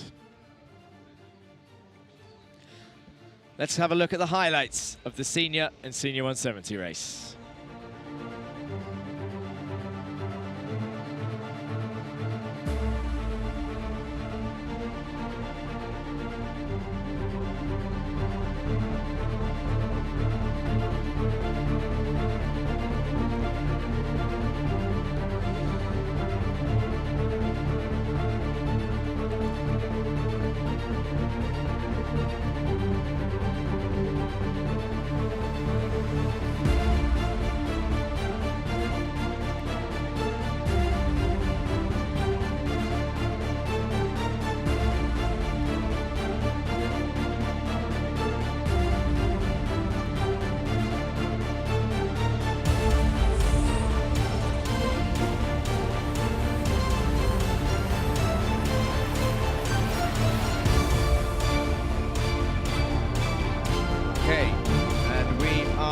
Back, and a lot of messages in chat congratulating, of course, Armani for a P2. We had a question again from Mohammed saying, does that make Yusuf champion? Yes, and then somebody did respond saying, don't forget, drivers get to remove 2 of their worst point scoring rounds. I believe that is 4 this season for the first time. It's 4 worst point scoring rounds. 2 pre-finals and 2 finals get dropped from the championship points, and of course that will now be being worked out by everybody behind the scenes, and I can give that news to you later on for sure, so don't go anywhere because you want to find out the championship results officially today. Alfonso says, wonderful coverage, F1 level, thank you. I appreciate that. Thank you very much for your comments, sir. Amani, Kenyan fans, proud of you, champ. Back-to-back power for GGM. This is how we do it.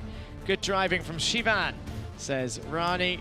Then we've got so proud of you, Yusuf the Goat, who won the title. That, again, we'll have to announce later on once they've worked out the drop rounds and the bonus points. You get bonus points depending on how many rounds you took part in, and you can drop 2 pre-finals and 2 final rounds, of course, your worst ones. Amani, you see the importance of meeting behind the announcer's tent. You have done Africa proud. That has nothing to do with it before anyone says anything fishy. Nothing like that happened. It was all skill from Amani attack. And look at that, a completed calendar. Rack Track, Dubai Kartdrome, Sharjah Kart Track, Yas Marina Circuit, Alpha Sand Circuit, and back to Rack Track. 10 rounds of insane fights, rivalries, friendship. I don't know, I'm running out of words again because now the emotions are setting in because it is done. The Iame Series UAE Round 10 round season, as well as the Middle East Cup. Can you believe it? It's complete. We're done. Thank you all so much for joining in the chat. Armani, you gave us goosebumps. This commentator low-key goated. Thank you. Give me a round of applause, he said. What a season. Can't wait for the summer series. And in that says, Dani, tu puedes desde la familia enaten mandamos mucho apoyo. I hope that is not rude because I cannot understand Spanish. Right, I'm going to pass you over before I get too emotional. That is it, Jag. The finale, the season final race is over for the senior category, and next to me is Adam El-Bassioni. Adam, you've done such an incredible job maintaining the top 3 today and just finishing in P3. How does it feel after this hard work? It's really good. Just the only setback was just there was a minor issue with the car, but I mean I was able to continue, so can't complain. How do you you manage to fight for the position without risking it? I mean, there's so much chaos happening in the junior and senior category. So how are you able to maintain the pace without just pushing it that extra step too far? Just like be smart with your overtakes. Like overtake somewhere where like you wouldn't lose too much time. For example, like turn 2, where you don't lose too much. All right, and just to double check, you're Lebanese, right? Background-wise? Egyptian. Egyptian. And you have family watching you? Yeah. You want to say anything to them? Hi. Just hi. Well, Mabruk. I'm sure everyone's so proud of you. And I'm so excited to see you celebrating on the podium. And again, best of luck. And thank you so much for this incredible season that you've put on. And wishing you the best of luck in the future. Thank you. All right, up next, I want to call over Amani, finishing in P2. What an incredible job you've done today. Like, honestly, we're also happy to see you maintain that position and do such an incredible job. How does it feel to finish off strong on the podium? Yeah, it feels good to be on the podium. My first podium in senior in Iame, like, I haven't gotten a podium in a long time. I'm sure your family is so proud of you. Do you want to say anything to them, to your team, and everyone that supported you? Yeah, I want to say thank you so much to my team. Thank you so much to my granny, my dad, my cousins, my family for supporting me. Any celebrations in mind? Pardon? Any celebrations you have planned with the family? Yep. Oh, okay. That's exciting. All right. Well, thank you so much and congrats. We can't wait to see you guys celebrating on the podium. I know it's been a long season, but I think you guys have done an incredible job. So it's a well-deserved win. Congrats, and we'll see you on the podium, Amani. Thank you. Thank you so much. All right, ladies and gentlemen, Ryan Dermadasa finishing in senior category up on top in P1. Congratulations, Ryan. You've done an incredible job today defending your position. Are you feeling good? Yeah, I mean, yeah, first one of the series. Yeah, great feeling. So, any final words you want to say to the team and the family? I mean, this is it. This is the end of the season for 2025, 2026. And tell us how it feels. Yeah, obviously good way to end the season, 1-2 for the team. I just want to say a thank you to George Gibbons, GGM, thanks to my parents, my mechanic. Anything you learned? Yeah, I mean, how to win, I guess. Amazing, that's right, how to win. Well, you ended up on the podium, so congrats, Rihanna. Can't wait to see you celebrating. Congrats again. All right, ladies and gentlemen, that is it for the senior category. Up next is the senior 170. I'd like to call...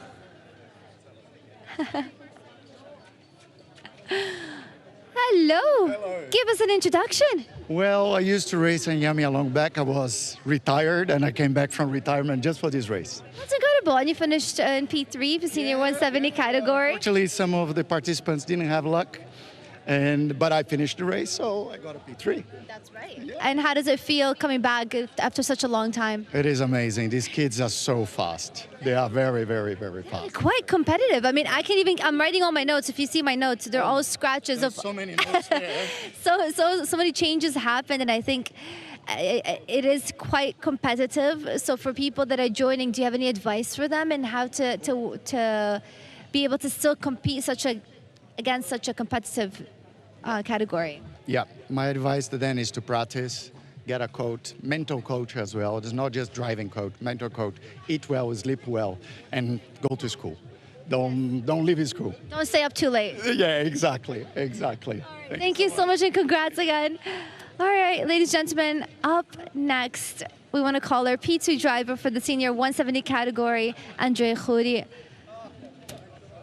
The stage is all yours.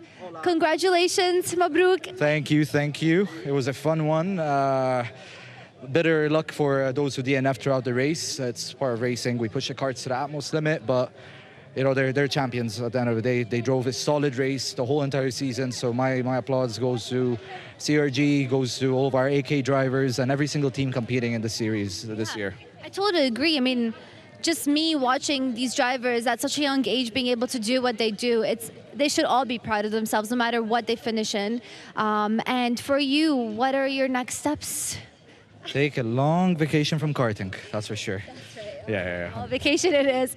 Anything you want to say to everybody watching you? Any final advice? Mom, Dad, hi, all is good. Velocity Academy team drivers, what's up, guys? You're next up here now. To everyone around here, well done, everyone. Everyone's safe, everyone's happy. That's the most important thing to us. Congratulations. See you on the podium. Thank you so much. All right, ladies and gentlemen, we've got our P1 driver for the senior 170 category, Yusuf Busanad. Yusuf, congratulations. You put up a fight this season, I think. We still don't know yet the championship standing in the senior 170 category, but I think you've gone above and beyond, I would say. You've had quite a competition with Oscar Bray. How does it feel so far? It's been a great season. I just want to give great thanks to Alan, AK, the whole team. None of this would have been truly possible without them. And all support from home, my granddad, my mom, everyone. It's been great. Do you feel like it was a quite, let's say, a tough ending of this for the season? Definitely really competitive. Me and Oscar have been competing the whole season. He's a very skilled driver, so going up against him every race has been very difficult. And I'm glad I did have this as a season with these 170 drivers. Amazing. Final words to the team and family. Thanks so much for everything, and thanks for always believing in me. Thank you. Well done. Congratulations. Can't wait to see you on the podium. All right, ladies and gentlemen, I want to call up Jeremy Montgomery Swan, who did such an incredible job this entire season, finishing up on top. You're all done now. Yeah, it's a relief. A relief and an exciting ending to the season. I'm not sure. I believe the standings is that you're finishing up at the top, right, of the championship? Yeah. Explain to us what happened there at the end, because you basically checked yourself out, I would say, but you're allowed to do so, and you managed to maintain the points. Can you explain the rules behind that? There's something called drop points, so your two worst results in the pre-final and final, you get the points back. They get removed. And then I had two good score finals, so I didn't need to do that one and take any risks, so we just dropped it. That's incredible. And basically, you didn't have to finish off tired. You're finishing off with a lot of energy. Yeah. What are the celebration plans?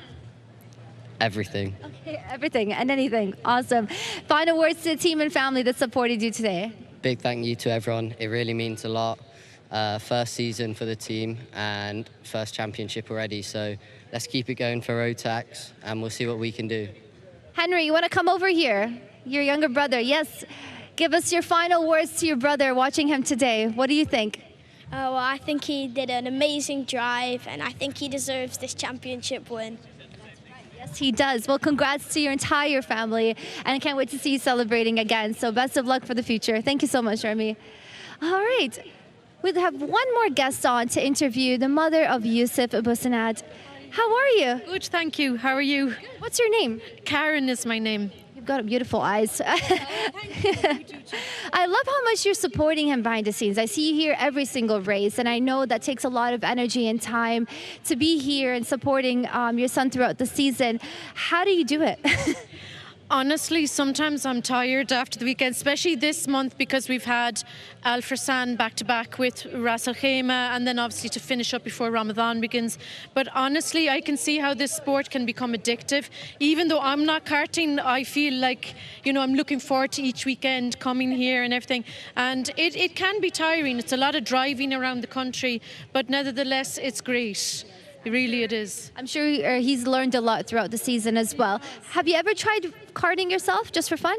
I have done an arrive and drive, and one time he stuck me in a two-seater in Cartrum, and I was probably screaming my head off in it. But I come from equestrian background myself, so I love adventure sports anyway, but I don't know what karting be for me necessarily. But I did say to him maybe I should try it sometime. Probably should. Actually, the videographer behind the scenes, Jody, was actually filming an equestrian race yesterday in Abu Dhabi, I believe. Show jumping. I used to show jump. And I suppose as a parent, sometimes you wish your children would like the sports you like, but then they're going to go their own way. And in the end, you realise, you know what, they need to choose the sports that they're really interested in. Yeah. Finding their passion. But I think everything you've done has definitely motivated him into exactly what he's doing. And he's taking the skills from you because you're a great role model for him. Any final words to the family? Where are you guys from? So I'm Irish, but my son is half Irish, half Emirati, and I've lived here half my life in the Gulf. So yeah, I go to Ireland every summer, obviously, and I'd like to say hi to my family in Ireland. they're all watching and they were praying for him today. So, yeah. Well, congrats again. And thank you so much. It was a pleasure talking to you. It's been very good. This media team has been excellent. Very good. Thank you. Thank you. All right, ladies and gentlemen, that is it. The finale of the Iame Middle East Championship 2025-2026 season. My name is Joanna Bergan, and it was always a pleasure bringing you these exclusive interviews. Don't go anywhere, because we've got some more fun happening out there on the track. We'll see you soon, but for now, off to the highlights.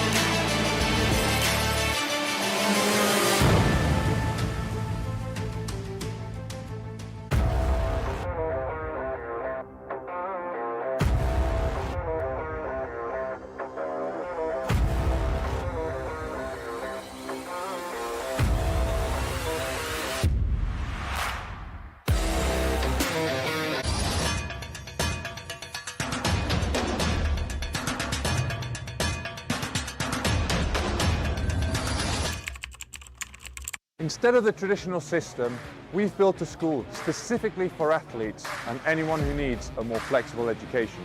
We provide a full school curriculum including GCSEs and A-levels, mentoring support from ex-athletes, and the ability to study from anywhere in the world at any time. Welcome to MVA, the #1 school for athletes.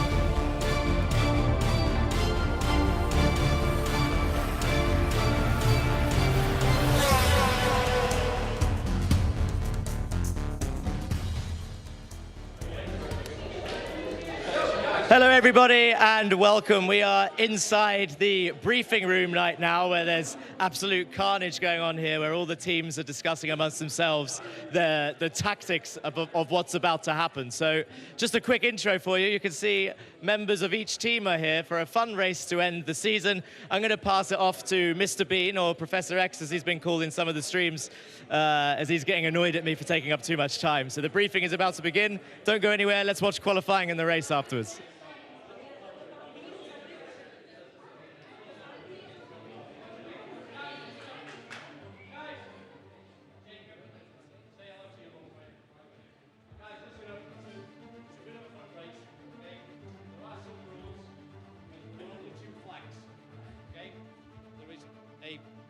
Black flag and a red flag, all right? There is nothing in between. Nothing in between, all right? So you're either going to get a black flag or we have a red flag, okay? Track limits will apply only to the people called Alex and Jacob. Everybody else has free reign. Yeah, but you have to go to the back. Okay. No, seriously, guys, I'm not going to tell you how to drive. You know how to drive. Go and have some fun. It's not a dodgem cars. It is supposed to be a good race. Enjoy it, but respect the flags as well, please. All right? Come, go get your cards. Let's have a good race. Thank you.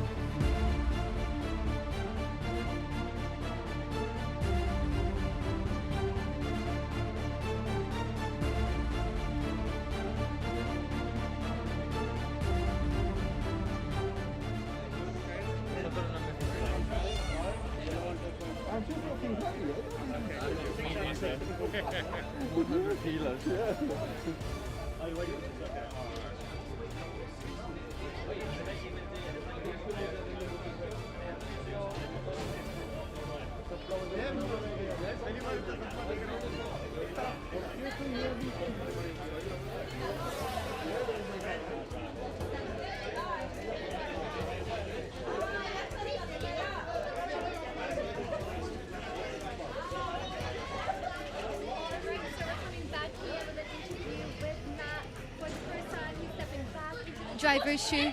Oh, now the mic is. All right, we're bringing you an interview right now with Matt. He's stepping away from the camera and into the kart, going against all the different team principles, the mechanics on the track. Matt, how does it feel? It's been so long for you racing on the track, and how does it feel to go back on? Yeah, it's great. I mean, I haven't raced or been in a kart, let alone a rental kart, in at least 3 to 4 years. Racing, yeah, at least 4 years. So it's been a while. Plenty of good people, so it's going to be plenty of fun. And let's see. I mean, obviously racing for media friends, so super excited to get going. Don't let us down. No, it's going to be good fun. And let's see, you know, as you mentioned, exchanging position from doing the interviews to now back in the seat. Grateful for the opportunity, and it's just it's good fun, you know. I don't know any other championship in the world that's doing this, so again, a massive thank you to Iame Uae and media friends for this fantastic partnership, and I'm ready to get going. Wishing you the best of luck. I was gonna say this is when the fun race starts, but I don't think there's any fun in karting. I think it's all competition, so I can't wait to see what's happening on the track. Don't go crazy out there. Just make sure you make us all proud. Any final words to your team and media friends? Yeah, I mean, again, thanks to Giovanni for the opportunity. It's fantastic. Always nice to be back out on track, even if it's in these karts, which are a bit slower than the karts we saw out today. But regardless, you know, it's good fun. And let's see. I mean, no pressure. Let's just enjoy it. Sunset as well, so it's going to be fantastic. All right. Best of luck, Matt. See you after the race. Oh, we've got one more driver up here. All right, tell us who you're representing. I'm representing JKD Motorsport. And you are a? Mechanic. Mechanic. All right, stepping into the karting track. Are you excited? Yeah, very excited. I've never done karting before, so I'll be really happy to have a go. First time? Yeah. All right, what a way to go on the track. All right, I'm excited for you. Wishing you the best of luck and go kill it out there. Cheers, thank you very much. All right, ladies and gentlemen, that is it for the interviews. Let's see what's going to happen with them on the track for this fun race.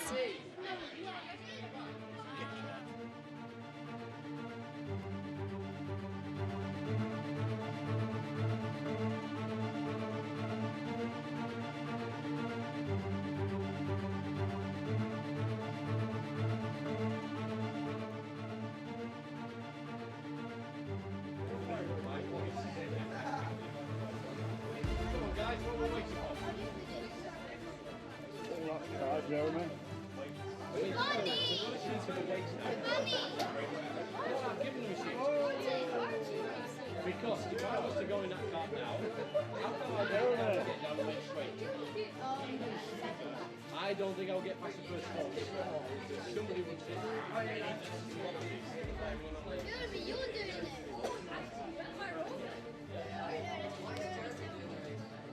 Just won the fucking thing, yeah, now doing this. Let's go. This is a bit tight, isn't it?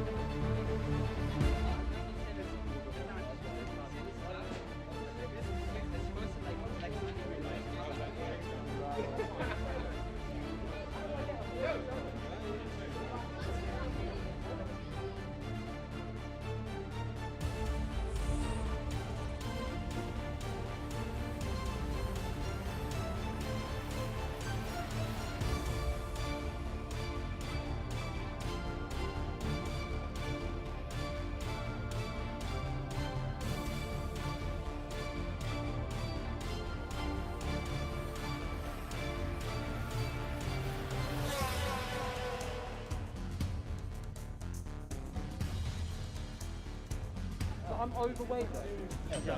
Oh.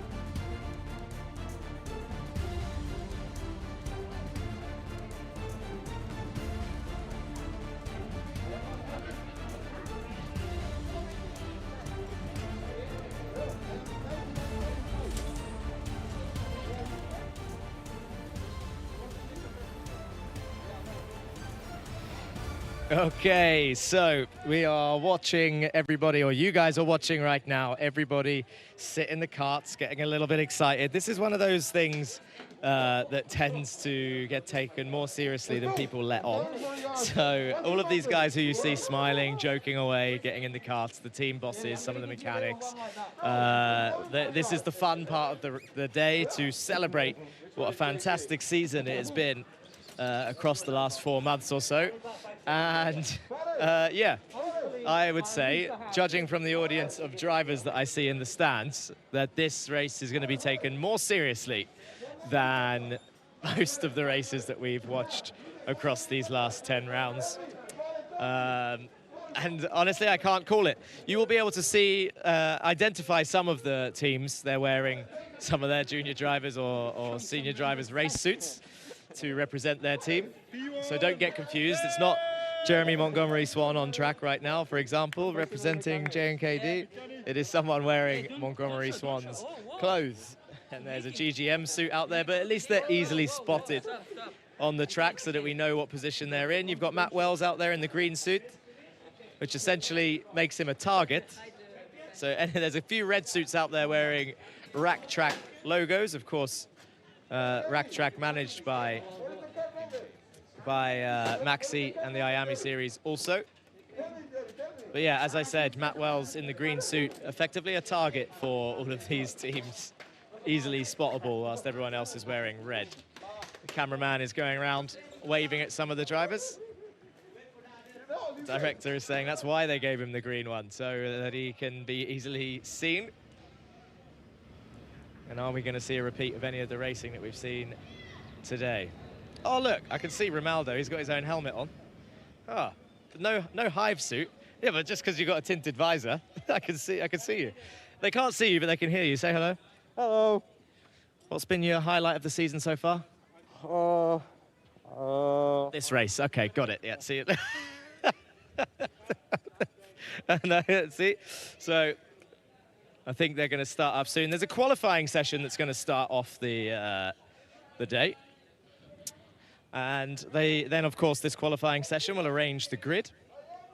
And I think, as well, I'm being told it's a grid start. So if you are watching the live stream right now, oh, hello, everybody, you found me. For the first time today, I believe, is that you found me. Because I'm outside in the sun, just enjoying the last rays of sunshine, vitamin D, get a suntan. If you look here, for some reason, I've got the audience, although they're the ones that they want to be watching. Just give a spin to the camera and show the audience. Look, he's over here. Go on, look, there we go.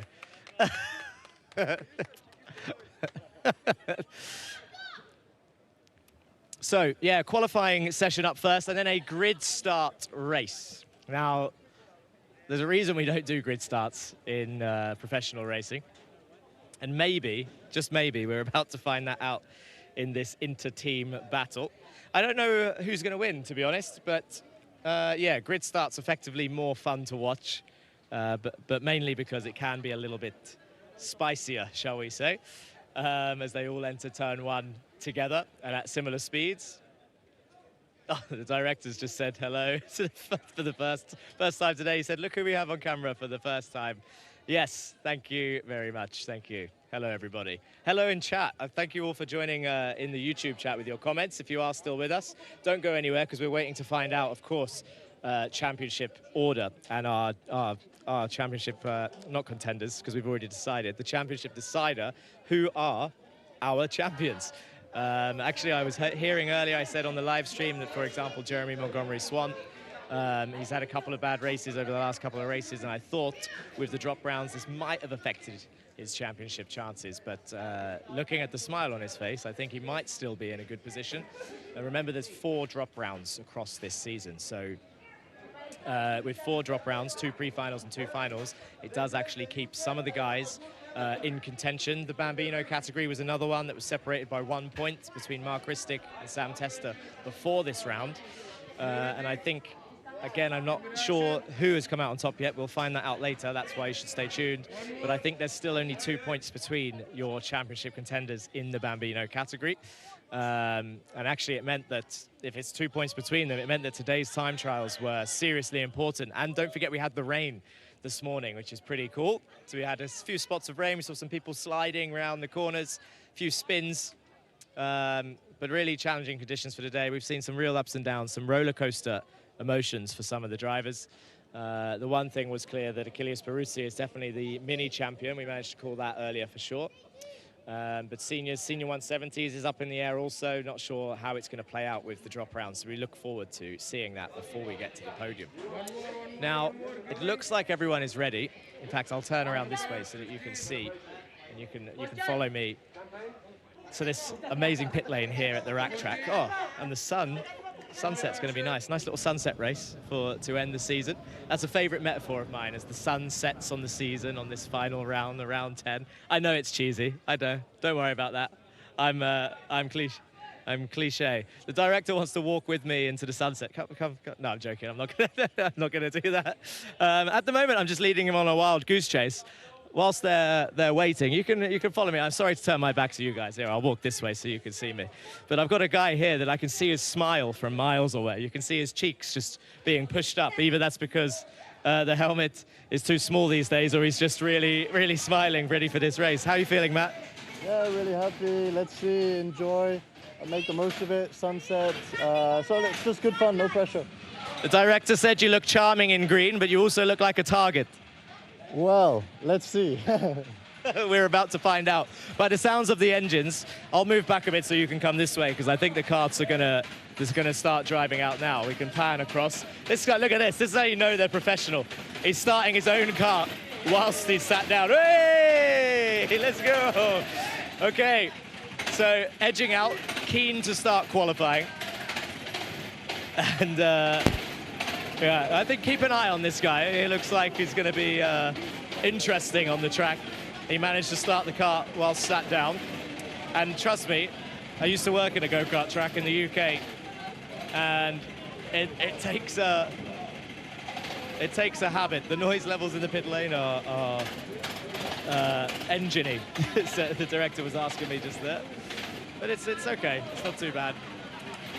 Yeah, as I was saying, used to work in a go-kart track, and it takes a certain technique to be able to start it sat in the car, let's put it that way. And this guy has it nailed in the number 14 car. We're seeing plenty of smiles as people are getting ready, revving their engines. And don't forget, actually, I don't think it's a shameless plug, because we are here at the start and the end of the season. We are at Rack Track. You, all watching at home, can come here to race these karts just like these guys are about to. They are in the Rack Track karts. So if you fancy trying out this race circuit for yourself, go to their website, contact them, book in. Because without Rack Track, Maxi and Iame, we wouldn't have had this amazing season. Look at these guys. I've never seen the drivers so happy. All the drivers just slapping their teammates on the helmet.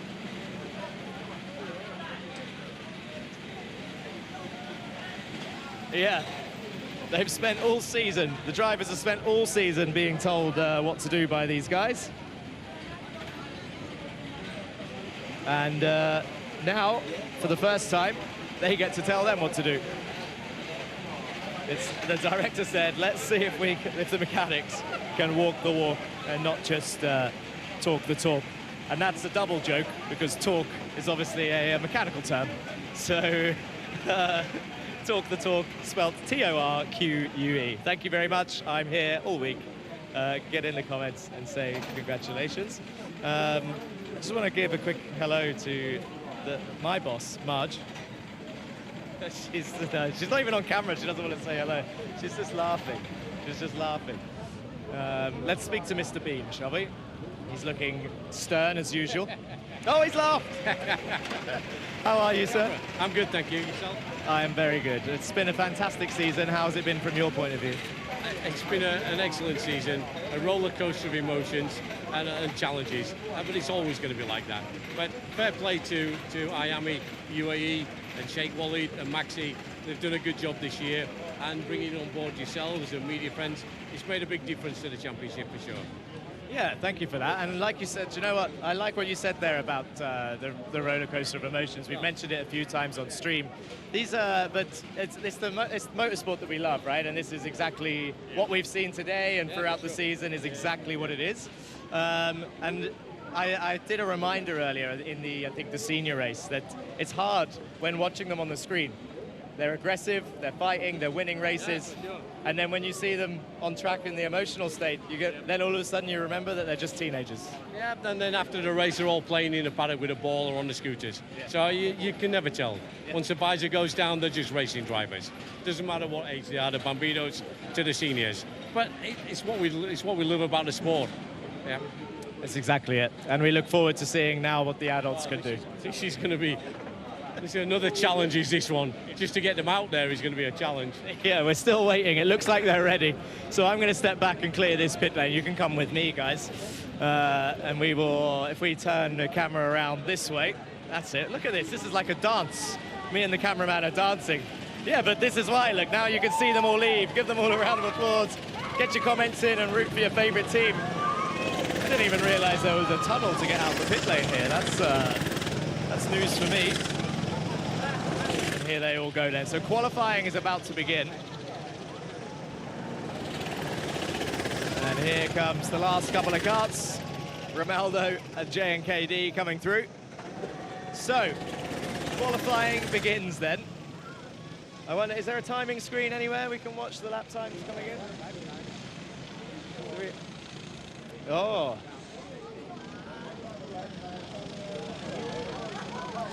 Oh yeah, but that's for you guys on the screen. I'm down in the pit lane. I think, oh, I've got one. Here we go. Thanks to the boss man, Giovanni. I have got your lap times in my hand for the next 10 minutes. So, they're driving the same circuit that we've been watching all day. And the sun is setting as we see one of the drivers go off already. And we've got a representative from all the teams. So on the track right now is Predator Motorsports, XL Motorsport, Media Friends, GGM, PRP Motorsports, Synergy UAE, JNKD, AK Karting, The Hive, Mumbai Falcons, Telios Racing Team, CRG ME, Motorscape ME, Yas Heat Racing, and MN Motorsport. They're all out there. Apologies if I missed anyone, but the times were jumping up as I was going down the list. And it's the Hive that takes first honours then. Romaldo straight to the top of the times with a 57.7. Mumbai Falcons in second with a 57.8. Telios Racing Team currently in third with a 58.9. There's 4 teams under a minute on the outlap. Now, tyre warmth is a little bit less important in the normal go-karts. We won't see a huge increase on lap time. Not from the tyre temperature anyway. What we will see is people get used to the circuit. They haven't been driving on it all week like the kids have. So now we're going to see people just improve their lap times over the course of this 7 minutes whilst they get used to the circuit. So let me know in the chat, which team are you cheering for? If you're watching the live stream, let me know who you're rooting for. Right now it's Mumbai Falcons with a 54.6. And if you ever needed a direct comparison at the speeds that the kids were going, they are going the same speed as the Bambinos. The 5-year-olds were going faster than this earlier, and now, so that really does to give you a limelight onto how fast the little ones are going. So 54.6 right now. We've got a spinner at turn 7. Yellow flags are out. But who's going to come round and take the top stop? Predator Motorsport coming through. About to try and improve their lap time. They did not this time. Here comes number 30, Media Friends. Going down the order also. JNKD move up to 5th. And Mumbai Falcons stay at the top. Telios Racing Team in 3rd, the Hive in 2nd. I'm not surprised to see Romaldo up there. He's a great little driver. Not little, he's taller than me. Don't know why I said that, but there we go. He's a great driver and a great coach, I am sure. Raced with him in some sim races not too long back in an endurance race or two. And then you've got AK Karting is another team who, I don't know who's driving for them, but Andre Curie, another gentleman who I sim race with sometimes in terms of time trials. So at the moment, Yas Heat Racing in 15th place, MN Motorsport 14th, AK Karting 13th, Motorscore ME 12th, PRP Motorsports in 11th, GGM in 10th, XL 9th, Synergy 8th, Media Friends down in 7th, CRG is 6th, JNKD Racing 5th, Telios 4th, Predator 3rd, The Hive 2nd, Mumbai Falcons are 53.9 in 1st place. as Synergy go up to 6th place now, 56.5. J&KD, number 12, bouncing away to try and get every 10th of a second. That's a technique we don't see in the professional racing. The little jump, the hop on the exit of the corners to try and get the extra kilometre an hour or two. 25 gets a warning flag. That's Mumbai Falcons, your current qualifying leaders, your pole sitters. That'll be for track limits, I imagine. Maybe contact, I'm not sure. Oh, contact, I'm being told. So Mumbai Falcons pushing their way through a little bit. So, I believe, whilst we've got 5 minutes left, Giovanni's here. Giovanni, you're shocked that you picked Matt Wells to represent. Oh, there you go, he goes up to 6th place. How are you feeling? Okay, 6 is not bad, but they need to be at least top 5. Okay, he's 7th currently in qualifying, but race pace is very different to quali pace, right? Yeah, I think yes. Let's see, in race pace there is a lot of experience. We bet everything to them. You've bet everything on Matthew Wells, the Green Suit Media Friends representative. Oh, we have a camera now. How much money have you put on Matt Wells today? No, not too much. Oh, not too much. Just a dinner. Oh, that's okay. That's a nice friendly bet, just dinner. But it depends on the restaurant. I mean, it could be McDonald's if you win. No. If it's not McDonald's, right? It'll be the Ritz. If I win, it's something not serious, but medium serious. Okay, if we lose, McDonald's. Do you know what we haven't mentioned today? And I think we can mention it now, just while we're waiting for the last few minutes. Obviously, this is the final round, but we do have one more thing planned in March. Is that right? Yeah, in March, but at the moment it's not in public. Oh, it's top secret still. It's a good thing I didn't mention it on the stream then, if it's top secret. Yeah, exactly. Yeah. I didn't know about this non-disclosure agreement.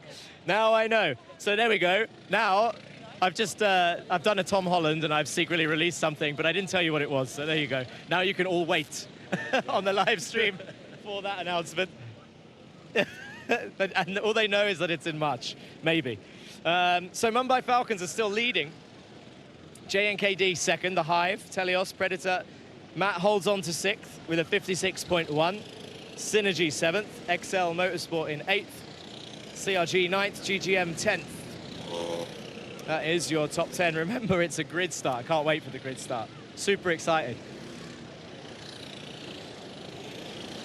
He said, Giovanni said Matt needs to finish top 5 in order to get the dinner. And he's currently in 6th in quali, but the race could change anything. I'm a little bit jealous, to be honest. I think next season we need a wireless microphone, strong signal. Yeah, I can do it. I can do it. Just let me go for it. I'll drive and commentate at the same time. I'll represent Iame, I guess, in this case. Unless, actually, I think Maxi should represent Iame. Why is she not driving today? I might go. I don't think she's. I think she's hiding from me, so that I don't get. She doesn't want to interview with me. I'm just having a look to see if I could see her in the audience. I can't believe the crowd that have turned out for this event. In fact, I'm going to try and come up there and see who else I could speak to. I don't know if the cameraman won't be able to follow me up here. I just want to have a look. Well, he might be able to. I don't know the athleticism of these guys. I'm just going for a walk. Oh, look. Alan. You got no voice? I don't. It sounds like... Why are you not driving? Because I'm sick. Because you're sick? Ah, come on. I wanted to see AK in the top 3. If you were driving, it would have happened. He won, easy. He won, easy. Oh, I think it's probably more than just a voice gone. He said he's a little bit sick. Let's have a look at the drivers over here. Amani, who are you rooting for right now? Jacob. Jacob, from which team? Why are you rooting for GGM? Because it's the winning team. Or... Because it's your team. And that is the correct answer. I was trying to trick you. How are you? Good. You feeling a bit better? Yeah, way better now. Good. Henry, sing in front of the camera all day. Can you show us your best dance move? Go. That's your best one. I bet. Henry, do you by any chance, you strike me from the dances that I've seen earlier as the type of guy that does TikTok dances. Is that true? No? Are you sure? But with all the 6-7 jokes and all of this stuff, no TikTok dances. Right. Chaos up here. Mumbai Falcons are being rooted for, and they are currently on pole position. Mumbai Falcons are fastest. Hello. So 53.2, there's 25 seconds left. There are go-karts out there somewhere. The Hive are second. Telios Racing Team in third. J&KD Racing are fourth. Predator Motorsport in fifth. Media Friends are currently sixth. XL Motorsport are seventh. Synergy in 8th, CRG in 9th, and GGM are currently 10th. And look at... I feel like all of these... I don't think I've seen a busier platform to watch the race. Don't get me wrong, they do all come and support all the young drivers. I've seen it on the camera. And they basically have turned out in force. Normally, depending on the category, we see multiple people come and watch and support the kids driving, and now it's the adults' turn. We can see everybody really interested in the result. And right now, Giovanni's phone is locked, so I can't tell you the result. But Mumbai Falcons were fastest. I'm going to go back and get him to unlock this. You can cut to the track, because I'm going to run away from the cameraman. And then I'm going to watch the race. If you follow me, I'll be very impressed. So, where's Giovanni? He's down, yeah, here he is. Just gonna go, it won't take me long, but it's grid start time anyway. Qualifying has finished. So we will have a look at the grid.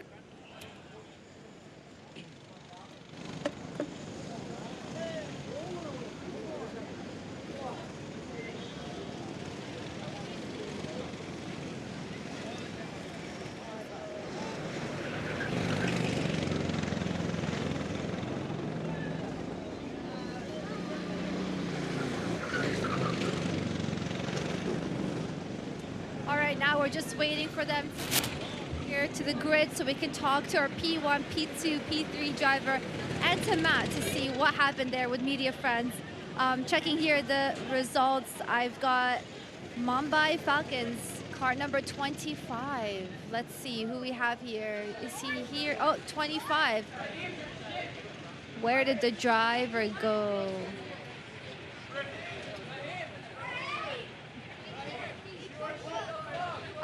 Were you car number 25? All right, everyone's just getting up from the cars. I can't find the drivers to be able to interview them. But how about we go to Matt and see what happened there with him. All right, Matt. The disappointment, he does not want to do this. Matt, talk us through what happened there with you on the track. We were expecting at least, top 5, but what was going on? Yeah, I just had a bit of a slow car, to be honest. As soon as I went out of the pits, I floored it and nothing happened. So, yeah, it was a bit of a shame because I was really, I was just... Huh? He finished in 6th place. But it is Kart, it is not you. Yeah, it was a bit of a shame. I tried, but just lacking a bit of speed on the straights. I think you saw from a couple of people. They would gain so much on the straight on me. Made a couple mistakes, but it was good fun. So let's see for the race. Hopefully we get a better kart because I think that'll help a lot. But yeah, let's see. Maybe switch with kart number 25 since they ended up in first. Quick, huh? No, take his kart for the final round. Who are you supporting? XL and Mumbai. Okay, well we've got Mumbai in 25. There we go. Congratulations for finishing in P1 for the qualifying. How did you manage to do that? Honestly, I don't know. I'm surprised I lasted the 10 minutes without needing a cigarette, but it was right. Well, when was the last time you raced on the track? A good few years, so. Few years. All right, well, you still got some talent. I think you should give it a shot one day. No, I'm done for now. I'm fine watching. Doing 10 minutes is enough for me, so. All right, that's good. Well, are you excited for the final round? Not particularly. I'd rather it just be over and done with. A nice little easy race would be fine for me. I don't want any aggro because my stress levels today were through the roof anyway, as they always are. So, nice little easy race for me would be handy. If we can finish and I can go home. Yes. All right, well, I wish you the best of luck going to the finals. Thank you very much. All right, ladies and gentlemen, we've got chaos back here. Everyone's cheering their teams on. We've got the actual drivers. Hello. Nice to see you on this side of the camera. Yeah, right. P11. How does it feel? It feels good. What happened there with you on the track? I don't know. I just feel I should shut the other car off because he was faster than me. So I think I should get a position by that, and I just flipped the other car. But it's perfect racing. It's proper racing. How does it feel to be on this side of the track? It's the feeling on the side of the track is nice, but I was on the other side. I have this guy. He became the coach of the coach. Yeah, come here. So thanks to this nice coach, okay, he told me everything I know. So now you're coaching him to be able to do well. How does it feel to be the coach for once? Happy? Happy? You see, that's my results. In my coach jacket, I like it. All right, well, best of luck going into the finals. All right, let's talk to our P2 driver. Oh, look at that team support. Look at that team support. All right, the Hive. Where did you get all that skill from, the hidden talent? I've been racing for a while in four-stroke, so it was a bit easy, and been on this track several times. So. Okay, so you have experience here.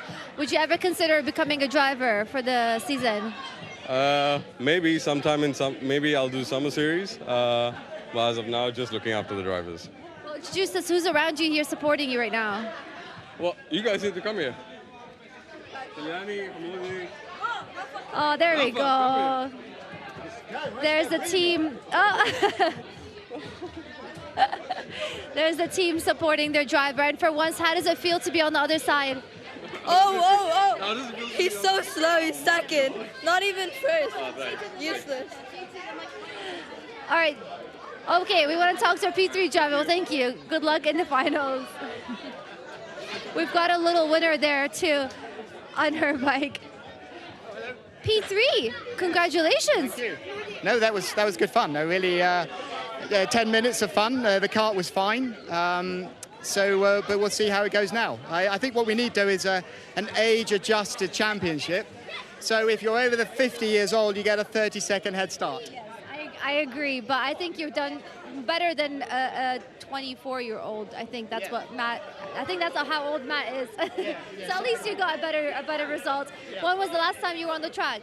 Well, actually, I did go and do 2 sneaky sessions last night. All right, so you got a head practice. But it was fun. Yeah, it's good. It's good. But it's good. I'm looking forward to the race. Good luck. Good luck. Well, I think they're preparing off to go in their final round. So let's step back here and see how they prepare on to go to the final round. And yeah, this is exciting.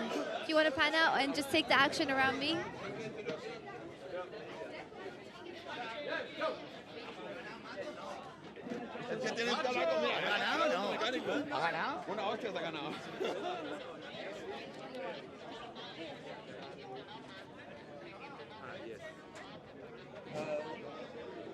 We've got one more driver we want to speak to.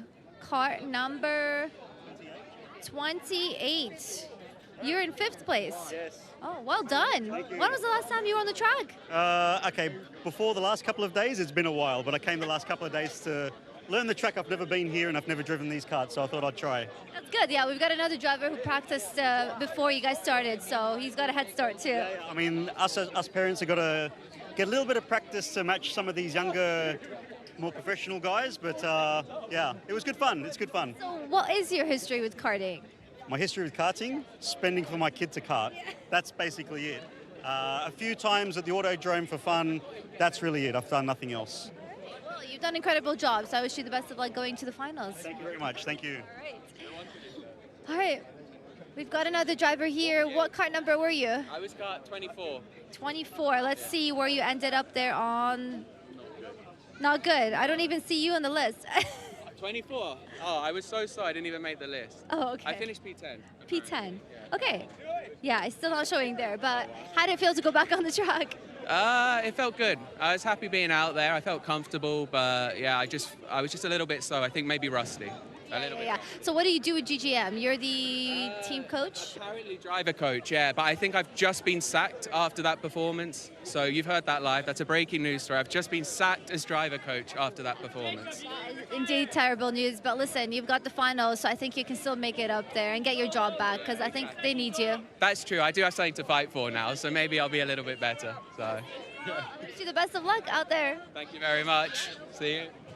All right, there we go. Have a look at the drivers. They're getting back into the karts. I hope they're learning from their mistakes because they've got some redemption to do going into the finals, as you can see behind me.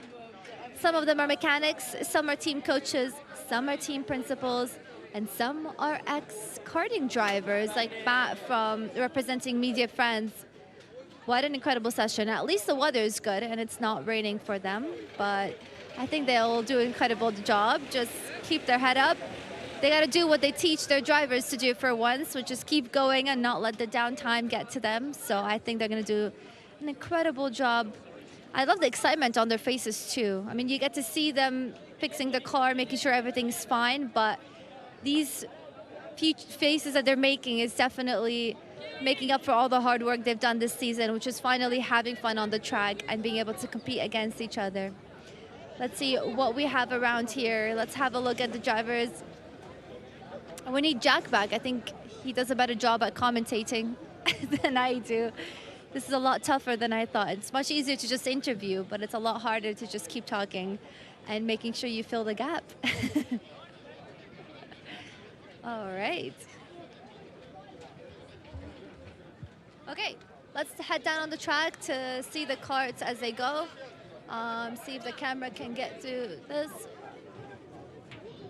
Yeah, it's definitely gonna need some help.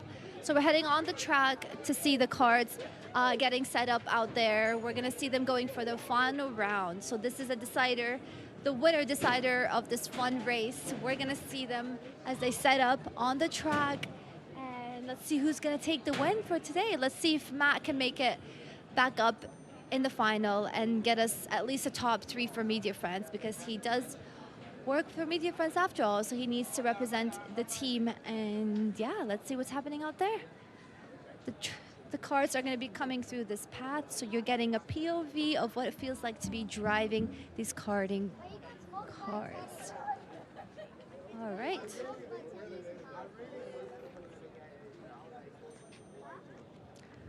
I guess I gotta keep talking. Giovanni, how does it feel? Were you disappointed about Matt? Yeah, now we are waiting the car to be put on the grid, and then we see the super race. I'm excited to see who's gonna win. And then after that, we've got the podium. Exactly, after the podium and also the championship awarding. Yes, and also the driver of the day, which has not been announced yet. Correct. So if you want to vote for the driver of the day, you can use the link that's on the YouTube live.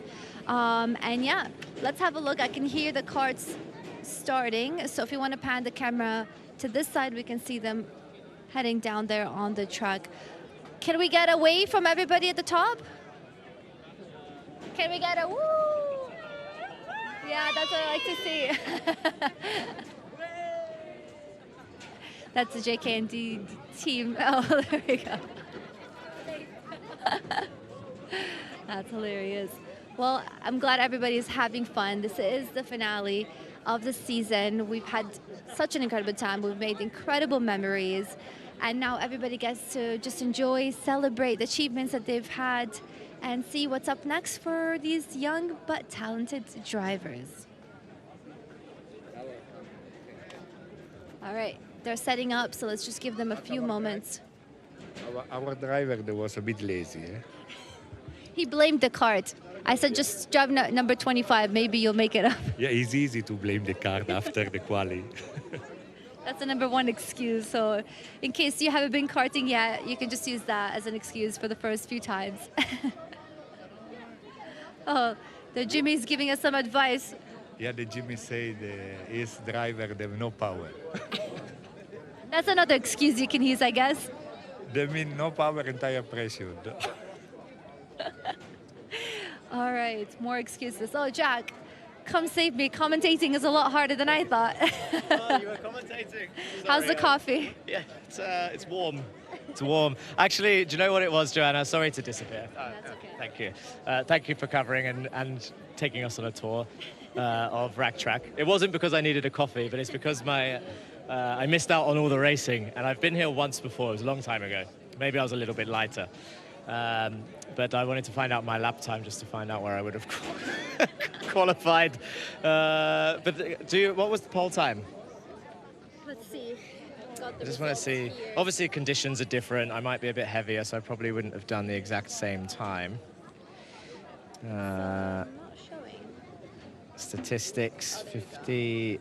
Best Interesting. time, 53. Hang on a second. Let me just put this down here.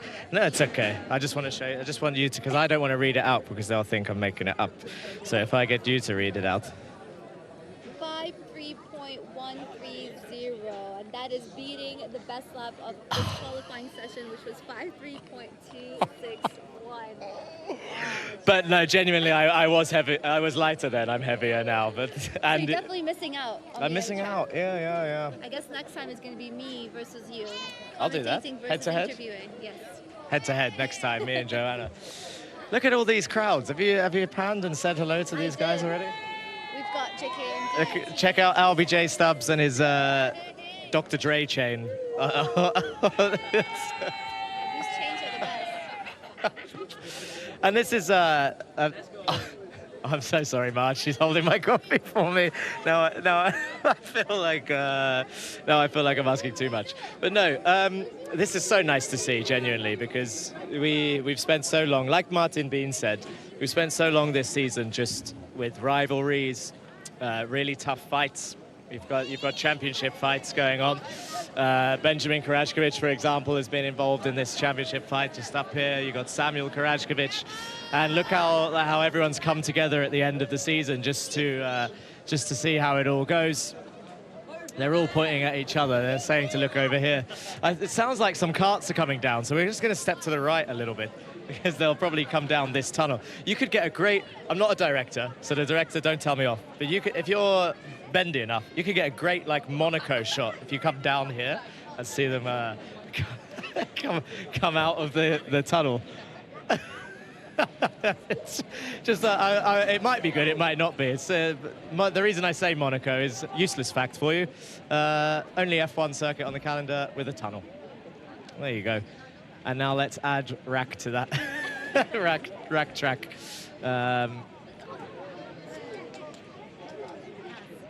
Yas has a tunnel on the pit exit like this. You are correct. Oh, look at. I know a little bit of knowledge. I know things. Joanna's got the knowledge. Here she is.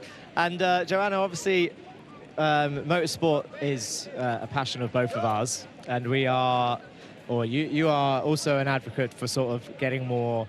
You spoke to some of the girls earlier, getting more girls into the scene, as it were. It's still quite a male-dominated sport, but we are seeing more and more females in Formula One at different levels, right? And can you tell me a quick little bit about what you're doing to aid that here in the UAE?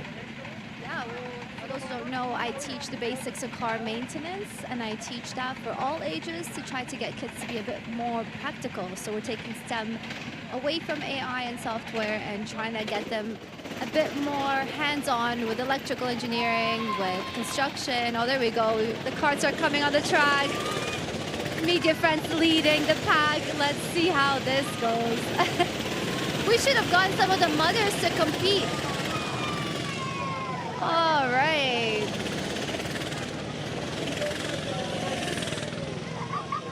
So they're going to come around and do a formation lap now. I don't know if that was the director. Was that shot good? Give me a rating out of 10. Obviously, the cameraman gets all the props for it. He's the one that filmed it. But they're going to come round and line up on the grid. So they're just doing their... And like I said, it's not important. It's 11 horsepower, these karts. It's not important to warm up your tyres as much as in the other categories we've been watching today. I'm not saying it's not useful. It is very much useful. But it's not as needed as in all the other categories where they do 2 or 3 warm-up laps. Oh, you don't want my coffee and shot? Hang on a second. I'll put it here. Can I put it on here? Is it going to stay balanced? No. I can comment there. Let me put this down over here and I'll go and comment over here. By Mr. Bean.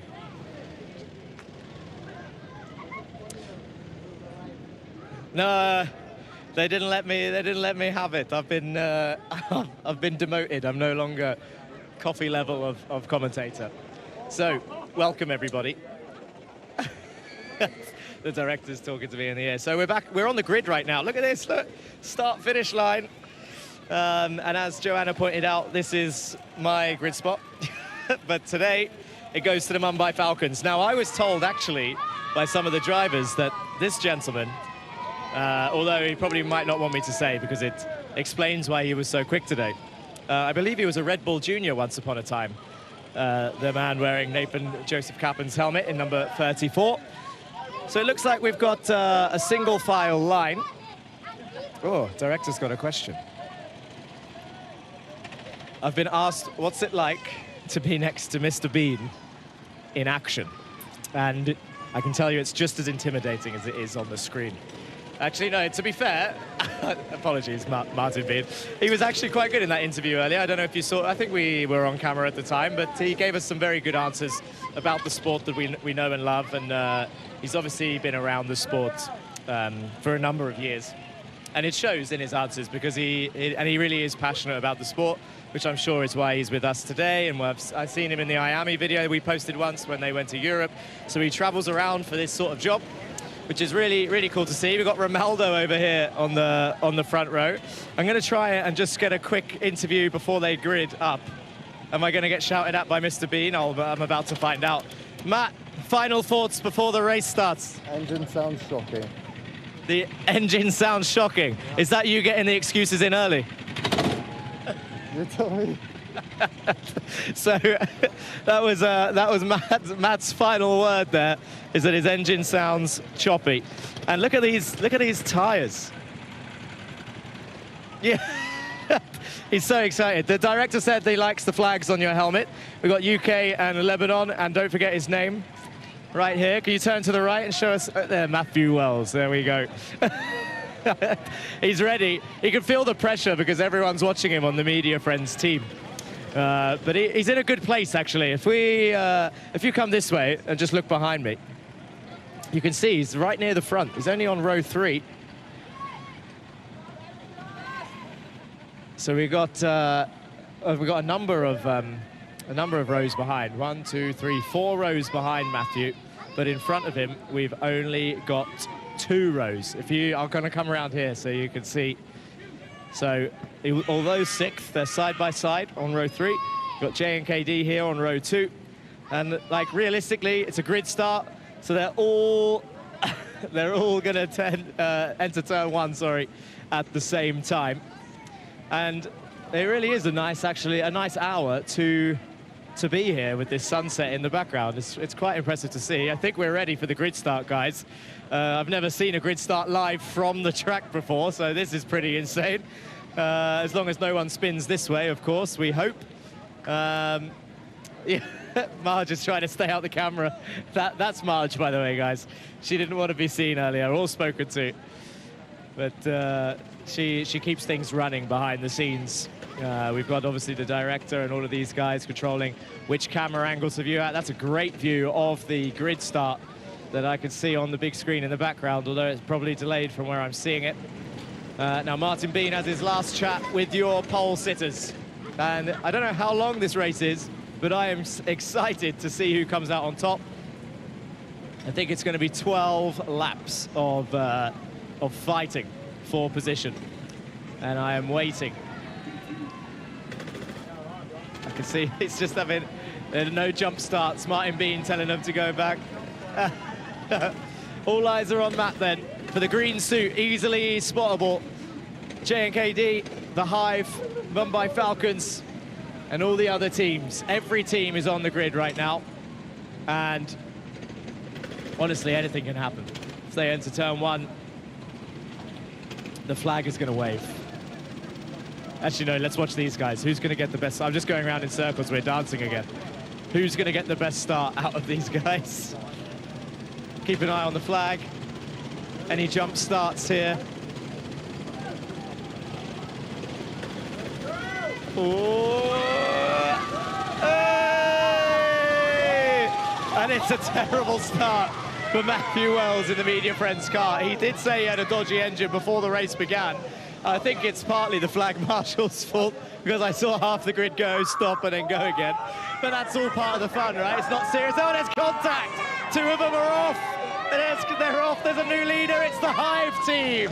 The Hive team take the lead. Ronaldo's leading this race as they all come for out turn 4 and 5. That is an insane start. I'm going to get off the track now before these guys start fighting on the main straight, because we don't know where they're going to end up. Oh, this is nice. Yeah, I wouldn't stand here either. Don't worry about that. Oh, we got some big gravel kicked up at turn 7. And someone else is off around turn 8. And Matthew Wells is one of them. The green suit is currently in 13th place. Giovanni said his racecraft was on point. And at the moment, he's second to last. As they are, GGM has found themselves up at the top end. They were starting near the back. So the race continues. Second to last, Gio, second to last. There's more contact at turn 2, and that was to be expected. Now, of course, why do we see more contact in rental karting than the karting we've been watching all day? Well, I'll tell you. The karting that the kids have been doing is open wheel karting, so there's a risk if they touch wheel to wheel that they take off. We've seen that plenty of times, whether it's the front end, rear end, that they come off the ground. In rental karting, you've got a nice rubber wrap around the whole kart. I'm not saying that rubbing or bumping is allowed, as Ronaldo, in dominant fashion, crosses the line. In second place is Telios Racing Team. J&KD are currently in third. And now it looks like Matt's coming around the final corner. Matt's coming, he's chasing down someone, number 25, he's chasing down towards turn 1. Matthew Wells into turn 1, is he going to overtake it towards turn 2? Not this time. As another kart goes off into the gravel.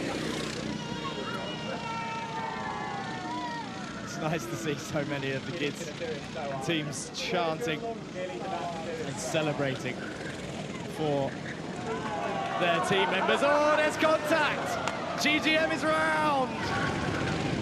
Turn 7, GGM is off the track, and he rejoins the race. Ronaldo's wondering where everybody is. He's doing 53.8, and Matthew Wells round the outside of 7. Couldn't quite get it done into 8. And there we go, number 23 complaining about his car. That's PRP Motorsports, but he is mid-pack at the moment. Oh no, he's 7th place. He's just gone up as he's crossed the line.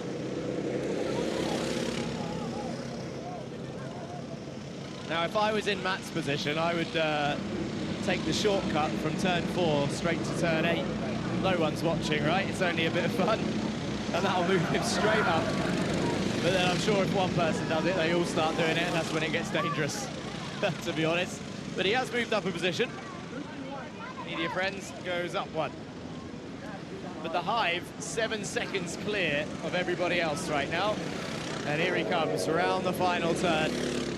Ronaldo. I told you he was quick, and he's getting ever quicker with a 53.6. Now we have, more contact around turn 9 as they try and make their way through turn 10. It's 28, 26, and 23. That is XL, GGM, and PRP. PRP is very upset about his car by the looks of it. But XL and GGM make their way back up. You've got Synergy in P6, Predator up in 5th, JNKD 4th, and by Falcons are now in 3rd. And back markers are going to come into play here. I think Gas Heat Racing and MN Motorsport are being caught up. It's not MN Motorsport actually, number 30. Oh, here it is, 30, MN Motorsport leaning down, reducing drag as Ronaldo, the Hive, jets off into the sunset. And it looks like Mumbai Falcons are catching up to Telios Racing Team, everybody. So Mumbai Falcons in 3rd place are closing in on 2nd place Telios Racing Team. Keep an eye on it. Keep an eye on that fight. They're in turn 3. Mr. Director, they're going towards turn 4 and 5. Mumbai Falcons closing in on Telios Racing Team. Into turn 5 they go down the inside, and they get the move done. Telios down to 3rd, Mumbai Falcons up into 2nd place. Down towards turn 7 they go. And now he can try and drive off and catch up to Ronaldo, but I think it's going to be a tough ask because he is a fair amount of seconds clear and they're roughly doing the same lap times. So J&KD Racing are next to try and catch up to the Telios Racing team, and they're only halfway through the race, so it is absolutely possible. And here they come now down the main straight. Number 12 also Predator Motorsport, 22 Synergy, and here comes GGM and XL back through the field, closing them in. How you feeling, Marge? Oh, she spoke, she has a voice, guys. She has a voice. And a lovely smile, if I do say so myself. But you don't get to see her, you should be on camera more. Next season, you'll be the star. But you want a bonus if you are on camera, right? Is that how it works? Oh, okay, so until Giovanni pays that extra money, she stays off camera. Okay. So the Hive still leads by 9 seconds. Telios Racing team are 2 seconds clear of J&KD.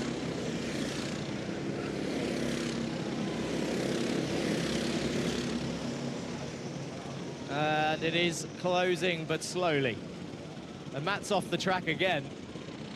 And I think that might put him in last place for media friends. And this is where the audience is going to say, leave it to the professionals. Now Matt is actually, I do believe that he is a professional, but he's not having a good time right now on the circuit. He's down to 13th place. The only people behind him, Ras Al Racing and MN Motorsport, who are a lap down at the moment. Oh, big off at turn 8. Hard to see without the race suit who it was. But GGM and XL 22 is waving and laughing. That's Synergy UAE, who's just dropped down. GGM and XL are down the order, up the order, sorry, in 6th and 7th. What's the gap now between Telios Racing Team and J&KD Racing? It's still closing, but slowly.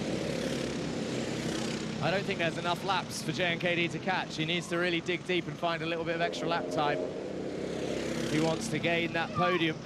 But it's the Hive with a 10-second lead. Mumbai Falcons solidly in 2nd. And on track, you can visibly see the gap between J&KD and Telios. And you got Predator. No, you haven't got Predator. That looks like GGM next. So have they passed Predator? They have passed Predator. So GGM and XL are carving their way through the field. They're now up into 5th and 6th as they try and make their way to the podium. I don't think the race is long enough for them to get back there, to be honest. But they will be maybe gutted with the earlier contact. What could have been a 53.2 for Ronaldo in the Hive team goes fastest. Fastest lap for the Hive.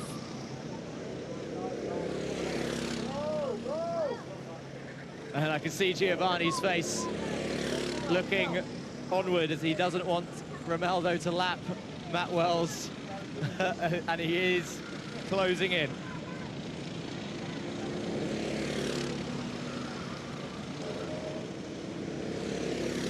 Okay. Do you know what? The Telios Racing team are doing well at holding this gap. 1.5 seconds now. They're being reeled in 3/10 a lap, and there's only a couple laps left, so I think they might hold on to 3rd unless they make a mistake. And J&KD doing the jump on the exit of the corners just to try and get those extra couple of horsepowers. Matt Wells down the inside of turn 8 makes a move on 15. That is Ras Al Racing. A lap down.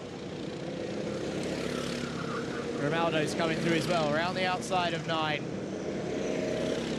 He's going to go down the inside towards turn 1. This is the last lap. So Ronaldo starts the last lap of the race. And Matt has gained a place on AK Karting.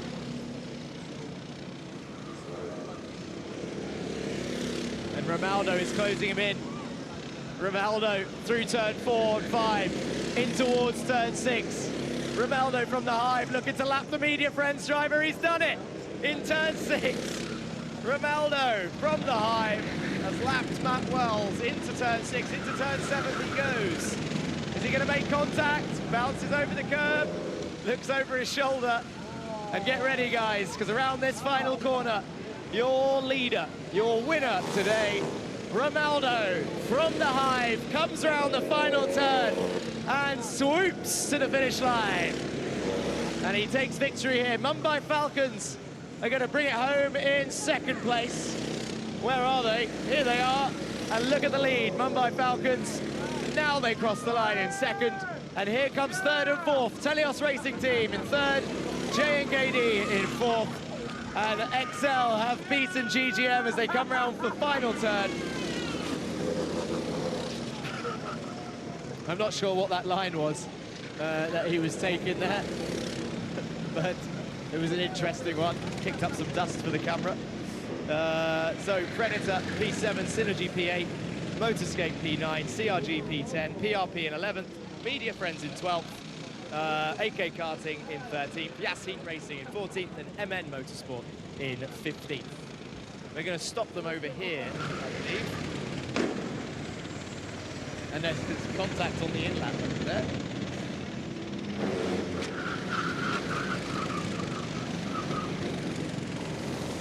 Apparently there's 2 left to take the checkered flag, 25.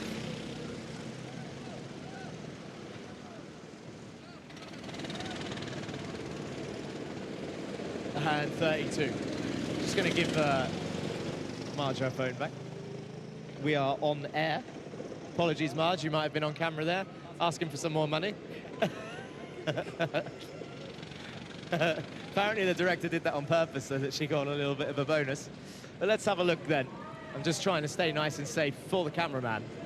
I don't mind putting myself in danger, but we're taking a nice wide line into the corner as we smooth it out. So, Romaldo, come here, you. The Hive.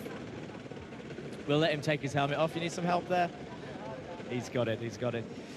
So, victory, but not just a victory.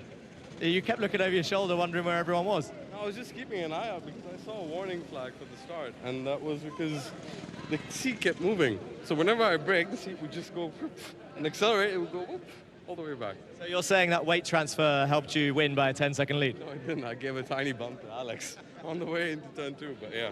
I don't think you were the only one that got involved in a bump or two, to be honest. We saw plenty of people off in the gravel, but congratulations. Thank you so much. It was a dominant win, and good to see you on the top step. Well done. And we got Mumbai Falcons. Where are they?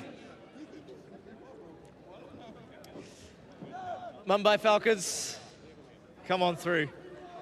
Second place in the end. Was you involved in any of the contacts? Well, I had contact at me at the first corner, but yeah, I came back to second, which is terrible because second is pointless. So, but no, it's all right.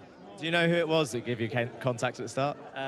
Because it's on camera, I don't think I should say who it was because I felt like I may or may not have got my revenge during the race, so it doesn't matter. Oh, okay. No, that's all right. That happens, right? But not with the kids. They don't teach the kids this. This is only for rental karting. But, I mean, you looked over your shoulder at all? Couldn't see anyone else? Well, when I was bouncing through the gravel at the start, I wasn't looking behind. But after that, it wasn't too bad. But I just wish the race was a little bit shorter. I was wanting a break after 5 laps. Yeah. Oh, come on. You can still do it. You've still got it. You're on the podium. Congratulations. Well done. And let's see. Third place was Telios Racing Team. Oh, we have an interview here. This is 7th place. Did I count that right? Yes, you're 7th place. You can round it up to 2nd, it's fine. Let's round it up to 10th. No, I'm joking, I'm joking. Come on, tell us how your race went. Were you involved in any of the contacts? I don't think there are any drivers not involved in any contact. Look, I think overall it was fun, you know, good spirit. There was some barging, but I think it was, you know, nothing too messy, so it was good fun. That's good, so you enjoyed it? Yeah, absolutely. I think it was a great event. Lots of parents and teams still stuck around for it, which is great. You know, there's plenty of parents who stick around and watch all of their racing, so for them to stick around for hours is nice. No worries, thank you very much. Congratulations, mid-pack. You had 7 behind you also, so that's good, right? So, here we go. All the carts are empty, and now the calm settles on the track, because we are about to wait for the championship order. The racing is done. I'm going to come this way because I know that the sun is behind me. See, and the director's not telling me this stuff. This is just intuition. I'm joking. So, all the racing is done. It's just over that trees, just over the trees there, director. It's sun setting on the season. So, as I was saying, all the racing is done. We've had plenty of action today. 9 rounds before this, plenty of double headers, and it has been pretty insane. We've seen rivalries start. The championship has been won and lost today, which is really cool. Let's welcome Giovanni, Joanna, and the bonus. Marge is making her way to the camera. She's made it. Joanna, I'm going to pass the mic to you because I'm normally stuck in the box, but you can give us more of an insight on how much, for example, Marge has done across the season.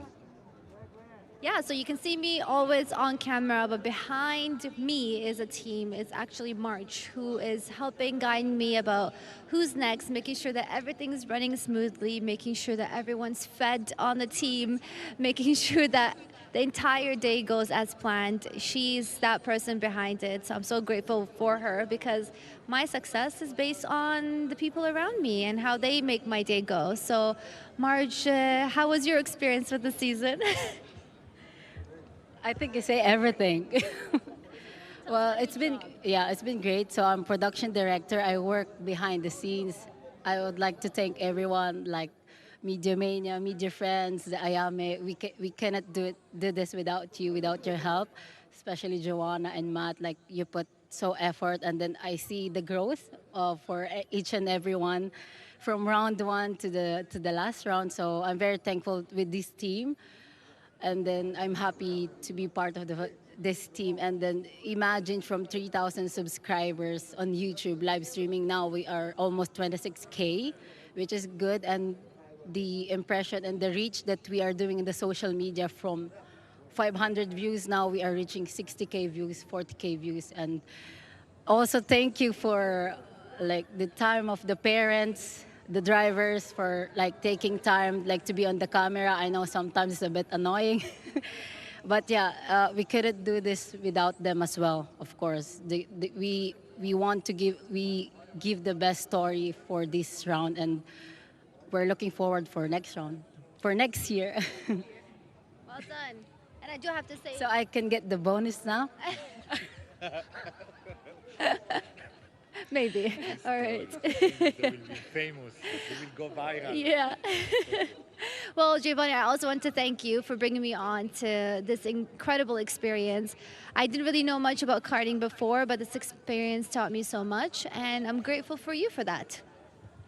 Yeah, thank you guys. Of course, I need to thank you for all the stuff because successful of Media Friends is also because of our staff, and everybody was working very hard and very professional. Thank you.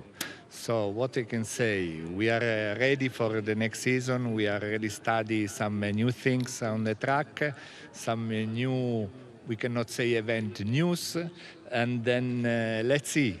Stay tuned and then stay online, and then we will see. Just passing it back to me. Well, thank you, everybody.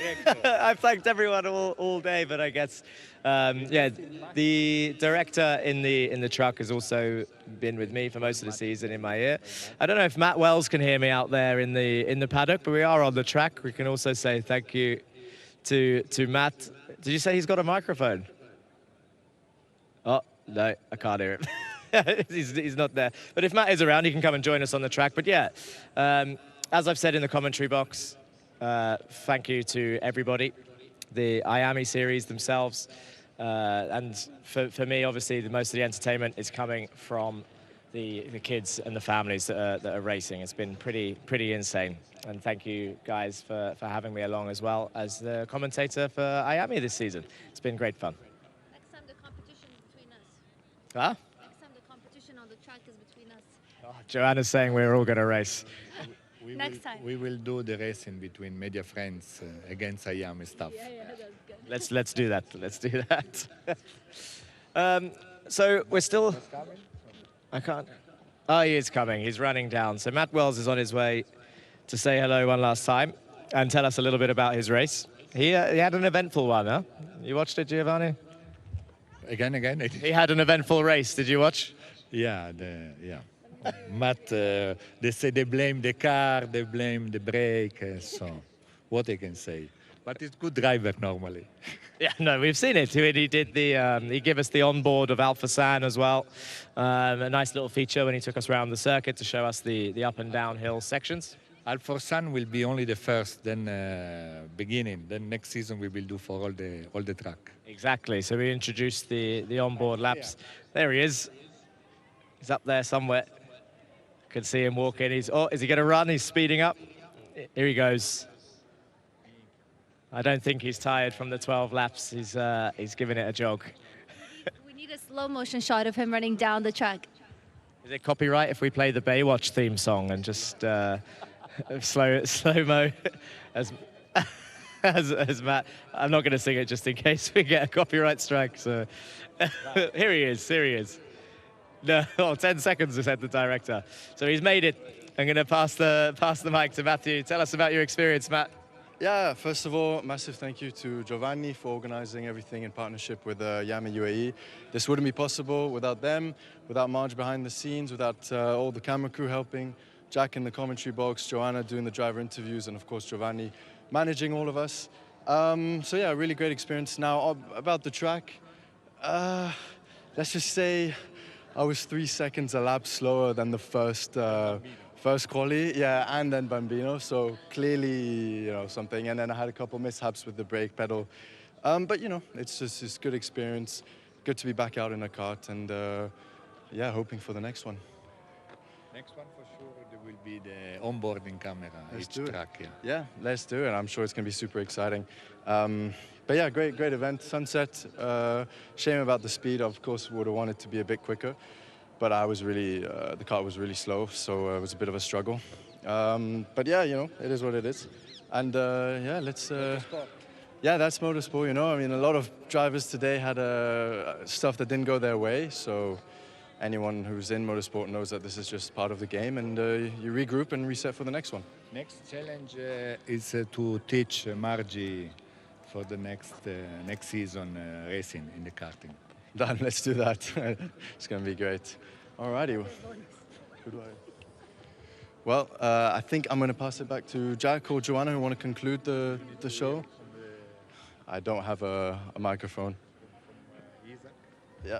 Isaac. You want to speak to Isaac? He should come down and do an interview, no? There is one more guy behind there doing all the technical stuff, the overlays and all of that sort of stuff, the recording. Is it possible to get him to speak through the truck? Do we have that technology yet? Or is that a 2027 thing? Oh, we don't have it here just yet. We'll upgrade. We'll upgrade for sure. But yeah, as they said, it looks likely, I don't want to announce it just in case, but it looks likely this will all happen again next year, which is great. But right now we need to finish off this season to announce our champions. Bambino champion, mini champion, junior champion, senior champion, under 10 mini champion, and senior 170 champion. I know all of you that are still watching are waiting. I don't think there was too many sort of penalties and incidents. Maybe there were a few, of course, but there wasn't too many today compared to maybe Alpha San in terms of the bumper fairings. But the main reason, obviously, as I explained a couple times during the stream today, is that there are 4 drop rounds for this season. So 2 pre-finals and 2 finals get dropped, of course, the worst ones. And actually, after speaking to the Sheikh earlier, if it's a disqualification, you can't drop it. So there's a few people who have been disqualified for some races throughout the season, and that has to count as one of their rounds. So a disqualification really hurts a championship chance. And actually, if you remember, for example, in the earlier race, I think I mentioned Veer Chopra was disqualified in the pre-final. I think it was the pre-final.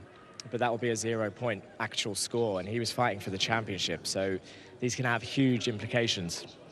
And sometimes a disqualification is not even up to the drivers. It could be for something in the kart, some sort of scrutineering issue, where a part is not within the technical regulations. This happens at this very bottom starting point of the motorsport ladder. So for now, thank you for joining me. I hope that it was a nice little bit of insight for you. Thank you for joining us for the race. We are going to watch some highlights for the day, so I'm going to say goodbye for now, and I'll see you back on the podium for the official results. Thank you.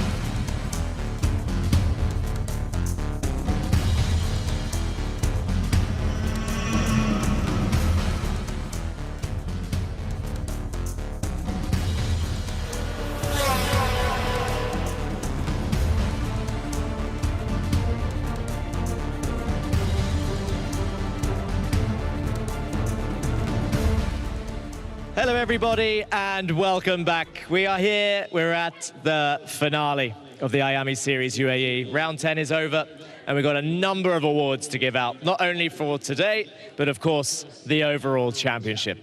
Now, we'll start off with the bit of action that we just watched, the rental race. So in reverse order for the podium, in third place, I'm going to be calling up the teams. So give a round of applause. The awards given by Mr. Bean. Third place, Telios Racing Team.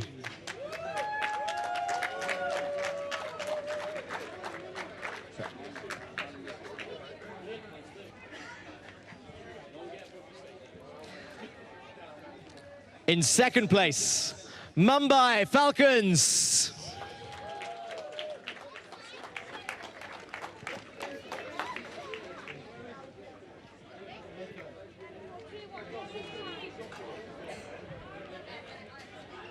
They're deciding who to collect the trophy.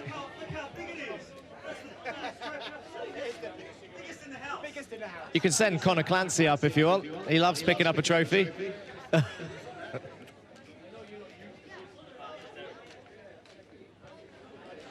And your winner for today's rental kart race, a round of applause to The Hive.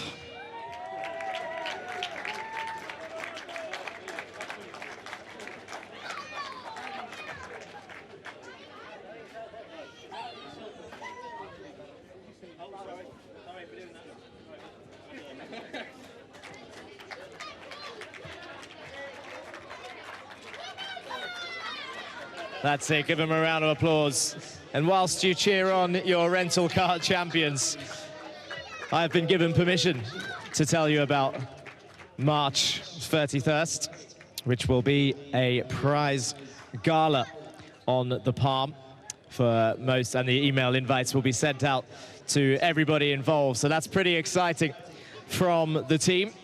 Get ready for a prize gala on the 31st of March. Now, moving on to driver of the day.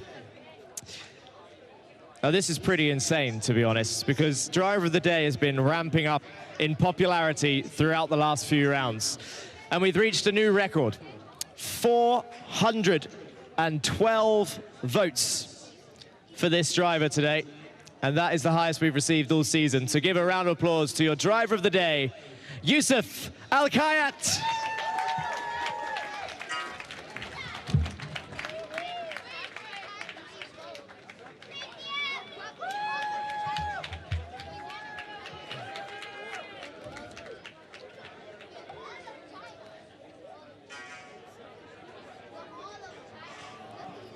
Back-to-back wins of driver of the day for Yusuf. That's 2 sets of Comet tires now. Happy? Good? Yeah, as long as you're safe. There you go, that's it. You got it. Okay, we'll move on now to today's results. So starting off, we'll go with Bambino in reverse order. Again, if someone has gone home, we'll just move on to the next one. In 8th place, a round of applause to August Southall.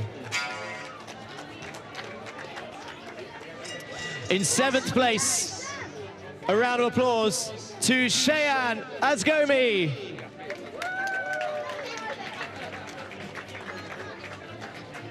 In 6th place, a round of applause to Zayed Al-Ansari. In 5th place, a round of applause for Robert Aganyan.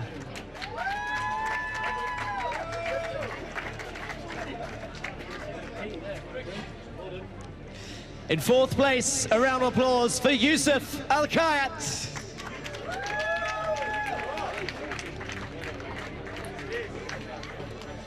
In 3rd place, a round of applause for Samuel Karachkovic.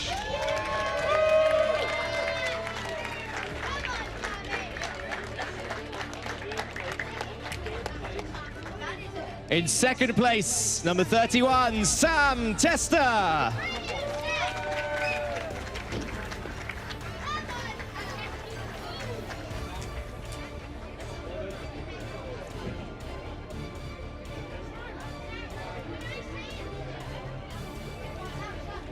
And your winner for today in the Bambino category, 140 points, number 88, Mark Risnick.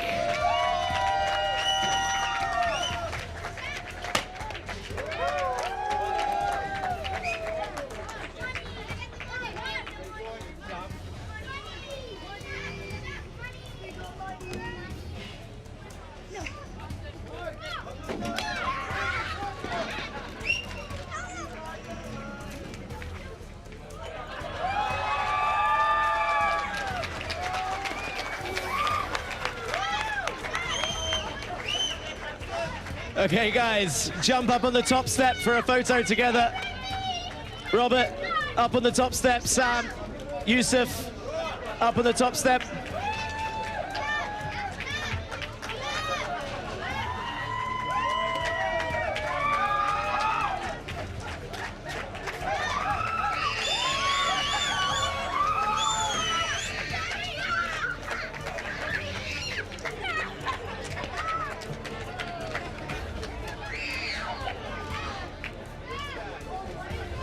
And now we'll move on to the under-10s.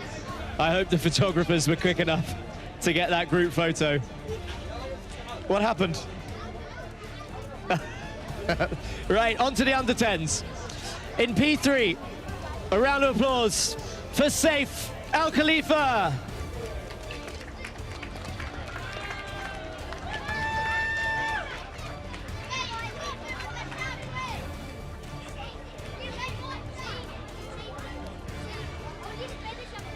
In second place, a round of applause, Ivans Voronins.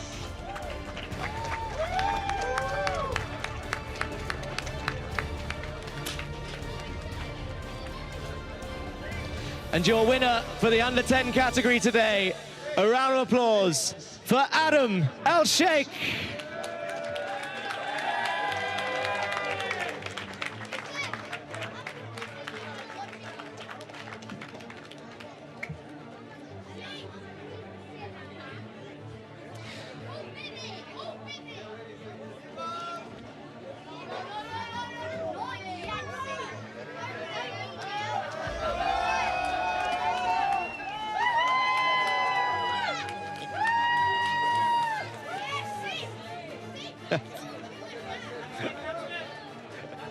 The cameraman was getting ready to dodge that one.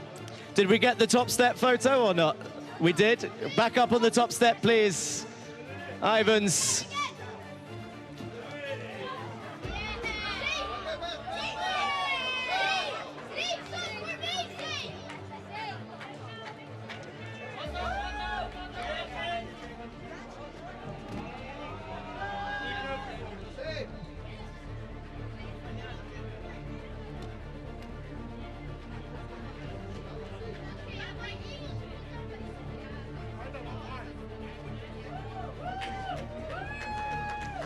That's it. Give your under-10s a round of applause, please.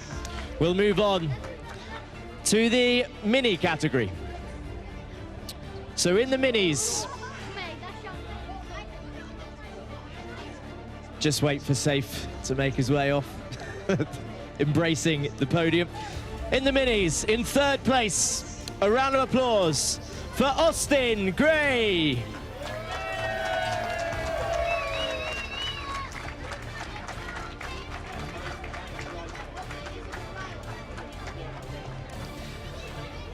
In second place, a round of applause to Achilles Peruzzi.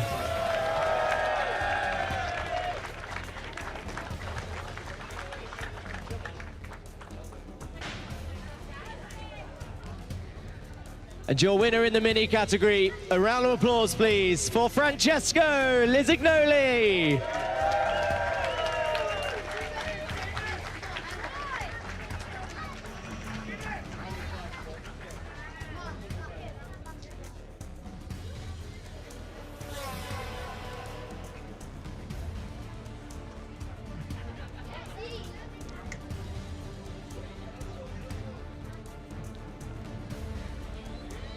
That's it, jump up on the top step together, guys, for a group picture.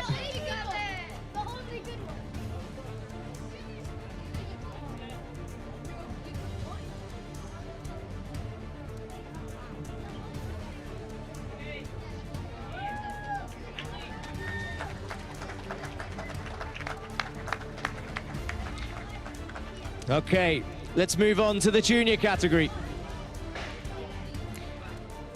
In third place, getting their first podium of the season. A round of applause for Ansh Seigel.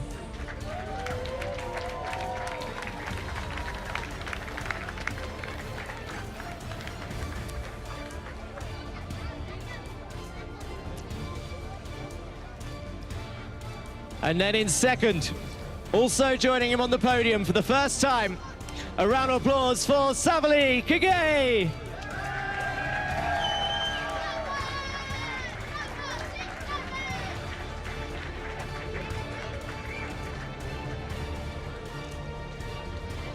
And then your winner for the junior category, taking both wins today in the pre-final and the final, his first wins of this season. A round of applause for Derek Rivera.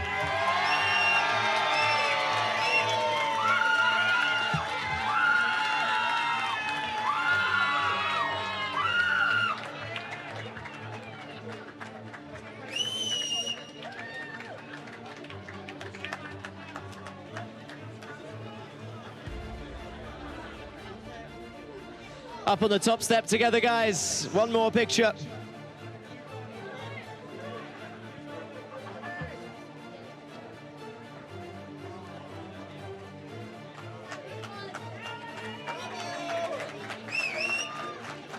Okay, now we'll move on to the senior 170s for round 10. In third place, a round of applause for Marcelo Cosas.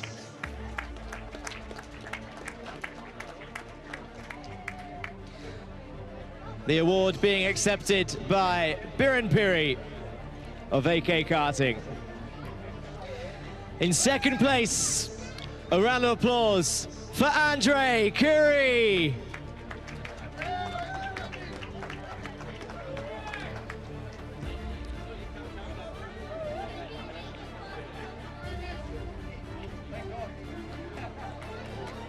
And your winner for today in the senior 170 category, a round of applause for Yusuf Busanad.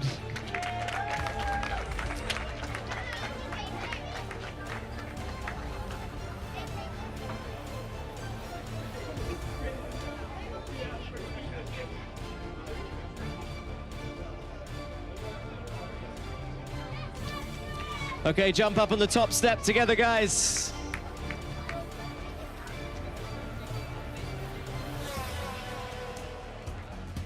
And give your senior 170s one more round of applause.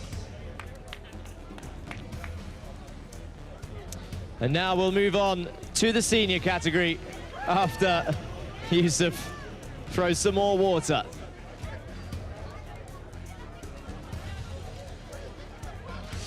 So, on to the final category for round 10. In third place, a round of applause for Adam Elbassioni.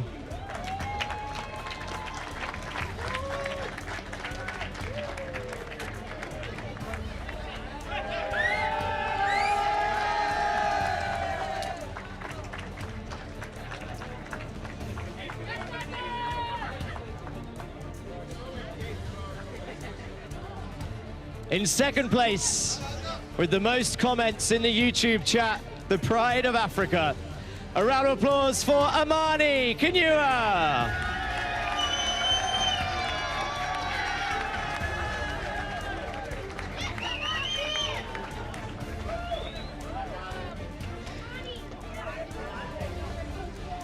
And your winner for today, a round of applause please for number 321, Rayan Damadasa.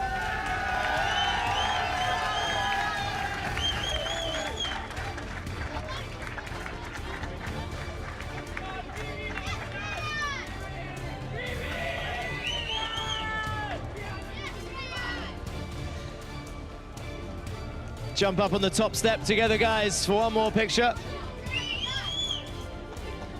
Amani.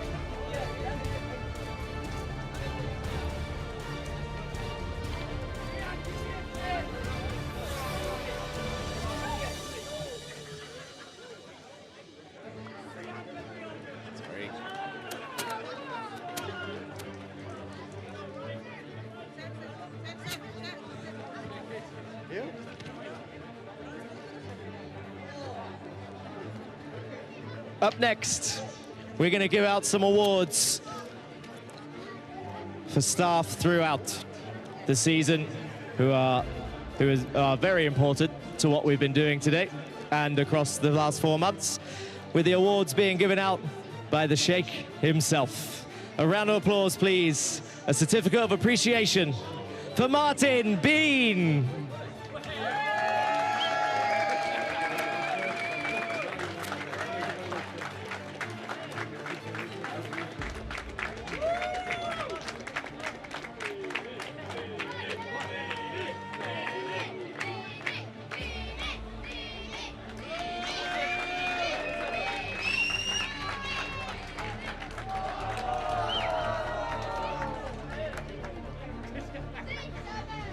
Up next, another certificate of appreciation for Tony Gonsalves.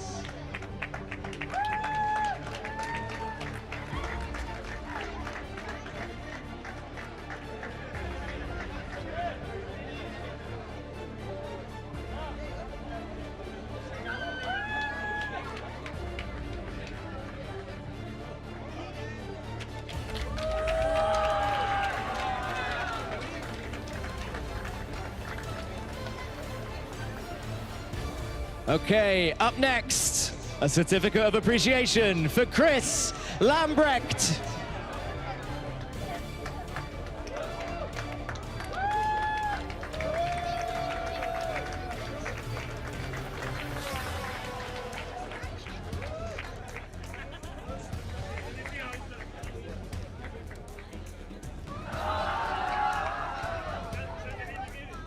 Up next, another certificate of appreciation for Al-Mujtaba Suleiman.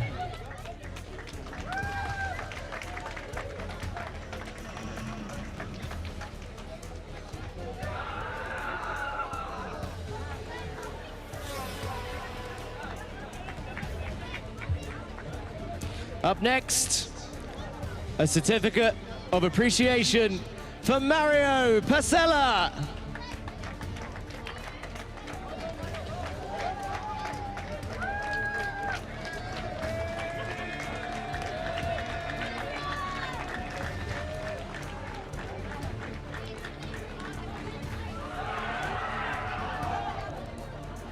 Up next, another certificate of appreciation for Hasnain Hassan.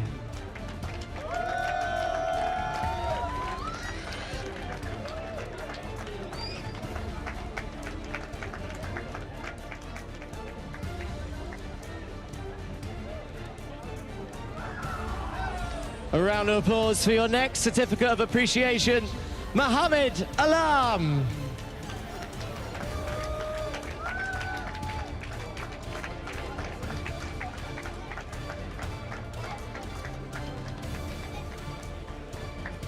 Up next, a round of applause for Mohammed Atif.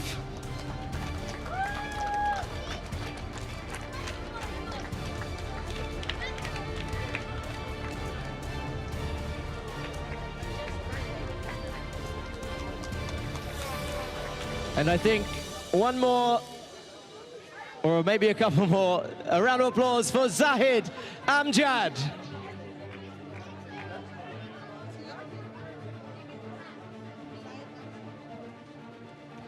I don't think he's here, so we'll go on to the next one.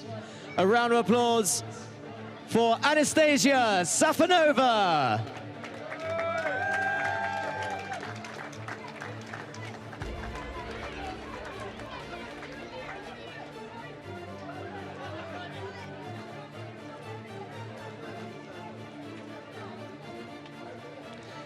Up next, a round of applause for Sajif Disianaki.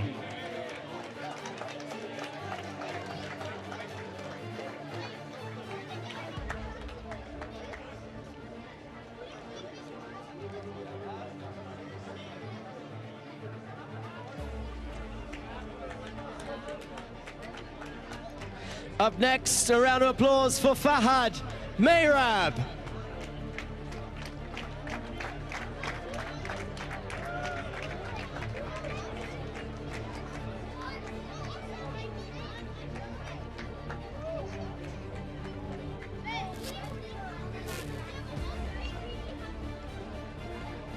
Thank you very much, Sheikh. Congratulations. Okay, I'll come back over to this side. I know you've all been waiting, but now it's time for the championship trophies. And this is the one. I know all of you in chat have been asking today, does that mean this person's won? Does that mean this person's won? Well, now we're about to find out. We'll start off with the Bambino Championship. Taking third place overall across the Iame Series UAE. A round of applause to Samuel Karajkovic.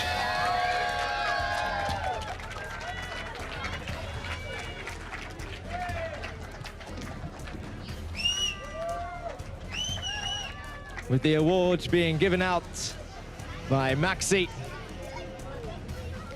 And a voucher for 1,000 AED.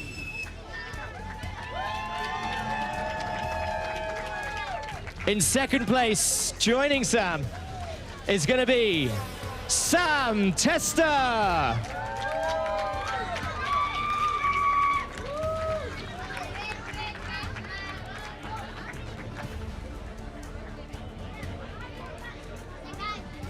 With a voucher worth 1,500 AED. And that means your 2025-2026 champion of the Iame Series UAE Bambino category is Mark Ristic.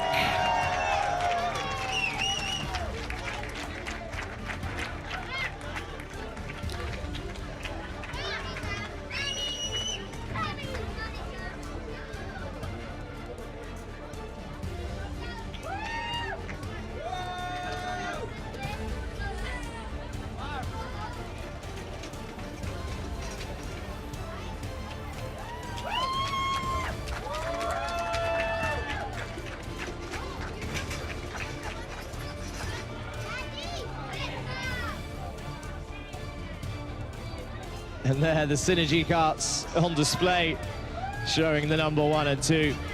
But a congratulations to all of our winners. Mark Ristic, one of the youngest drivers on the grid, with a trophy almost the same size as he is.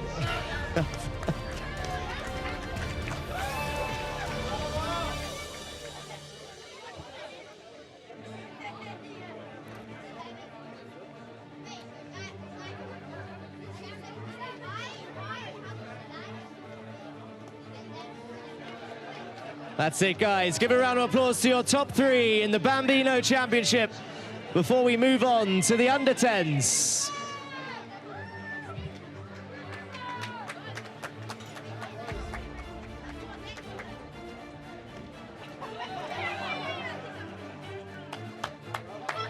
That's it, guys. If you can grab your trophies down and we can move on to the next category.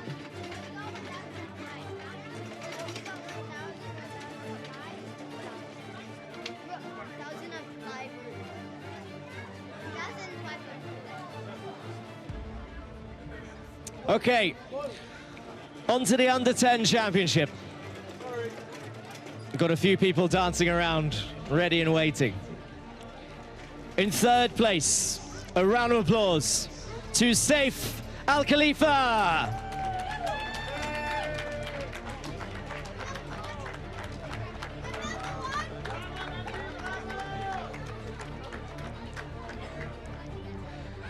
Also taking a voucher for 1,000 AED. In second place, a round of applause to Ivan Zvorodins.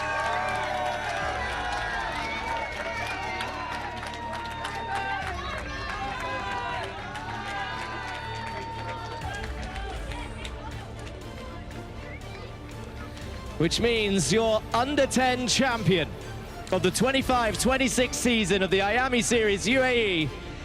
A round of applause to Samar Chopra.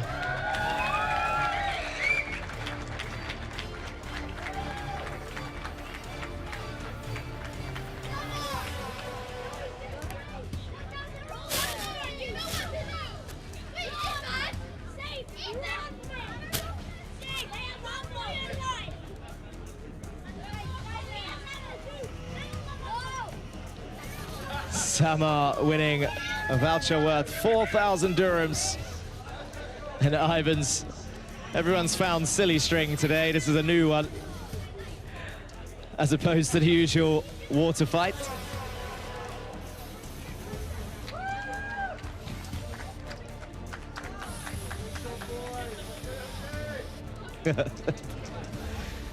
That's it. That's those cans emptied onto each other. Okay, guys, let's grab your helmets. And we'll move on to the mini category.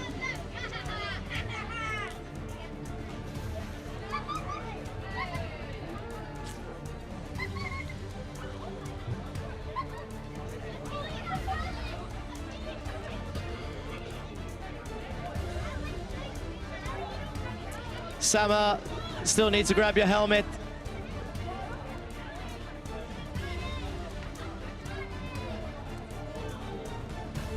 And we'll go on to the top 3 then of your mini championship. In 3rd place for your mini category, a round of applause to Benjamin Karachkovic.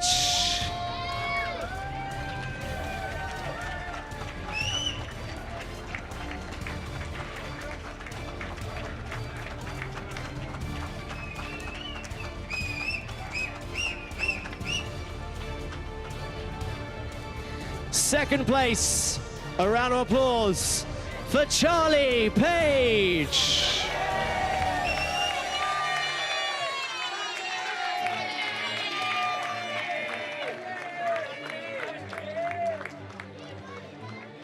Taking the first Iame Warrior Finals 26 ticket. Charlie Page there in 2nd place.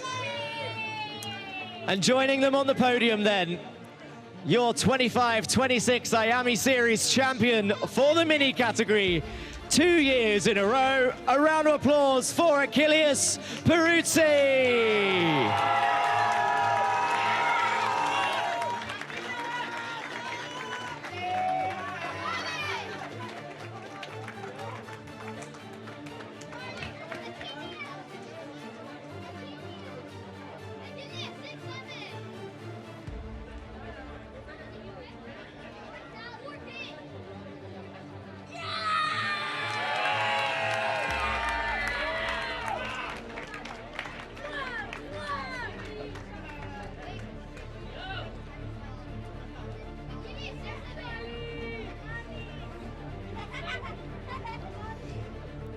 Okay, guys, give your top 3 in the mini category one more round of applause for your championship top 3.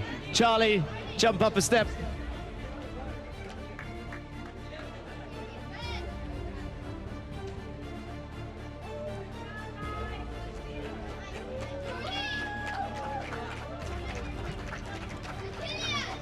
And now we'll move on to the junior category.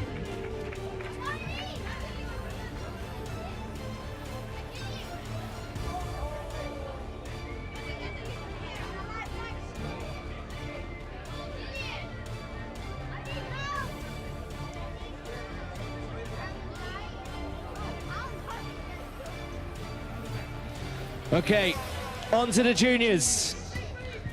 This was perhaps the biggest roller coaster of today in the final round. But a round of applause in 3rd place for Gabrielle Barracordi.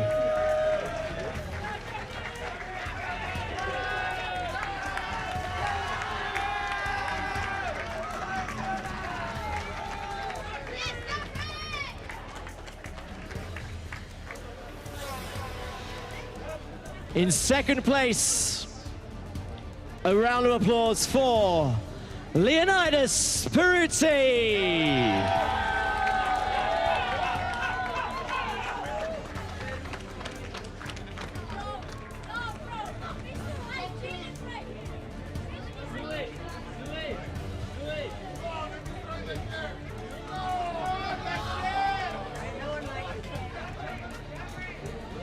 And joining them on the top step, your 2025-2026 Junior Iame Series UAE champion. A round of applause, please, for Mataj Jain.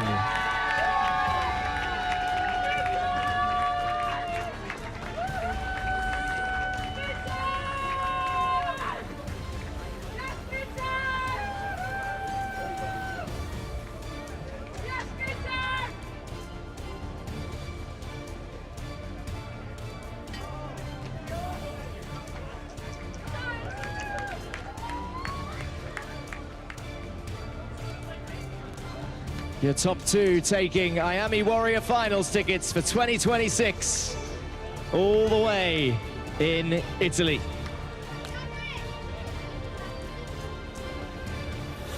And Gabri taking 1,000 dirhams voucher for P3.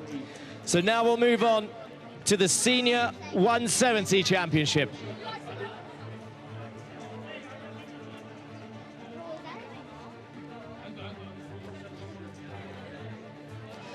Okay, in third place for the Senior 170s, perhaps the oldest driver on the grid.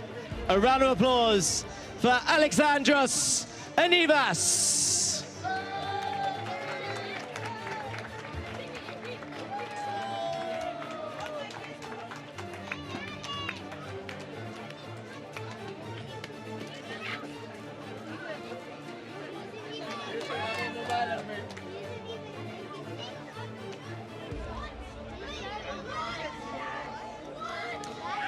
With an Iame Warrior Finals ticket for 2026. Joining Alexandros, a round of applause in second place for Yusuf Busanaj.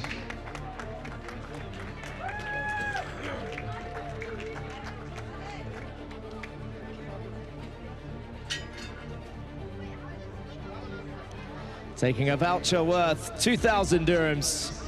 Second place in the championship, which means your Senior 170 champion. Please welcome to the top step your 2025-2026 Iame Series UAE Senior 170 champion, Oscar Bray.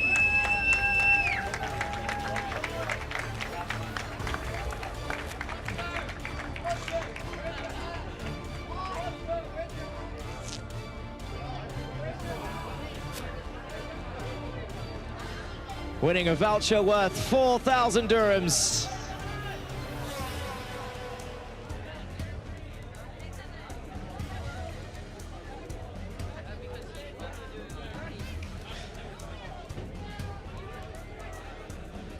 And not on the podium, but we'll welcome him up for the final picture after Oscar does a shoey by the looks of it.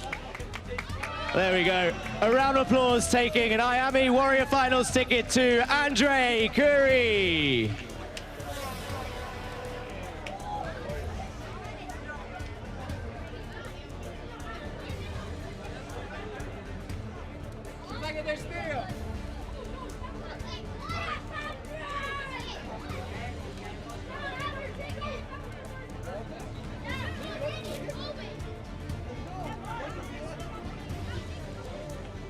Thank you very much, guys. That's your Senior 170 category.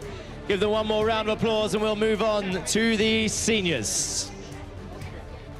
So we have two more categories to go. We've got the seniors and then the teams championship. So starting with the seniors.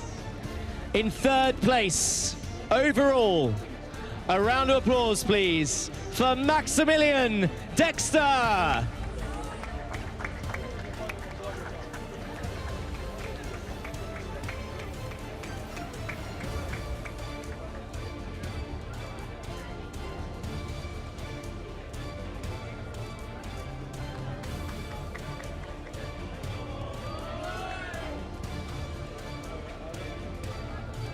In second place, a round of applause for Rayan Qureshi.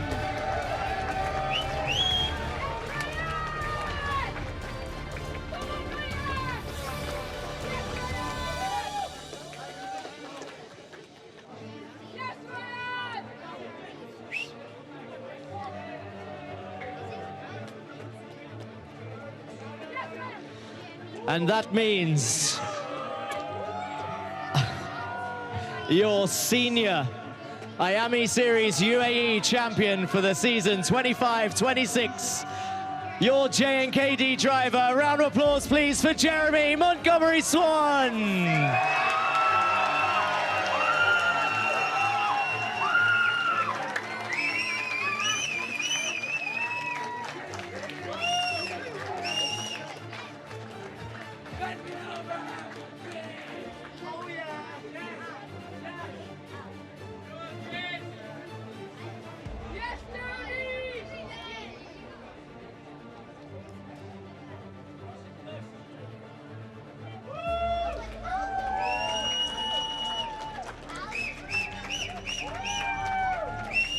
Well done, guys. Jump up on the top step.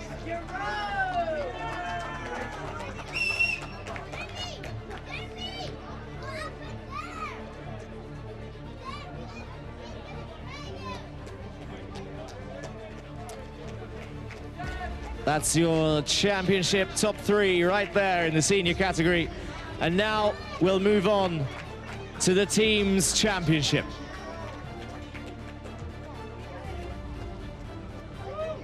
You can jump on down now, guys, and we'll move on to the final top 3. Connor Clancy, please say you got that on camera. He just sprayed himself in the face after trying to get Jeremy.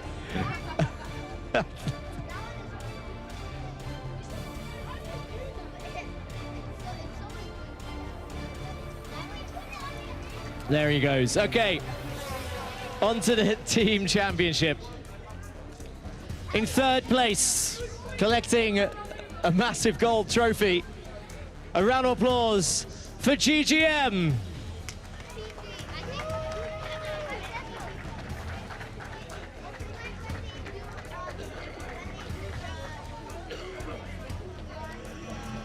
Collecting the award for GGM. Looks like Francesco Lisignoli. Everybody, all of GGM. Come on, GGM, get up. There's 2 people right here in GGM shirts. Come on up. Join Francesco.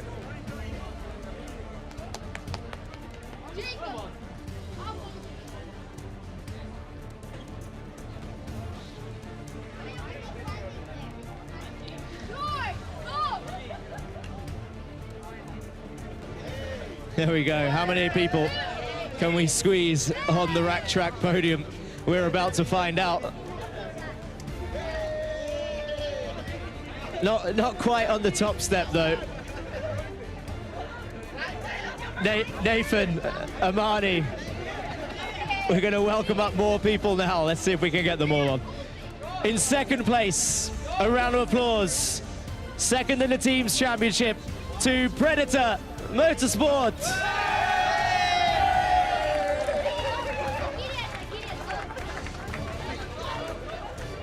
Guys.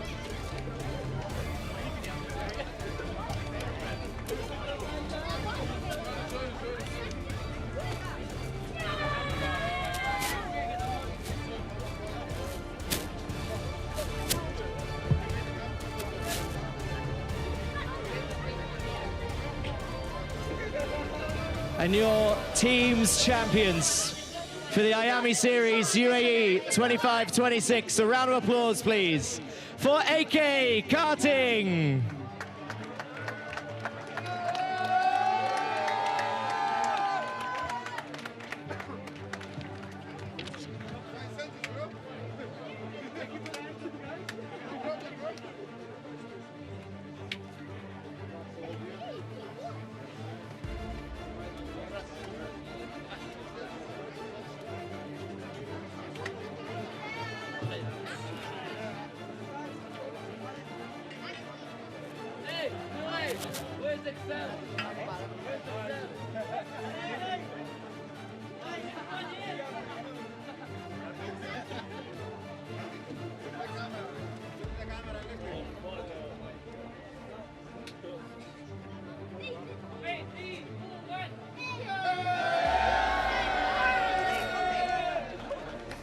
Okay, I wonder how many people we can get in the group picture.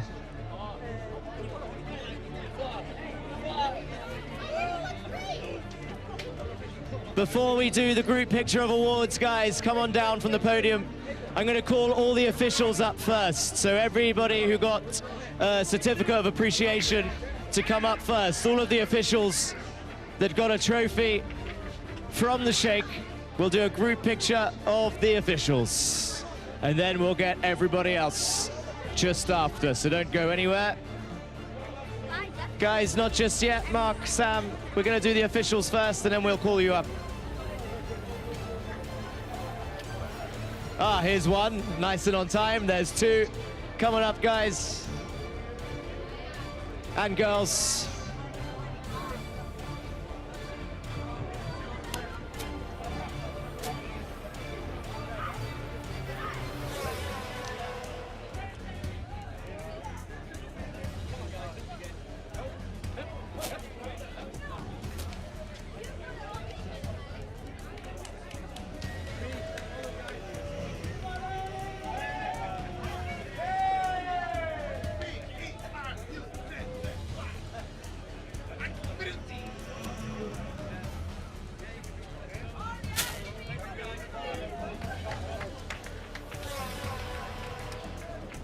Okay, let's get everybody who won a trophy or a medal back onto the podium for a group picture. All of our winners, all of our championship winners today, and round 10 winners, get on up there for a big group picture. How many of you can we get up there? Where's that? Oh, Adam's already up there. Yes, straight away. Achilles, Leonidas, Yalla. Group picture of all the winners.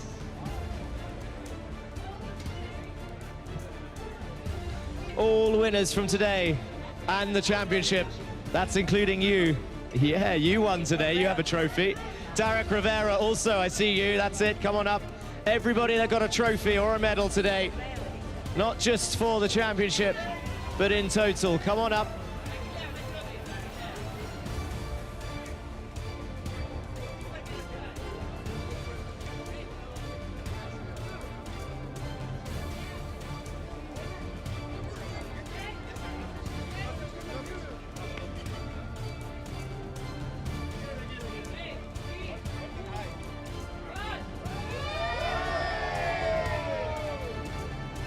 And the last few people just making it in. Andre Curry there. Better late than never. And that is it. That is the awards done. Congratulations. Well done. Oh, coach. He called me coach. Achilles, congratulations. 2 years in a row. Please. What are you going to say? Are you going to say goodbye? Make sure to like and subscribe, okay? Yeah, just like and subscribe. Thank you. Just like and subscribe so that you can see him win more races in the next category next season. So everyone's going to jump up on the podium now as teams, probably to take pictures and celebrate. It's been my pleasure, and I don't really know how to round off the whole season because we've finished the whole thing now. So I'm not going to see you for the next round because there is no next round. So thank you all for tuning in. Make sure you have subscribed to see what's coming in the future from Media Friends and the Iame Series UAE. My name is Jack Johns. Thank you for joining us on this journey. It's been a pleasure. Hopefully I'll see you soon. And we are going to say goodbye from the Iame Series UAE. Goodbye.